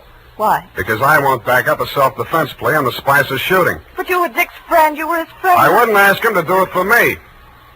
Then what can I do for him? I'll do anything at all. Well, if he stays away, he's as good as dead. If he comes back, you'll get a jury trial. And if there are more men than women in the panel, he'd probably be acquitted on your testimony alone. Do you really think he might have a chance? For the jury, there's always a chance. Well, where is he? How can I get word to him? Well, if he's not fish food by now, there's one sure way of smoking him out. Something I can do. Nobody else. Please, tell me anything. Sign a confession of your own. Confession? Not Mickey Linehan's murder or anything that might nail you for. Swear that you shot Spicer. Now, you can always renege. Make both of you look good, sacrificing for each other. How about it? All right. Tell me what to write. I did. She signed it. I had Effie dispatch it to all the papers and news services, and then I brought it down to the hall. Naturally, you didn't believe a word of her confession, Dundee, but when I took you aside and explained my stratagem, you endorsed it heartily and had her booked. She pressed my hand and thanked me. The look of resignation on her face was so real it was hard to believe she was faking. When she turned her back to follow the matron down the corridor, I saw why. On the back of her coat, there was a smear of white paint. I remembered the wet paint signs on the Oakland ferry boat. Dick Foley gave himself up an hour after her confession hit the street. Screamed and yelled at everybody in homicide, trying to convince them that Maxine was innocent and he should take the full rap. But I'm afraid I cleared that when we confronted him with the autopsy surgeon's report. He tried to bluff even then when he read it. Halliday ended right side between third and fourth ribs, penetrated left lung. Pellet B, pleural membrane, side wound punctured. Well, so what, Sam? All three on the right side, angling up, you see? No! I don't know why. You even saw me on that boat. You saw me throw the gun over Oh, it. cut it out, Dick. What I saw was in the dark. But you two men were facing each other directly. If I were going to drop a man fast at close range, face to face like that, I would not put the gun in my left hand, twist it around, straining my wrist in the process, and pull the trigger with my thumb. Unless I were left-handed, double-jointed, and a trickier shot than you are. I'd blast him straight through the middle. All right. All right, yes, it was Maxine. Well, that's good. Maybe you can get cured now. Why don't you open up some more? Let me put it down like it was business. All right, sir. Number one, Maxine killed your partner, Mickey Linehan, 5 years ago. Probable motive to eliminate him and send Spicer up for it. Yeah, she didn't figure on Spicer being smart enough to confess to the robbery, and that alibied him for the murder. 2, you perjured yourself to clear Maxine of the murder. Motive? To prevent the truth about your partner from coming out, and Maxine was motive enough for anything. Cut it out, will you? Sorry. 3, Spicer forced you to team up with him in the jewelry heist. How? Well, he threatened to make a full confession as accessory to Mickey's killing. That would have put the whole works on Maxine and leave him in the clear. Yeah.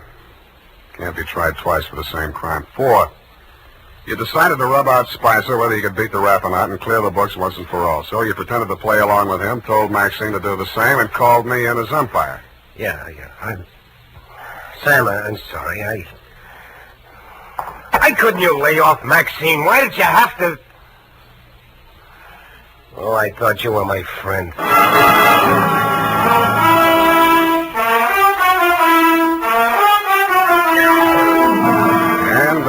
about it. Period. End of friendship. Oh. You mean the confession that you tricked her into making turned out to... That's it, Effie. Oh. What'll happen to him? Hmm? What about Dick Foley? Dick? Oh, they got him on a number of things, I suppose. May take some time out of him. But I think he'll be an okay guy again. With her out of the way. With her out of the way. Sam? Go and type it up, will you? It's late. I want to get out of here.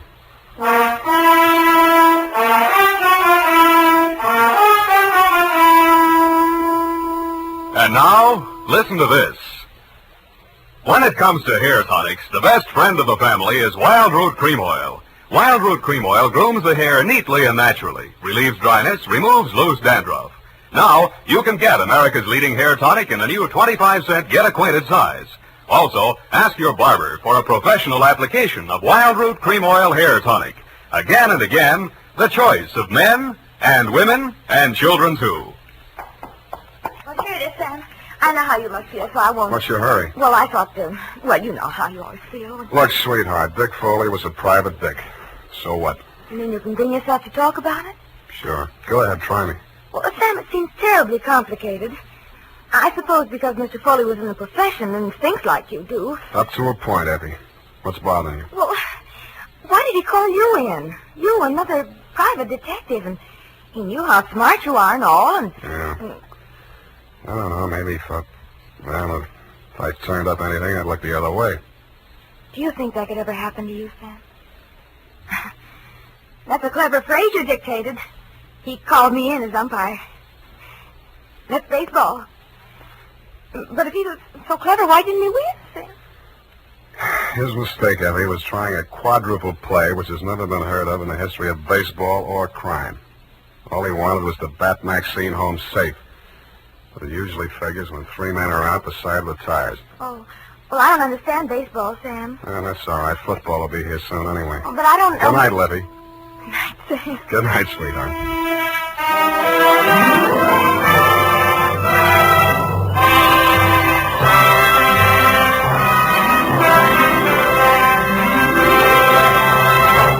The Adventures of Sam Spade, Dashiell Hammett's famous private detective, are produced and directed by William Spear. Sam Spade is played by Howard Duff.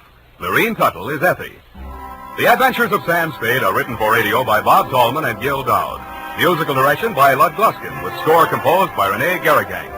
Join us again next Sunday when author Dashiell Hammett and producer William Spear join forces for another adventure with Sam Spade. Brought to you by Wild Root Cream Oil. Again and again, the choice of men who put good grooming first. This is Dick Joy reminding you to... Get Wild Root Cream Oil, Charlie. It keeps your hair in trim. You see it's non-alcoholic, Charlie. It's made with soothing lanolin. You better get Wild Root Cream Oil, Charlie. Start using it today. You'll find that you will have a tough time, Charlie. Keeping all the gals away. Hiya, Baldy. Get Wild Root right away. This is CBS, the Columbia Broadcasting System.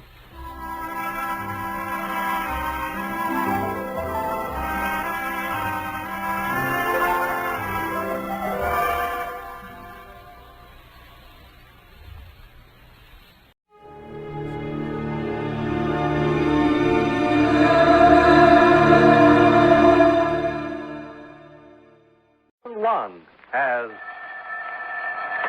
Johnny Dollar. Dave Hopkins, Johnny. Camden Life and Fidelity. Got a German visa? Why, I sleep with it under my pillow, Davy. Huh? If you want, Berlin, your next port of call. Want it? Oh, what's the story, Davy? It's like this, Johnny. A client of ours, Sam Harvey, category 50,000, 20 paid life. A couple of years ago, Harvey went to Berlin as consulting engineer for a machine tool firm. 6 months ago, he upped his policy from 10 to 50,000. Good head on his shoulders. Just listen, huh? Also, he changed beneficiaries from his mother to a woman he married over there. Well, that's allowed, isn't it, Davy? Maybe, maybe not. Yesterday, we got a cable from Berlin police. Herr Sam Harvey is newly dead in the Rhineland. Well, Johnny? Okay, Dave, you named it. Berlin.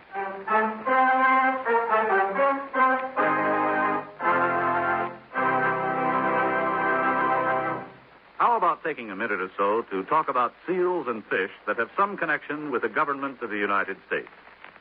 Now, that isn't as strange as it sounds. You take the matter of seals, for example.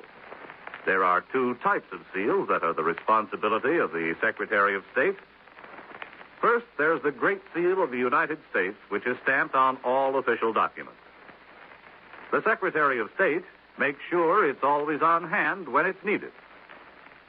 The other kind of seals he takes care of are the ones that swim in the ocean, since it's up to the Secretary to work out agreements with representatives of other countries and let them know how many seals can be caught in what is called international waters and when. The Secretary of State works out similar deals for the catching of fish and lobsters because these agreements are actually treaties. Before they can be put into effect, they have to be approved by 2/3 of the Senate. As a matter of fact, any time our government wants to work out a deal with a foreign country on trade, mutual assistance, fish, seals, or lobsters, it's done by treaty. And all treaties are signed by the President, though some of them aren't drawn up until after the Secretary of State has worked over the rough spots in order to pave the way for prompt ratification. So, just remember, the Secretary of State is a mighty important wheel in the machinery of your United States government.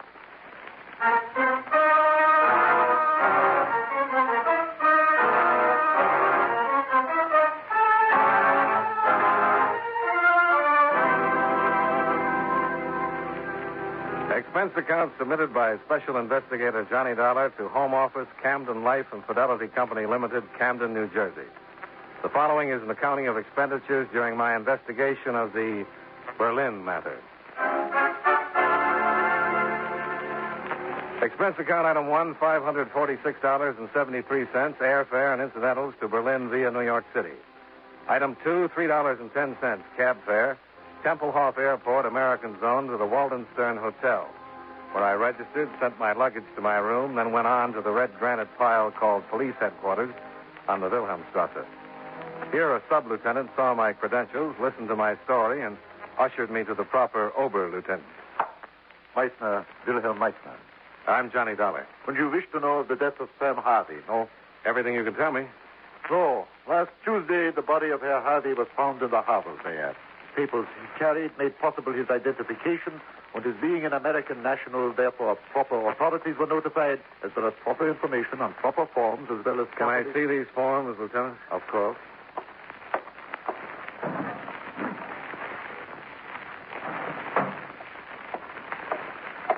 Here, as you please.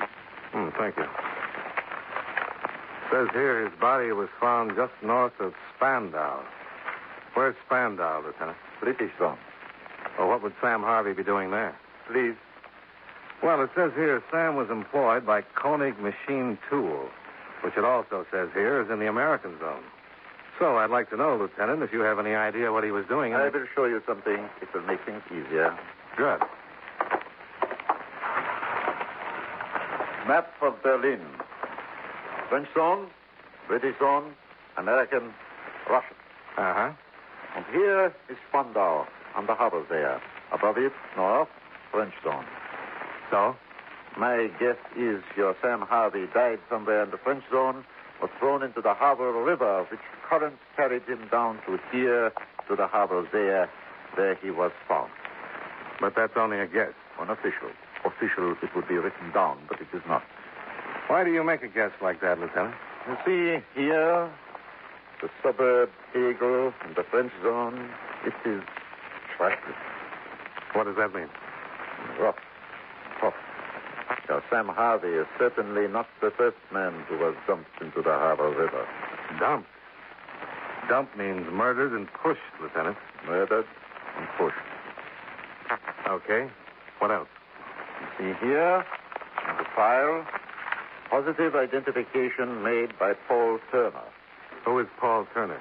A friend of Herr Harvey. He claimed the body and buried it. Also, he took it upon himself to notify Herr Harvey's wife. Why does it say wife? Nowhere, but I recall Herr Turner said Frau Harvey was in Vienna and that he would inform her of the death of her husband. Well, I think that's real friendly, don't you? Please. Never mind. Well, thanks, Lieutenant. Can I do something for you in return? A beer or something?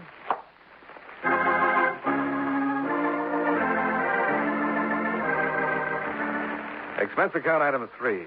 90 cents for 2 rounds of brown beer with my newly found friend, Lieutenant Willie Meister, at the beer stuba across the street, where I told him all I knew about Milwaukee and got in return a promise of continued cooperation. Expense account item 4, $1.20 to number 15 Kendenstrasse in the American Zone. The address of Paul Turner. That's right, Dollar. I identified him. Who killed him, Mr. Turner? No, now listen. Yeah? Don't get cagey with me and say who killed him and lean closer to me to see if I'm going to go to pieces. I didn't even know he was killed. He was pushed into a river. Listen, there was a beer festival up in the French Zone last week. Tegel, a suburb. So you can figure it. Sam got drunk and fell in the river? Not pushed? That's the way I read it. Did he ever say anything to you about all that insurance he carried? No. Tired a lot, huh? First it was 10, then a while back he upped it to 50,000? That's right. Well, she's worth it. Who? Paul's wife? Worth every nickel of it. Which comes to a question. Oh, you mean, where is she? I mean, where is she? She'll be here. Her husband's been dead for 4 days. Well, she's in Vienna. Well, it must take all of, 3 hours flying time to get here from Vienna. Listen, Dollar, I'm going to tell you something. Don't ask questions with raised eyebrows, like everybody's lying or covering up. A guy named Sam Harvey died, and there's been a lot of tears on account of it, so gentle your way around. Huh? Make the questions come out polite. You know, I'm going to try that. Good. What are you doing here in Berlin? I have a civilian job with the Army. I interpret. Oh? How do you like it? Nice. See how we can get along if we try? How come Paul's wife hasn't showed up for 4 days? I have a wire here. Wait a minute. I'll read it to you. Illness gone. Arrived Tempelhof Airport this evening, 18 hours, Elsa. Let me see it. You read German, Johnny? No.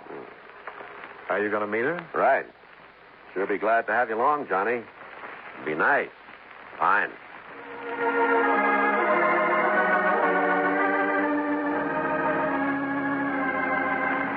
Expense account item 5, $3.40, full tank of petrol for Paul Turner's Volkswagen. He had his hand trapped in his pants pocket. We had a little time before Elsa's plane landed at Tempelhof, so we rode around Berlin, a 3-zone. The 4th didn't encourage sightseers. At a little before 6, we got to Tempelhof. Flug 39 vom Prag, Budapest und Wien, Passagiere ungefähr Ausgang 3. Oh, she's a little ahead of schedule. Yeah. You'll know Mrs. Harvey when you see her? You know, you ask polite, but you don't listen polite, Johnny Kid. I told you Sam's wife is worth every penny the $50,000 you say he left her. Now, would I say a thing like that if I didn't know her when I saw her? Well, you hadn't mentioned it. Now, before he married her, the 3 of us went around a bit in Vienna. Then Sam married her, and Elsa stayed in Vienna. I haven't seen her since. 6 months now. Why did she stay in? Yeah, that must be Elsa. See? Black dress, heavy black veil, black gloves. Classy dresser, that Elsa. Yeah. Come on.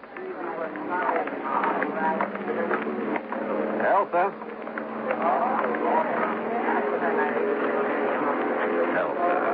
Bitte? Paul Turner, Elsa. Don't you remember? Oh, this veil, it is so... I will lift it. Oh, hello, Paul. It's been a long time since we were together, Elsa. A long time. I'm sorry about you, my husband's close friend, is dear friend Paul. Mrs. Harvey? Bitte? I'd like to introduce myself. I'm Johnny Dollar, insurance investigator. Bitte? Insurance investigator means that I was sent here to investigate your husband's death for my company. Well, it means he's got $50,000 for you, Elsa, but first he's got to ask. Please, Paul, let the gentleman speak. I'll have to ask you where you were when your husband died. In Vienna. Why did you live in Vienna, Mrs. Harvey, and your husband in Berlin? I have work in Vienna. Work I cannot leave. With the refugee commission. Sam had his work here. We lived there as we wanted and as we needed. You are finished, Mr. Dollar? Well, no, I'm not quite finished. Paul, please. You finish, Dollar, for now. Come on, Elsie. I'll get you through customs.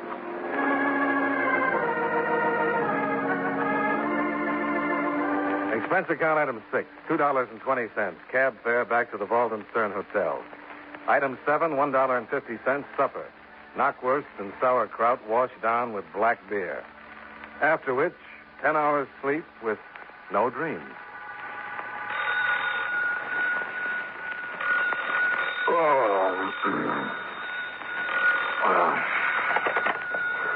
Dollar? Johnny Dollar? Sir? Oh, yeah, this is Johnny Dollar. Good morning. Here is Philip Marlowe. Oh, good morning, Willie. Goodbye, Willie. Oh, do not wish me farewell, Herr Dollar. Well, all right, Willie. You want to chat? Yeah, I would like it. However, this is official, or else I would apologize for awakening you. I have just received word from the police in the British zone. About what? About a barge. A barge? Yes, a barge. The river barge Liebfrau on the harbor there. The touches near 12 of Spandau. You will come. Wait a minute, Willie. I'd An like to... official car will be outside your hotel. You will awake, dress, and come.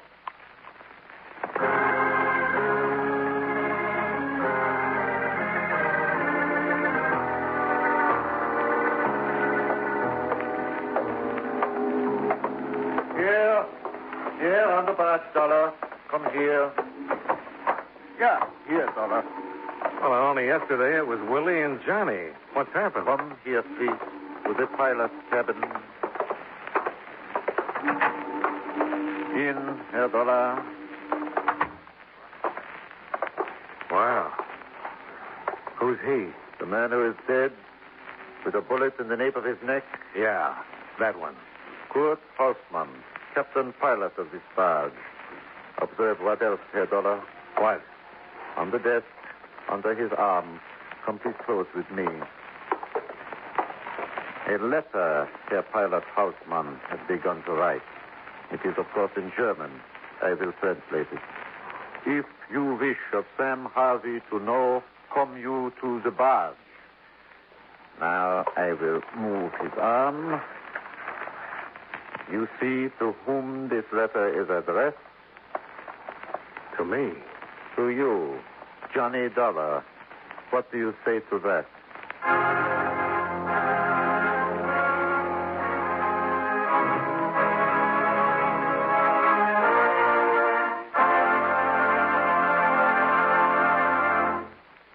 You know, many great men have attained the highest office in our land, the presidency of the United States. Can you guess the name of this man? He was the second vice president to become president. The son of a poor family, he was indentured to a clothmaker as apprentice at 15. And when he was 19, he bought his freedom for $30. As a congressman from New York in 1837, he opposed the entrance of Texas as a slave territory. During his administration, the country was strongly pro-slavery. And as a protest, Harriet Beecher Stowe wrote Uncle Tom's Cabin. The anti-slavery group in his party strongly resented his signing a bill which penalized anyone who refused to return runaway slaves to their rightful owners. If you don't have his name by now, here's one more clue. His administration saw California's entrance into the Union. Who was he? Millard Fillmore, 13th President of the United States. His life is part of your American heritage.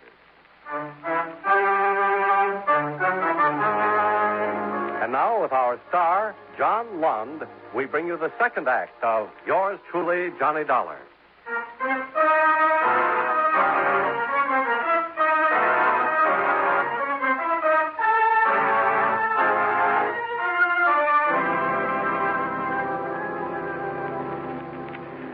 Herr Dollar, since you have arrived, you have talked with people. With me, with Paul Turner, and at Tempelhof Aerodrome with a widow. What words did you speak to them, Johnny Dollar, that makes this man dead? Read it this way, Willie. I'm on a job. insurance investigator. Yeah, into the dying of Sam Harvey. Into the murder of Sam Harvey. $50,000 worth. So, perhaps you have discovered a thing which I, too, should know of the death of Sam Harvey, which will explain this death. If that is so, then tell me. So far, I've found nothing. Nothing you don't know already. Not one thing. Please. I tell you, I don't... Please. I believe you. Well, you've got a way with you, Willie. Schöne Danke. You want to tell me things now? Happily, I do. This Kurt Hausman, who is he? Pilot of a river barge. What else? Thief, petty, also grand. What else? Before he grew out of it, a black marketeer. And after that, what? Smuggler. From west to the east zone. Also vice versa. Very rich. And still you let him get away? Please. Go ahead. Kurt Hausman, besides what he was also an eel. You understand? A slippery eel. Many times arrested, many times released. Insufficient evidence. An eel. And he's murdered on the Havel River and found at Spandau, near the French zone, where also was found the body of Sam Harvey, where... Please.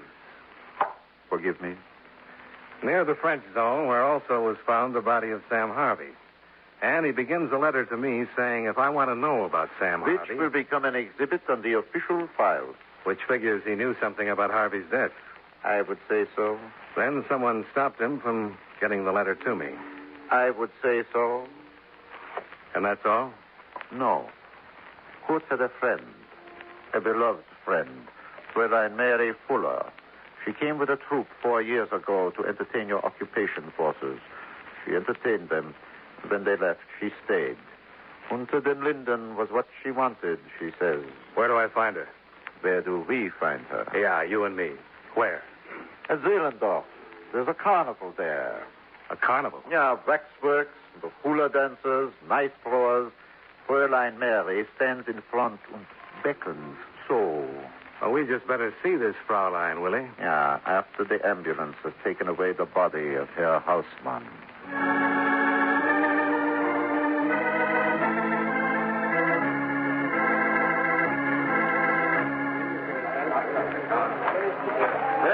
There she is.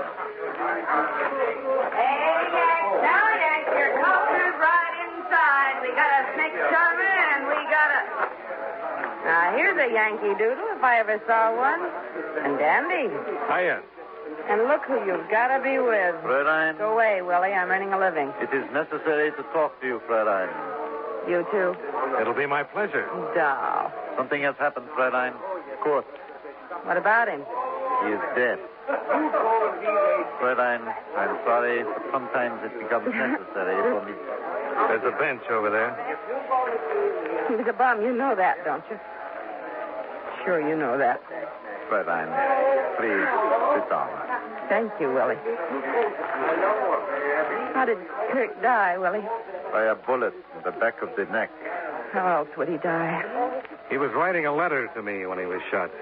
Oh? Why would he be doing a thing like that, Mary? Who are you? Johnny Dollar. I'm an insurance investigator. Why? I mean, why? Why are you here now talking to me in front of a tourist trap? And with Willie here, what's happening? Just take it easy. That's the latest word. Just take it easy. All right, okay. Brave smile. Brave smile. How is it? Fine. Great. Questions, Fräulein? Whenever you're ready. Do you know who killed Kurt, Fräulein? No. Fräulein, 5 days ago, an American by the name of Sam Harvey was found in the harbor there, drowned. Did you know him? Old Sam? Old Sam Harvey? What about him? He was a thief. How? The barge on the river. Kurt's barge? Sam owned it with Kurt. Anything illegal that could be done on the river. Smuggling, black market, name it. Anything from Potsdam and up the canals all the way to Hamburg. If it was illegal and could be carried by barge, my Kurt and good old Sam Harvey. I thought Sam was a machine tool engineer. Only when the barge business was slow. Did you know his wife? Practically. What does that mean? I was a shopper. Sam would give me money and say, buy for Elsa. Presents. Silk stuff they make over in the French zone. Leather from the British zone. Lots of these ceramic earrings, see, like I'm wearing? Yeah, real nice. Just make them for pierced ears. Sam showed a pair of them to Kurt, and Kurt made me pierce my ears so I could wear them, too. Yeah? Sam had got me to buy sweaters and woolens for her. Buy them and send them to her. To Vienna. Sure. One more thing. You know a lad named Paul Turner? No. You want me anymore, Willie? Thanks. Hey, mein Herr, Fraulein, now come on in. Now come on in. We got a big timer. We got a nice I asked Willie to drop me off at Paul Turner's in the American Zone. There, I asked Turner the address of Sam's widow, Elsa Harvey. He sent me to the Tyrol Hotel, where on the third floor rear, Elsa opened a door to me. What do you wish here? To make an apology, Mrs. Harvey. Consider you have done so. Good day, Herr Dollar. And to do another thing. To give you the papers you'll need to sign, so you can get that $50,000 insurance of your husband. Come in. Give them to me. Sure. Take your time about it, Mrs. Harvey. Read them over. I'll wait till you're finished. A messenger will bring them to you. Yeah, sure he will. Mrs. Harvey. Yes. You're a very beautiful woman. Thank you. Very beautiful. You always wear your hair like that? Long, falling to your shoulders? Do me a favor. What? Put your hair up for me. Put my... I don't understand you. Oh, please. Just see how you look. I've been wondering. Yeah. Yeah, like that. Und what, Herr Dollar? Well, I've already said it. You're a very beautiful woman. You must go. Sure. Wiedersehen. Auf Wiedersehen, Herr Dollar.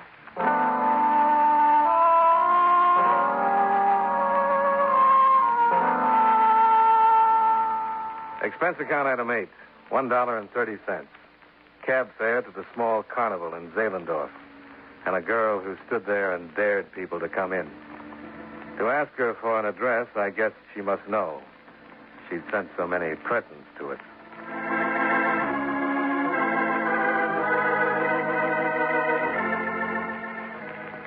Expense account item 9, $63.95, airfare and incidentals to Vienna. Expense account item 10, cab fare, $1 even, to a red brick apartment building 5 stories high and a block square. Frau Harvey? That's right. Mrs. Harvey is dead. When? Yesterday morning, early. Listen, did she get a wire from Berlin last Tuesday? Yes, she did. But of course she could not read it. I gave it to the other lady. What other lady? Her friend, who lives across the hall, who was kind to her and took care of her, who paid for her funeral. And who moved out right after it was over? Yes. But how did you know?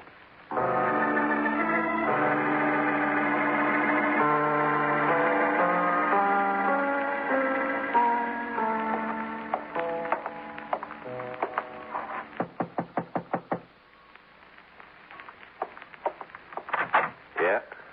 Oh. The widow Harvey inside, Paul? Uh-huh. You answer her door for her now? Mm-hmm. So I have to get past you to speak to her, huh? Elsa, Yes, boy. it's Johnny Dollar. Good. Come on in. Hello, Frau Harvey. Here are the papers, Herr Dollar.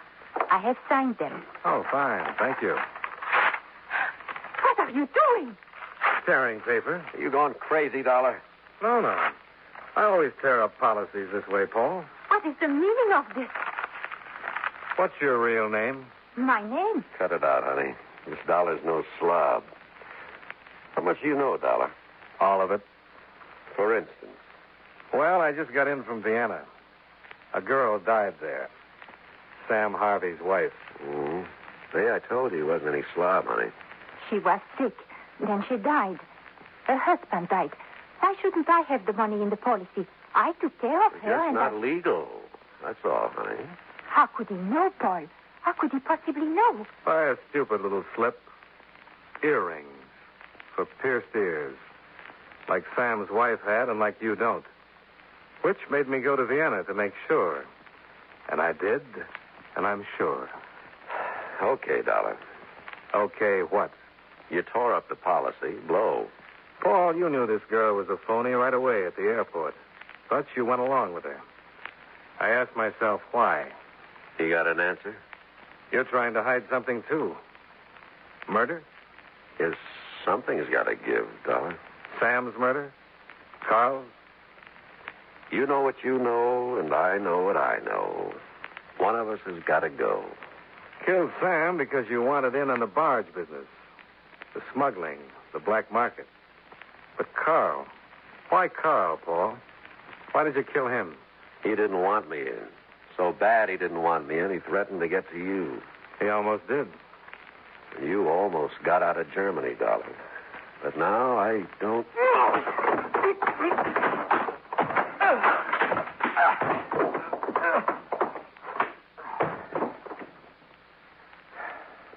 Mr. Dollar?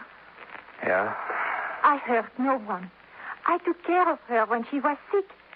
Even when she died, I paid to bury her. I took a chance, and I lost Mr. Dollar. Who can say I harmed anyone? And in Vienna, it's not very pleasant. It's... Oh, please. It's not for me to say. It's for another fellow. Name of Willie. Nice man.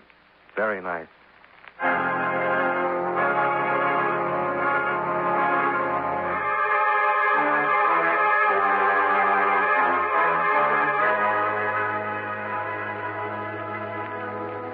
Expense account item 11, $67.70. Hotel bill and incidentals while in Berlin and Vienna. Expense account total, $693.03. Yours truly, Johnny Dollar.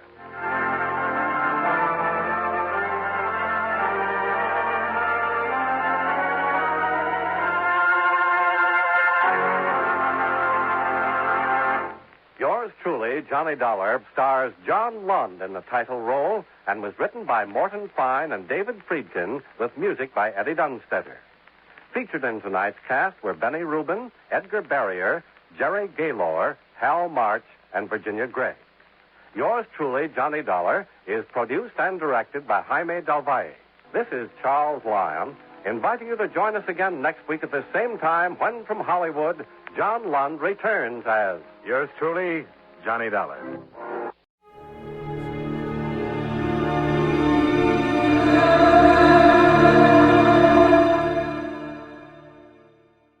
The Adventures of Sam Spade, Detective.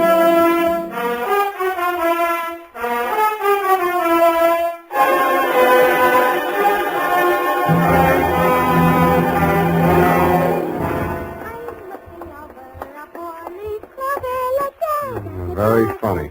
Certainly took you long enough. Oh, thank you, Sam. Well, do you like them? My curls? Yeah, I guess so. It's your own hair, I trust. Oh, yes, Sam. When it's brushed out, you'll never know anything happened. Whenever you're ready, curly. Oh, gee, you like it that well? Yeah, very cute. Well. It's a business. To Detective Lieutenant Dundee, Homicide Detail, San Francisco Police, from Samuel Spade, license number 137596, subject a bouncing Betty caper. Here, Dundee.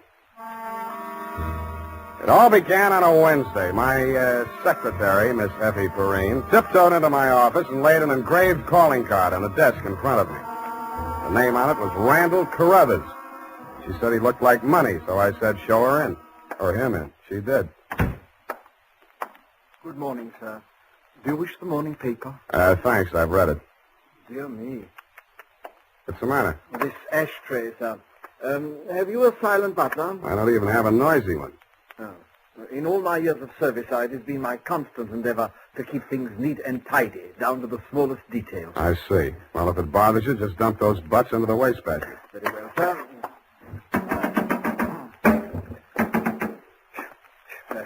If you will pardon the presumption, sir, you could use a well-trained servant in this establishment. Waste paper baskets clean and empty at all times. Never allow refuse to accumulate. That's not refuse. That's this month's bills. So I noticed, sir. I also noticed that you have not opened them. From this, I conclude that your services are immediately available. Yeah, and I conclude that in spite of your glad rags and fancy handle, you are somebody's butler. Oh, that is correct, sir. I am first butler in the household of Dr. Mark McGraw. First? Bleakcliff is the name of the estate. It's near the village of Squid Beach, some 50 miles in a southerly direction on the Pacific coast. You know, I think I'm going to like you as a client, Mr. Carruthers. I mean, it's refreshing to get a few accurate facts without, shall we say, priming the pump. Thank you, sir. You're welcome. To continue, not counting the staff, there reside at Bleakcliff 3 persons. Dr. McGraw, master of the house since the death of his wife, his stepson, Mr. Anthony McGraw, of whom more later, and Mr. Anthony's sister, Miss Cassie. It is on her behalf that I've come to you, sir. What is her problem, Mr. Carruthers? The correct form of address is Carruthers, sir, not Mr. Carruthers. Check. Yes, thank you, sir. Now, as to Miss Cassie's problem, sir, someone is attempting to murder her. Specifically, she has upon several occasions been shot at from ambush. Twice she has awakened in the night to feel the hands of an assailant closing about her throat. And only yesterday, she narrowly escaped death when her motor car went out of control owing to some blackguard tampering with the steering mechanism. And upon numerous other occasions... That's enough. You have convinced me that she indeed has a problem. What do the local police think? No one has been to the police, sir. Why not? It's a delicate situation, sir. Miss Carthy's brother, Mr. Tony, is undergoing treatment for nervous disorders. Mm-hmm.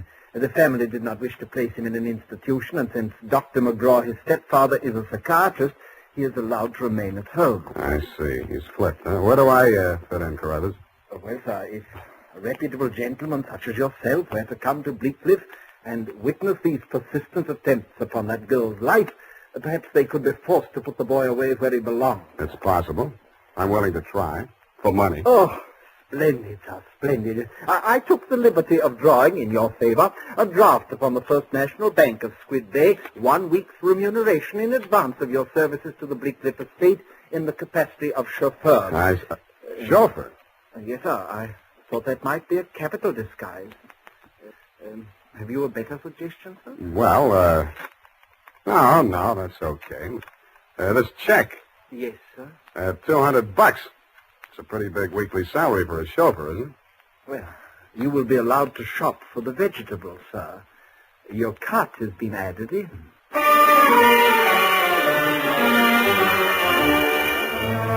I told them I didn't know one vegetable from another, that I was a lousy driver, and in more time than it takes to tell, I was installed at Bleakcliff in a room above the garage and told to wait there until summoned.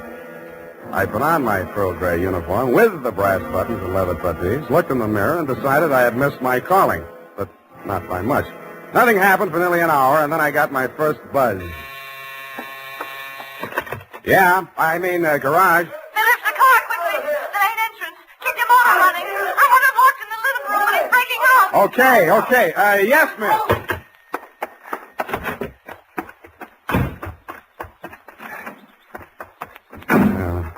Let me see. Get that door open.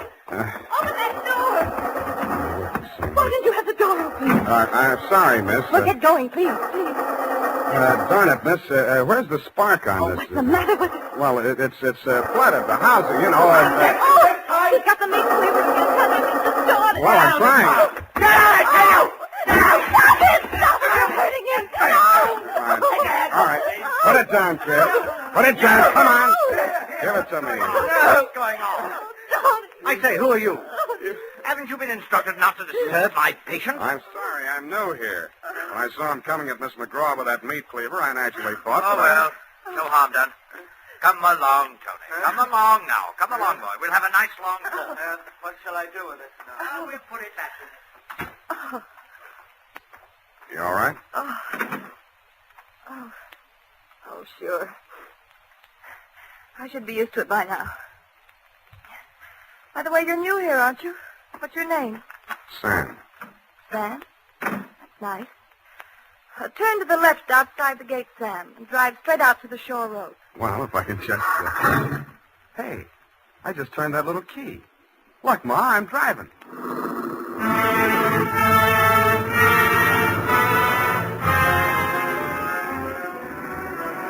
I adjusted the rear view mirror so that it showed more of her and less of the rear view. A mile from the house, she ordered me to stop, moved up to the front seat with me, and asked me to drive on. By the time we got to the shore road, she was driving, and I was resting my head on her shoulder. Where are we going? I've got a little hideaway down the coast. It's right on the beach, at the foot of a tall cliff. There's a fireplace, a little bar, some records. Got some bop? It's wonderful there with the surf pounding outside, hidden away from the world. You feel so safe. Mm-hmm. Don't stop. You'll like it there. You feel as if there's no one else on earth. Time standing still. Oh, if I could just be sure that Mother wouldn't worry about me. You're impossible. Okay, Kathy, I'll be serious. What's with that brother of yours? Tony? I'd rather not talk about that if you don't mind. Well, maybe I can talk about your stepfather. I really should know what kind of a man my boss is. I go for these drives to forget all that. Please don't spoil it for me. Okay, Kathy, okay. Oh, please. The sharp turn into this driveway. Now, we get out here. Yes, ma'am. Down this path. Uh-oh. What's the matter? You afraid of high places? Yeah, you just pushed me off of one. Oh, Sam, don't be like that. You're pouting like a little boy. Come on, I want to show you my little house. What's so special about your little house? Oh, Sam, if you only knew what my life is like. You only know what mine is like. I need someone so much to talk to, Sam. As long as you can steer the conversation, you mean. Come on, Sam. I'll show you the house. The path led to a flight of wooden steps that clung to the face of a sheer cliff. There was something like the stairs you find yourself falling down in nightmares. They dropped maybe 200 feet to a crescent of white sand. Watch out for that one stair that's broken. Yeah. You have to make your dream house this hard to get to? Because of Tony. He has vertigo. What? When we were kids, he used to chase me, and I'd run down here, and he was scared to follow me. Afraid of heights. He still is. Well, you light us a fire, Sam. The wood's there in the box. I'll go make us a drink. Fire? Who needs a fire? I'm hot. What'd you do before you took up driving? Oh, I was a private eye for a while. Oh, how exciting. Nah, it's a sour racket. Tell me about it. Nah. Let's talk about you. Here's your drink. Thanks. Well, what do you want to know about me? Oh, me? Come here.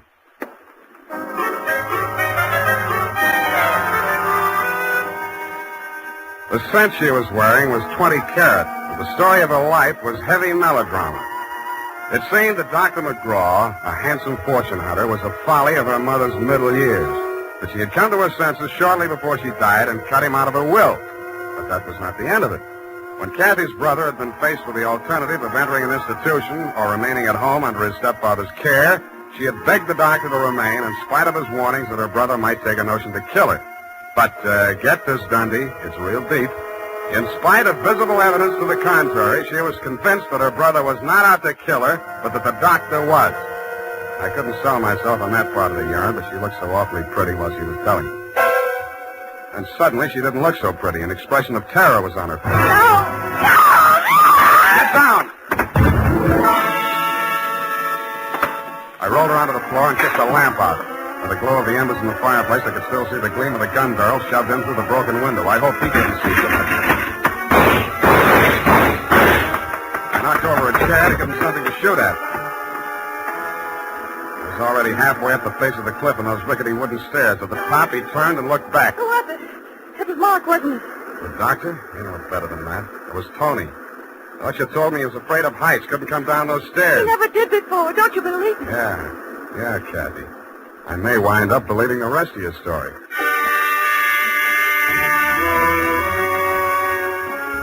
I took Kathy back to Bleak Cliff and stashed her in my quarters over the garage. Then I went into the main house via the back stairs, found her room, and shook it down.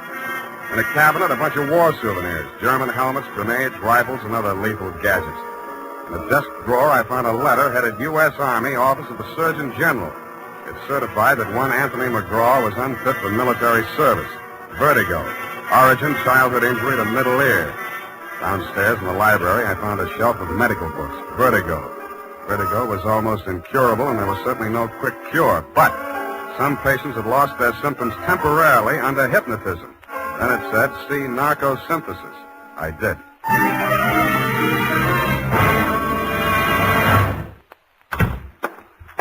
Spade. I beg pardon, sir. Mr. Spade. Yes, whatever are you doing in the butler's pantry, sir? Looking for a butler. Namely you, Carruthers. May I serve you, sir? Yeah. How do I get an interview with Dr. McGraw? Well, sir, strange, after all my years of service, I still start as a master summons. You did it again. Well, I'm sorry, sir. I'd better see what Dr. McGraw wants. Forget it. I'm answering this one. You're not going to drop your disguise, sir. Why not? Who am I kidding, anyway?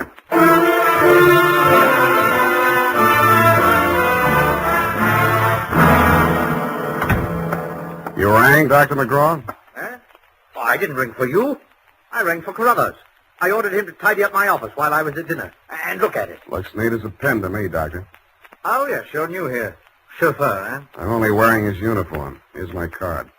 Oh, detective, eh? That's right, Doctor, and this one's just about ready to wrap up. Well, you interest me. Go on. I will. I think you've been trying to use that boy as a murder weapon against his sister. Oh, and you call yourself a detective? If you can call yourself a doctor, I guess I can. You've been treating him with narcosynthesis, haven't you? That's right. Hypnotic drug. While he's under it, you brief him on his activities for the day, and he follows through, including assaults with deadly weapons. That would be possible with certain very suggestible patients, but I'm afraid impossible to prove. I think I can prove it, Doctor. You shouldn't leave your textbooks lying around loose. I found out the only way Tony could have walked down that stairway to Kathy's beach house without falling would be temporary relief of his symptoms due to hypnotic suggestion. Unquote. I see.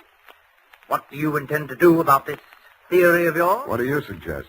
You see this row of buzzers here on my desk? Mm-hmm. This one is for my secretary. This is to summon Carruthers, and when I press this buzzer, two of the most hideous plug uglies you've ever seen will rush into this office, beat you to a pulp, and dump you outside the front gate. That's what I think of your theory. Buzz away, Doctor. I think I like them better than I do you. As you wish.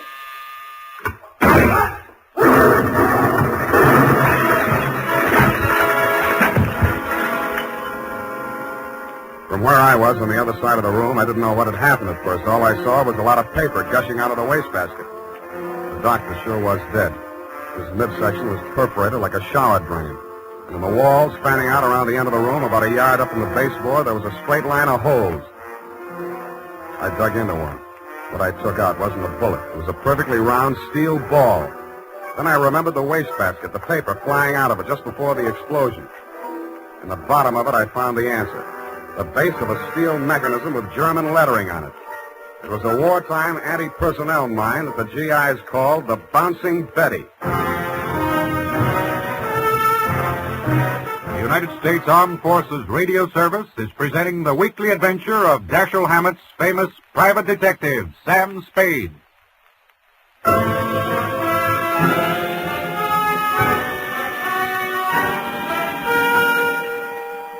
I didn't wait for the Squid Beach law to arrive. Who could? I went straight back to San Francisco. You, Lieutenant Dundee, were waiting at my office. Morning, Sam. Hello, Dundee. About that McGraw killing, Sam. The chief down at Skid Beach has asked us to cooperate with the department down there at Skid Beach. Squid Beach, Dundee. Squid, that's right. They say you caught a bus at Skid Beach. Squid. That's right. There's a 1:45 in the company of a young woman answering the description of the McGraw girl. They say that, do they? They say they got a statement from that butler, Carruthers. Yeah, well, it's open and shut anyway. The butler hired you, the girl is wanted, and you're hiding her out. Why? Why not? Well, it's established that the girl hated the deceased and bickered with him constantly. The doctor and the boy were pals. That girl's guilty as... You've been able to place her in the murder room? Well, no, but here's an item. She worked with an Army ordnance during the war in research. Subject, I made a note of that. Enemy landmines, anti-personnel. One of the reports she helped put out was on the Bouncing Betty. Yeah? Definitely. Okay. Hey, where are you going, Sam?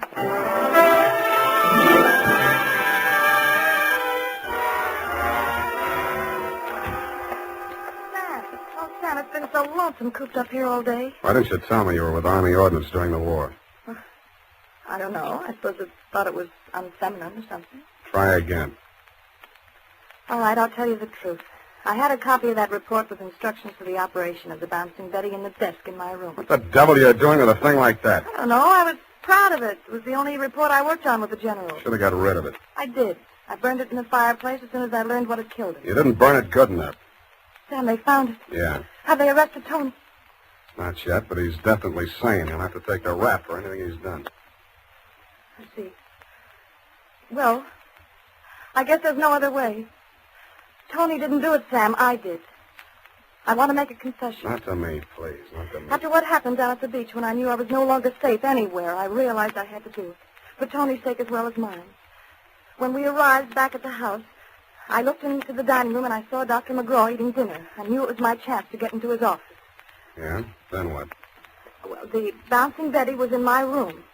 There was some wire in the tool chest, and I knew that Carruthers always went to tidy up while the doctor was at dinner. So I waited until I saw him come out, and then I went in, and I looked around for a place to plant it, out of sight. Then I saw the wastebasket full of papers. It was the perfect hiding place. The whole thing didn't take more than 5 minutes. Well, say something.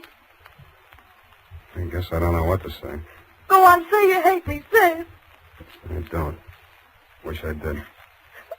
Oh, Sam. Help me. Help me. I'm sorry, baby. I am sorry.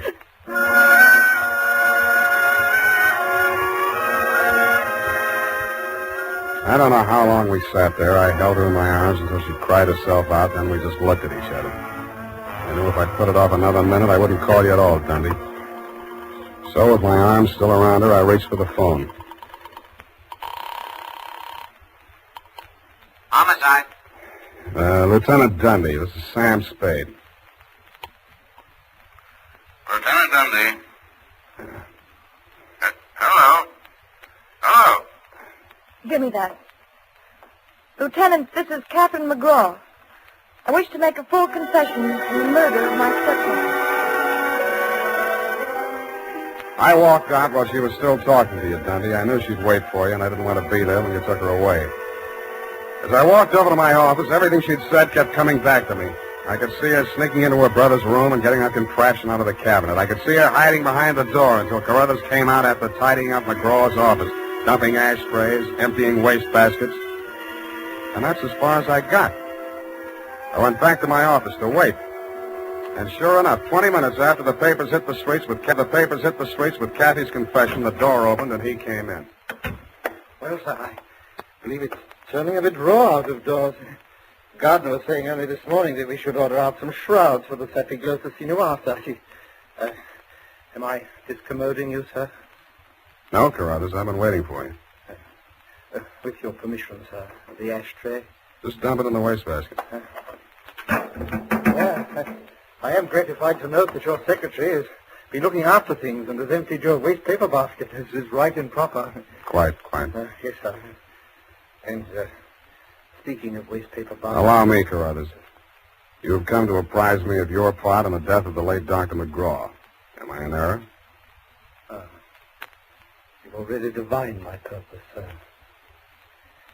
Yes, it was I who placed that infernal machine. In the wastebasket, Carruthers, yes, I know. It struck me as a bit of poetic justice that the buzzer, which that dreadful man used as a symbol of his despotism, should be the instrument of his own destruction. I'm sorry, Carruthers. I'll do all I can. No need, sir. No need. I'm aware that there is no final justification for taking the law into one's own hands.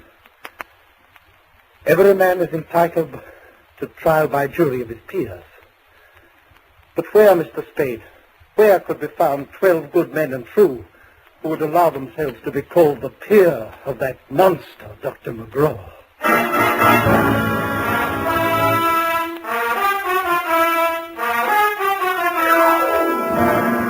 Period. End of report. Sam! There must be some mistake. Mistake, Effie? Mistake? No? Well, the butler can't be guilty. That's old-fashioned. He was an old-fashioned butler, sweetheart. Where today can you get help like that? Somebody who empties the ashtrays, keeps the waste paper baskets clean, tidies up around the place. Well, I'd be only too happy to do the same for you, Sam. I know you would, doll. But considering what happened to Mr. Carruthers' employer, Effie, you mustn't allow your mind to dwell on such matters. It's wicked. Sam! Who emptied emptied an ashtray in that wastebasket that I just finished cleaning out. Pay it no heed, sweetheart. I'll buy you a silent butler. I'll go type that up. Here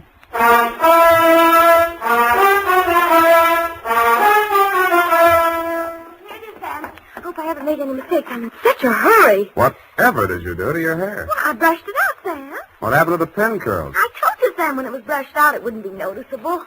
Hours of torture sitting under a hot dryer for something nobody will notice. But, Sam, it puts bounce in your whole makeup. I get it, the bouncing Effie caper. Oh. Eyeshadow, new shade of lipstick. You look real gone. Oh, no.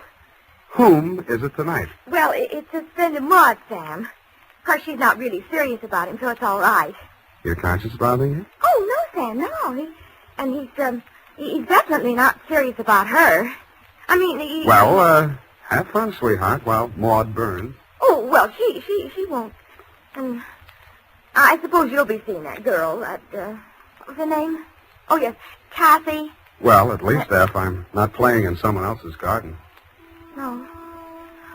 Well, have fun anyway. Good night, Sam. Good night, sweetheart.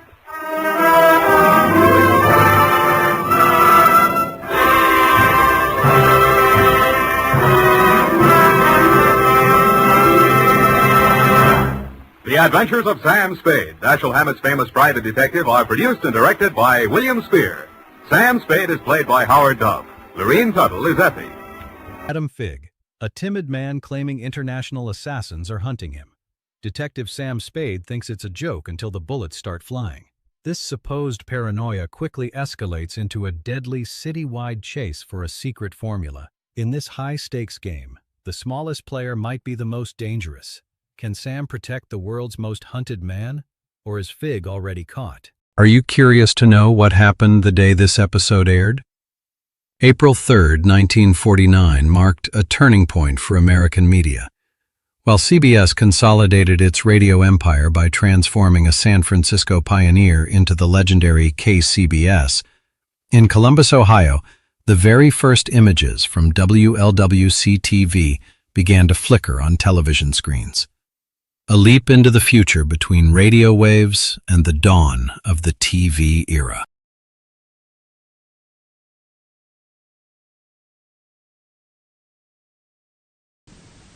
The Adventures of Sam Spade, Detective, brought to you by Wild Root Cream Oil Hair Tonic, the non-alcoholic hair tonic that contains lanolin.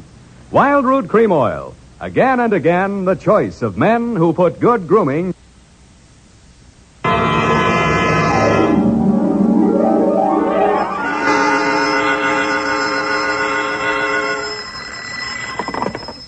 Detective Agency. Me, sweetheart. Oh, Sam, I got it.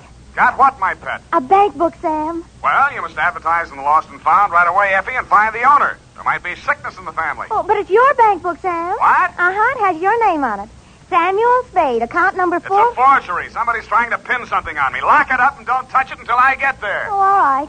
Did you make a lot of money on this one, too? Got the check right in my pocket, $500. Oh, Sam, we're making more money than a movie star. Well, almost. And all honestly, too. 600 last week and 500 this week. Yeah, how about that? And life gives a 3-page spread to I Spy Molten. But we mustn't let it turn our heads, Effie. No. We gotta stay in there pitching. I'll be right down to pitch my report on the Adam Figg caper.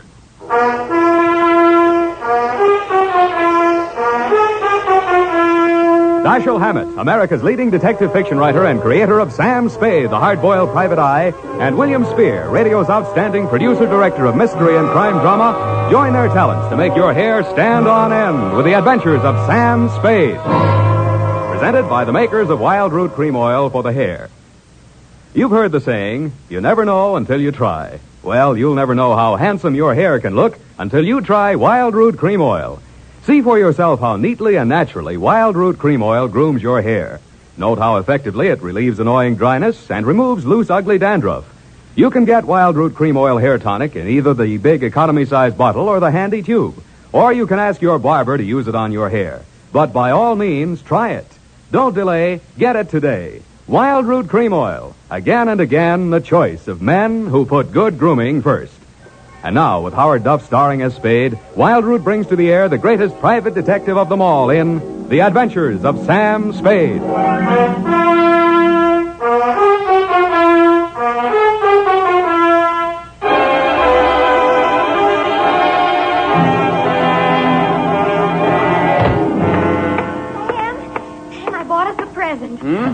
going to love it. Well, we got to watch these expenses, Effie. There's always something. Yes, but this will be saving. It saves confusion. It saves fretting. Mm-hmm. Now, this gadget here, what is it? It's a minorobot. A what-a-bot? It's for busy men like yourself, Sam, so you don't have to burden your mind with petty details. You see, it has this dial on it, right here. And you drop these little cards in this slot. Mm-hmm. You don't have to worry about that. That's for me to take care of. Oh, good. Then, when you come into the office, and supposing you have an appointment with Mr. Jones at 2 o'clock, and you forgot about it, you just dial 2 o'clock, and the little card pops out. And it says Mr. Jones on it. How do I remember to dial 2 o'clock? Oh, well, maybe it's in the instruction book. But anyway, now go ahead, Sam, please. The card's right in there. Now, dial 2 o'clock. Go on, Sam. Let's see. Just like a telephone, Sam. Now what do I do? Well, give it time, Sam. It's thinking. You must have forgotten. Jones. Mr. Jones. Effie, do you think it's dead? Oh, Sam, I don't understand it. It was working perfectly. Well, I'll take it straight back first thing in the morning. You'll have to. It'll never find the way itself. You got your book, sweetheart? Yes, Sam, I don't understand. It was working perfectly. Well, it's all right, honey. It doesn't matter. Date October 5, 1947, to Hillary Exxon Esquire from Samuel Spade, license number 137596. Oh, honey, it's only a memo robot. Subject, the Adam Figg caper. Dear Mr. Exxon, October 2nd in San Francisco was one of those days that you see blown off the calendar by a gust of wind in the movies to denote the time is passing. It was a day for scraping off the minutes with a fingernail file and wondering whether the display ad I'd paid for in the classified section of the phone book wasn't just a waste of money. It certainly wasn't the day I'd expect a leprechaun to walk into my office. He said his name was Adam Figg. He said he was the butler at Exxon Manor in Los Nidos. The limousine, Mr. Spade, is waiting to take you away. We mustn't keep them waiting, must we? Of course we mustn't. Who mustn't we? Why, Mr. Hillary, of course, sir. Oh, Mr. Hillary. And old Mr. Exxon. The old gentleman is very ill. Dr. Feige's office is down the hall. Turn to your right, second door. Well, I assure you, sir, that Mr. Exxon is the best of medical care. Your duty will be simple, to prevent his death. Do I donate blood or just frighten away the evil spirits? Oh, it isn't quite that, sir. Someone is trying to kill Mr. Exxon. He's a very sick man, and I'm sure he'd prefer dying from natural causes. I get $25 a day in expenses. Here is an ample amount in advance. But you should know, sir, that the old man is a nasty, cantankerous, villainous, crooked, intimidating... $500? Please, Figg, you're talking about the man I love. Los Nidos was at least an overnight caper, so on my way out, my lovely and charming secretary, Miss Perrine, handed me a brown paper bag which contained A, one pair of socks, darned, B, one shirt, ironed, and C, the apple which she always polishes for me the night before. We arrived at your large Southern-style mansion 2 hours later. Figg! Oh, Figg, where the devil have you been? The city, sir. I can't find the keys to the liquor closet. Where are all the maids? What happened to that cook we hired yesterday? Who is this man, and why is he wearing that necktie? This is Mr. Spade, sir, the detective. I'm Hillary Exxon. Come in, please. Go on upstairs, Figg. See what that girl is doing to my father. I don't believe she's in this at all. Very good, sir. In here, Mr. Spade. Pardon the condition of the house. The old man has been firing the servants again. Your father, you mean? Yes. Every time he gets shot at, he fires all the servants. He gets shot at pretty often? About once a year. In the fall. You always hire a detective? No. Oh, dear. I'm not keeping you up, am I? No, excuse me, please. It's much worse this time. I can't get any sleep. Guns going off in the middle of the night. The whole household disturbed. When and where was he last shot at? Yesterday morning at about 1:30. I dug the bullet out of the woodwork myself, a .38 caliber, embedded in the door frame that leads to Miss Kaywood's room. That's his nurse. Was she with him at the time? No, Dad sleeps like a baby, full of sedatives. She sees to that. Shot come from outside? Yes, but we found nobody on the grounds. No traces of anybody.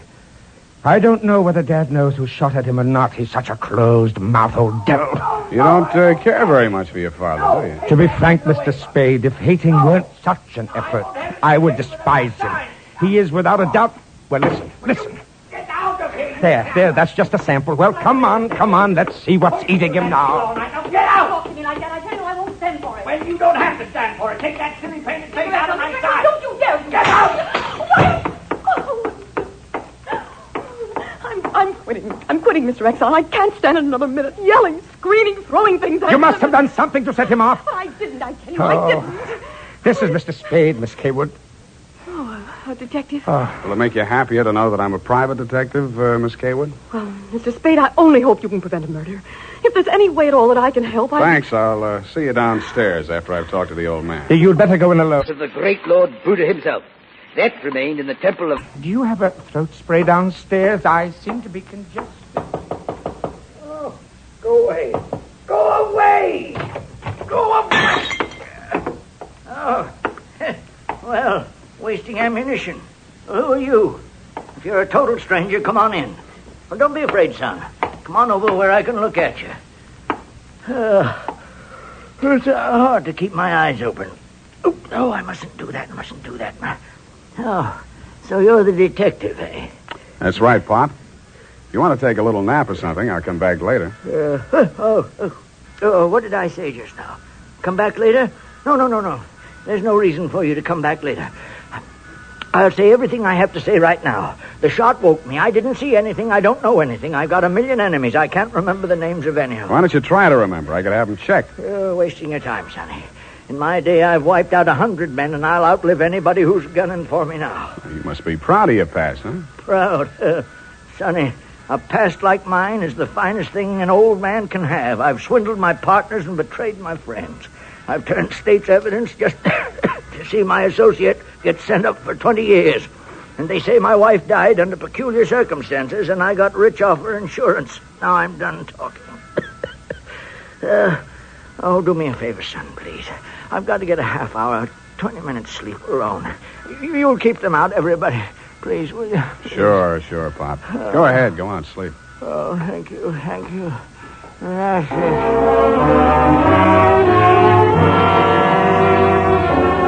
He closed his eyes, rolled over, and fell into a heavy sleep. I stood there a moment, looking down at the frail, wasted old body. Then I cased the room.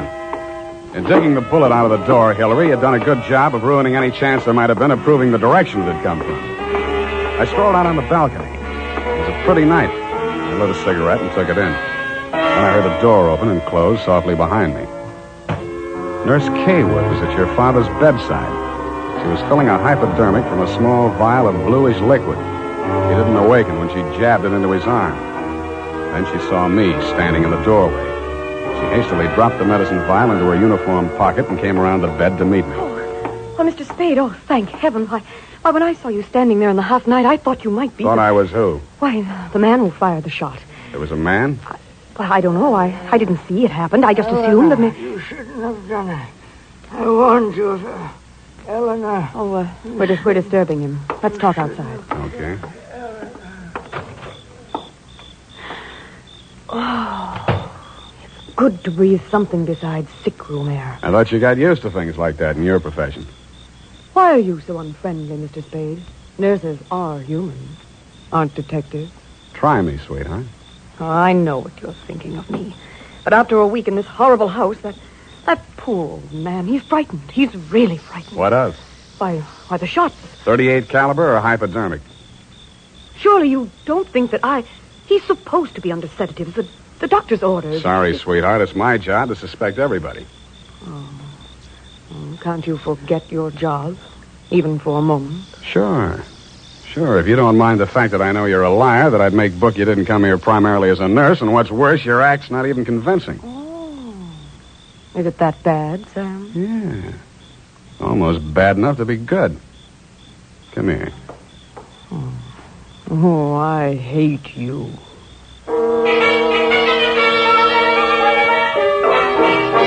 It was a very satisfactory love scene for both of us. For reasons of her own, Barbara wanted to keep me out of that sick room for a while, and she did. For reasons of my own, I wanted to get that medicine vial out of her uniform pocket, and I did. Then, as suddenly as we had fallen into love, we fell out again. After she'd gone to her room, I went back to my sentry duty around the house. Under a light on the front veranda, I examined the bottle from which Barbara had taken the injection for your father. It was labeled sodium thanatol and had been dispensed by a firm called Ibis Chemicals Limited in Cairo, Egypt.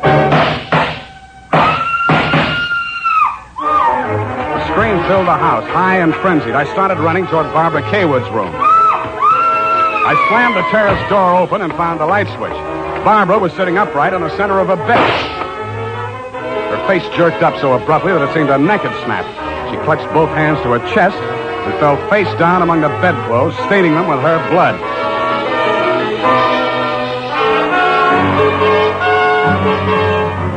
I don't know whether I went through, over, or around the screen that stood between her room and the old man's. I circled Exxon's bed. He lay on the floor on his side facing the window. I went outside. A .38 automatic lay on the ground a few yards away from the building. I put that into my pocket and listened. No shadows moving. Nothing. Then he was on me before I could be sure he wasn't a medium-sized tree. Break your back. Be the light. The warm stuff in my cheek might have been the thing's blood or mine. It gathered me up and bent me back and tore at my throat. Then I remembered that hands are stronger than fingers. I started with his thumbs.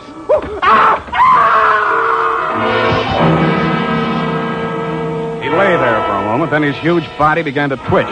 He was holding his fingers and sobbing like a baby. I pulled him up to his feet, poked him in the back with the flat of my hand.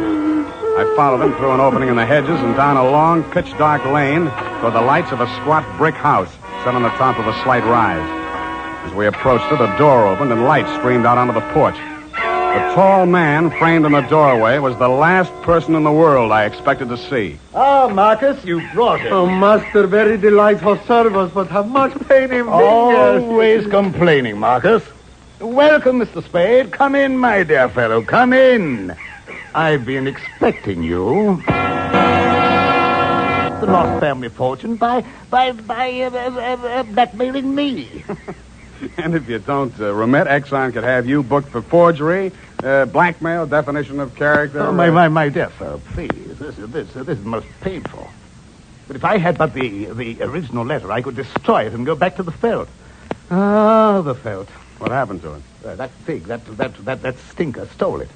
He burgled my home. Are you taking pot shots at old Exxon? Well, don't be a fool, man. I want Exxon to stay alive. I must find out some part of his life which will have an exchange value that will cancel out what he has on me. By the way, old thing, you met Miss Kaywood. Mm-hmm.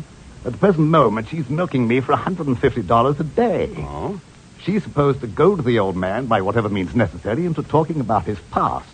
And that information she is to bring to me. Well, that ought to be easy. Exxon brags about his past. Now, so far, I've learned that Hillary Exxon stole 2 heifers at the livestock show in Abilene in 1906. I feel for you, Captain. That wouldn't get much on the current market, would it? My dear fellow, I've a proposition to make to you. Should you ferret out anything that would be of value to me, I'll reward you handsomely. Well, maybe something can be arranged, Captain. Good, excellent. May I have your word on that? Well, there isn't much time, Captain. I'd better trot on back. I'll show you to the door, sir. And let me warn you, Mr. Spade, for your own good, should you ever hear the thrum of Ibis wings, run, flee. I assured him that I would heed his warning, bade him good night, and started back down the lane in the direction of Action Manor. Business was going on as usual. There were no shots this time, only the scream. When I got to Barbara's room, you and Adam were standing at a bedside trying to quiet her down.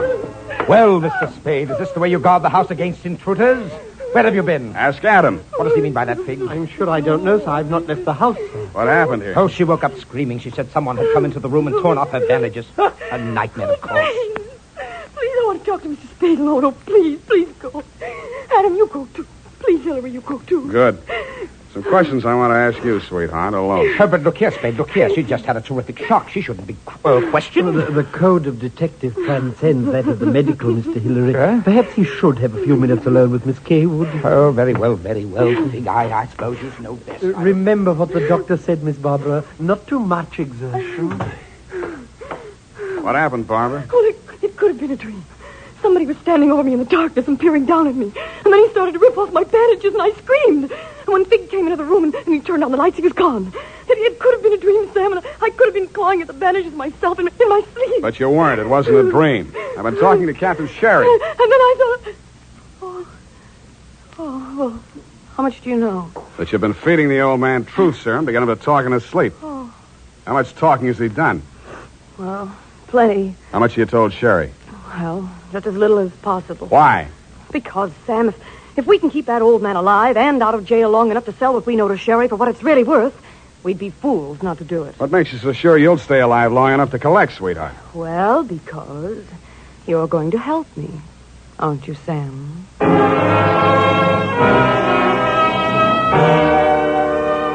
So I helped her, but not for the reason she thought.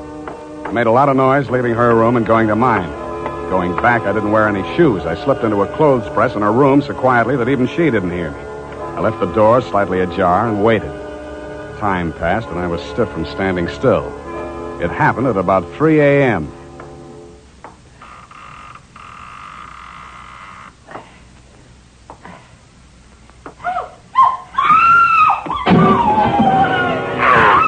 The crazy, feverish glare of his eyes told me that the threat of the gun in my hands meant nothing to him.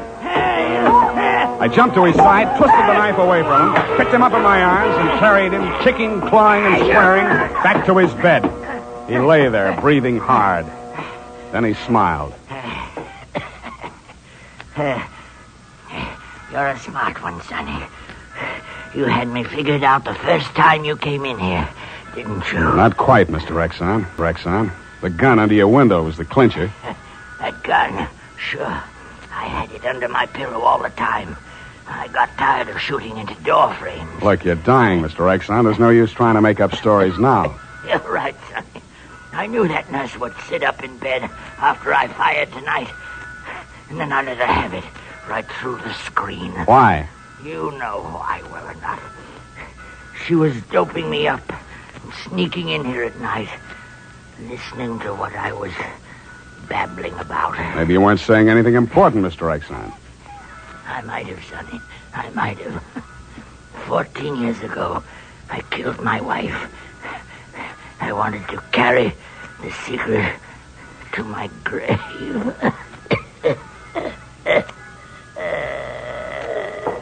You nearly made it at that.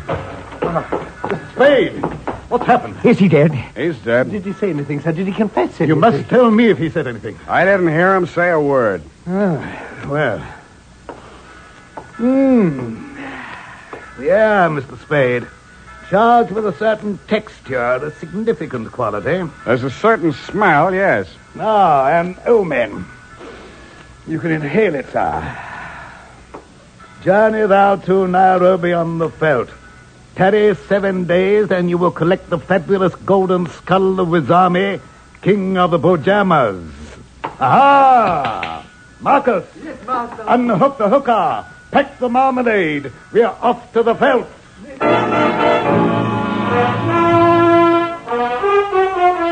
Just then, a flock of birds broke across the horizon, screaming. There must have been thousands of them, but not ibis, Mr. Exxon. Vultures. I suppose if you're going to pay any attention to omens, it's a good thing to know your birds. Period. End of report.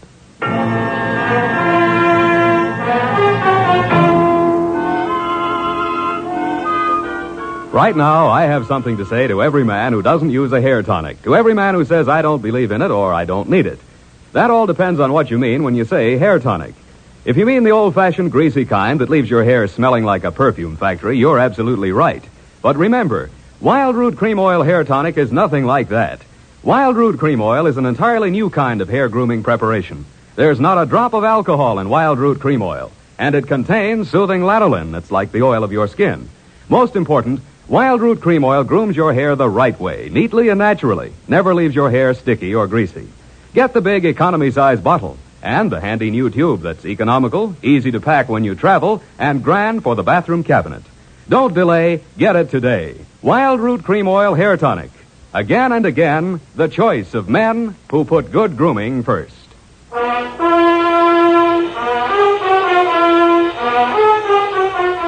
Well, Effie, we, Sam, the memo robot works after all. I told you it would. Yeah, it just takes a little time, sweetheart. Oh, read the card, Sam. Now, you see? You'd know you were supposed to see Mr. Jones at 2 o'clock. Isn't it wonderful? Well, this card doesn't even mention Jones. Huh? What does it say, Sam? Well, it says, journey thou to Friskin's drugstore, wager $5 on Ira W. in the 3rd at Belmont Park. Oh, Sam, it's psychic. Tarry but a moment. Yes? thou wilt lose $5. Oh, good night, Sam. Good night, sweetheart.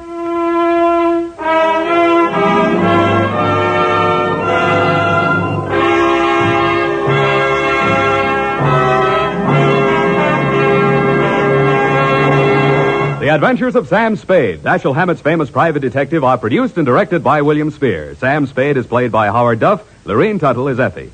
The Adventures of Sam Spade are written for radio by Bob Tallman and Gil Dowd with musical direction by Lud Gluskin.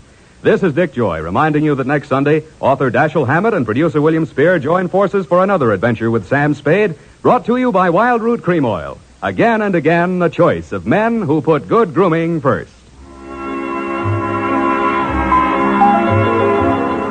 Smart girls use Wild Root Cream Oil, too, for quick, good grooming and to relieve dryness between permanents. Mothers say it's grand for training children's hair.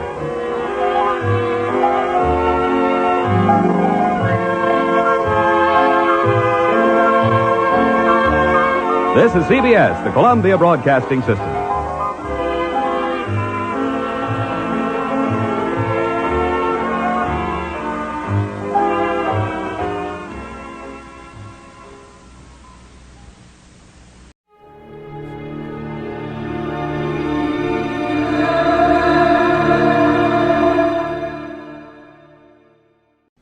Now, the Roma Wine Company of Fresno, California presents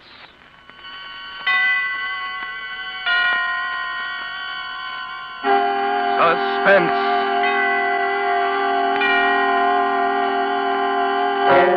Tonight, Roma Wines bring you Miss Nancy Kelly as star of A Week Ago Wednesday, a suspense play produced, edited, and directed for Roma Wines by William Spear.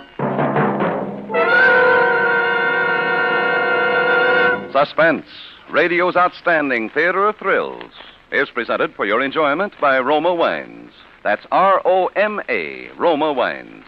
Those excellent California wines that can add so much pleasantness to the way you live, to your happiness in entertaining guests, to your enjoyment of everyday meals. Yes, right now a glassful would be very pleasant as Roma Wines bring you Nancy Kelly in a remarkable tale of suspense. Married in a blue suit that wrinkled too easily and shoes that were too tight when I walked. Just another girl. I got hungry when I didn't eat and tired when I didn't sleep. When I got pushed around in the 8th Avenue subway and I waited in line at the movies, I was hot in summer and cold in the winter. Other people were killed and robbed and disgraced and in trouble, so I could read about it in the morning paper. That sort of thing happened to other people, not to me, not to Maud Haskin. But suddenly, I've become other people. And a million someone else's read about me. I'd like to tell you how it was.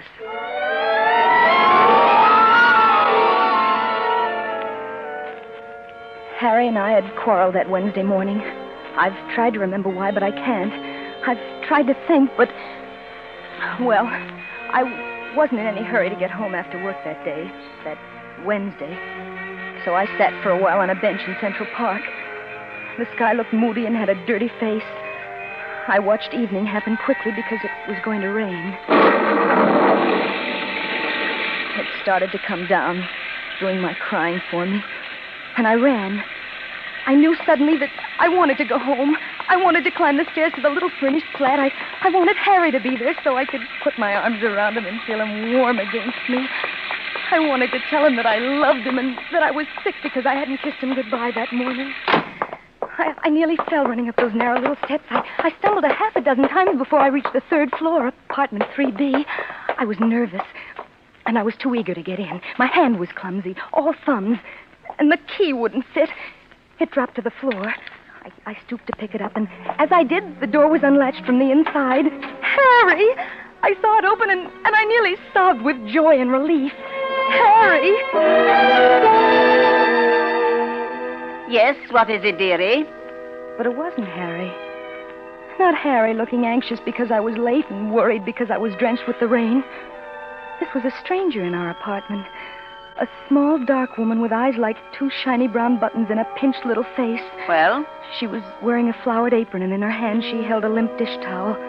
I blinked at her stupidly. Well, what is it? I don't want to buy anything. I'm busy. I'm making supper. Oh, but you don't understand. I'm... Looking for somebody? What apartment did you want? This is 3B. 3B? Yeah. What apartment are you looking for? Oh, but I'm not. I won't be much help anyhow. Better ask down the hall. We only been living here a few days. Living here? Yes. What's the matter with you, dearie? Are you sick? Don't you feel well? Oh, no. No, I don't feel very well. And your clothes? Why, they're sopping wet. Well, the rain. I got caught in the rain. What are you talking about? It isn't raining. Oh, but you're wrong. It is raining. I just... Listen here, young woman. What kind of a game do you think you're playing? But are you sure? Well, I ran. I ran all the way because there was thunder and lightning. We had a storm a week ago, but it ain't rained like that since Wednesday. Wednesday? A week ago? Oh, no. No. Here, don't do that. You sit down there, dearie, and I'll get some water. Don't move now. And supper not ready and company coming. Oh, I sat on the sofa. Harry and I had talked just last night about having the spring in the middle cushion fixed. Or had we? I ran my hand over the top, cautiously, afraid. And then I stopped as if I'd suddenly taken hold of a live wire, for my fingers curved over the lumpy roughness of a pillow with a broken spring. Here, drink this. Easy. Are you better now? Don't talk, just drink it. Easy. That's it, dearie. Thank you. Over the rim of the glass, she watched me. I sipped the water slowly while my eyes drank in the room. Well, there was that crack at the base of the lamp from the day Harry got his raise. He'd been swinging me around the room, around and around in circles until we were both dizzy and knocked the lamp over. And there was a little table near the window. And there was the rug with the worn spot in it, and the fireplace, and the mantel. But our wedding picture on it was missing. And in its place there was a cheap blue vase. There, better? Are you better now? Oh, much. Thank you. Want me to call a cab for you? Where do you live, dearie? Why, You were looking for someone when you come. Friends of yours? Huh? Oh, friends. Friends, yes. Yes, friends of mine. Harry and Maud Haskin. Haskin? But don't you read the papers? You mean you don't know? Know what? Why, about the murder, of course. We moved in a few days after it happened. My husband didn't like the idea, but an apartment's an apartment these days. Foolishness being squeamish about those things. But I said to him, Charlie, it's a vacancy. So what if there was a murder here? You don't mean nothing. Murder? Tell me about it. Oh, he looked such a nice young man, too. At least in his pictures. Who? Who are you talking about? Harry Haskin, of course. Murder. Harry? Yes, with an ice pick. Horrible. Right in that kitchen. Don't bother me none, but my Charlie won't eat there. Ice pick? Murdered? Isn't it awful? And everybody says they've seen so much in love. And she was so young, they say. What? Did you know them well? Oh, yes. Yes, very well. Must be a shock to you. Can't understand Is it in that paper? May I see it? Sure. Been full of nothing else for almost a week. She was right. Ice pick murderer awaits conviction. The headline screamed out at me. I closed my eyes for a minute to blot it out. Perhaps when I opened them again, the words would be gone. But they weren't. Big and bold as life or death, they mocked me. Ice pick murderer awaits conviction. And underneath, the little black letters pieced themselves together to form the words killer, bloody, motive. And then they jumped crazily on the page.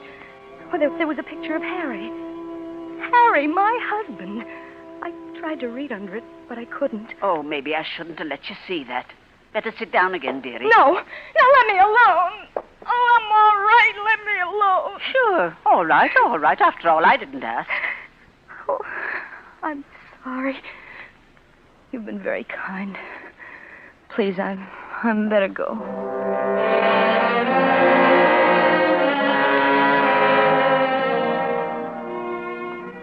I don't remember leaving, walking down those stairs out of the door. I just remember finding myself on the street again, half walking and half running, wanting to curl up on the pavement and let my head burst with the ache and the fright that was growing inside. Toot, toot, I'm a fireman. Watch out, I'm a fireman. Toot, toot. I was back in Central Park again. Toot, toot, I'm From out of nowhere, a little boy on a scooter came tearing around the bend. He turned sharply to keep from running into me. I watched him lose his balance and try to regain it dizzily. I'm a fireman! Watch out, lady! Hey, lady! Watch out! Watch out! He toppled over and fell in a pathetic little heap on the ground. His knee was bleeding. I ran over to pick him up. Oh, my knee! It hurt! Oh, my knee! Help me up, will you? I bent over him, my arms outstretched to lift him to his feet again. And then I remembered. I was dead. I'd been murdered by my husband almost a week ago. I was dead. Help me up, lady. Will you? I froze. This little boy, if it were true, and it was because I'd read it in the paper myself, if I were really dead, I knew I couldn't touch this child. I was afraid for him. So I ran again. Hey, lady! I ran faster and faster till I couldn't hear him anymore. Then it was later somehow, and really dark. And I was so tired.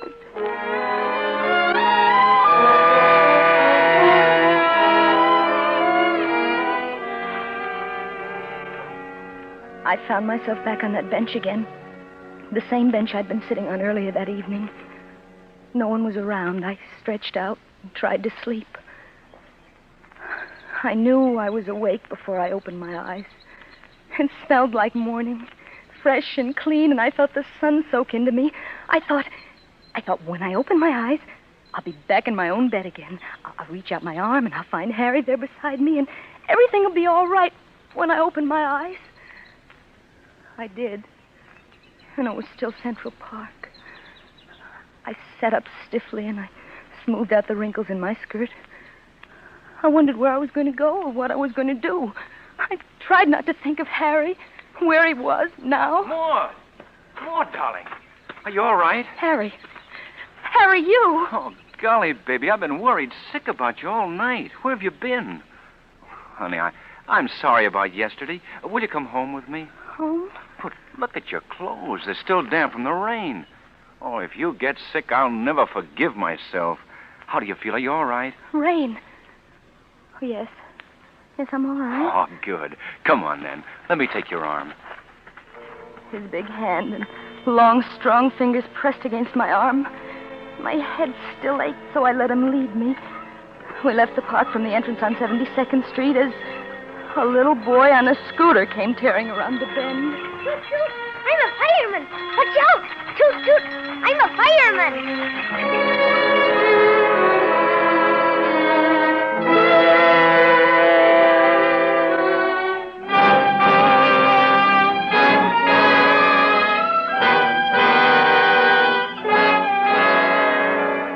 For Suspense, Roma Wines are bringing you as star Miss Nancy Kelly in A Week Ago Wednesday by Winifred Wolfe. Roma Wines' presentation tonight in radio's outstanding theater of thrills, Suspense.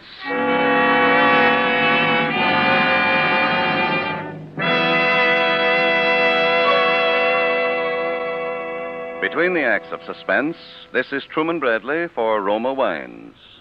With the holidays ahead, here's good news to all who enjoy fine Roma wines. To all who serve Roma wines for gracious hospitality and for mealtime pleasure, Roma wines are now featured at new low prices, in plentiful supply, too. Roma California wines offer you full selections: sherry, port, muscatel, or tokay for entertaining, Burgundy or Sauterne for mealtime enjoyment, and champagne to make any happy occasion unforgettable. Each of these fine Roma wines brings you taste luxury at new low prices. So be sure to have plenty of Roma wines on hand. Roma wines are grown from choicest grapes, unhurriedly perfected by age-old skill, bottled at Roma wineries in California's choicest vineyards. Remember, because of uniformly fine quality at low cost, more Americans enjoy Roma than any other wine. Roma wines make perfect gifts, too. So insist on Roma wines for good living and good giving. Roma wines offer you so much for so little. That's Roma, R-O-M-A, Roma wines. And now, Roma Wines bring back to our Hollywood soundstage Miss Nancy Kelly as Maud Haskin in A Week Ago Wednesday, a play well calculated to keep you in suspense.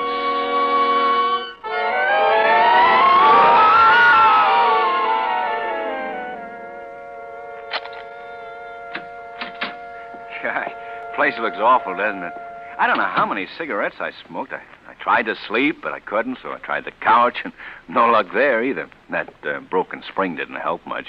I was almost out of my mind worrying about you, honey. I got hungry about 3 o'clock in the morning, but I couldn't eat. Dirty dishes still in the sink. Never mind, I'll wash them. Maud. Darling, Yes? come here, will you? Why are you standing near the mantel? Why don't you come over to me? Huh? Oh, I was looking at the picture on it. Our wedding picture. It's there. Of course it's there. Where should it be? Darling, put your arms around me so I'll know you're real, that you've come back. Where did you go? Where were you? I don't know. All right, I won't ask questions now. Just put your arms around me tight and tell me you still love me. He held me close to him, and he bent his head so it was buried warm and heavy against my throat. I thought it wouldn't hurt because he's pressing me too tightly if I were dead. I couldn't feel the tiny pulse in my throat beating quick and sharp if I were really dead. The worn spot on the rug was still there, and the crack in the base of the lamp. But the wedding picture was back on the mantel, and the woman with eyes like 2 shiny brown buttons was gone. There was just Harry and me. Are you hungry? Let me get you something to eat. I am hungry a little. Well, let me make you something here. Now, you sit down here on the couch, and I'll bring it to you. Or, you want to change first? Yes, I'd like that. Gee, I'm sorry you got caught in the rain, honey. It was raining, wasn't it, Harry? It was raining hard, wasn't it? Raining? I'll say it was. What a It storm. was raining. It was raining hard. Oh, Harry. Oh, Maud, sweet, don't. Oh, please don't. You're home now. We ate breakfast on the little table near the window.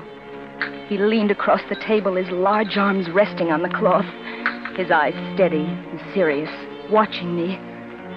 Why was he being so kind? Why should he be so good to me? What were the thoughts behind those eyes, watching me, watching? I love you. Oh, I'm sorry. I didn't mean it dropped. Why, don't worry about it. I'll get the broom.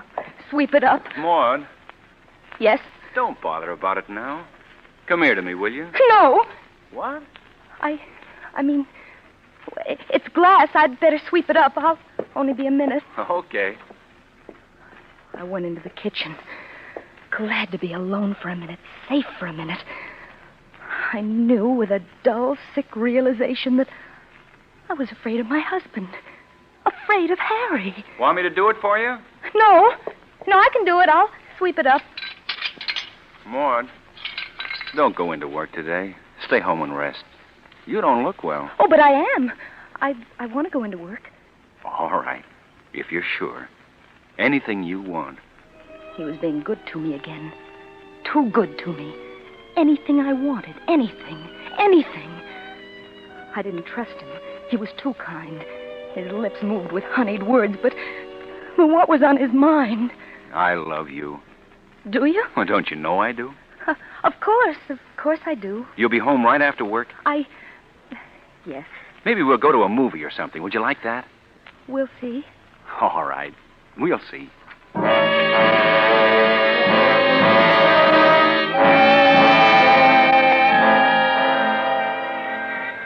He walked me to the 8th Avenue subway like he always did.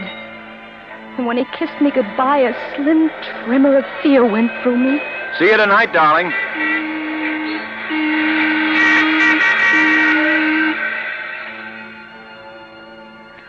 I took 3 letters that morning. I typed them automatically, but inside my head, one thought kept repeating. I'm afraid of Harry. I'm afraid. My husband is going to kill me. I know because I dreamed it last night, only I'm not sure it was a dream. Maybe it was a warning.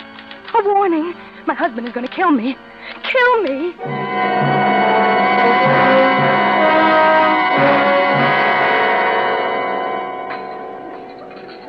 Fried 22, looking at the moon. Wheat down.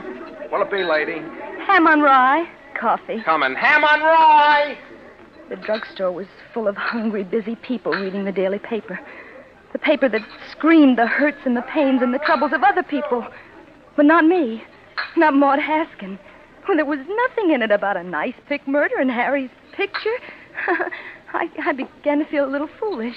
Here you are, lady. Ham on rye. Jab on its way. I'd fallen asleep on a park bench, and I'd had a dream. That was all. Just a nightmare. Afraid? Afraid of Harry? Well, I'd let a silly dream play tricks with me. I wanted to push the minutes ahead so I could go home. Go home to Harry. I kept looking at the clock. 4:30, 4:35. I wanted to get home and tell him I was all right. I was all right now. 4:45, 4:50, 5 o'clock. This time I knew I wasn't dreaming. This time I could run fast all the way from the subway to 69th and down and home, and Harry would be there. Down 69th and up those brownstone steps, I climbed 1 flight, 2 flights, out of breath, hurrying. One more. Excuse me, dearie. Do you know where I can find the landlady? It was that woman. The small, dark woman with eyes like two shiny brown... You know where I can... Shiny brown... You know where I can find the landlady? What? What did you say? You live here, dearie? Yes, I... Well, tell me then. Do you happen to know if there's any vacancies? Vacancies? No. I'm sure there aren't. Oh, me and my husband's been looking for weeks. What a job. Do you know if anybody's planning to move out, dearie? Soon, maybe? Say, where are you going? Say... Well, can you beat that? That woman in my dream, who'd been living in our apartment. What was she doing here? Maybe it had been more than a dream. Maybe I was thrown ahead into 7 tomorrows, to next Wednesday. Maybe by then she'd have our apartment, just like in my dream. And then I'd... Darling, that you? Yes, Harry. Got a kiss for me? Atta girl. You're home early. I hurried. Did you? So did I. I missed you terribly. Come on in. I got a surprise. What kind of a surprise? Never mind. Oh, Maud, don't ever go very far away again, will you? No, Harry, I won't. Good. Now, you wait here. I'll be only a minute. I kept thinking. Not a dream. Not just a dream, but a warning. A warning. Oh, but that was silly. It couldn't be. I heard the sound of... I couldn't be sure, but it sounded like... I felt the blood rush up to my face, and I began to shake all over. I walked into the kitchen. Harry was bent over a small bowl. I could see the muscles under his thin shirt move up and down as his arm rose and fell again and again, and in his hand he held a knife stick.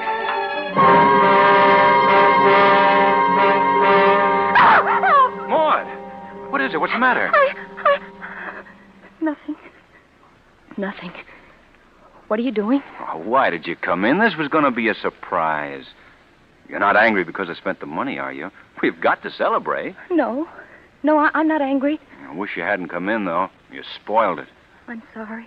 I didn't mean it. Doesn't matter. Nothing matters as long as you're here. He put the ice pick beside the bowl, and he took me in his arms.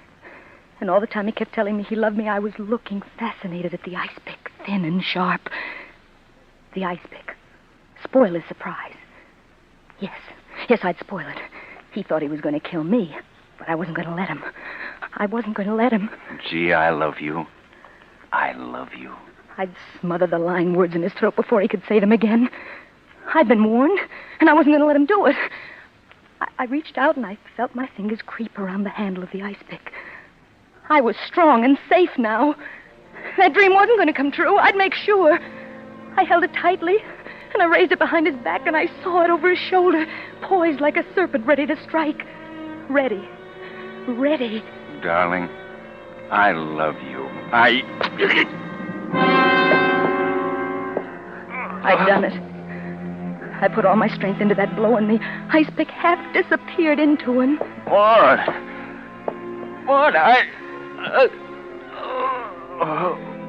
His arms, still around me, grew limp. I felt them slide heavily, big hands dragging at my body as he desperately tried to stay on his feet.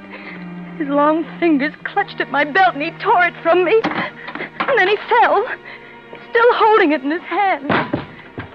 He was still at my feet, a red circle of blood on his white shirt, and in that circle, the ice pick.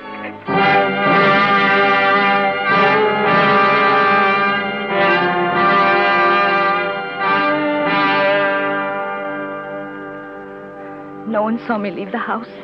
It was a clear, cold night. Overhead, a plane made its way past the stars. I remember looking up at it and thinking, you can't even see me. You don't even know I'm here. And that I've just killed my husband and left him lying dead on the kitchen linoleum. But I knew. And somehow I didn't care. All I kept thinking was, not me.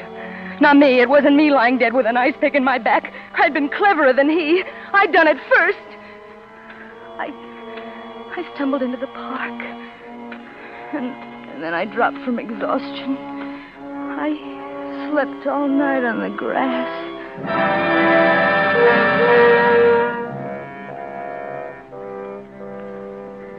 In the morning, I remembered.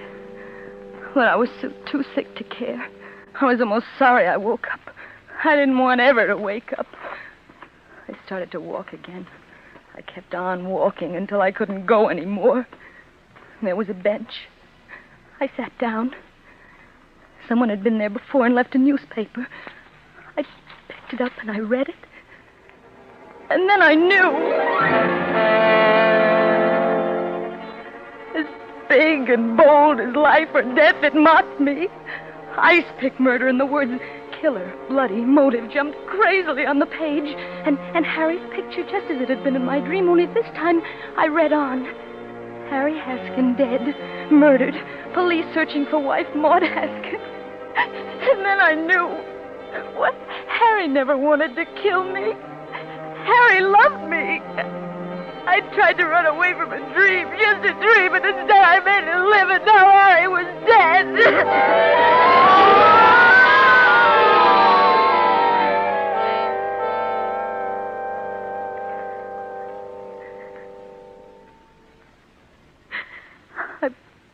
I wanted to tell you how it was, Father, because it's so hard to believe it happened to me.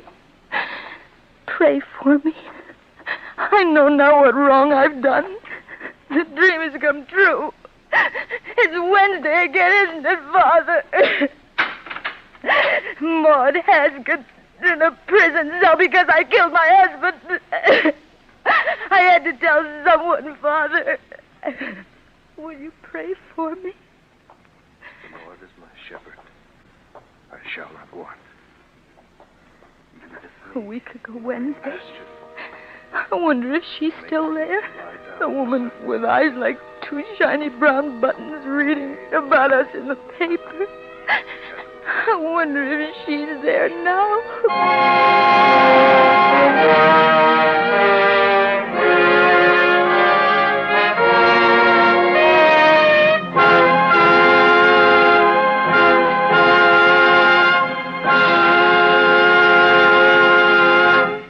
Roma Wines have brought you Miss Nancy Kelly as star of A Week Ago Wednesday.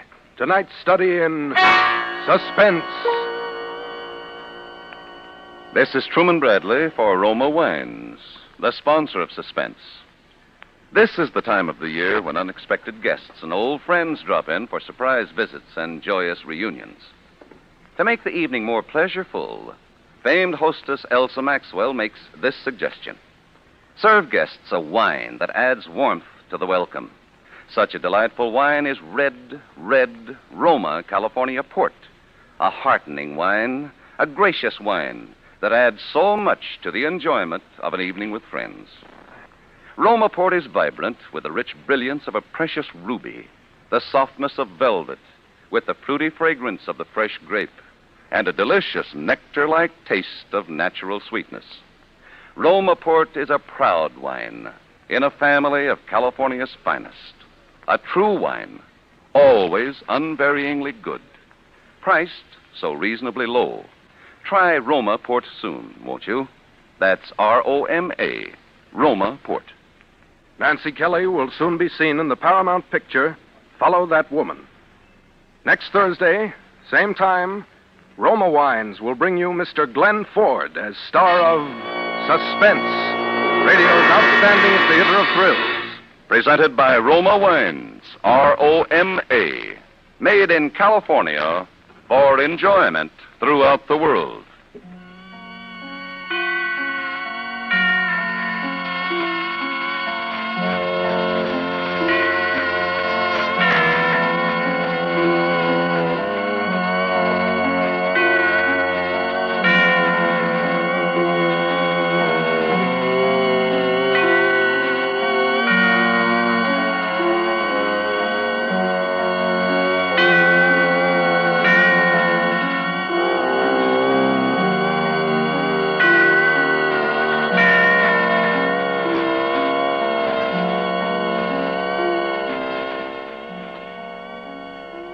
This is CBS, the Columbia Broadcasting System.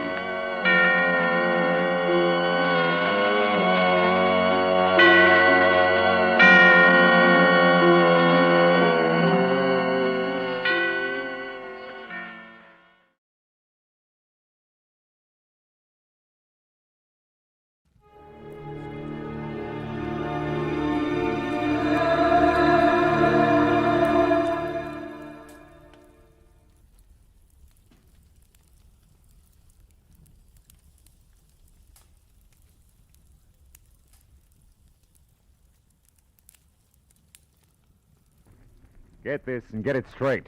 Crime is a sucker's road. And those who travel it wind up in the gut of the prison of the grave. This time a nervous breakdown in a driving rain. A cape with a high collar and a tiny sliver of glass led me from the ballet and a beautiful dancer to the edge of a cliff and death. It happened like this.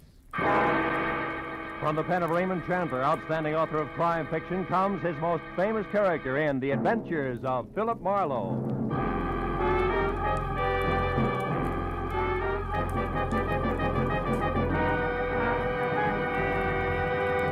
Now, with Gerald Moore, starred as Philip Marlowe, we bring you tonight's exciting story, The High-Collared Cape.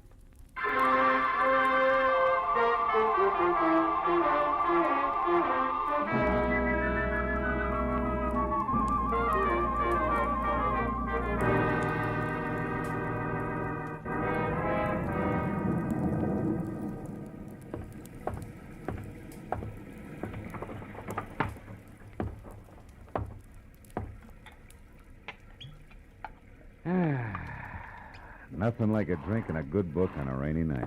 And what a night. Oh, no. All right. Don't sprain your finger.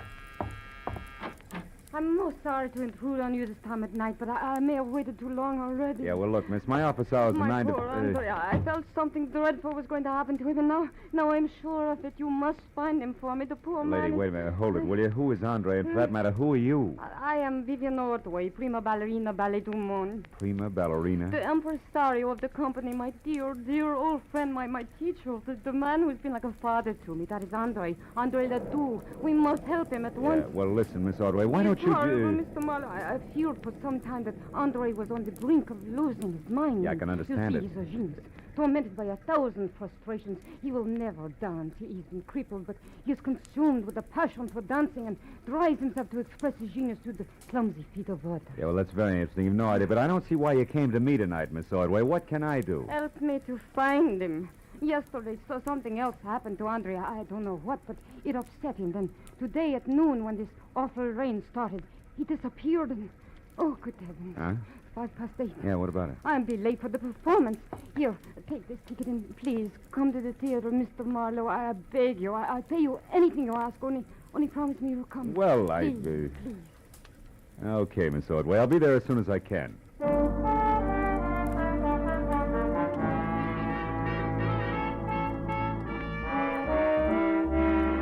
ballerina swept out of my apartment like a frightened whirlwind.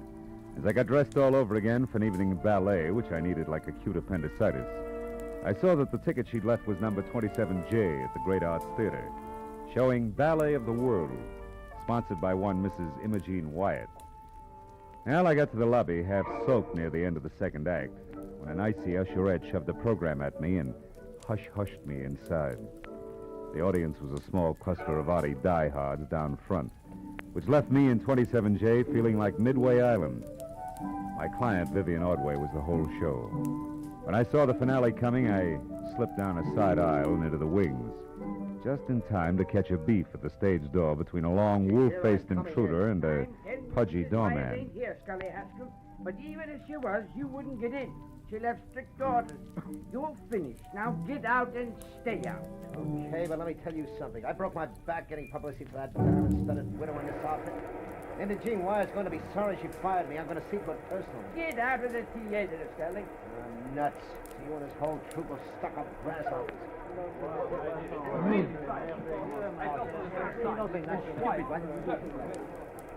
Oh, Mr. Marlowe. Yeah. Here. Come this way to my dressing room. Tell me, have you heard from Andre Ledoux, Vivian? No, nothing. But I did remember something that may help. Oh? Andre once mentioned that he had a friend here in Los Angeles, a Mr. Baker who lived at the Winthrop Arms, the Winthrop Hotel, the Winthrop something. Come in, Mr. Marlowe. Thank you. Andre may be there. I'm grasping at straws, I know, but if his mind is gone and he is lost, I'm so afraid for him. Oh, now take it easy, honey. Take it easy. Vivian, is there news of Andre? Oh, no, George, nothing. Mr. Marlowe here is going to find him for us. He's a private detective. Oh, I see. Wonderful. I am George Melikov. Glad to know you. Vivian, I'll be at the hotel. If I can help, please do call on me. And, my dear, you shone as beautifully tonight as the full moon. Как красивая луна. We mere stars were hardly visible beside you. До свидания, Duska. Fast man with a compliment, huh? He's very sweet. Yeah, what hotel did he mean? The Wilshire Gardens, most of the ballet stay there. Oh. How about you, Miss Ordway? I have a house, a studio on Lookout Mountain, 857. 857. Yeah. Can I reach you there? No, I'm going to wait here in the theater. If Andre should remember and come back, I'd want to be here. He's a very sick man.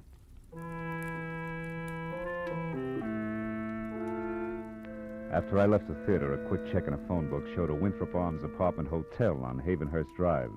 It's just below Fountain Avenue. And when I got there, I found the name Baker stuck over the mailbox to apartment 1A. I went inside and up to the door.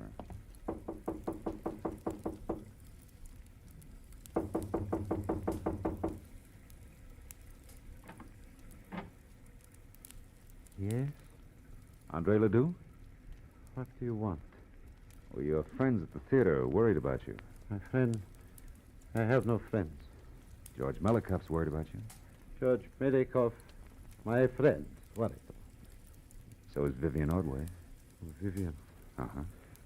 Oh, that dear child. What will become of her now? What do you mean? What's happened? Who are you? Miss Ordway sent me to find you.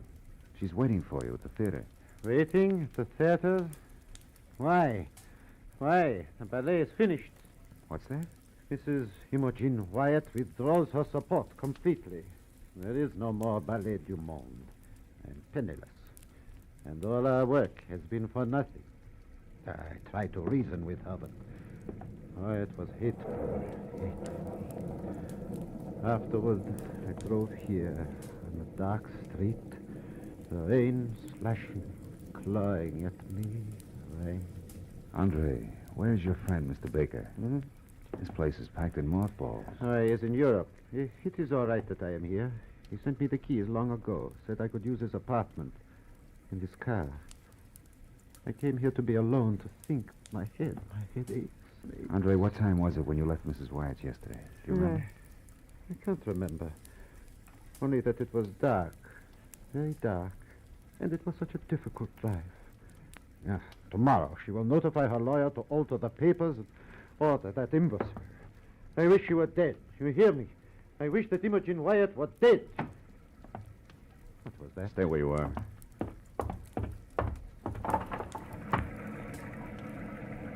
What is it? Do you see anything? No. Now, look. Andre, about your headache. Wouldn't you like to see a doctor? Doctor? No, I'll be all right. I am all right. Understand? Yes, sure. Well, do me a favor, for your own sake. Stay here tonight, inside. I want to check a couple of things, and then I'll be back. Yes, I'll stay. Where else would I go now?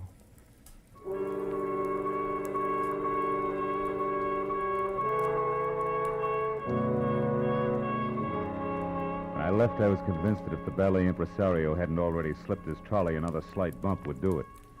But two things bothered me. So first I walked around to the window again, but any trace of an eavesdropper had been washed away by the rain. Item number 2 was the strong imprint the drive home in the rain had made on Andre's troubled mind. I wanted to know why. The garage was under the building on the far side.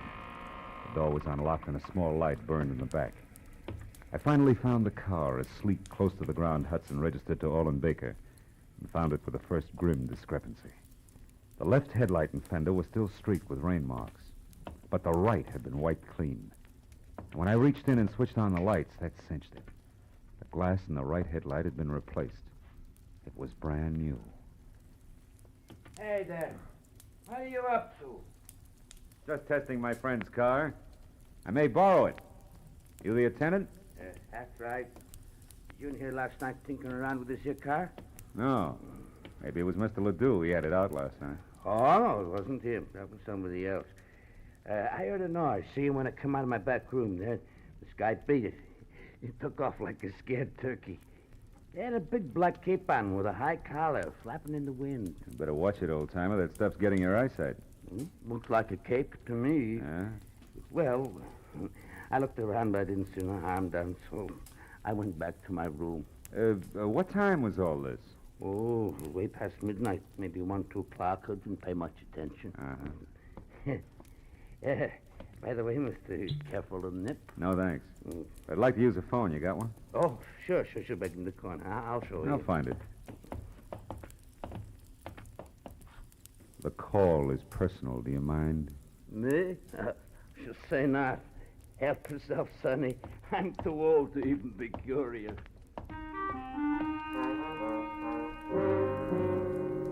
My first call was to a desk sergeant in the police traffic bureau.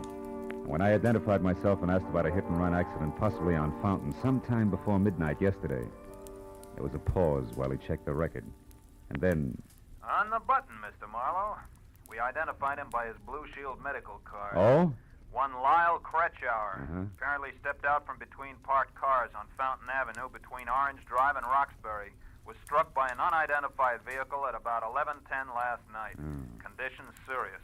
Now, what do you know about this, Mr. Marlowe? I'll get in touch with you later, Sergeant. Thanks. Stepped out from between parked cars.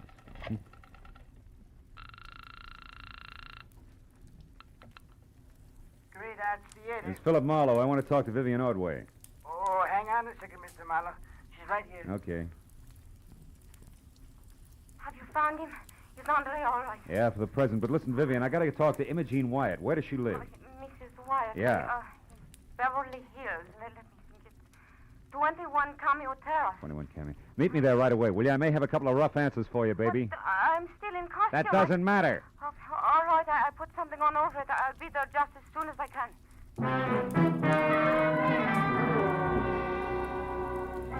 Between slick streets and visibility zeroed was a solid half-hour drive from the Winthrop Arms out to the swank Cameo Terrace.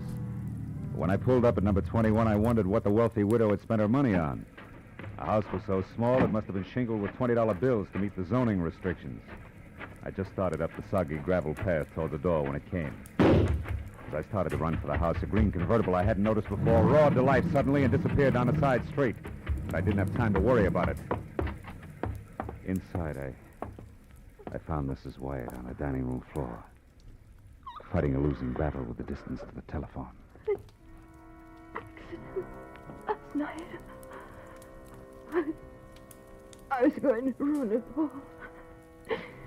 Now, Andre let me.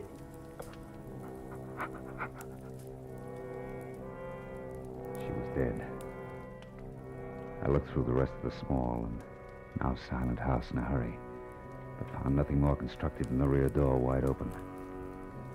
I got back to the living room just in time to see my client, Vivian Ordway, bizarre in a short, frothy ballet skirt and long white hose, standing in the front door. Something's wrong, isn't it? It's one way to put it. How'd you get here, Vivian? In a cab. What do you know that drives a green convertible? Green. With Scully Haskell, a publicity man, but why? The guy I saw in a beef at the theater tonight. What's happened? Imogene Wyatt was just shot to death. And that puts 2 items of business up on deck. First, a check call to Andre Ledoux. Andre? Why Andre? On the off chance that he can drive faster than I can. After that, a personal call on Mr. Haskell. You can fill that one in yourself. Marlowe, Andre couldn't have. He couldn't have We'll done... see. Now, hang on tight, baby. Let's get it over with.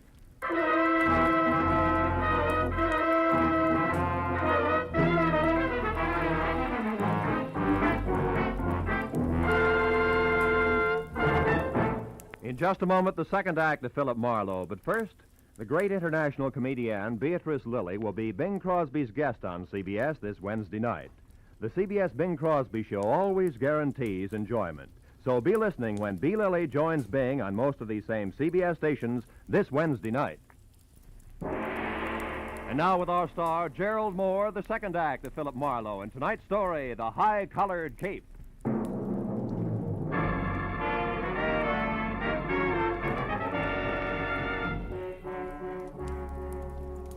It made a cockeyed picture. A beautiful ballerina miles away from the stage, yet in full color-drenched costume and gaping through tear-streaked grease paint. Sudden death. It's a good time for me to start checking up. Andre Ledoux, the high-strung impresario, was first. If he was still at the apartment, I could cross him off as having done it personally.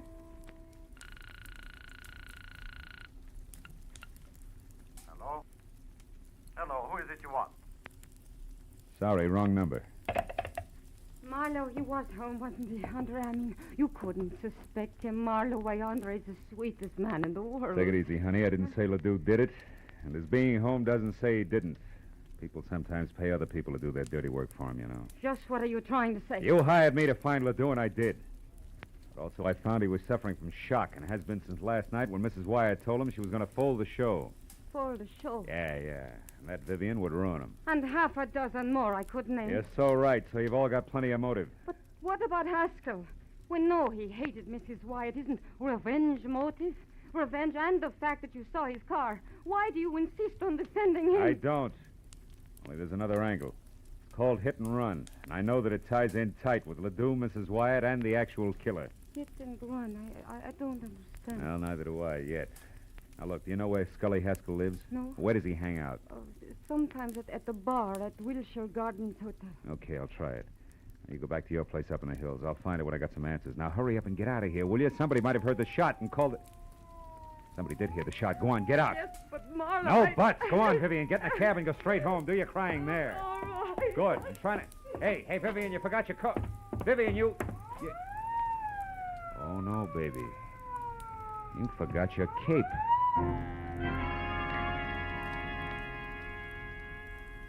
For a long second, I just held it tight and stared.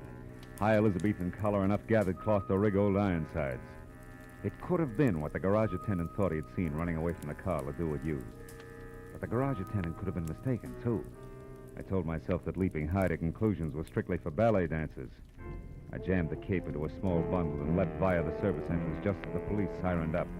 I took the Great Circle route back to my car, tossed the cape on the seat next to me, and drove fast to the bar at the Wilshire Gardens Hotel.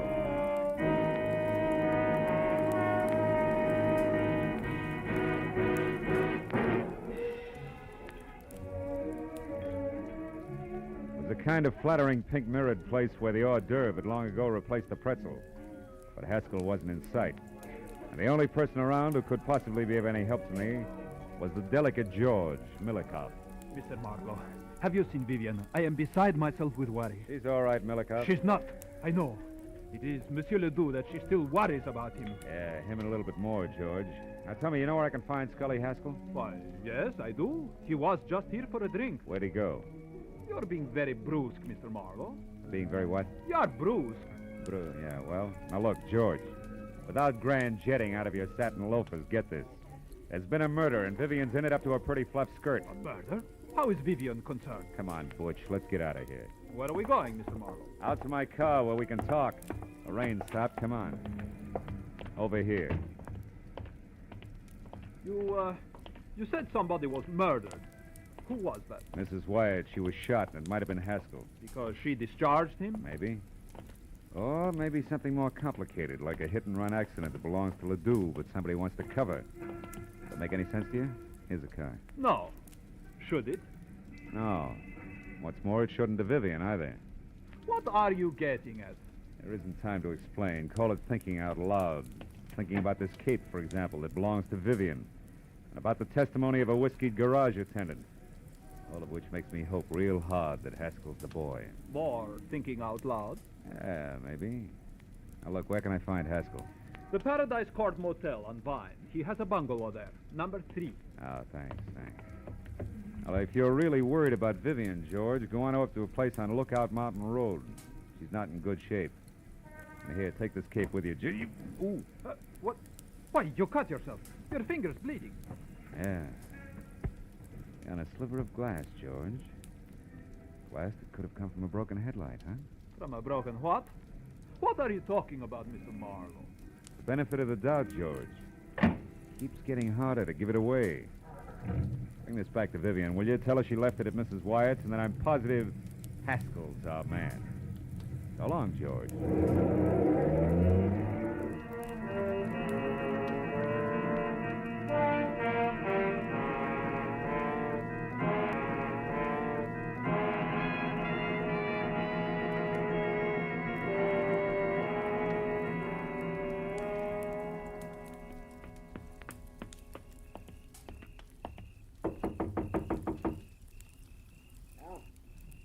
Nancy? Not quite. The name's Marlowe. I want to talk to you, Haskell.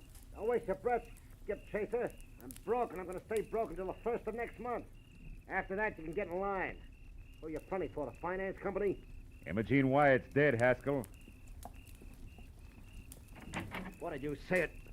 What's a gun for? Your lousy temper. Get back. Hey, wait a minute. I saw you at the theater tonight. Yeah, and I heard you, which puts me out in front. Now do we talk, Haskell? About what? Mrs. Wyatt's murder. You were sloppy. And you're off your nut. I didn't shoot her. I didn't even...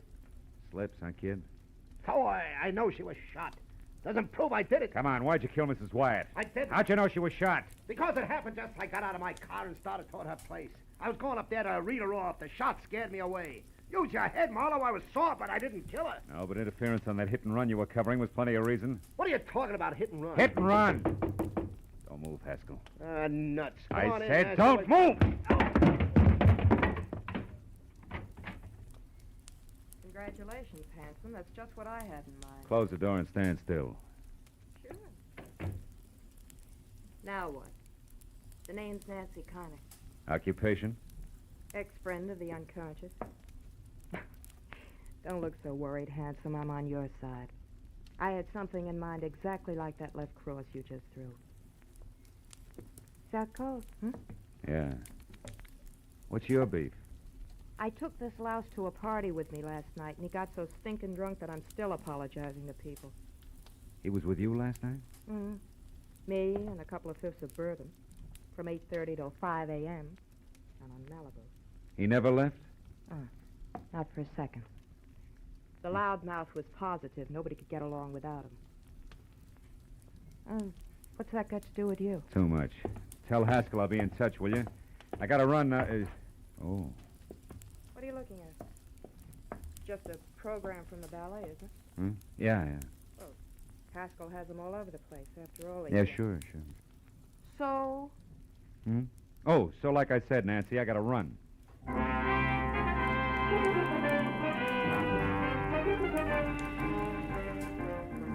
It was 15 stop-and-go minutes from Haskell's place to the Hollywood Hills, and another 5 screeching up the paved snake that was Lookout Mountain Road.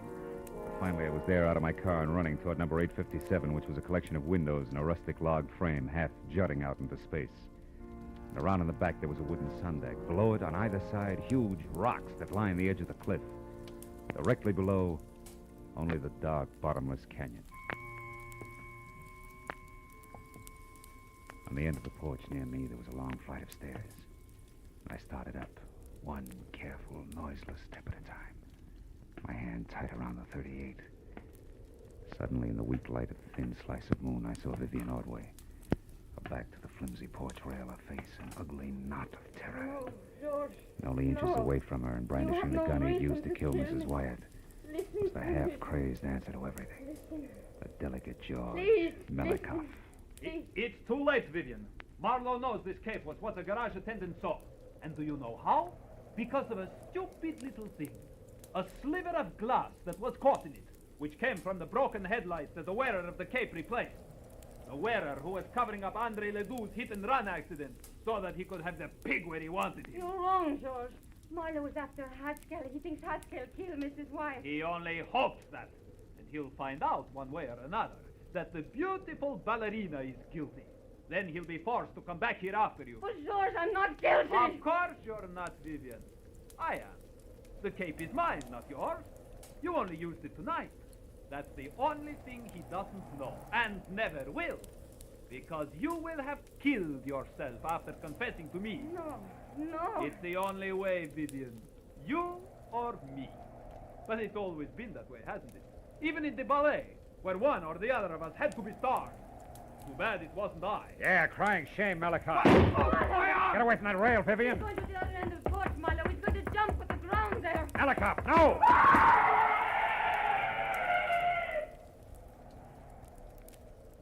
Oh, no. Too great a leap, even for a ballet dancer.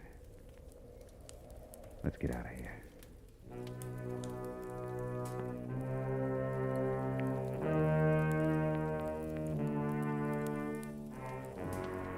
A long time at police headquarters, but finally all concerned had made their statement. The law was more or less satisfied, and Andre Ledoux never knew he'd hit anyone, was cleared of hit and run.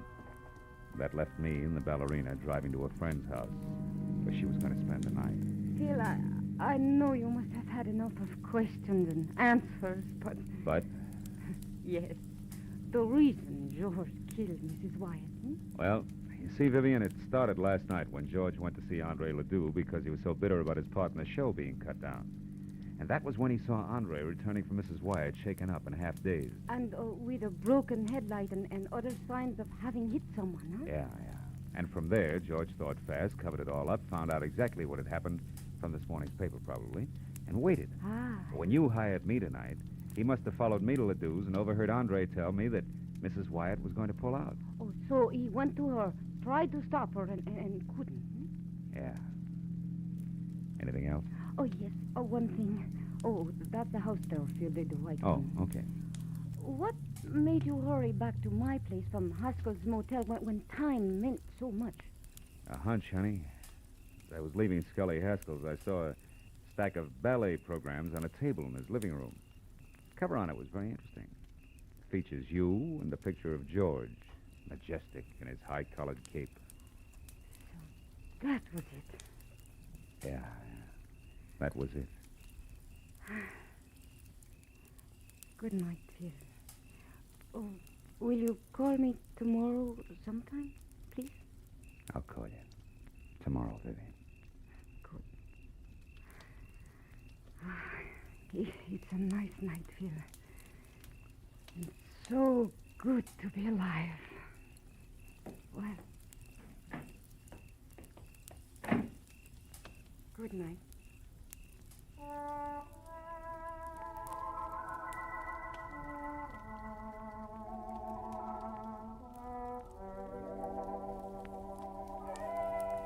Well, I drove straight home in the quiet, empty hour through the quiet, empty streets, thinking all the way about ballet, which to me had always been something very delicate. You know, for the long hairs, strictly the arty side. And I thought about the people I'd met who were connected with it. The ballerina with a lot of courage when courage counted. The high-strung Andre Ledoux, Haskell the muscle man, and George. As vicious as anything I'd ever met on Skid Row. And I was still thinking about them when I got out of my car. But then for the first time, I noticed a little white envelope on the seat next to me. It had my name on it. And inside was a ticket for tomorrow's matinee. Same seat I had before. Yeah, well, I figured I'd go. You know, those leaps they do, they're pretty good. What do you call them? Tour je... Yeah, they're pretty good.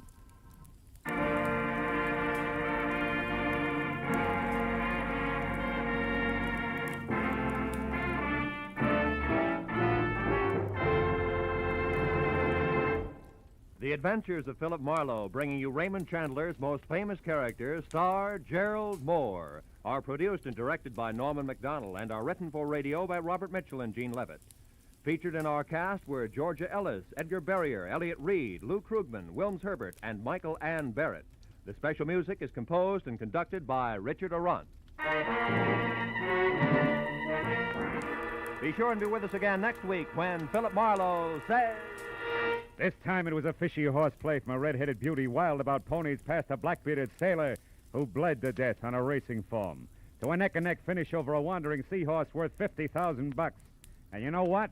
I was the jockey.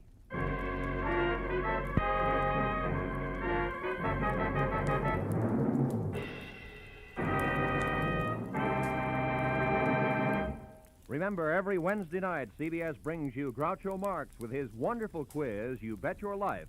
It's one of the brightest, most spontaneous, most genuinely funny shows on the air, so be listening this Wednesday night on CBS. This is Roy Rowan speaking. Now, stay tuned for Pursuit, which follows immediately on most of these same CBS stations. This is CBS, where Burns and Allen are heard every Wednesday night, the Columbia Broadcasting System.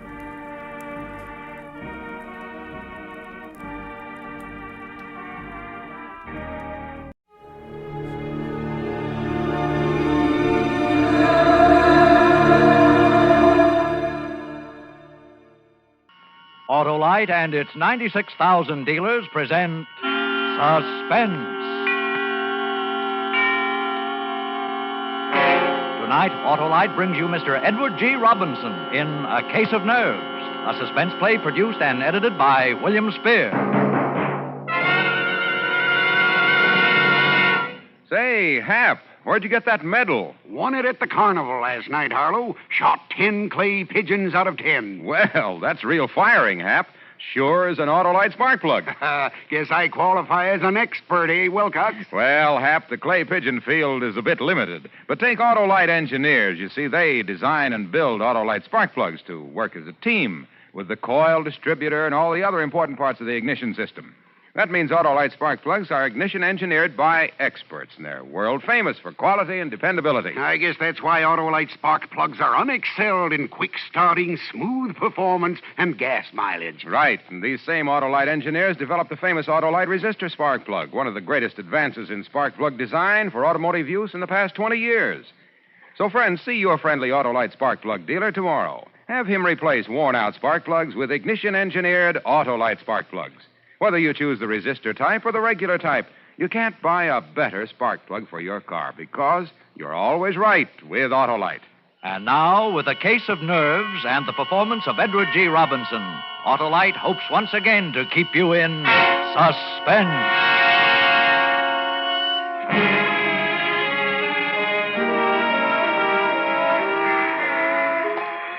I got off the train in Toledo and walked through the station to the street. I passed up the waiting taxi and swung aboard a bus. Taxi drivers are likely to remember you, and I couldn't take a chance on that. I hadn't paid any attention to the bus. I didn't know what the line was or where it was going. It didn't make any difference. I didn't know Toledo very well anyway. I watched out the window, and when I came to a likely neighborhood, I got off. Strange, unfamiliar quarter of the city, and yet familiar because every city has neighborhoods like it. Drab, faceless houses looking almost alike. And then most of them drab men and women anxious to make $1 by renting a room. Now, this here is a nice room. It's the best one I got. Your windows on two sides. There's a nice soft bed. Well, I'll take it. How long you figure on staying? Oh, just overnight. I'll pay you now. Oh, well, that's $2, please. Yeah. Oh. What's the matter, mister? Are you sick? Yes, I'm very sick. Is there a doctor near here? Hey, you are sick. Yeah, I think I'll go to bed. That doctor. Oh, yeah. There's Dr. Martin just around the corner. He's young, but he's good. Well, would you call him for me, please? Ask him to come right up. Oh. Yeah, sure. Right away.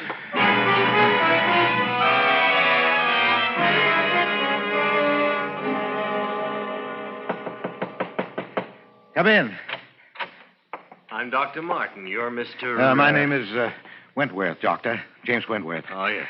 I just got into town. I'm afraid I'm in for my old trouble again. Oh, what's that, Mr. Wentworth? Trigeminal neuralgia. Ah. I had bad attacks before. Just where is the pain? Yeah. In here. Oh, yes. Now, if you'll... No, don't touch it. It's like a red-hot iron, even the draft of air. I know. Really, you should have that nerve operated. Yes, I'm going to have it down when I get home. Oh, and where's that? Cleveland. Cleveland. I know a lot of men there. Who's your doctor? Dr. Fletcher. Lawrence Fletcher. No, Andrew. Andrew R. Fletcher.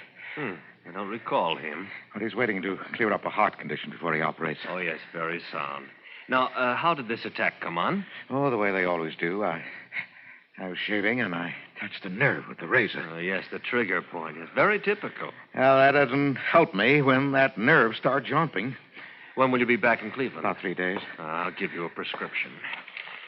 This is morphine, quarter grain. You've taken it before? Yes, that's the only thing that gives me any relief. Well, then I don't have to tell you about it. I'll drop this off at the drugstore and have them send it up. Well, thank you, Doctor. Tell him to hurry. And I'd better give you a shot right now. You know, Doctor, I think the pain isn't so bad now. I don't like to take more than I have to.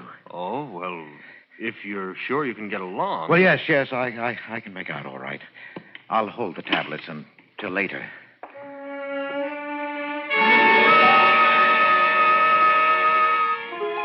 I paid Dr. Martin, young Dr. Martin of Toledo, and he left. I waited for the package to arrive from the drugstore. Then I stayed the night so the landlady wouldn't think it was peculiar. In the morning, I got on the train, went back to Cleveland, to the hospital with the little white tablets in my pocket. The little white tablets with which I would kill Louise.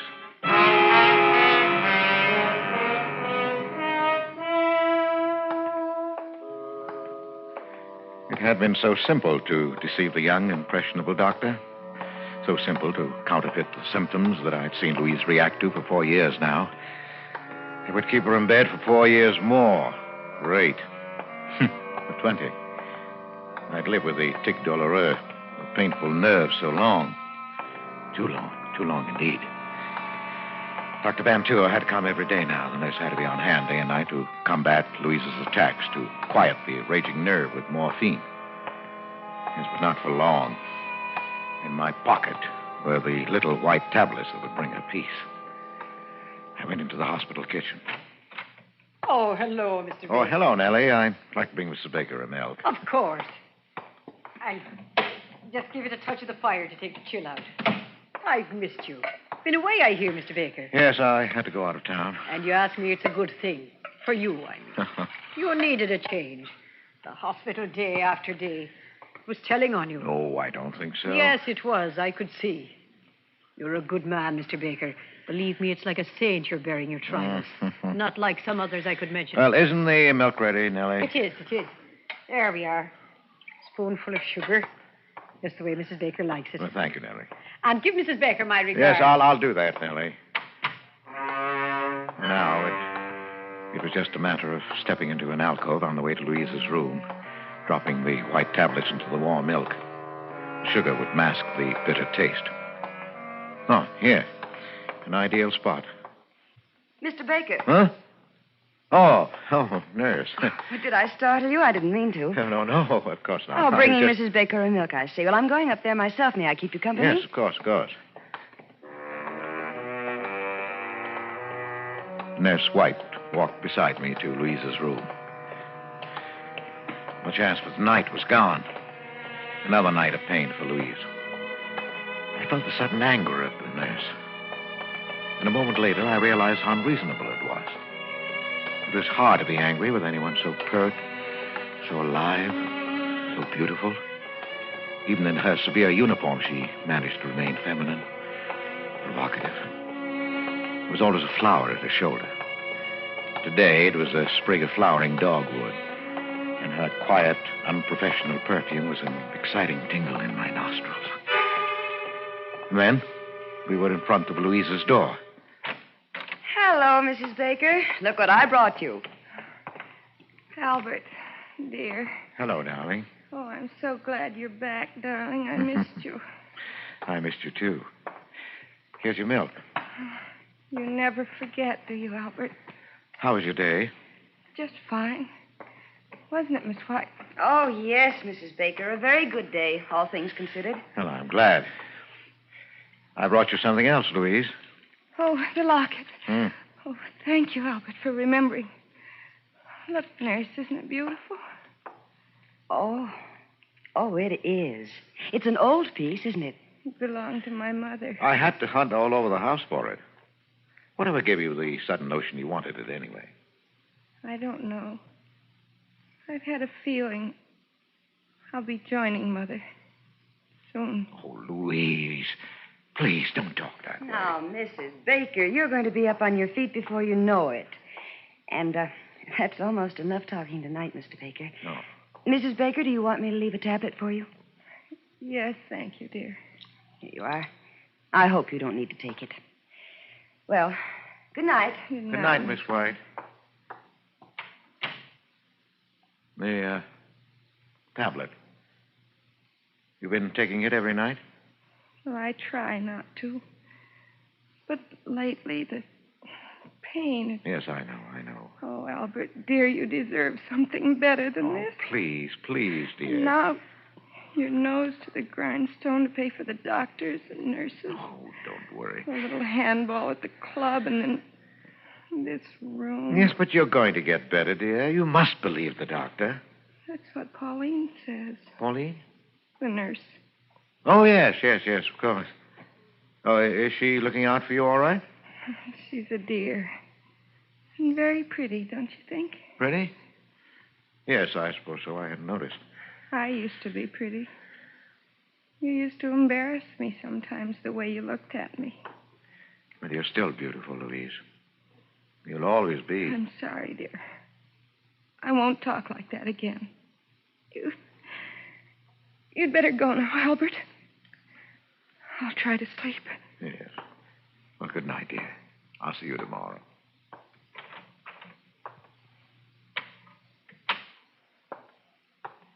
Mr. Baker. Oh. Miss White. I thought you'd gone. I wanted to talk to you, Mr. Baker. Yes? It's about Mrs. Baker. She worries me. Her mental state is very low. You heard how she talked about her mother, the locket. Yes, I heard. She needs something, I don't know what, to snap her out of this mood. I just thought I'd mention it to you. Yes, thanks. Oh, where are you going? To put the morphine away. You know, I don't see why Dr. Van Tour doesn't give her more of that stuff. She needs it. Yet you ration it out as though it were poison. Well, it is poison, Mr. Baker. That's why I'm particularly careful about Mrs. Baker. But you don't think she'd actually... Oh, well, usually the ones who talk about it don't do it, Mr. Baker, so I wouldn't worry. Well, good night. Wait a minute. Yes? Miss White. Pauline, isn't it? Why, yes, I didn't think you knew. Well, would you mind, when we were alone, if I called you Pauline? I'd like it. Thanks. Well, you know, this is an awful thing to ask, but, well, you know, it's been pretty lonely for me. Oh, yes, I know.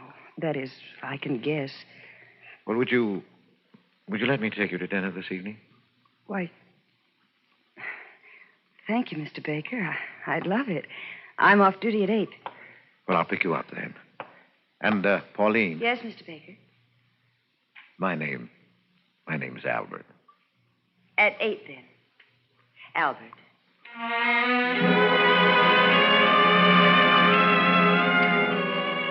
My heart sang. She was perfect. Everything was perfect. I had my poison. I had my witnesses. Louise had said just the right things in their presence, talking about her locket, making her veiled hints at suicide. How beautifully everything fell into place. I started toward the lobby door when I heard my name. Oh, Baker. I say, Baker. Oh, Dr. Van Tour. How are you? Oh, fine. Say, I want you to meet someone. This is Dr. Martin of Toledo. I looked at him, at the man who stepped forward to shake hands with me, and my mouth went dry. This was Dr. Martin of Toledo who had given me my murder prescription. The eager, bumptious young man who stood there now looking straight into my eyes and saying... Hello. How's that bad nerve of yours?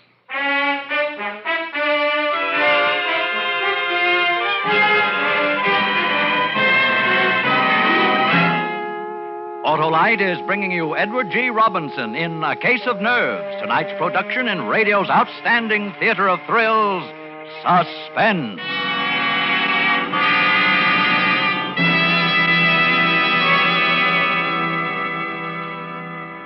Harlow. I had my fortune told at the carnival, too. Oh, that's so. What'd the gypsy see in the crystal ball, huh? Well, he said I would soon consult with an expert about... Ignition-engineered Autolite spark plugs? Yeah. Well, they're built by experts because Autolite engineers are the experts who design and build complete ignition systems used as original factory equipment on many makes of America's finest cars. So naturally, they engineer Autolite spark plugs to work as a team with the coil, distributor, and all the other important parts of the ignition system. You mean, of course, they know how to build ignition-engineered Autolite spark plugs that can't be beat for quick starting, smooth performance, and gas mileage. Precisely. And it was these same Autolite engineers who developed the famous Autolite resistor spark plug, one of the greatest advances in spark plug design for automotive use in the past 20 years. Oh, that gypsy had nothing on you, Wilcox. Well, friends, see your friendly Autolite dealer tomorrow. Have him replace worn-out spark plugs with world-famous ignition-engineered Autolite spark plugs. Whether you choose the resistor type or the regular type, you can't buy better spark plugs for your car because you're always right with Autolite. And now, Autolite brings back to our Hollywood soundstage our star, Edward G. Robinson, in A Case of Nerves, a tale well calculated to keep you in suspense. I was caught flat-footed. I couldn't answer, couldn't even turn and hide. Dr. Martin stared at me a minute, unbelievingly, and then his jaw hardened. After a long time, he put out his hand. Because there was nothing else to do, I took it. Oh, this is Mr. Baker, Doctor. It's his wife who has this trigeminal condition. His wife, eh? Well, yes, of course. You didn't think I meant Mr. Baker, did you? He's as strong as an ox. Yes, I can see that. No. I ran into Dr. Martin in the doctor's lounge, Baker. He was telling me about a case he just saw in Toledo. Was Toledo, wasn't it, Martin? Symptoms were remarkably similar to Mrs. Baker's. Remarkably.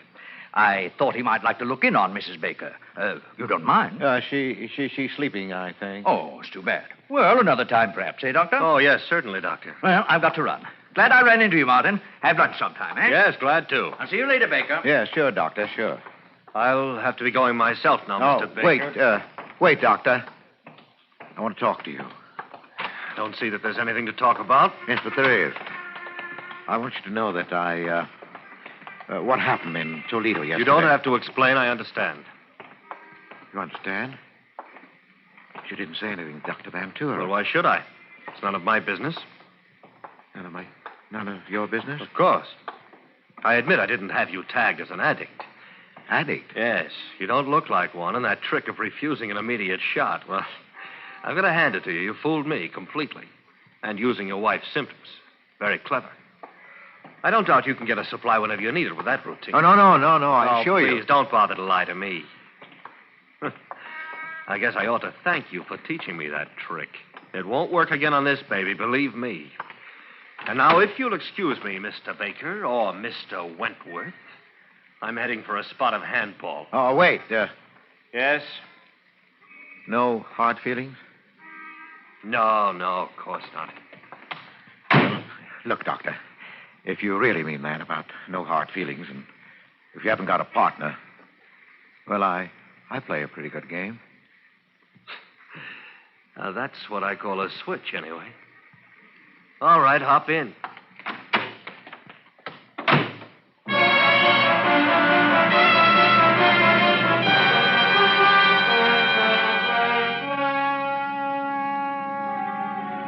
An addict.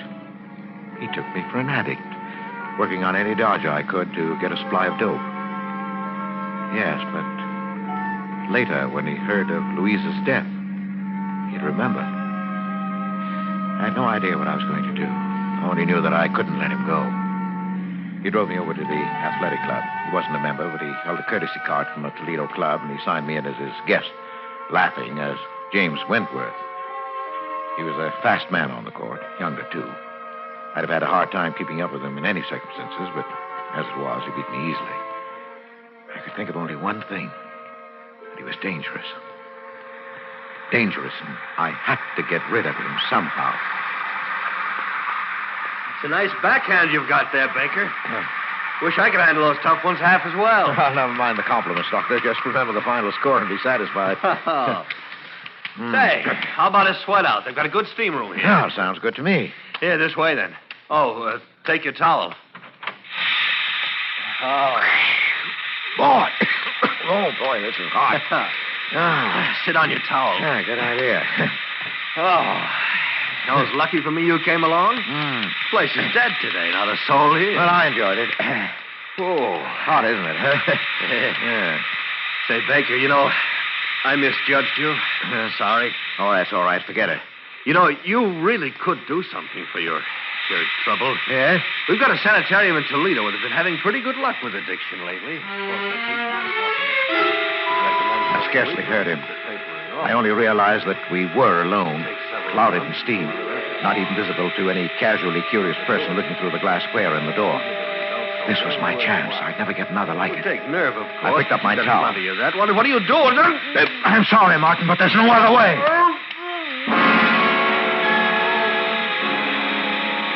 I whipped my towel over his head and got behind him where his flailing arms couldn't reach me. I didn't want to leave any marks on him.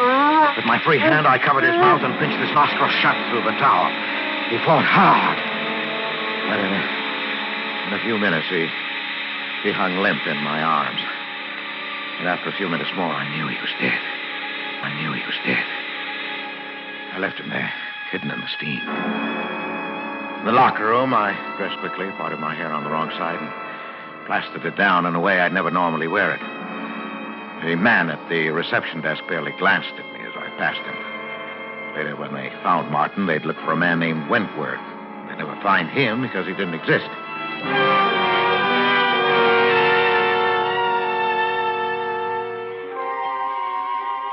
It wasn't even that close. The papers reporting Martin's death put the cause down to heart failure brought on by the shock of exercise in the steam room. They didn't mention a companion. It wasn't important. And I waited anyway. A week. Waited and watched carefully. Because now not only Louisa's future was at stake, but my own and Pauline's.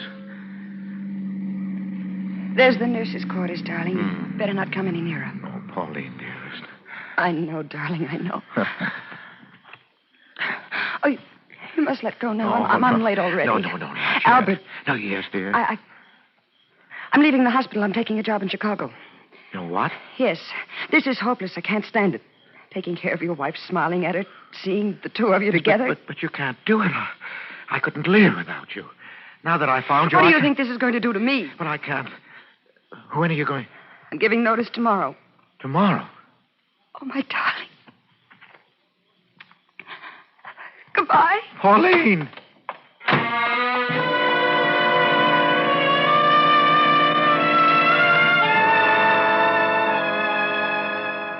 She was gone.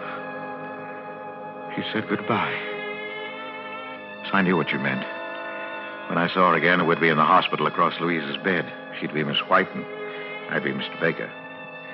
No, I couldn't stand that now. Yes, but there was one sure way to hold her. The little white tablets were still in my pocket.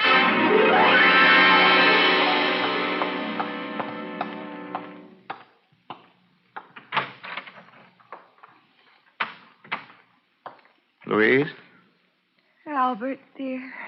I brought you your milk. Oh, thank you, dear. Hold this, will you, please? What's that? Oh, your locket. It's beautiful, isn't it? Who shall I leave it to, I wonder? Miss White. She's a sweet girl. Oh, Louise, now don't talk that way, Louise. You're not going I'd to... like her to have it. I'll take the milk now, Albert.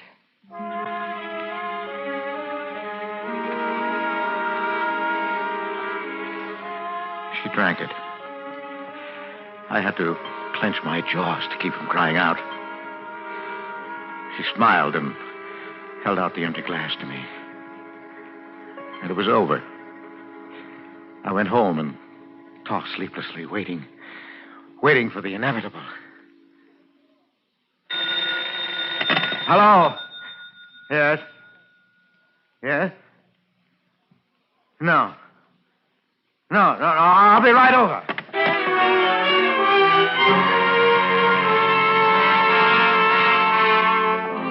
Dr. Van Tour was outside Louisa's room, and a white-faced Pauline, and Nellie from the kitchen as I hurried up the corridor. Oh, Baker. Oh, Doctor. Doctor, can I go in? No. Baker, your wife is dead. What? Dead? Oh, but I don't understand. I thought she was improving, that you planned to operate. She died of an overdose of morphine. Oh. Oh, Mr. Baker, I'm terribly sorry. I am too, Mr. Baker. Yes, but how could she get it? That's what I intend to find out. She took it in this glass of milk. There are traces left. Nellie here says you brought it up to her. I didn't want to, Mr. No, that's Baker. all right, Nellie. Well, of course I took it up. I did every night. Everybody in the hospital knows that. Yes, I knew it also. Was anybody in the room when you brought it? No. Just Louise. And you saw her drink the milk? No, Doctor. She didn't drink it then, not until after I'd gone. She did that frequently. Well, that's right, Doctor. Yes, I know that, too. Only last night, before she drank it, she managed to dissolve in it a lethal dose of morphine. I've checked the hospital supply. Every tablet is accounted for. We keep a very strict count, you know. Yes, I know that. Have you anything to say, Baker? Well, I hardly know. I'm stunned. Doctor, what do you mean? Surely you're not accusing Mr. Baker. I'm not accusing anyone. That will be up to the police. Now, wait a minute, Doctor. You're making a mistake. It seems perfectly clear. Yes, but I didn't kill her. Oh, no? Then how did she die? Well, she took her own life. She'd hinted more than once. Miss White, you remember? Yes, Doctor. I spoke to Mr. Baker about it myself. You know she was very depressed. That's true, nurse, but the morphine, it must have come from the outside, or we'd have missed it. No, wait a minute. The tablet you left for her each night. Yes, I ordered that. Well, what of it? Instead of taking it, she saved it. Well, she must have. It's the only way it could have happened. Well, that's it, Doctor. It must be. For the past week, she's been exhausted and drawn in the morning, yet the tablets were always gone. Well, if that's the case, nurse, how does it happen that you failed to find them? She couldn't leave her bed. You bathed her and changed the linen every day. The locket. The locket? Yes. Yes, of course. You remember, Miss White? She made such a point of asking me to bring it to her. And then the way she talked about joining her mother. Yes, I do. I do remember. She wanted you to have the locket, Pauline. It was her last wish. Now, where is it? I have it here. It's clutched in her hand. Let's...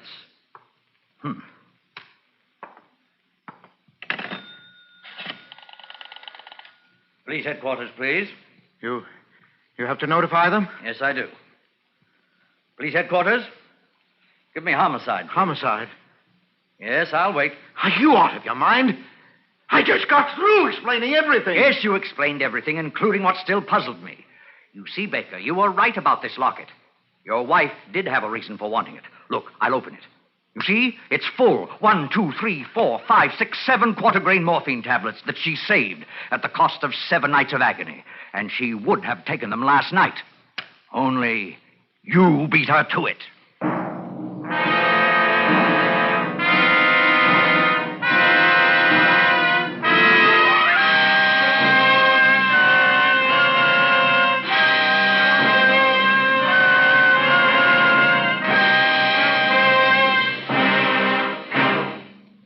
Suspense, presented by Autolite. Tonight's star, Mr. Edward G. Robinson. Say, Wilcox, do you know what else the gypsy saw in the crystal ball? Well, Hap, if it was a really big crystal ball, she might have been able to see more than 400 products made by Autolite for cars, trucks, planes, and boats in 28 plants coast to coast. These include complete electrical systems used as original equipment on many makes of America's finest cars. Generators, coils, distributors, voltage regulators, wire and cable, starting motors, electric windshield wipers. All engineered to fit together perfectly, work together perfectly, because they're a perfect team. So, friends, if your Autolite-equipped car needs replacement parts, ask for and insist on Autolite original factory parts at your neighborhood service station, car dealer, garage, or repair shop. Remember, you're always right with Autolite.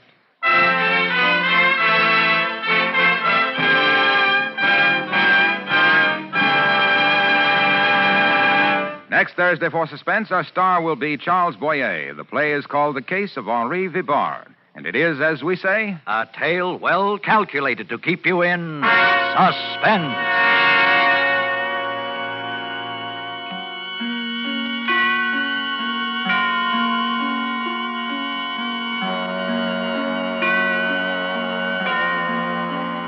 Tonight's suspense play was produced and edited by William Spear and directed by Norman MacDonald.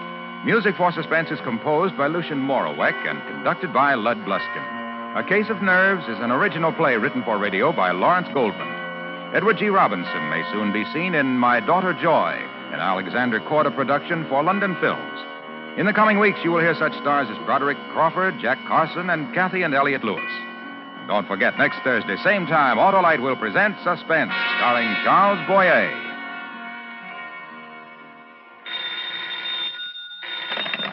You can buy world-famous Autolite resistor or regular spark plugs, Autolite stay-full batteries, Autolite electrical parts at your neighborhood Autolite dealers. Switch to Autolite. Good night. Autolite, sponsor of Suspense, is proud to acknowledge receipt of the National Safety Council's Public Interest Award for exceptional contribution to highway safety. This is the second consecutive year that Suspense and its sponsors have been so honored.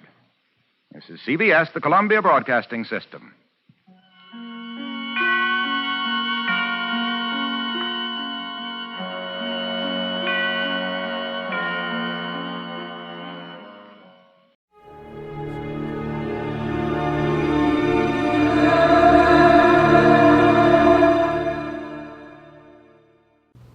Here is another in NBC's great parade of new shows.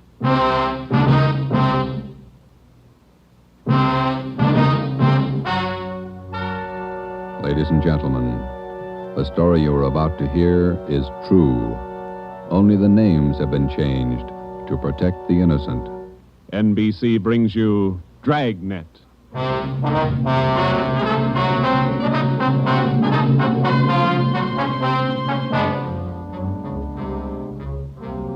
You're a detective sergeant. You're assigned to burglary detail. A sudden wave of jewel thefts is sweeping the city. In 16 days, 16 burglaries have been committed, one each night. They bear the same trademark. Thousands of dollars of jewels are missing. The thief is a master at his trade. Your job, get him. Dragnet, the documented drama of an actual crime, investigated and solved by the men who unrelentingly stand watch on the security of your home, your family, and your life. For the next 30 minutes, in cooperation with the Los Angeles Police Department, you will travel step by step on the side of the law through an actual case transcribed from official police files. From beginning to end, from crime to punishment, Dragnet is the story of your police force in action.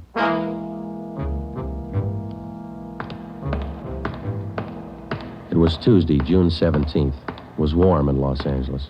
We were working the day watch out of burglary. My partner's Ben Romero. The boss is Ed Backstrand, chief of detectives. My name's Friday. I was on the way into work that morning, and it was 7:53 a.m. when I got to room 45. Burglary detail. Hi, Joe. How are you, Walker? Gonna be a scorcher out today. Yeah, just like yesterday. Ben in yet? I think he's over in communications picking up the mail. Thanks. You guys been busy? Yeah, kind of. Jewel thefts. Anything big? No big hauls, but he's consistent. 16 nights in a row. Same guy? Think so. Same M.O. Yeah, everybody's got troubles. Gotta check some records. See you later, Joe. Okay, Willie. Burglary Friday. Yeah. Okay, Mike, soon as Ben gets back. He's picking up the mail. Right, bye. Hi, Joe. Hi, Ben. Hannon just called. Chief wants to see us. Take a look at these first. What do you got, overnight reports? Yeah, here, these two. Yeah. 2 of them. 3 diamond rings, 1 sapphire, 1 necklace, jade. Big haul. Look at the other one. Lady's watch, diamond band, emerald bracelet, tourmaline brooch. What's tourmaline, Ben? I don't know. Must be valuable. It's gone.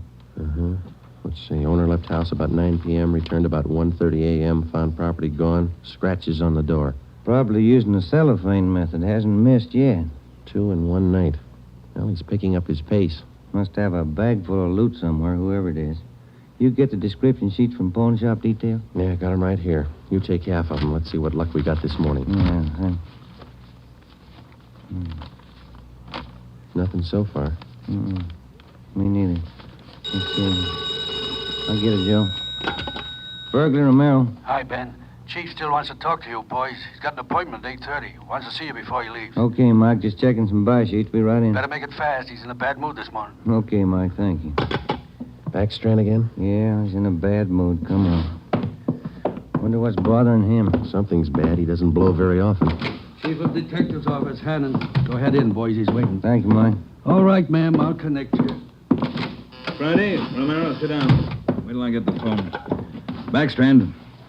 Oh, yes, Mrs. Winthrop. Yes, ma'am. We're doing all we can. Yes, ma'am. Yes, ma'am. Yes, I'll do that. Yes, ma'am. Goodbye. Got trouble, Ed? Taxpayer, Mrs. Winthrop. You two ought to remember the name. We do, Skipper. 10 days ago, somebody lifted $2,000 worth of diamonds from her bedroom while she was at the symphony. Last night, she was hit again. A diamond watch, an emerald bracelet, and some kind of a brooch. Tourmaline. I don't care what kind it was. It's gone. What's the pitch? We just read a report a couple of minutes ago, Skipper. Could be a tie-in with those other 16 jobs. 16 jobs in 16 days. You haven't got a lead on the thief yet? Nothing shows up. No prints, nothing. What about the pawn shops? Nobody's tried to soak any hot stuff as far as we know. We double-checked the detail. We got every hock shop in town on the alert. Whoever it is, they've got to try to pawn the stuff sometime. Unless they're going to give diamond rings for Christmas presents. And they haven't tried the pawn shops yet, Skipper. We're sure of that. Look, 16 burglaries in 16 days. Jewels and watches. Good ones. Well, it's got to stop. It's got to stop soon, you understand? We'll stay right on top of it, Ed. We're doing all we can. For 2 weeks, I've had half a dozen women calling me every day. Society women. Some of them figure they should get extra treatment. They're only DR numbers to us, Skipper. They all get the same attention. I'll try and explain that to some of them. They think you're in on the racket. Maybe you boys would like to take these calls some morning. No thanks, Ed. All right, then, let's get some action. Keep the pawn shop operators on their toes and get after every known fence in town. That's all. I've got an appointment. All right, Ed. Check you later. Holding a call for you, Ben. Oh, thank you. Hello. Oh, hi, Max. What? Well, hold it. Be right down. First break, Joe. What do you got? Necklace and a watch. Both of them on the stolen property list. Where? Henry's pawn shop. 5th and Main. 6 minutes later, at 8:25 a.m., Ben and I drove up in front of Henry's Square Deal Pawn Shop. Quick cash, no red tape, watches bought and sold. The proprietor was Max Murphy, an old friend of Ben's. Well, pal, of all days, it had to happen yesterday. Took the day off and went fishing up at Big Bear. I left my nephew in charge, Harry. A real knothead, that kid. How do you mean, Max? Joe, if I told him once, I told him 101. Whatever you do, whatever they come in with to hock, check it with the list. Check it with the stolen property list. What does he do? He forgot. He forgot. Oh, a real knothead, that boy. How old is he, Max? 32. A real knothead. I checked the slips from yesterday. Then I checked the stolen property list. There it is. Hot stuff. When did the stuff come in, Max, do you know? About 4 o'clock yesterday afternoon. Can we look at it? Oh, sure. Back here behind the counter. There it is. Did you check out the serial numbers on the watch yet, Max? When I found out, yes. They match to a T. All right, let's see. Yeah. Description on this necklace matches, too. Let's have a look at your buy book, huh, Max? Yes, sir, Joe. Here you are. There's a deal right there. Here? Yeah, that's him. That's how he gave his name. Walter Tracy, 132 and a half Blackstone Court, Los Angeles. Let me check the book for the description, Max. Oh, sure. Yeah, here. Mm-hmm. Okay, Max, thanks. We'll be checking with you later. Sure, Joe. Anytime. Sorry. All right, Max. See you later. You fellas take it easy. Right.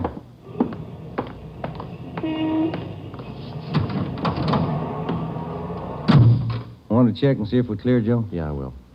80K to Control 1. 80K to Control 1. Are we clear? Control 1 to 80K. Stand by. Good lead, Joe. Got a description in here. Yeah. It's too bad Max's nephew had to slip up. Control 1 to 80K. Call your office immediately. Call your office immediately. KMA 367. Wonder what that's about. I don't know. I'll call in. You got some change? I'll use Max's phone.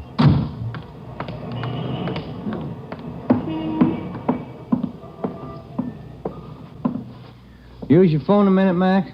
Oh, you, Ben? Sure. Help yourself. Thank you.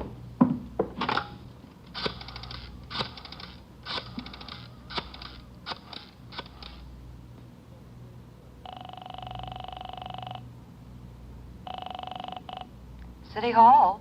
2524. 2524. Burglary. Levine. This is Ben, George. You got something? Hot one. Universal Loan Shop, 6th and Barton Place. Guy just took in a couple of rings. He checked too late.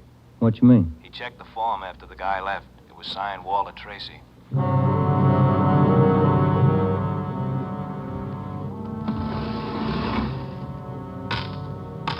There they are, Sergeant. Both rings. Fine quality diamonds. Don't you usually check your stolen goods list before you take in stuff like this? Usually, yes. Last night, no. I don't know what I was thinking about.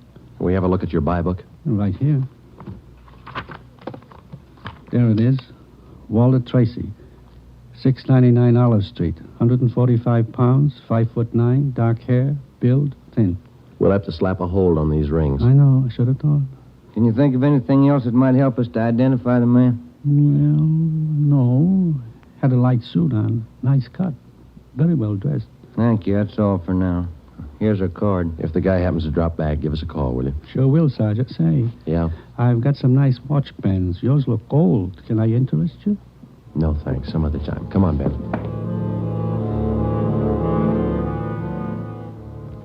That afternoon and the following morning, despite our alert and our warnings, 2 more pawn shops called in with reports of stolen watches taken in. We checked them out.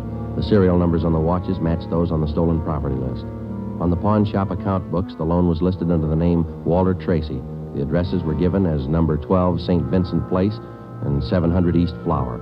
The descriptions of the man were the same. Slight build, well-dressed, about 145 pounds, 5 feet 9 inches tall, dark wavy hair. We had the name and description distributed to every pawn shop in Los Angeles and surrounding communities.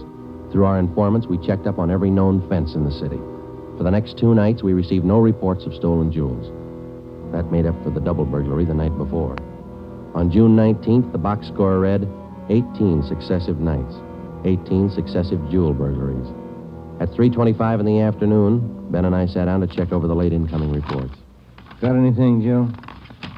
No, not yet, no. Nothing here. Maybe the guy's left town. Nope. No such luck. Take a look. That's it, number 19. He may set a record. Well, he's making monkeys out of us, isn't he? Look, man's watch, lady's watch, Chinese amber necklace, diamond shirt studs, and a bracelet with 2 large rubies. He's getting ambitious. How's the value listing? Let's see. $1,800. 1 haul. I'll get it. Burglary Friday. Yeah. What? Yeah. Be right down. Stall him. Let's go, Ben. Where? Kaplan's down on East 2nd. Walter Tracy's in there now, trying to hock a gold watch.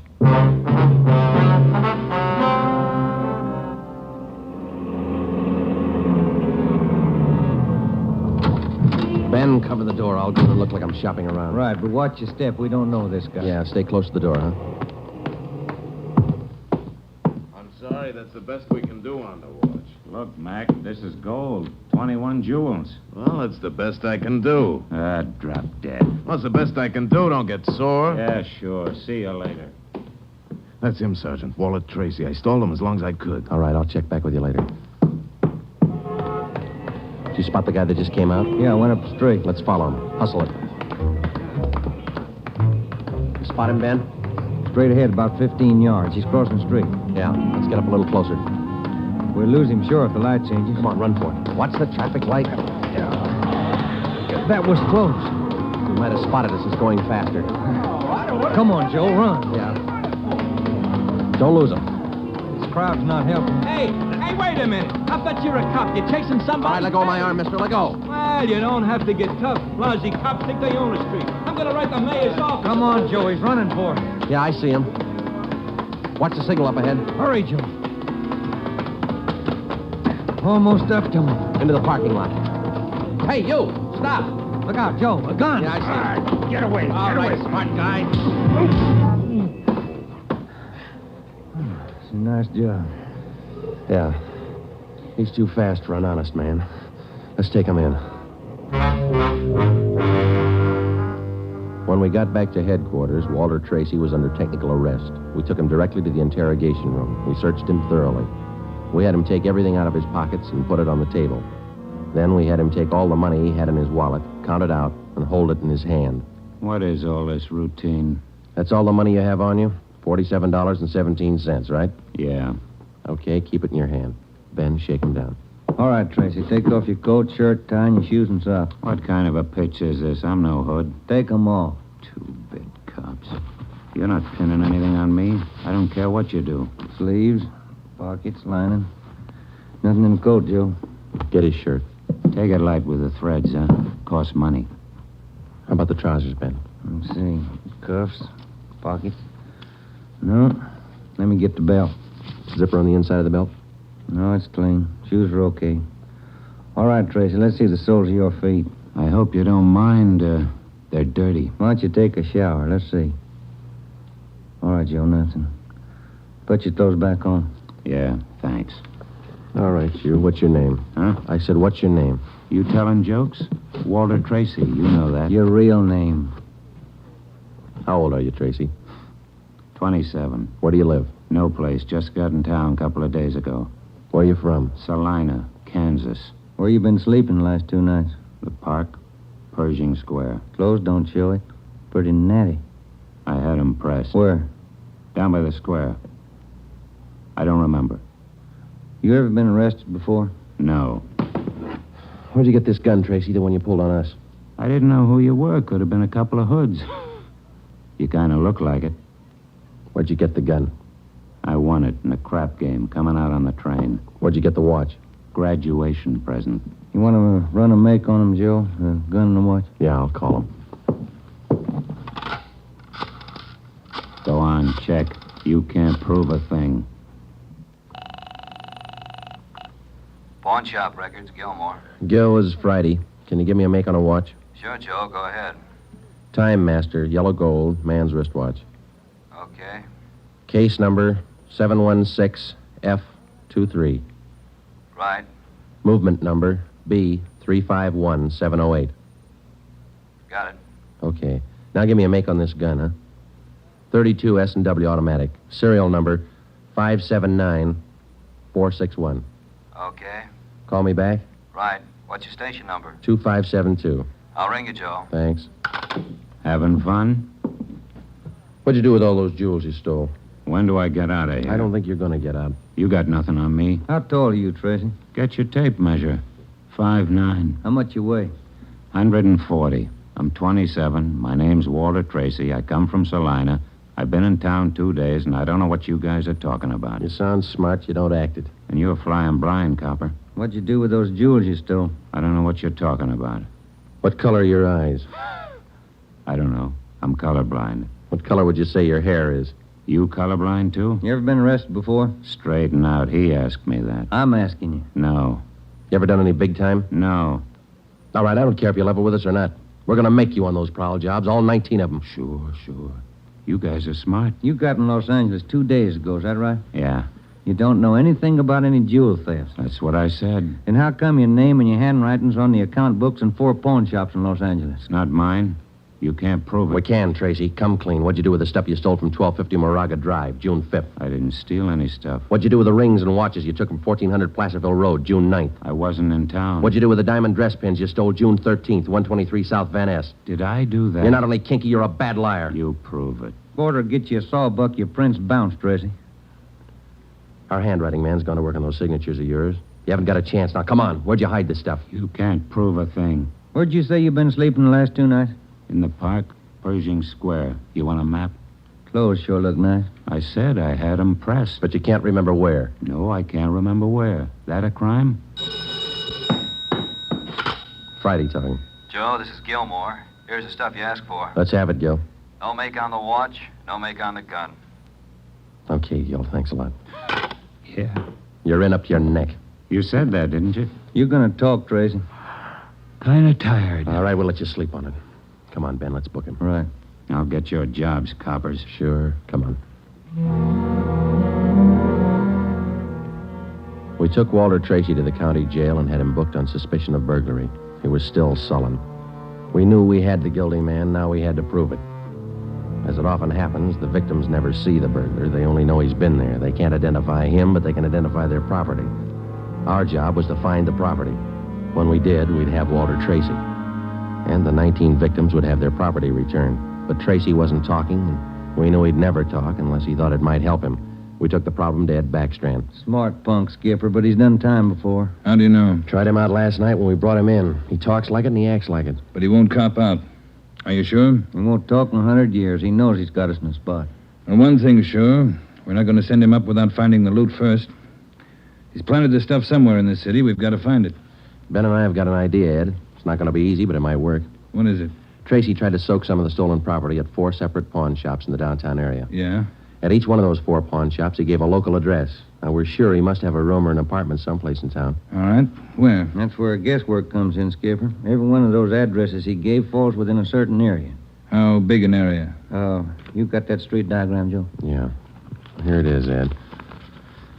From Figueroa here to San Pedro, and from Pico down to 1st Street.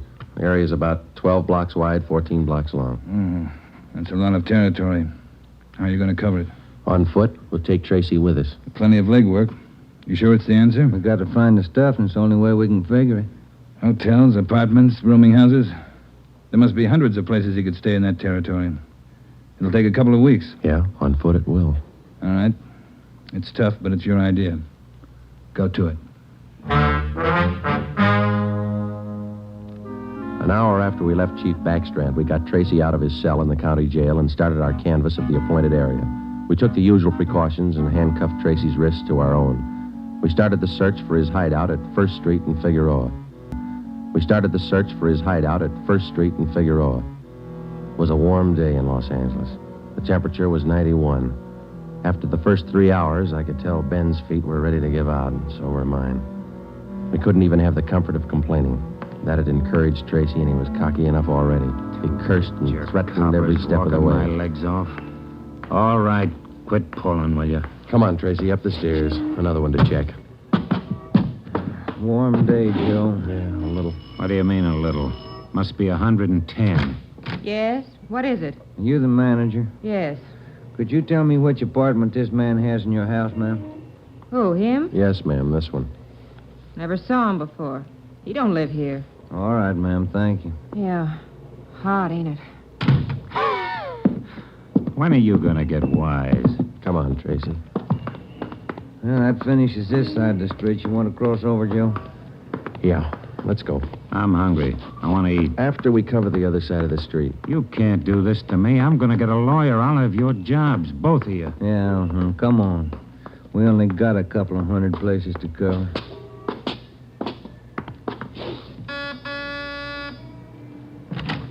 Hi, gents. What can I do for you? You the manager? I run the place, yeah. Which room does this man have in your place? Him? You made a mistake. He doesn't live here. All right, thanks. My feet are killing me. Wait till I get a lawyer. I'll burn both of you dumb cops. What do you think you're doing anyway? Making a guy... All that day and the day after that and the day after that, Ben and I, with Tracy handcuffed to our wrists, canvassed the designated areas, from hotel to hotel, from rooming house to rooming house, and the apartments, too. Every day our feet ached a little more, our pace slowed down, Tracy got more irritable, and the weather got hotter. The second day it reached a high of 92, the third day 94, the fourth day 94. Police regulations say plainclothes officers must wear a coat and necktie on the street at all times. We wore our coats and neckties. The search continued into the fifth day. Our pace got even slower. Ben and I started to lose heart. After a while, we forgot our object was to recover the stolen jewels. All we wanted was to find Tracy's hideout. We knew we were right. We knew Tracy was our man. It was a point of pride. Whether your feet hurt or not, you don't give in to a thief. Yes? What do you want? You the landlady here? I am. Which apartment does this man have in the building? Well, none of them. He's not one of my tenants. Thank you, ma'am. Come on, Tracy. By the sixth day, all three of us had special pads in our shoes. Our feet ached worse than ever. Tracy let us know about his every 3 minutes. By late afternoon of the sixth day, we'd covered more than half of the designated area. The temperature was 95. You guys gonna go on forever? I'm sweating like a horse. I'm getting tired of your moaning. That looks like the manager behind the desk. Yes, sir? You the manager? Yes, sir. What can I do for you? Can you tell us which room this man has in the hotel? Him? Mm-hmm. He doesn't live here. Hey, you fellas look awfully warm. Like to cool off in the lobby? We're air-conditioned. No, thanks. I'm hungry. When do we eat? You're always hungry. You got the biggest mouth on a cop I ever saw. All right, man. Yeah. I'm hungry. I want to eat. Now. Wait till I give this story to the papers. Mistreating innocent guys. They'll break you. All right. Come on, up the stairs. I'm going to get a lawyer tonight. I'll show you. Yes? Why, Mr. Baker, where have you been? We questioned the landlady, a Miss Elizabeth Hunter.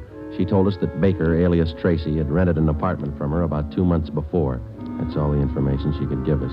Tracy clammed up. He would admit nothing. We asked Miss Hunter to accompany us as a witness. We took the elevator up to Tracy's apartment on the 6th floor. Miss Hunter, Tracy, Ben, and I. Down this way. Here. Do you want me to open it? Please, Miss Hunter. What? There's a girl. Walter? What is it, Walter? I told you to get out of town if I didn't come back. I didn't want to leave. I didn't want to leave without you. I thought you slept in the park. Take a jump. Where's the stuff hidden? All right, Ben, handcuff him to a chair. The girl behind him. We'll find the stuff ourselves. All right, Tracy. All right, you're next. I haven't done anything neither, so you can't prove it. Billy, shut up. That's better. No talking between you two. If there is, we'll separate you. All right, Ben, you take the living room here. I'll try the kitchen, and get a window open. It's hot in here. All right. Sergeant, you will be careful of the furniture. Yes, ma'am. I had no idea. You, Mr. Baker, of all people. Don't talk to him, please, ma'am. Oh, yes. Tin cop. Why don't you spell? Ben, look, it's only the beginning. He's got the stuff scattered 7 ways for Sunday. We're going to need help. In the milk bottle? Yeah, 2 rings, 3 loose diamonds, and this bottle of mayonnaise. We found some kind of a brooch in it. A couple of watches taped to the underside of the kitchen sink. All right, you. Convinced? Okay, Ben, call Backstrand. There was a definite possibility that Walter Baker, alias Tracy, had stored some of his stolen loot outside his apartment. We stood little chance of ever recovering it unless we got him to break. Ben called Chief Backstrand, and in 10 minutes he arrived at the apartment with another man from burglary detail, George Levine. Together we went over the 4-room apartment foot by foot. We found jewelry, watches, loose stones in every conceivable place. In cartons of cottage cheese, in jars of cold cream, in the garbage can, everywhere. Who's your girlfriend? All right, I'll ask her. What's your name? I said, what is your name? Billy. Billy Crawford. He didn't do anything. He didn't. All right, Billy. Maybe you can tell us. Where's the rest of the stuff he stole? He didn't steal. He didn't steal anything. Billy, shut up. Keep quiet, you. Ed, wait a minute. What? Just a minute. I want to look over here. Papers. Taped to the underside of that top drawer. What is it, Friday? No, you can't. You can't. Look at these. All right, you found him. I'll talk. No, Walter, don't. Parole papers. He's an ex-con. Yeah, I'll cop out. Don't do it, Walter. Billy, shut up. Dumb dame. The rest of the stuff, where is it? On the roof. Inside the ventilator, the one near the front, you'll find a couple of paper bags. That's it. Levine? Got it, Chief. I'll check it. Your papers say you did time in Oregon. What for? Fell for robbery. Did 5. I owe him 7. What about the girl? Walter, I'm going with you. Her? I don't know. You figure it. All right, Friday. Romero, take the girl to Lincoln Heights and book her. We'll take him. Right, Ed. Come on, Ben. No, Walter, I want to go with you. I'm sorry, ma'am. This way out. All right, easy, lady. No, wait a minute. Just a minute. Walter? You're a dumb dame, Billy. So long. Walter. All right, come on, let's go. What's the matter? You feel all right? He lied. He said he loved me. He lied to me. Don't feel hurt, lady. He lied to everybody.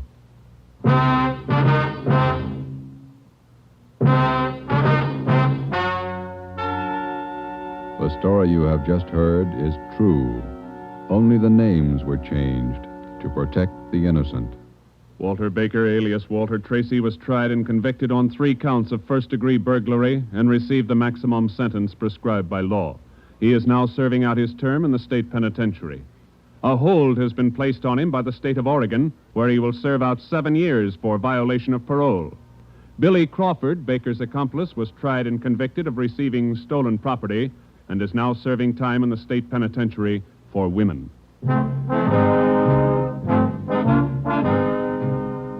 You have just heard the 11th in a new series of authentic cases transcribed from official police files. Technical advice for Dragnet is furnished by the Los Angeles Police Department. Tonight's program is dedicated to Warden Clarence A. Larkin of Folsom Prison, Sacramento, who, on the evening of September 24th, 1937, gave his life so that yours might be more secure.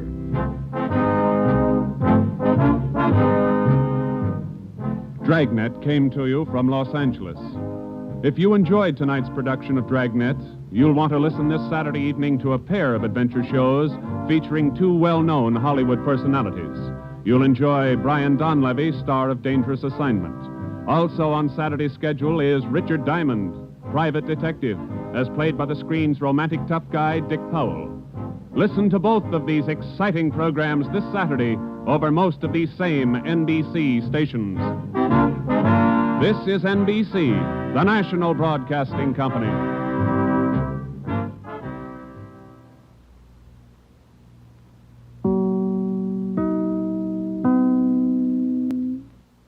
Deep in the rugged hills of Kentucky, a hidden fortune in carboniferous dolomite hides a secret worth killing for.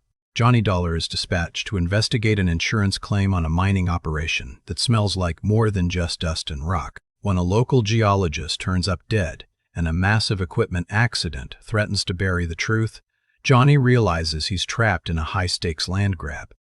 Is it a legitimate mining dispute or a cold-blooded play for a geological gold mine? Grab your lantern, we're going underground. But before to go, let's check what happened the day this episode was broadcasted. It was November 7th, 1955, and that day the Supreme Court banned segregation in public parks. On this day, General Motors became the first American corporation to report a net annual profit exceeding $1 billion, marking a massive milestone in the post-war economic boom. John Lund as Johnny Dollar. Bill Wesley, Johnny. What do you know about oil wells? Well, I know I wouldn't mind owning one. Why?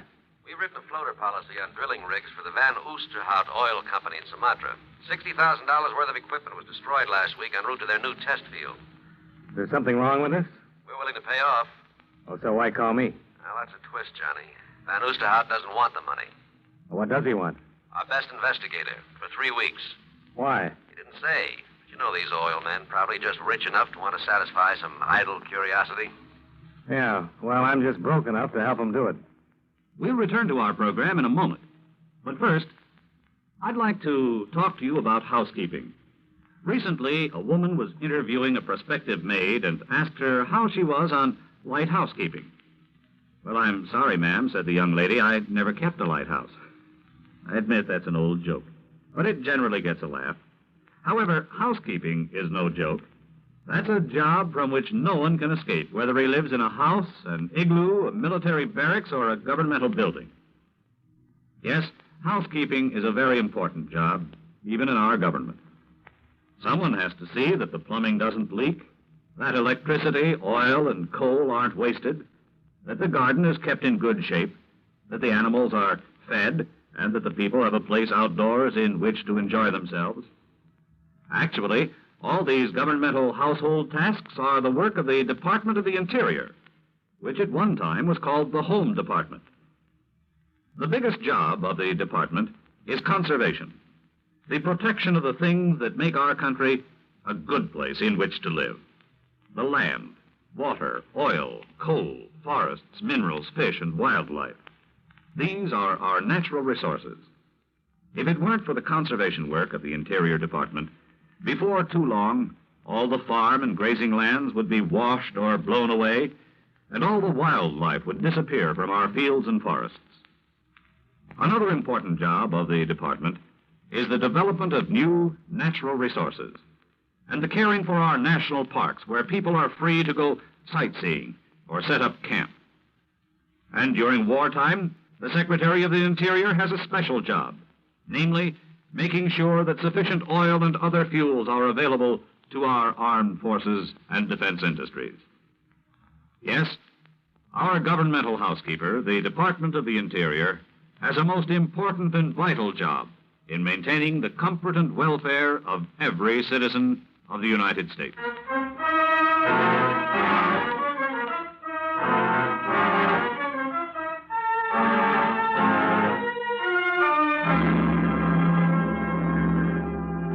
Expense account submitted by Special Investigator Johnny Dolar to Home Office, Eastern Indemnity and Insurance Company, Hartford, Connecticut. The following is an accounting of expenditures during my investigation of the Carboniferous Dolomite matter. Expense account item 1, $1,013.40. Airfare and incidentals between Hartford and Medan, Sumatra. Expense account item 2, $1.50, cab fare to the offices of the Van Oosterhout Oil Company. The roughly timbered shack with corrugated tin roof didn't spell rich oil man to me, nor did Peter Van Oosterhout himself. No doubt you are wondering why I proposed such a strange agreement with your company, Mynheer Dolar. Well, that question had occurred to me, yes. So, I will explain then. It's not because I am a rich man, but because I am a gambler. You're gambling $60,000 against what? An oil well, Mynheer Dolar. And I need your help to keep the game honest. Well, what kind of a game do you want to deal me in? My rigging equipment was being transported by truck to my test well north of Achin. It was buried beyond recovery by a landslide, one which I believe was caused by a deliberate nitroglycerin explosion. The game sounds rough. It is not the first thing that has happened. Drill heads have been dropped into the bore. Drilling shafts sawed and then welded so they would snap under pressure. The list is endless. And you think your operations are being deliberately fouled up? There is not the slightest doubt in my mind. Any idea why? No, Mynheer Dolar, I have not. What about the local authorities? Have you talked to them? I have. They have sent a man to the well to investigate. Well, then why send for me? Because I suspect the government man is also working against me. I see. You said you wanted me here for 3 weeks. Why the time limitation? My drilling permit from the government expires then. They do not renew. So you're willing to bet $60,000 on my ability to keep your well going for 3 weeks, hoping you'll strike oil in that time. I am. Will you work with me, Mynheer Dolar? Why not? It's your gamble.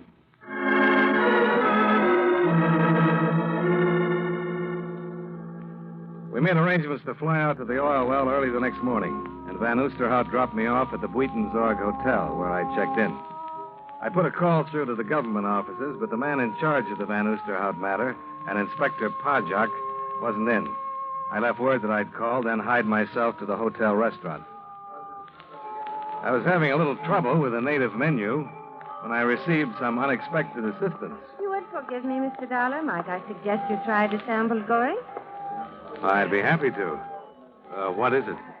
The known ingredients are rice, fish, and peppers. The unknown are the chef's secrets, and the sum total of them all is sheer gastronomical ecstasy. Well, the only thing that could top that recommendation is for you to join me. I would be delighted. But not to dine, Mr. Dolar, merely to talk. By the way, I am Frederica von Osterhout. Peter's wife? His daughter. Well, I would have guessed that, except for the third finger left hand. Oh, of course, my wedding band. Yes, I am Mrs. Don Reynolds now, but I wish to talk with you as Frederica von Osterhout. Oh, why is that? Because I want you to persuade my father to change his mind and accept the insurance money. You don't approve of his gamble? There is no gamble, Mr. Dolar. He's bound to lose everything. There's no oil there. What makes you so sure? My husband is an oil engineer. He has gone over my father's leases in every possible way. Geological survey, magnetometer, seismographic exploration. In every instance, the results have been negative. And what does your father base his opinion on? Wishes, hunches, gambles, Mr. Dolar. He's like a madman about this thing. All reason, all logic has been tossed to the wind. Well, then why is somebody trying to sabotage the well? There are always accidents attendant on any oil drilling project, Mr. Dolar. My father's has been brought about perhaps by the old equipment he's using. But they are accidents, nevertheless. There is not one shred of proof of anything else. You make out a pretty strong case for yourself. Then you will do as I ask. Try to persuade him? No, I'm afraid not. But you just said. Your father's got a stronger case. Yes, of course. The $60,000 your company will save if he relinquishes his claim. Well, can you think of a better one? To me, a man's life is worth more than $60,000. Now you've lost me. My father has a weak heart. Oh. If I am right and the well proves dry, I'm afraid the shock will kill him. And what if he's right? Accidents can happen to more than machinery. A life could still be lost. Like mine, maybe? That was your thought, Mr. Dolar. Not a very happy one, was it?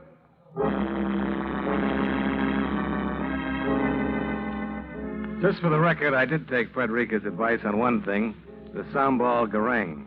And she was right about that, at least. It was delicious.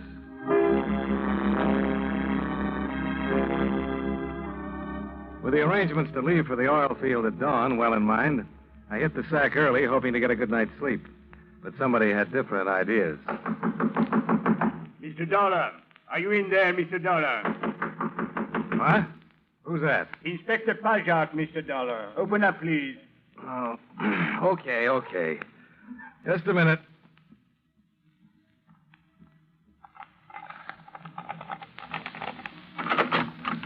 Now, what's all this about, Inspector? I'm sorry to disturb your rest this way, Mr. Dolar. It was necessary, however, that I ask you a few questions. At 2 a.m? You possess a firearm, Mr. Dolar? Well, you should know. I registered it when I came into the country. May I see it, please? Yeah, sure. Here it is. Thank you. Satisfied? That the magazine is full, that the gun is clean. I am satisfied of that, yes. Well, that's something. Now, suppose you tell me what this is all about. You paid a visit to the offices of Peter Van Oosterhout earlier this evening, Mr. Dolar. That's right. You also called my office to inquire about the Van Oosterhout Oil Company and the test well that is being drilled north of Audition. Yeah. What was the caliber of the gun that killed Van Oosterhout, Inspector? We believe it to be a .38 caliber, Mr. Dolar. The same as yours. But how did you know he was dead? Well, out of respect to those present, let's call it intuition, shall we?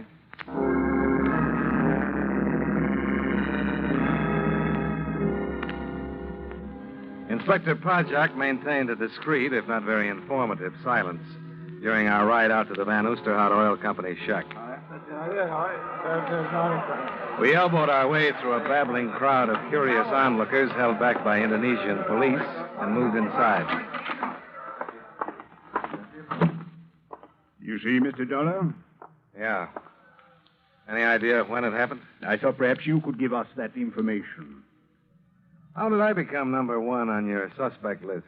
It was Mrs. Reynolds' idea. Frederica? Yes. When informed of her father's death, she said that you were responsible, that you were the one who had killed him. Well, it's just possible, Inspector, that she didn't mean that literally. But only because Van Oosterhout wanted me down here to check into possible sabotage.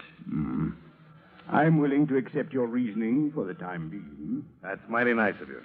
Mr. Dollar, I would like to know if there is anything disturbed in the office. Anything different from the way you saw it last. Well, only those metal canisters on the floor over there. We know about those. They contain test borings taken from the Van Oosterhout well. They were flown in this evening by Mr. Don Reynolds. Van Oosterhout's son-in-law? Yes. He brought them here to the office. That is how he discovered the body. Must have been pretty important for him to fly him in at this hour of the night. According to Mr. Reynolds, they indicate that the well is almost certain to prove dry. Well, where's Reynolds now? He's with his wife, of course. He has broken down completely at the news of her father's death. So, that will be all then for now, Mr. Dollar. I regret you have had your long journey to Sumatra for nothing. What makes you think so? Well, those test borings prove that Van Oosterhout was possessed of a delusion. With his death, any reason for pursuing it is obviously over. Well, there's something else that's not quite as obvious, Inspector. And what is that, Mr. Dollar? Why he was murdered.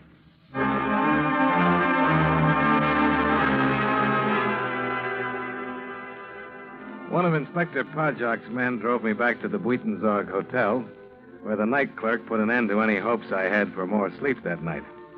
He had a message for me to call Don Reynolds the minute I got in. I put in the call. Hello? This is Johnny Dollar. Oh, yes, Dollar. Glad you called. You going to be at your hotel for a little while? Well, that depends. On what? On what you want to come over here to talk to me about. Suppose it's to tell you who killed Van Oosterhout. Why? I'll be here.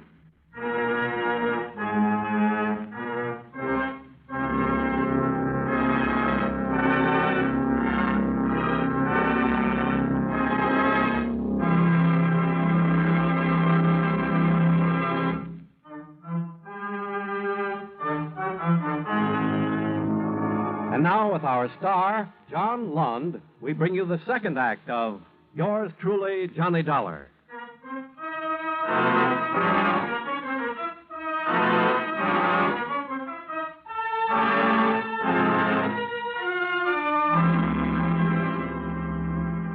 It took Don Reynolds exactly 7 minutes by the clock to get up to my hotel room after his phone call.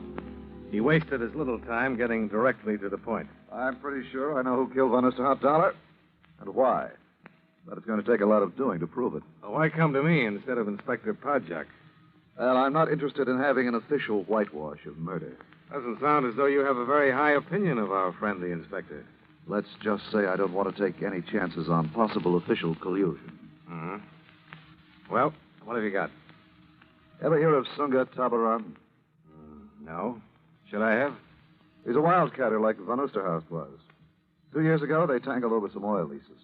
When the courts decided in Van Oosterhout's favor, Tabaran swore he'd been cheated, that he'd get even. Well, if he meant it, he waited a long time to make good. He went to Java on business about then, came back here just about the time Van Oosterhout began to suspect someone was trying to sabotage his well. That's pretty circumstantial, Mr. Reynolds. There's nothing circumstantial about the fact that Tabaran's the oil expert Inspector Podjak sent out to the well to check on Van Oosterhout's story. Oh, so that's the reason for your official collusion crack. Yes, it is. And there's nothing circumstantial about the fist fight the two of them had a couple of days ago when Van Oosterhout openly accused Tabaran and told him you were coming out to check up on things. Ah, that sounds interesting. I can top it for you, Dollar. With what? Tabaran's here in Medan. He flew in from the well late yesterday afternoon. I'd say he arrived approximately 2 hours before Van Oosterhout was killed. What do you think now? Might pay to have a little talk with him. At this point in our program, I'd like to give you something to think about. Probably one of the most quoted Americans in our nation's history is Benjamin Franklin.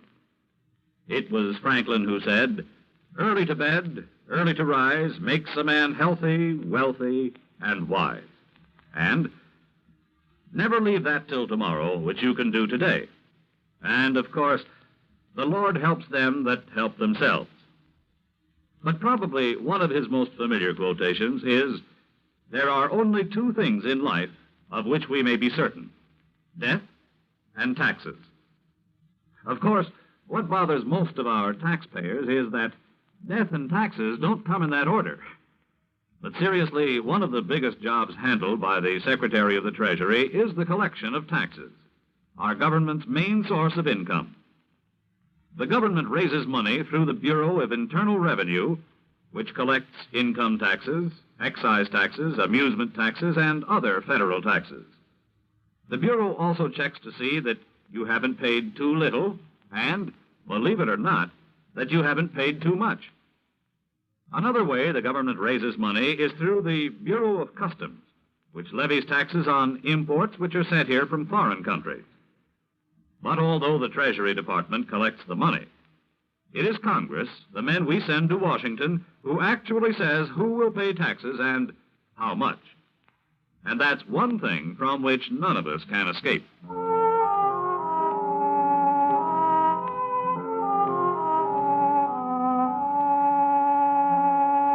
Expense account item 3, $1.65. Cab fare to the residence of Sunga Tabaran. It was a small, modern bungalow nestled in some gently rolling hills at the edge of town. The false dawn was just starting to light up the eastern sky when I got there.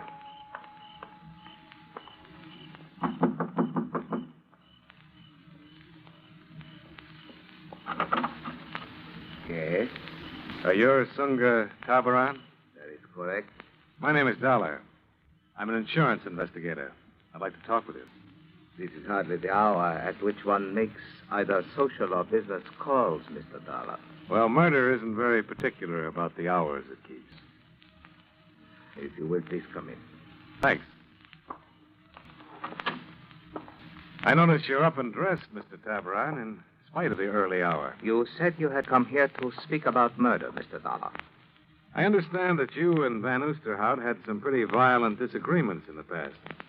Unfortunately, that happens to be true. Does Inspector Podjak know about that? I have no secrets from my superior. Does he also know that you flew into Medan yesterday afternoon? My dear Mr. Dollar, you realize as well as I that these questions are quite pointless. Even if I did possess any guilty knowledge concerning Van Oosterhout's death, you could not hope to learn it this way. Well, maybe I'm just not bright. I'm afraid I cannot accept that. Thank you. No, you came here to talk with me, to look around, to try to judge, to measure, hoping perhaps I would make some slip, unconsciously reveal some information which might be useful to you. Yeah, that sounds like a reasonable supposition. It is regrettable, then, that I must disappoint you. There will be no slips, no unconscious revelations. I'm sorry. Oh, that's okay, Mr. Tabaran. You haven't hurt my feelings. Oh, by the way, extend my condolences to Frederica, will you? And tell her I'm glad she's getting over her bereavement so well. I'm afraid I do not know to what you are referring, Mr. Dollar. I said nothing about Mrs. Reynolds. You didn't have to. You just forgot to remove her handbag from that table.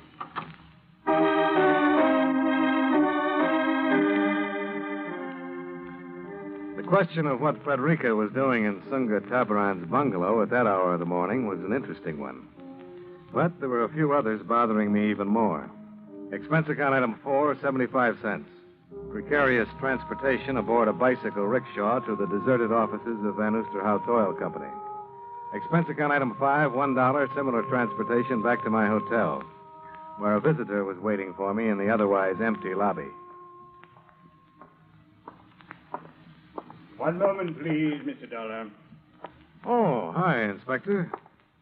Something on your mind? I wish you to stop interfering in affairs which are no concern of yours, but only of the police. Well, it didn't take Tabaran long to call you after I left, did it? Sunga Tabaran is one of my most trusted men. Looks like Frederica Reynolds feels the same way about him. Mr. Dollar, you are in a strange country, one whose habits, customs, ways of life are entirely foreign to you.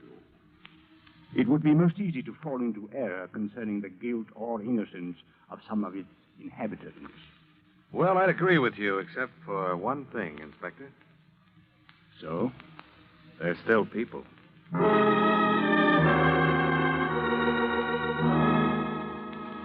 A tepid shower and a similar breakfast occupied my time until the town of Medan awoke to the new day. Then I walked down the street to the shop I'd noticed the night before, belonging to one Herr de Groot, oil geologist. It took de Groot all of 30 seconds to look at the specimens I'd pilfered from Van Oosterhout's office the night before, rub them between his fingers, and come up with a pronouncement. Yeah, there's no question. These test borings, they are from the Van Oosterhout number 1 well. And you've seen specimens like these before? But of course I have, young man, many times. They are composed in increasing density of a carbonate of calcium and magnesium, formed during the Carboniferous era of the Earth. In other words, what we have here are specimens of Carboniferous dolomite. I'll take your word for that. Just tell me what it has to do with oil. But it has everything to do with it, young man. Under just such rock strata as these lie some of the greatest oil fields in the world. So the chances of the Van Oosterhout well hitting such a pool should be pretty good, huh? I would say it would be virtually impossible for it not to hit oil from 100 to 500 feet in depth below the strata. Any idea why Van Oosterhout wasn't informed of this? Not informed, but he must have been. Oh, why is that? Well, these test borings have been brought in regularly by Van Oosterhout's son-in-law, Mynheer Reynolds. Why should he not have told him?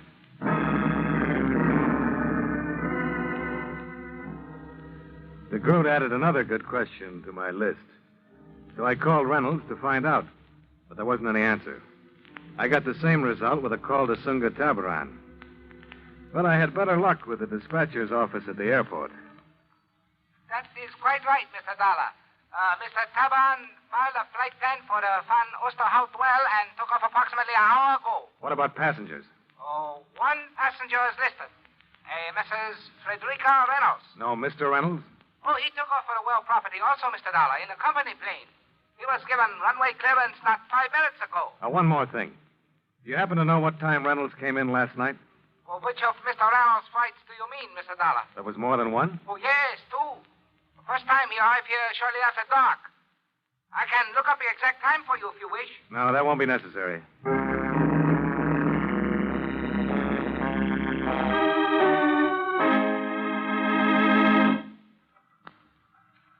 Well, granting your information is correct, Mr. Dollar, what is it you wish me to do about it? Now, look, Inspector. It's about time you stop being coy. You must have some or all of this information. And if I have? Then you know it adds up to one murder and maybe two more. I do not understand, Mr. Dollar.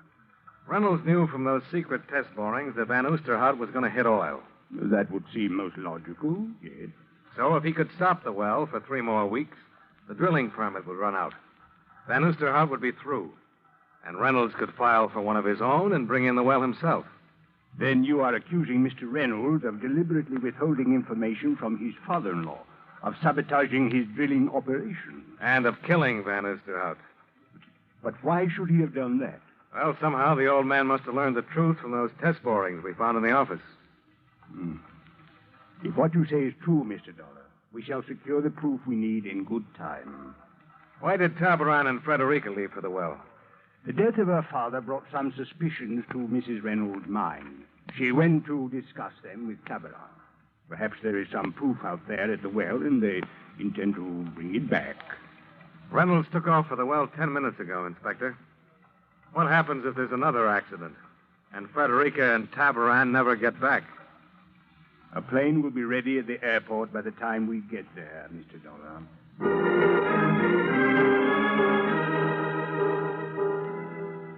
The Van Oosterhout well was approximately 100 miles northwest of Medan. When we set down, both the company plane and Tabaran's were on the landing strip. The drilling rig was motionless, surrounded by high mounds of pumped-out mud. The entire area looked deserted. It is impossible they could not have heard us arrive.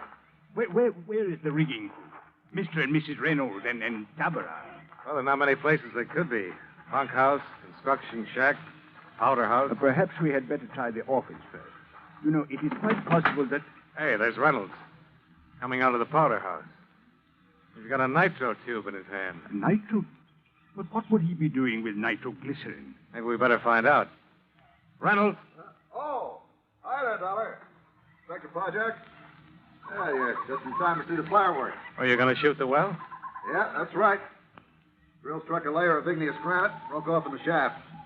I'm going to drop this down and try to blast it loose. Now, where's the rigging crew? Back in the jungle. Had to get them out of the possible blast area. Never can tell about these things.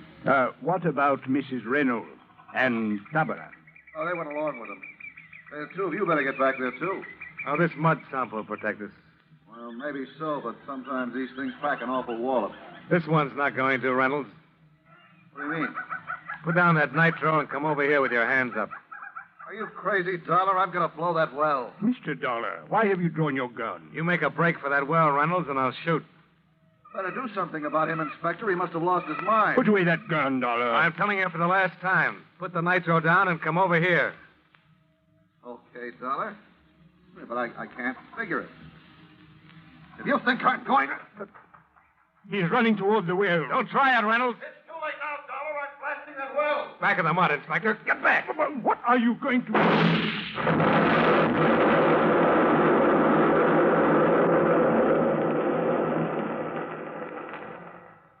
Dollar, your shot, it exploded the nitro. Yeah. I guess it did at that, Inspector. But Reynolds, it was the same as committing murder. Now, let's say I prevented a couple, Inspector. Prevented? If Reynolds had blown the well with that charge, it would have destroyed the rigging. And that tool shack under it. But what if it had? Neither Mrs. Reynolds nor Tabaran is anywhere around. You better take a look at the door sill of that shack. The door sill of the... Mr. Dollar. Yeah. That blonde head lying inside there isn't carboniferous dolomite.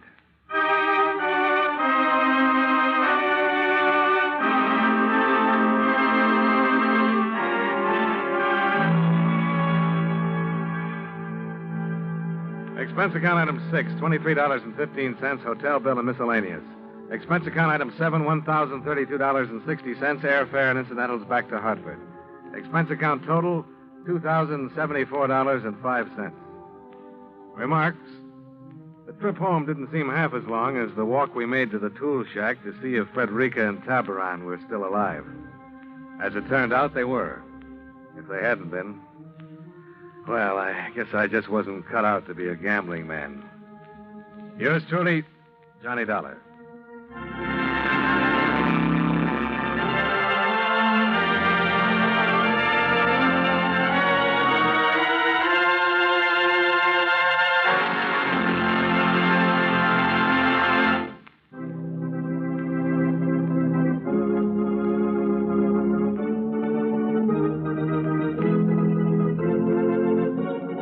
Johnny Dollar has come to you through the worldwide facilities of the United States Armed Forces Radio and Television Service.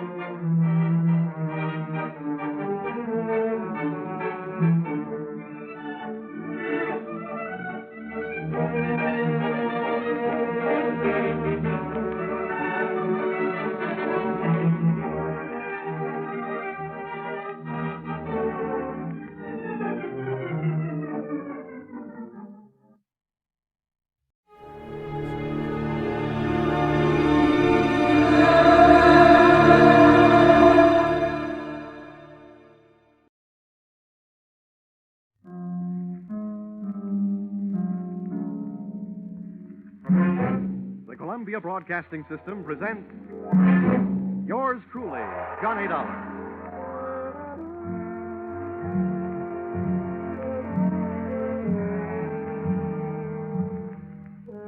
The next half hour has its baggage packed to take a trip with America's fabulous freelance insurance investigator, Johnny Dollar.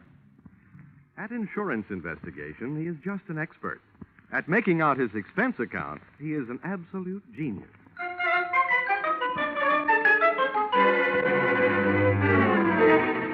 Expense account submitted by Special Investigator Johnny Dollar to Home Office, Nutmeg State Casualty and Bonding Company, Hartford, Connecticut. The following is an accounting of my expenditures during investigation of series of accidents affecting your policyholder, the Funfair and Weatherly Carnival shows, or how I went for a spin on a case we might refer to as Murder is a Merry-Go-Round. Expense account item 1, 25 cents. Purchase of Billboard, theatrical magazine, to check the route of Funfair and Weatherly Carnival shows. Expense account item 2, $68. Air and train fares to Talladega, Alabama. Item 3, $1.10. Cab fare in what was only a fair imitation of a cab from Talladega Depot to the dusty vacant lot which had overnight found itself wearing theatrical makeup.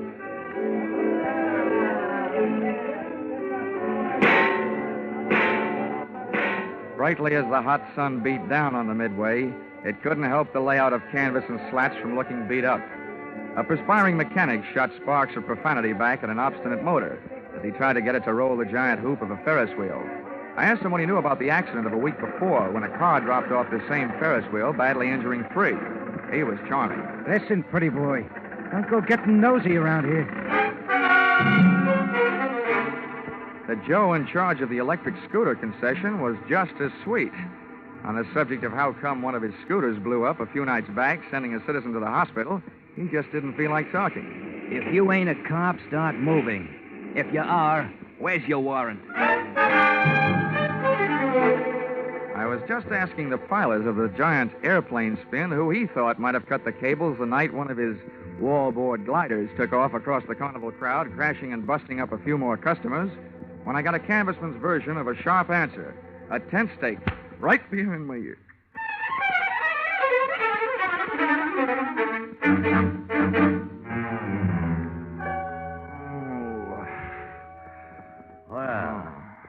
Sleeping Beauties waking up, huh? Who are you? I thought maybe you'd be sick of asking questions. First, maybe you better answer a few. Before you get up. Number one, who are you? A pilgrim from Hartford. Never mind the double talk, wise guy. What's your name? My name is Johnny Dollar, but right now I feel like 2 cents. What's your big interest in those accidents you were asking questions about? Strictly academic. I'm only representing the insurance company that's paying off on those accidents. Now maybe you'll tell me who you are and where I am. Ah, thought you guys were smarter. Dollar, I'll let you in on a little secret. Next time you want to find something out on a traveling show, get to the boss first.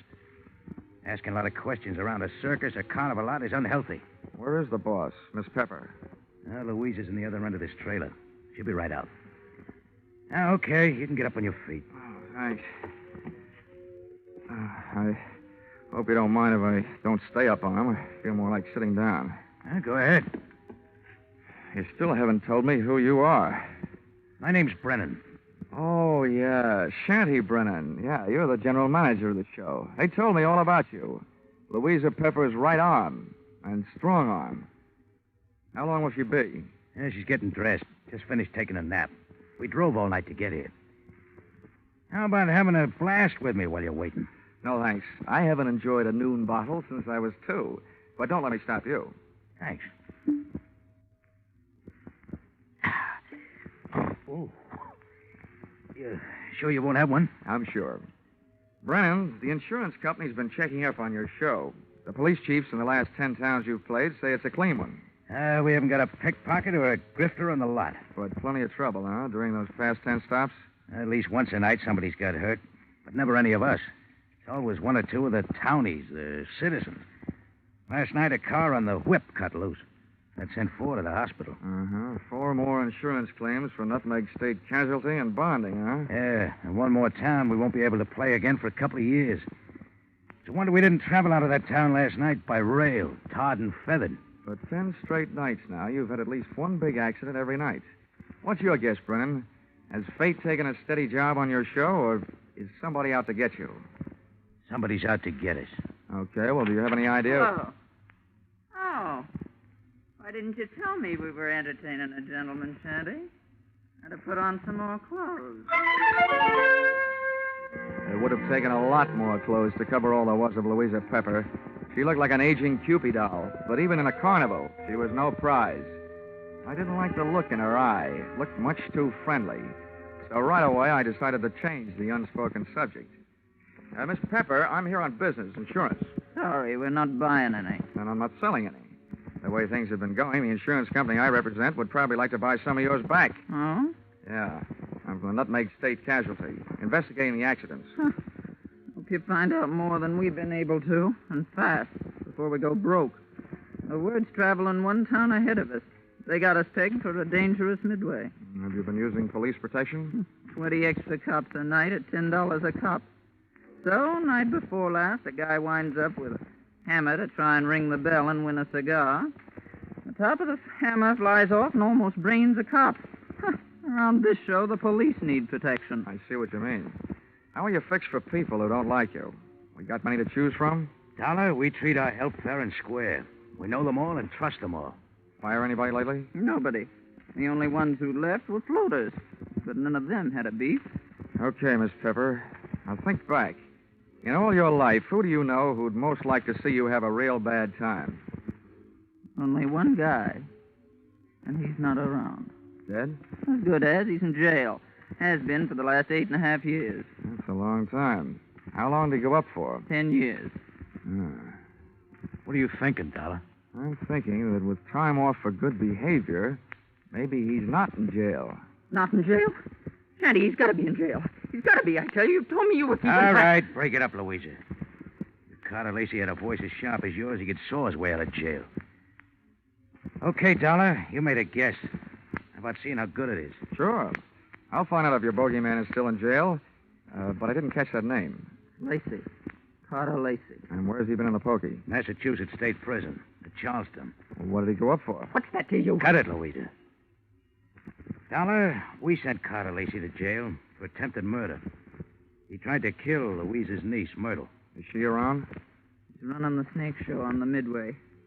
Dollar, how soon can you check whether Carter got out? As soon as I can make a telephone call. But, Shanny, before I do, I'd like to elaborate on that guess I made. Now I'd not only guess that Carter Lacey is out of jail, but I'd also guess that he's been out a little over 10 days.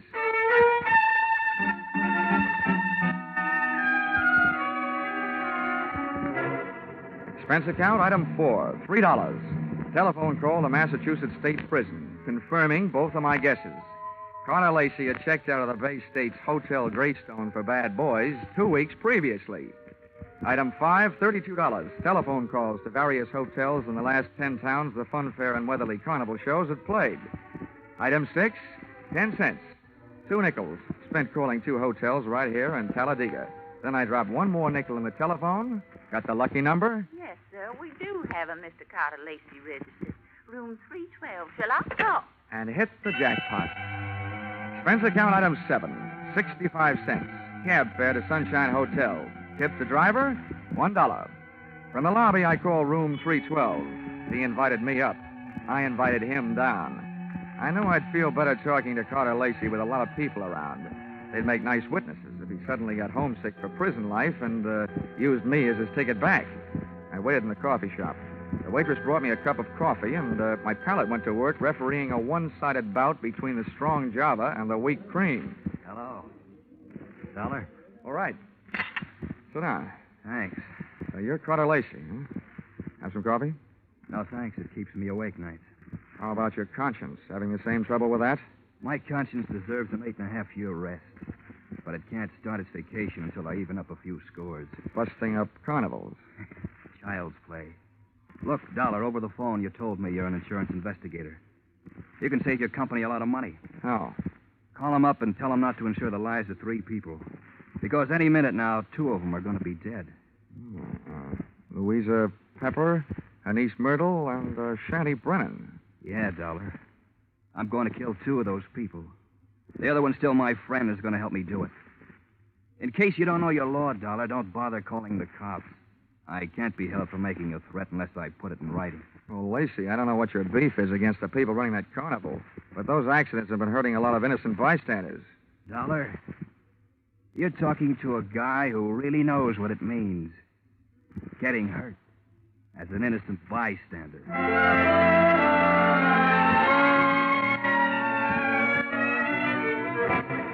Expense account, item 8, $25. Retainer to local detective agency hiring Chateau for Mr. Carter Lacey. Explanation, an ounce of crime prevention is worth a ton of trials. Item 9, $1.20. Cab fare back for the evening's festivities at the Fun Fair and Weatherly Carnival, which was rapidly becoming more and more of a thrill show.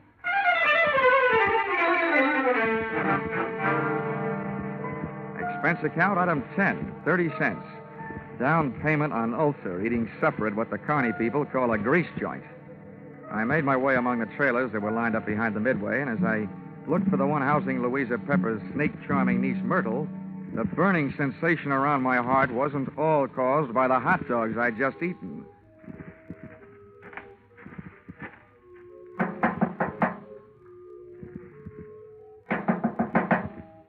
is it? I've got a message from Carter Lacey. What did you say? I said I've got a message from Carter Lacey.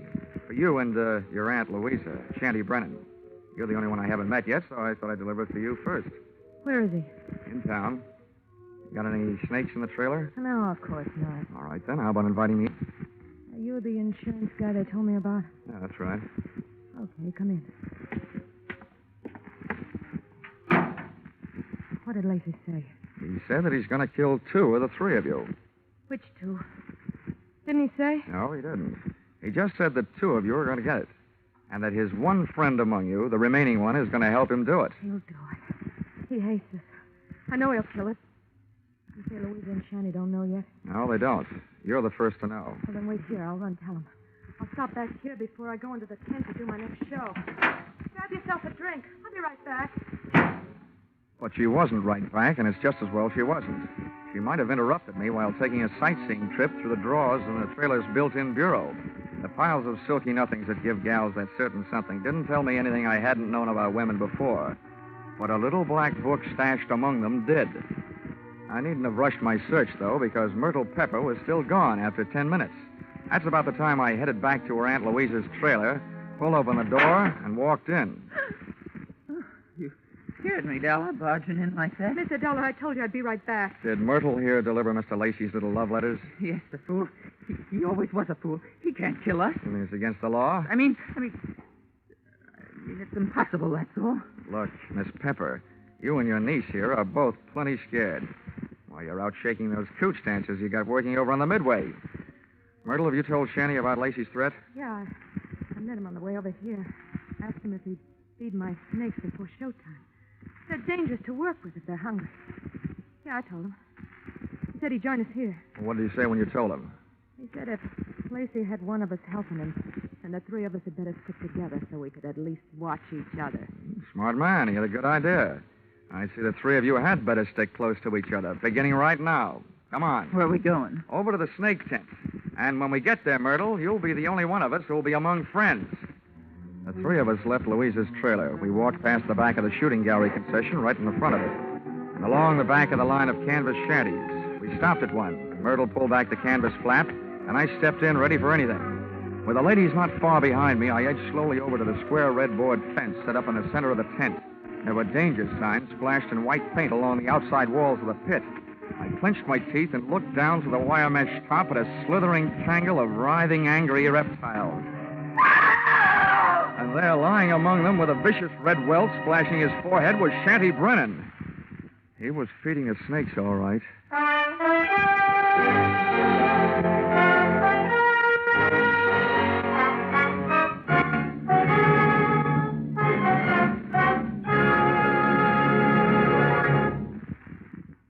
In just a moment, we'll return to the second act of yours truly, Johnny Dollar. But first, here is some news. 30 minutes of new thrills will be added to CBS 10 great Sunday night entertainments this coming Sunday. At 6:30 p.m. Eastern Standard Time, where you formerly heard Spike Jones, CBS will bring you screen star John Lund in an adventure-packed tale of a ship filled with terror and horror. This story, A Shipment of Mute Fate, starring John Lund, is the first of 3 special broadcasts from CBS' famous Escape series. It will be heard over most of these stations immediately preceding a familiar show which brings you a different kind of escape, The Jack Benny Show. And now, back to yours truly, Johnny Dollar.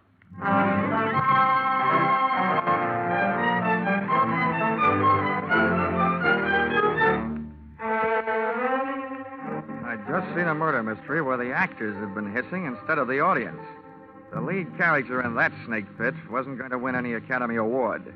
The scene of the crime was no place for a man, let alone a woman, so I herded Auntie Louisa and her niece Myrtle out of the tent and back into the trailer. Oh, poor Shetty.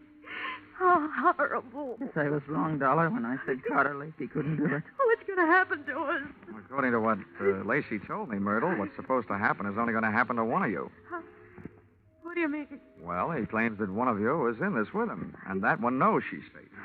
This may turn out to be an acting contest between you two. What's that crack supposed to mean? Well, the one who's safe wouldn't want anybody to know she feels safe, huh? Oh. I wish I had learned to cry. Louisa, you don't think it's me? Well, I know it ain't me. Oh, ladies, how about observing a moment of silence in memory of the deceased while I give you a few instructions? Okay. Have you got a gun in here, Louisa? Yes, and a license to carry it. Good. Where is it? The gun, not license. I won't give it to you. Well, if you don't, people might get to thinking that you're Carter Lacey's girlfriend and accomplice. Anyway, I don't want the gun to take with me. I want to leave it here. Where is it? In that drawer right over there. Which end of the drawer? What's the matter with you, blind? You'll see it. I'm not turning my back on you. Which end? You'd make a lousy trapeze out of Dollar. You don't take any chances. This end, toward me. Thanks.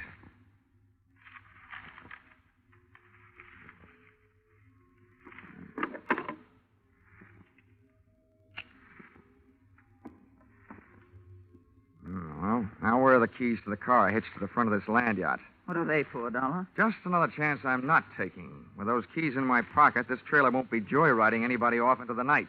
Where are they? I'll get them for you. Wait a minute, Myrtle. How come you know where Louisa's keys were? You Yeah, Myrtle. How come? Because, well, they're laying right there in plain sight. Oh. Thanks. Now I'm going out and call the police. Louisa, I want you to get into that chair down at the other end of the trailer. Okay, General. You got the gun. And you, Myrtle, get on that bunk down at the other end. I don't understand all this. And now, ladies, while I'm gone, I don't want one of you gals to be knocking you off the other. But on the other hand, I can't leave you here without protection. So I'm leaving the gun right here on this table in the middle of the trailer. And if Carter Lacey comes knocking at your door, you can have yourselves a race for the gun.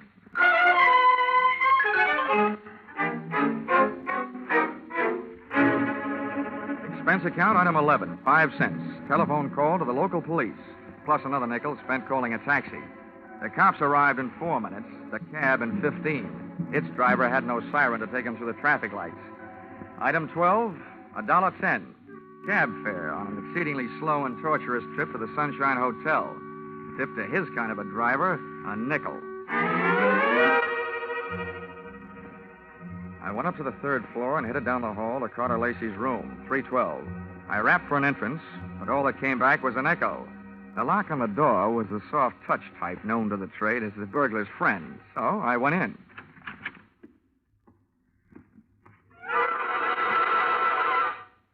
Stars fell in Alabama? Oh. Stiffs fell in Alabama tonight.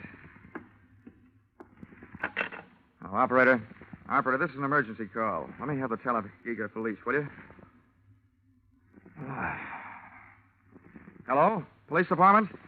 This is the same guy who just called you from the carnival to report a murder. Yeah, well, you can send in the second team. I've got another one. You can send in the second team. I've got another one for you over here at the Sunshine Hotel. Room 312. A party's just been strangled. Yes, I'm sure. Lots of bruises and deep-set fingernail marks on the throat. Sure, I know who it is.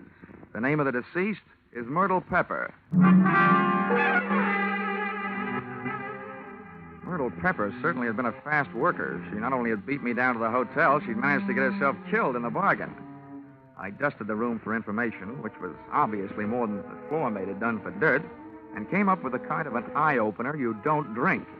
A pint-sized surprise in the form of some old newspaper clippings and Carter Lacey's prison release form. And what let him out let me in on something. I got out of the room into the elevator, and when I hit the lobby wondering where to start looking for him, I found him sitting there looking at me. Hi. Well, you want to talk, Lacey? I don't want to. But if you want to try and make me, what's the matter with right here? Okay. I supplied you with an alibi today. I don't see him in the lobby. That detective? He had stomach trouble. He got kicked in it. You can reach him at the city hospital.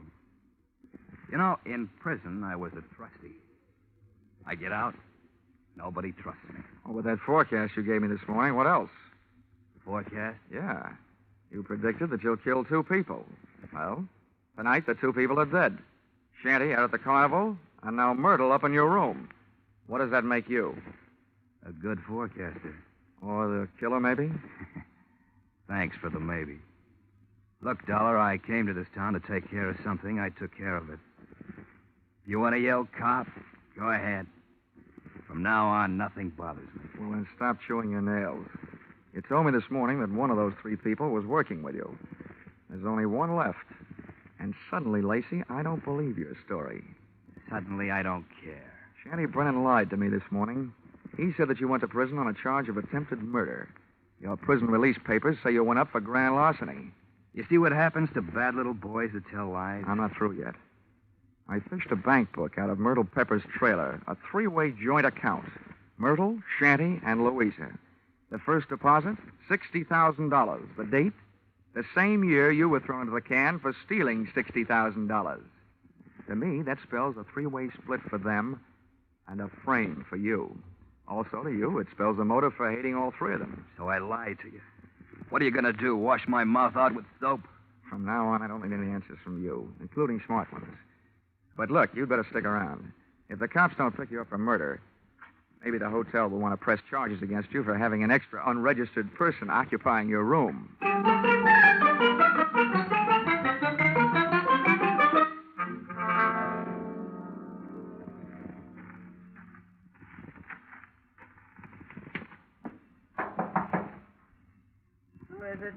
Johnny Dollar. Oh, wait a minute. Where's Carter? They arrested him? Tell me, did he escape? He's at the hotel, and the cops are on their way down there right now. I hope he's more talkative with them than he was with me. You talked to him? Yeah, I had a long, one-sided conversation with him. There's one thing I still can't quite figure out. Whether he really intended to kill Shanty and Myrtle or not. Myrtle? Yeah, strangled. Myrtle. Poor little angel. Of course he meant to kill him. He hated him. He hated us all. Well, you can hardly blame a fellow for being annoyed, framed on a grand larceny trap by three old chums. But you've got the wrong idea, Louisa. What I meant was, did he ever really intend to kill him himself? Or did he just intend to set off the greatest chain reaction since the atom bomb, and just sit back and watch the three of you try to beat each other to it? Well, that's crazy talk. Yeah, like a fox, maybe. He made his threat to me knowing I'd carry it back to you. I say you because you're the only one left. You see, he set himself up as a patsy. He'd been framed by you once before. To me, it looks like Carter Lacey learned a few things about wrong people during that 8-year stretch. Namely, that they never trust each other. You're absolutely nuts, Dollar. I think you'd better get out of here. Go peddle your insurance. The cops will take care of Mr. Lacey. I don't think they will, Louisa. Why not? Myrtle was strangled. That's the kind of murder a man would commit. Well? But there was a set of deep fingernail marks on her throat. And Carter Lacey bites his nails. So maybe you'd better get yourself a manicure before the police arrive. Thanks for the advice. Stand right there, Dollar. This time I got the gun. Hold everything, Louisa. Carter! This is a standoff, Louisa. Point that thing someplace else before I point mine up your snoot. Okay, Dollar, get out. What's the matter with you, Lacey? Are you cracking up? Well, your plan was going along fine. First, Myrtle tossed Shanty to her snakes. Then Louisa took care of Myrtle. There's only one left, and the state will take care of her for you. That's not enough. There's one satisfaction I haven't enjoyed so far. That's hearing one of these pigs squeal. Carter, we can still split the money in the show and get out of here? The only one that's going to get out of here is Dollar. Beat it. I beat it, all right. I was the only one in the trailer without a gun. I plunged into the darkness looking for something and came up with a tent rope, dashed back to the trailer door, and lashed the knob to the guide rail. I didn't want those gun-happy birds flying the coop. Just then, the season opened. I didn't know who was going to come out the worst in there, the hunter or the hunted. The only key I had to the situation was the key to the car, the one I'd picked up earlier in the day.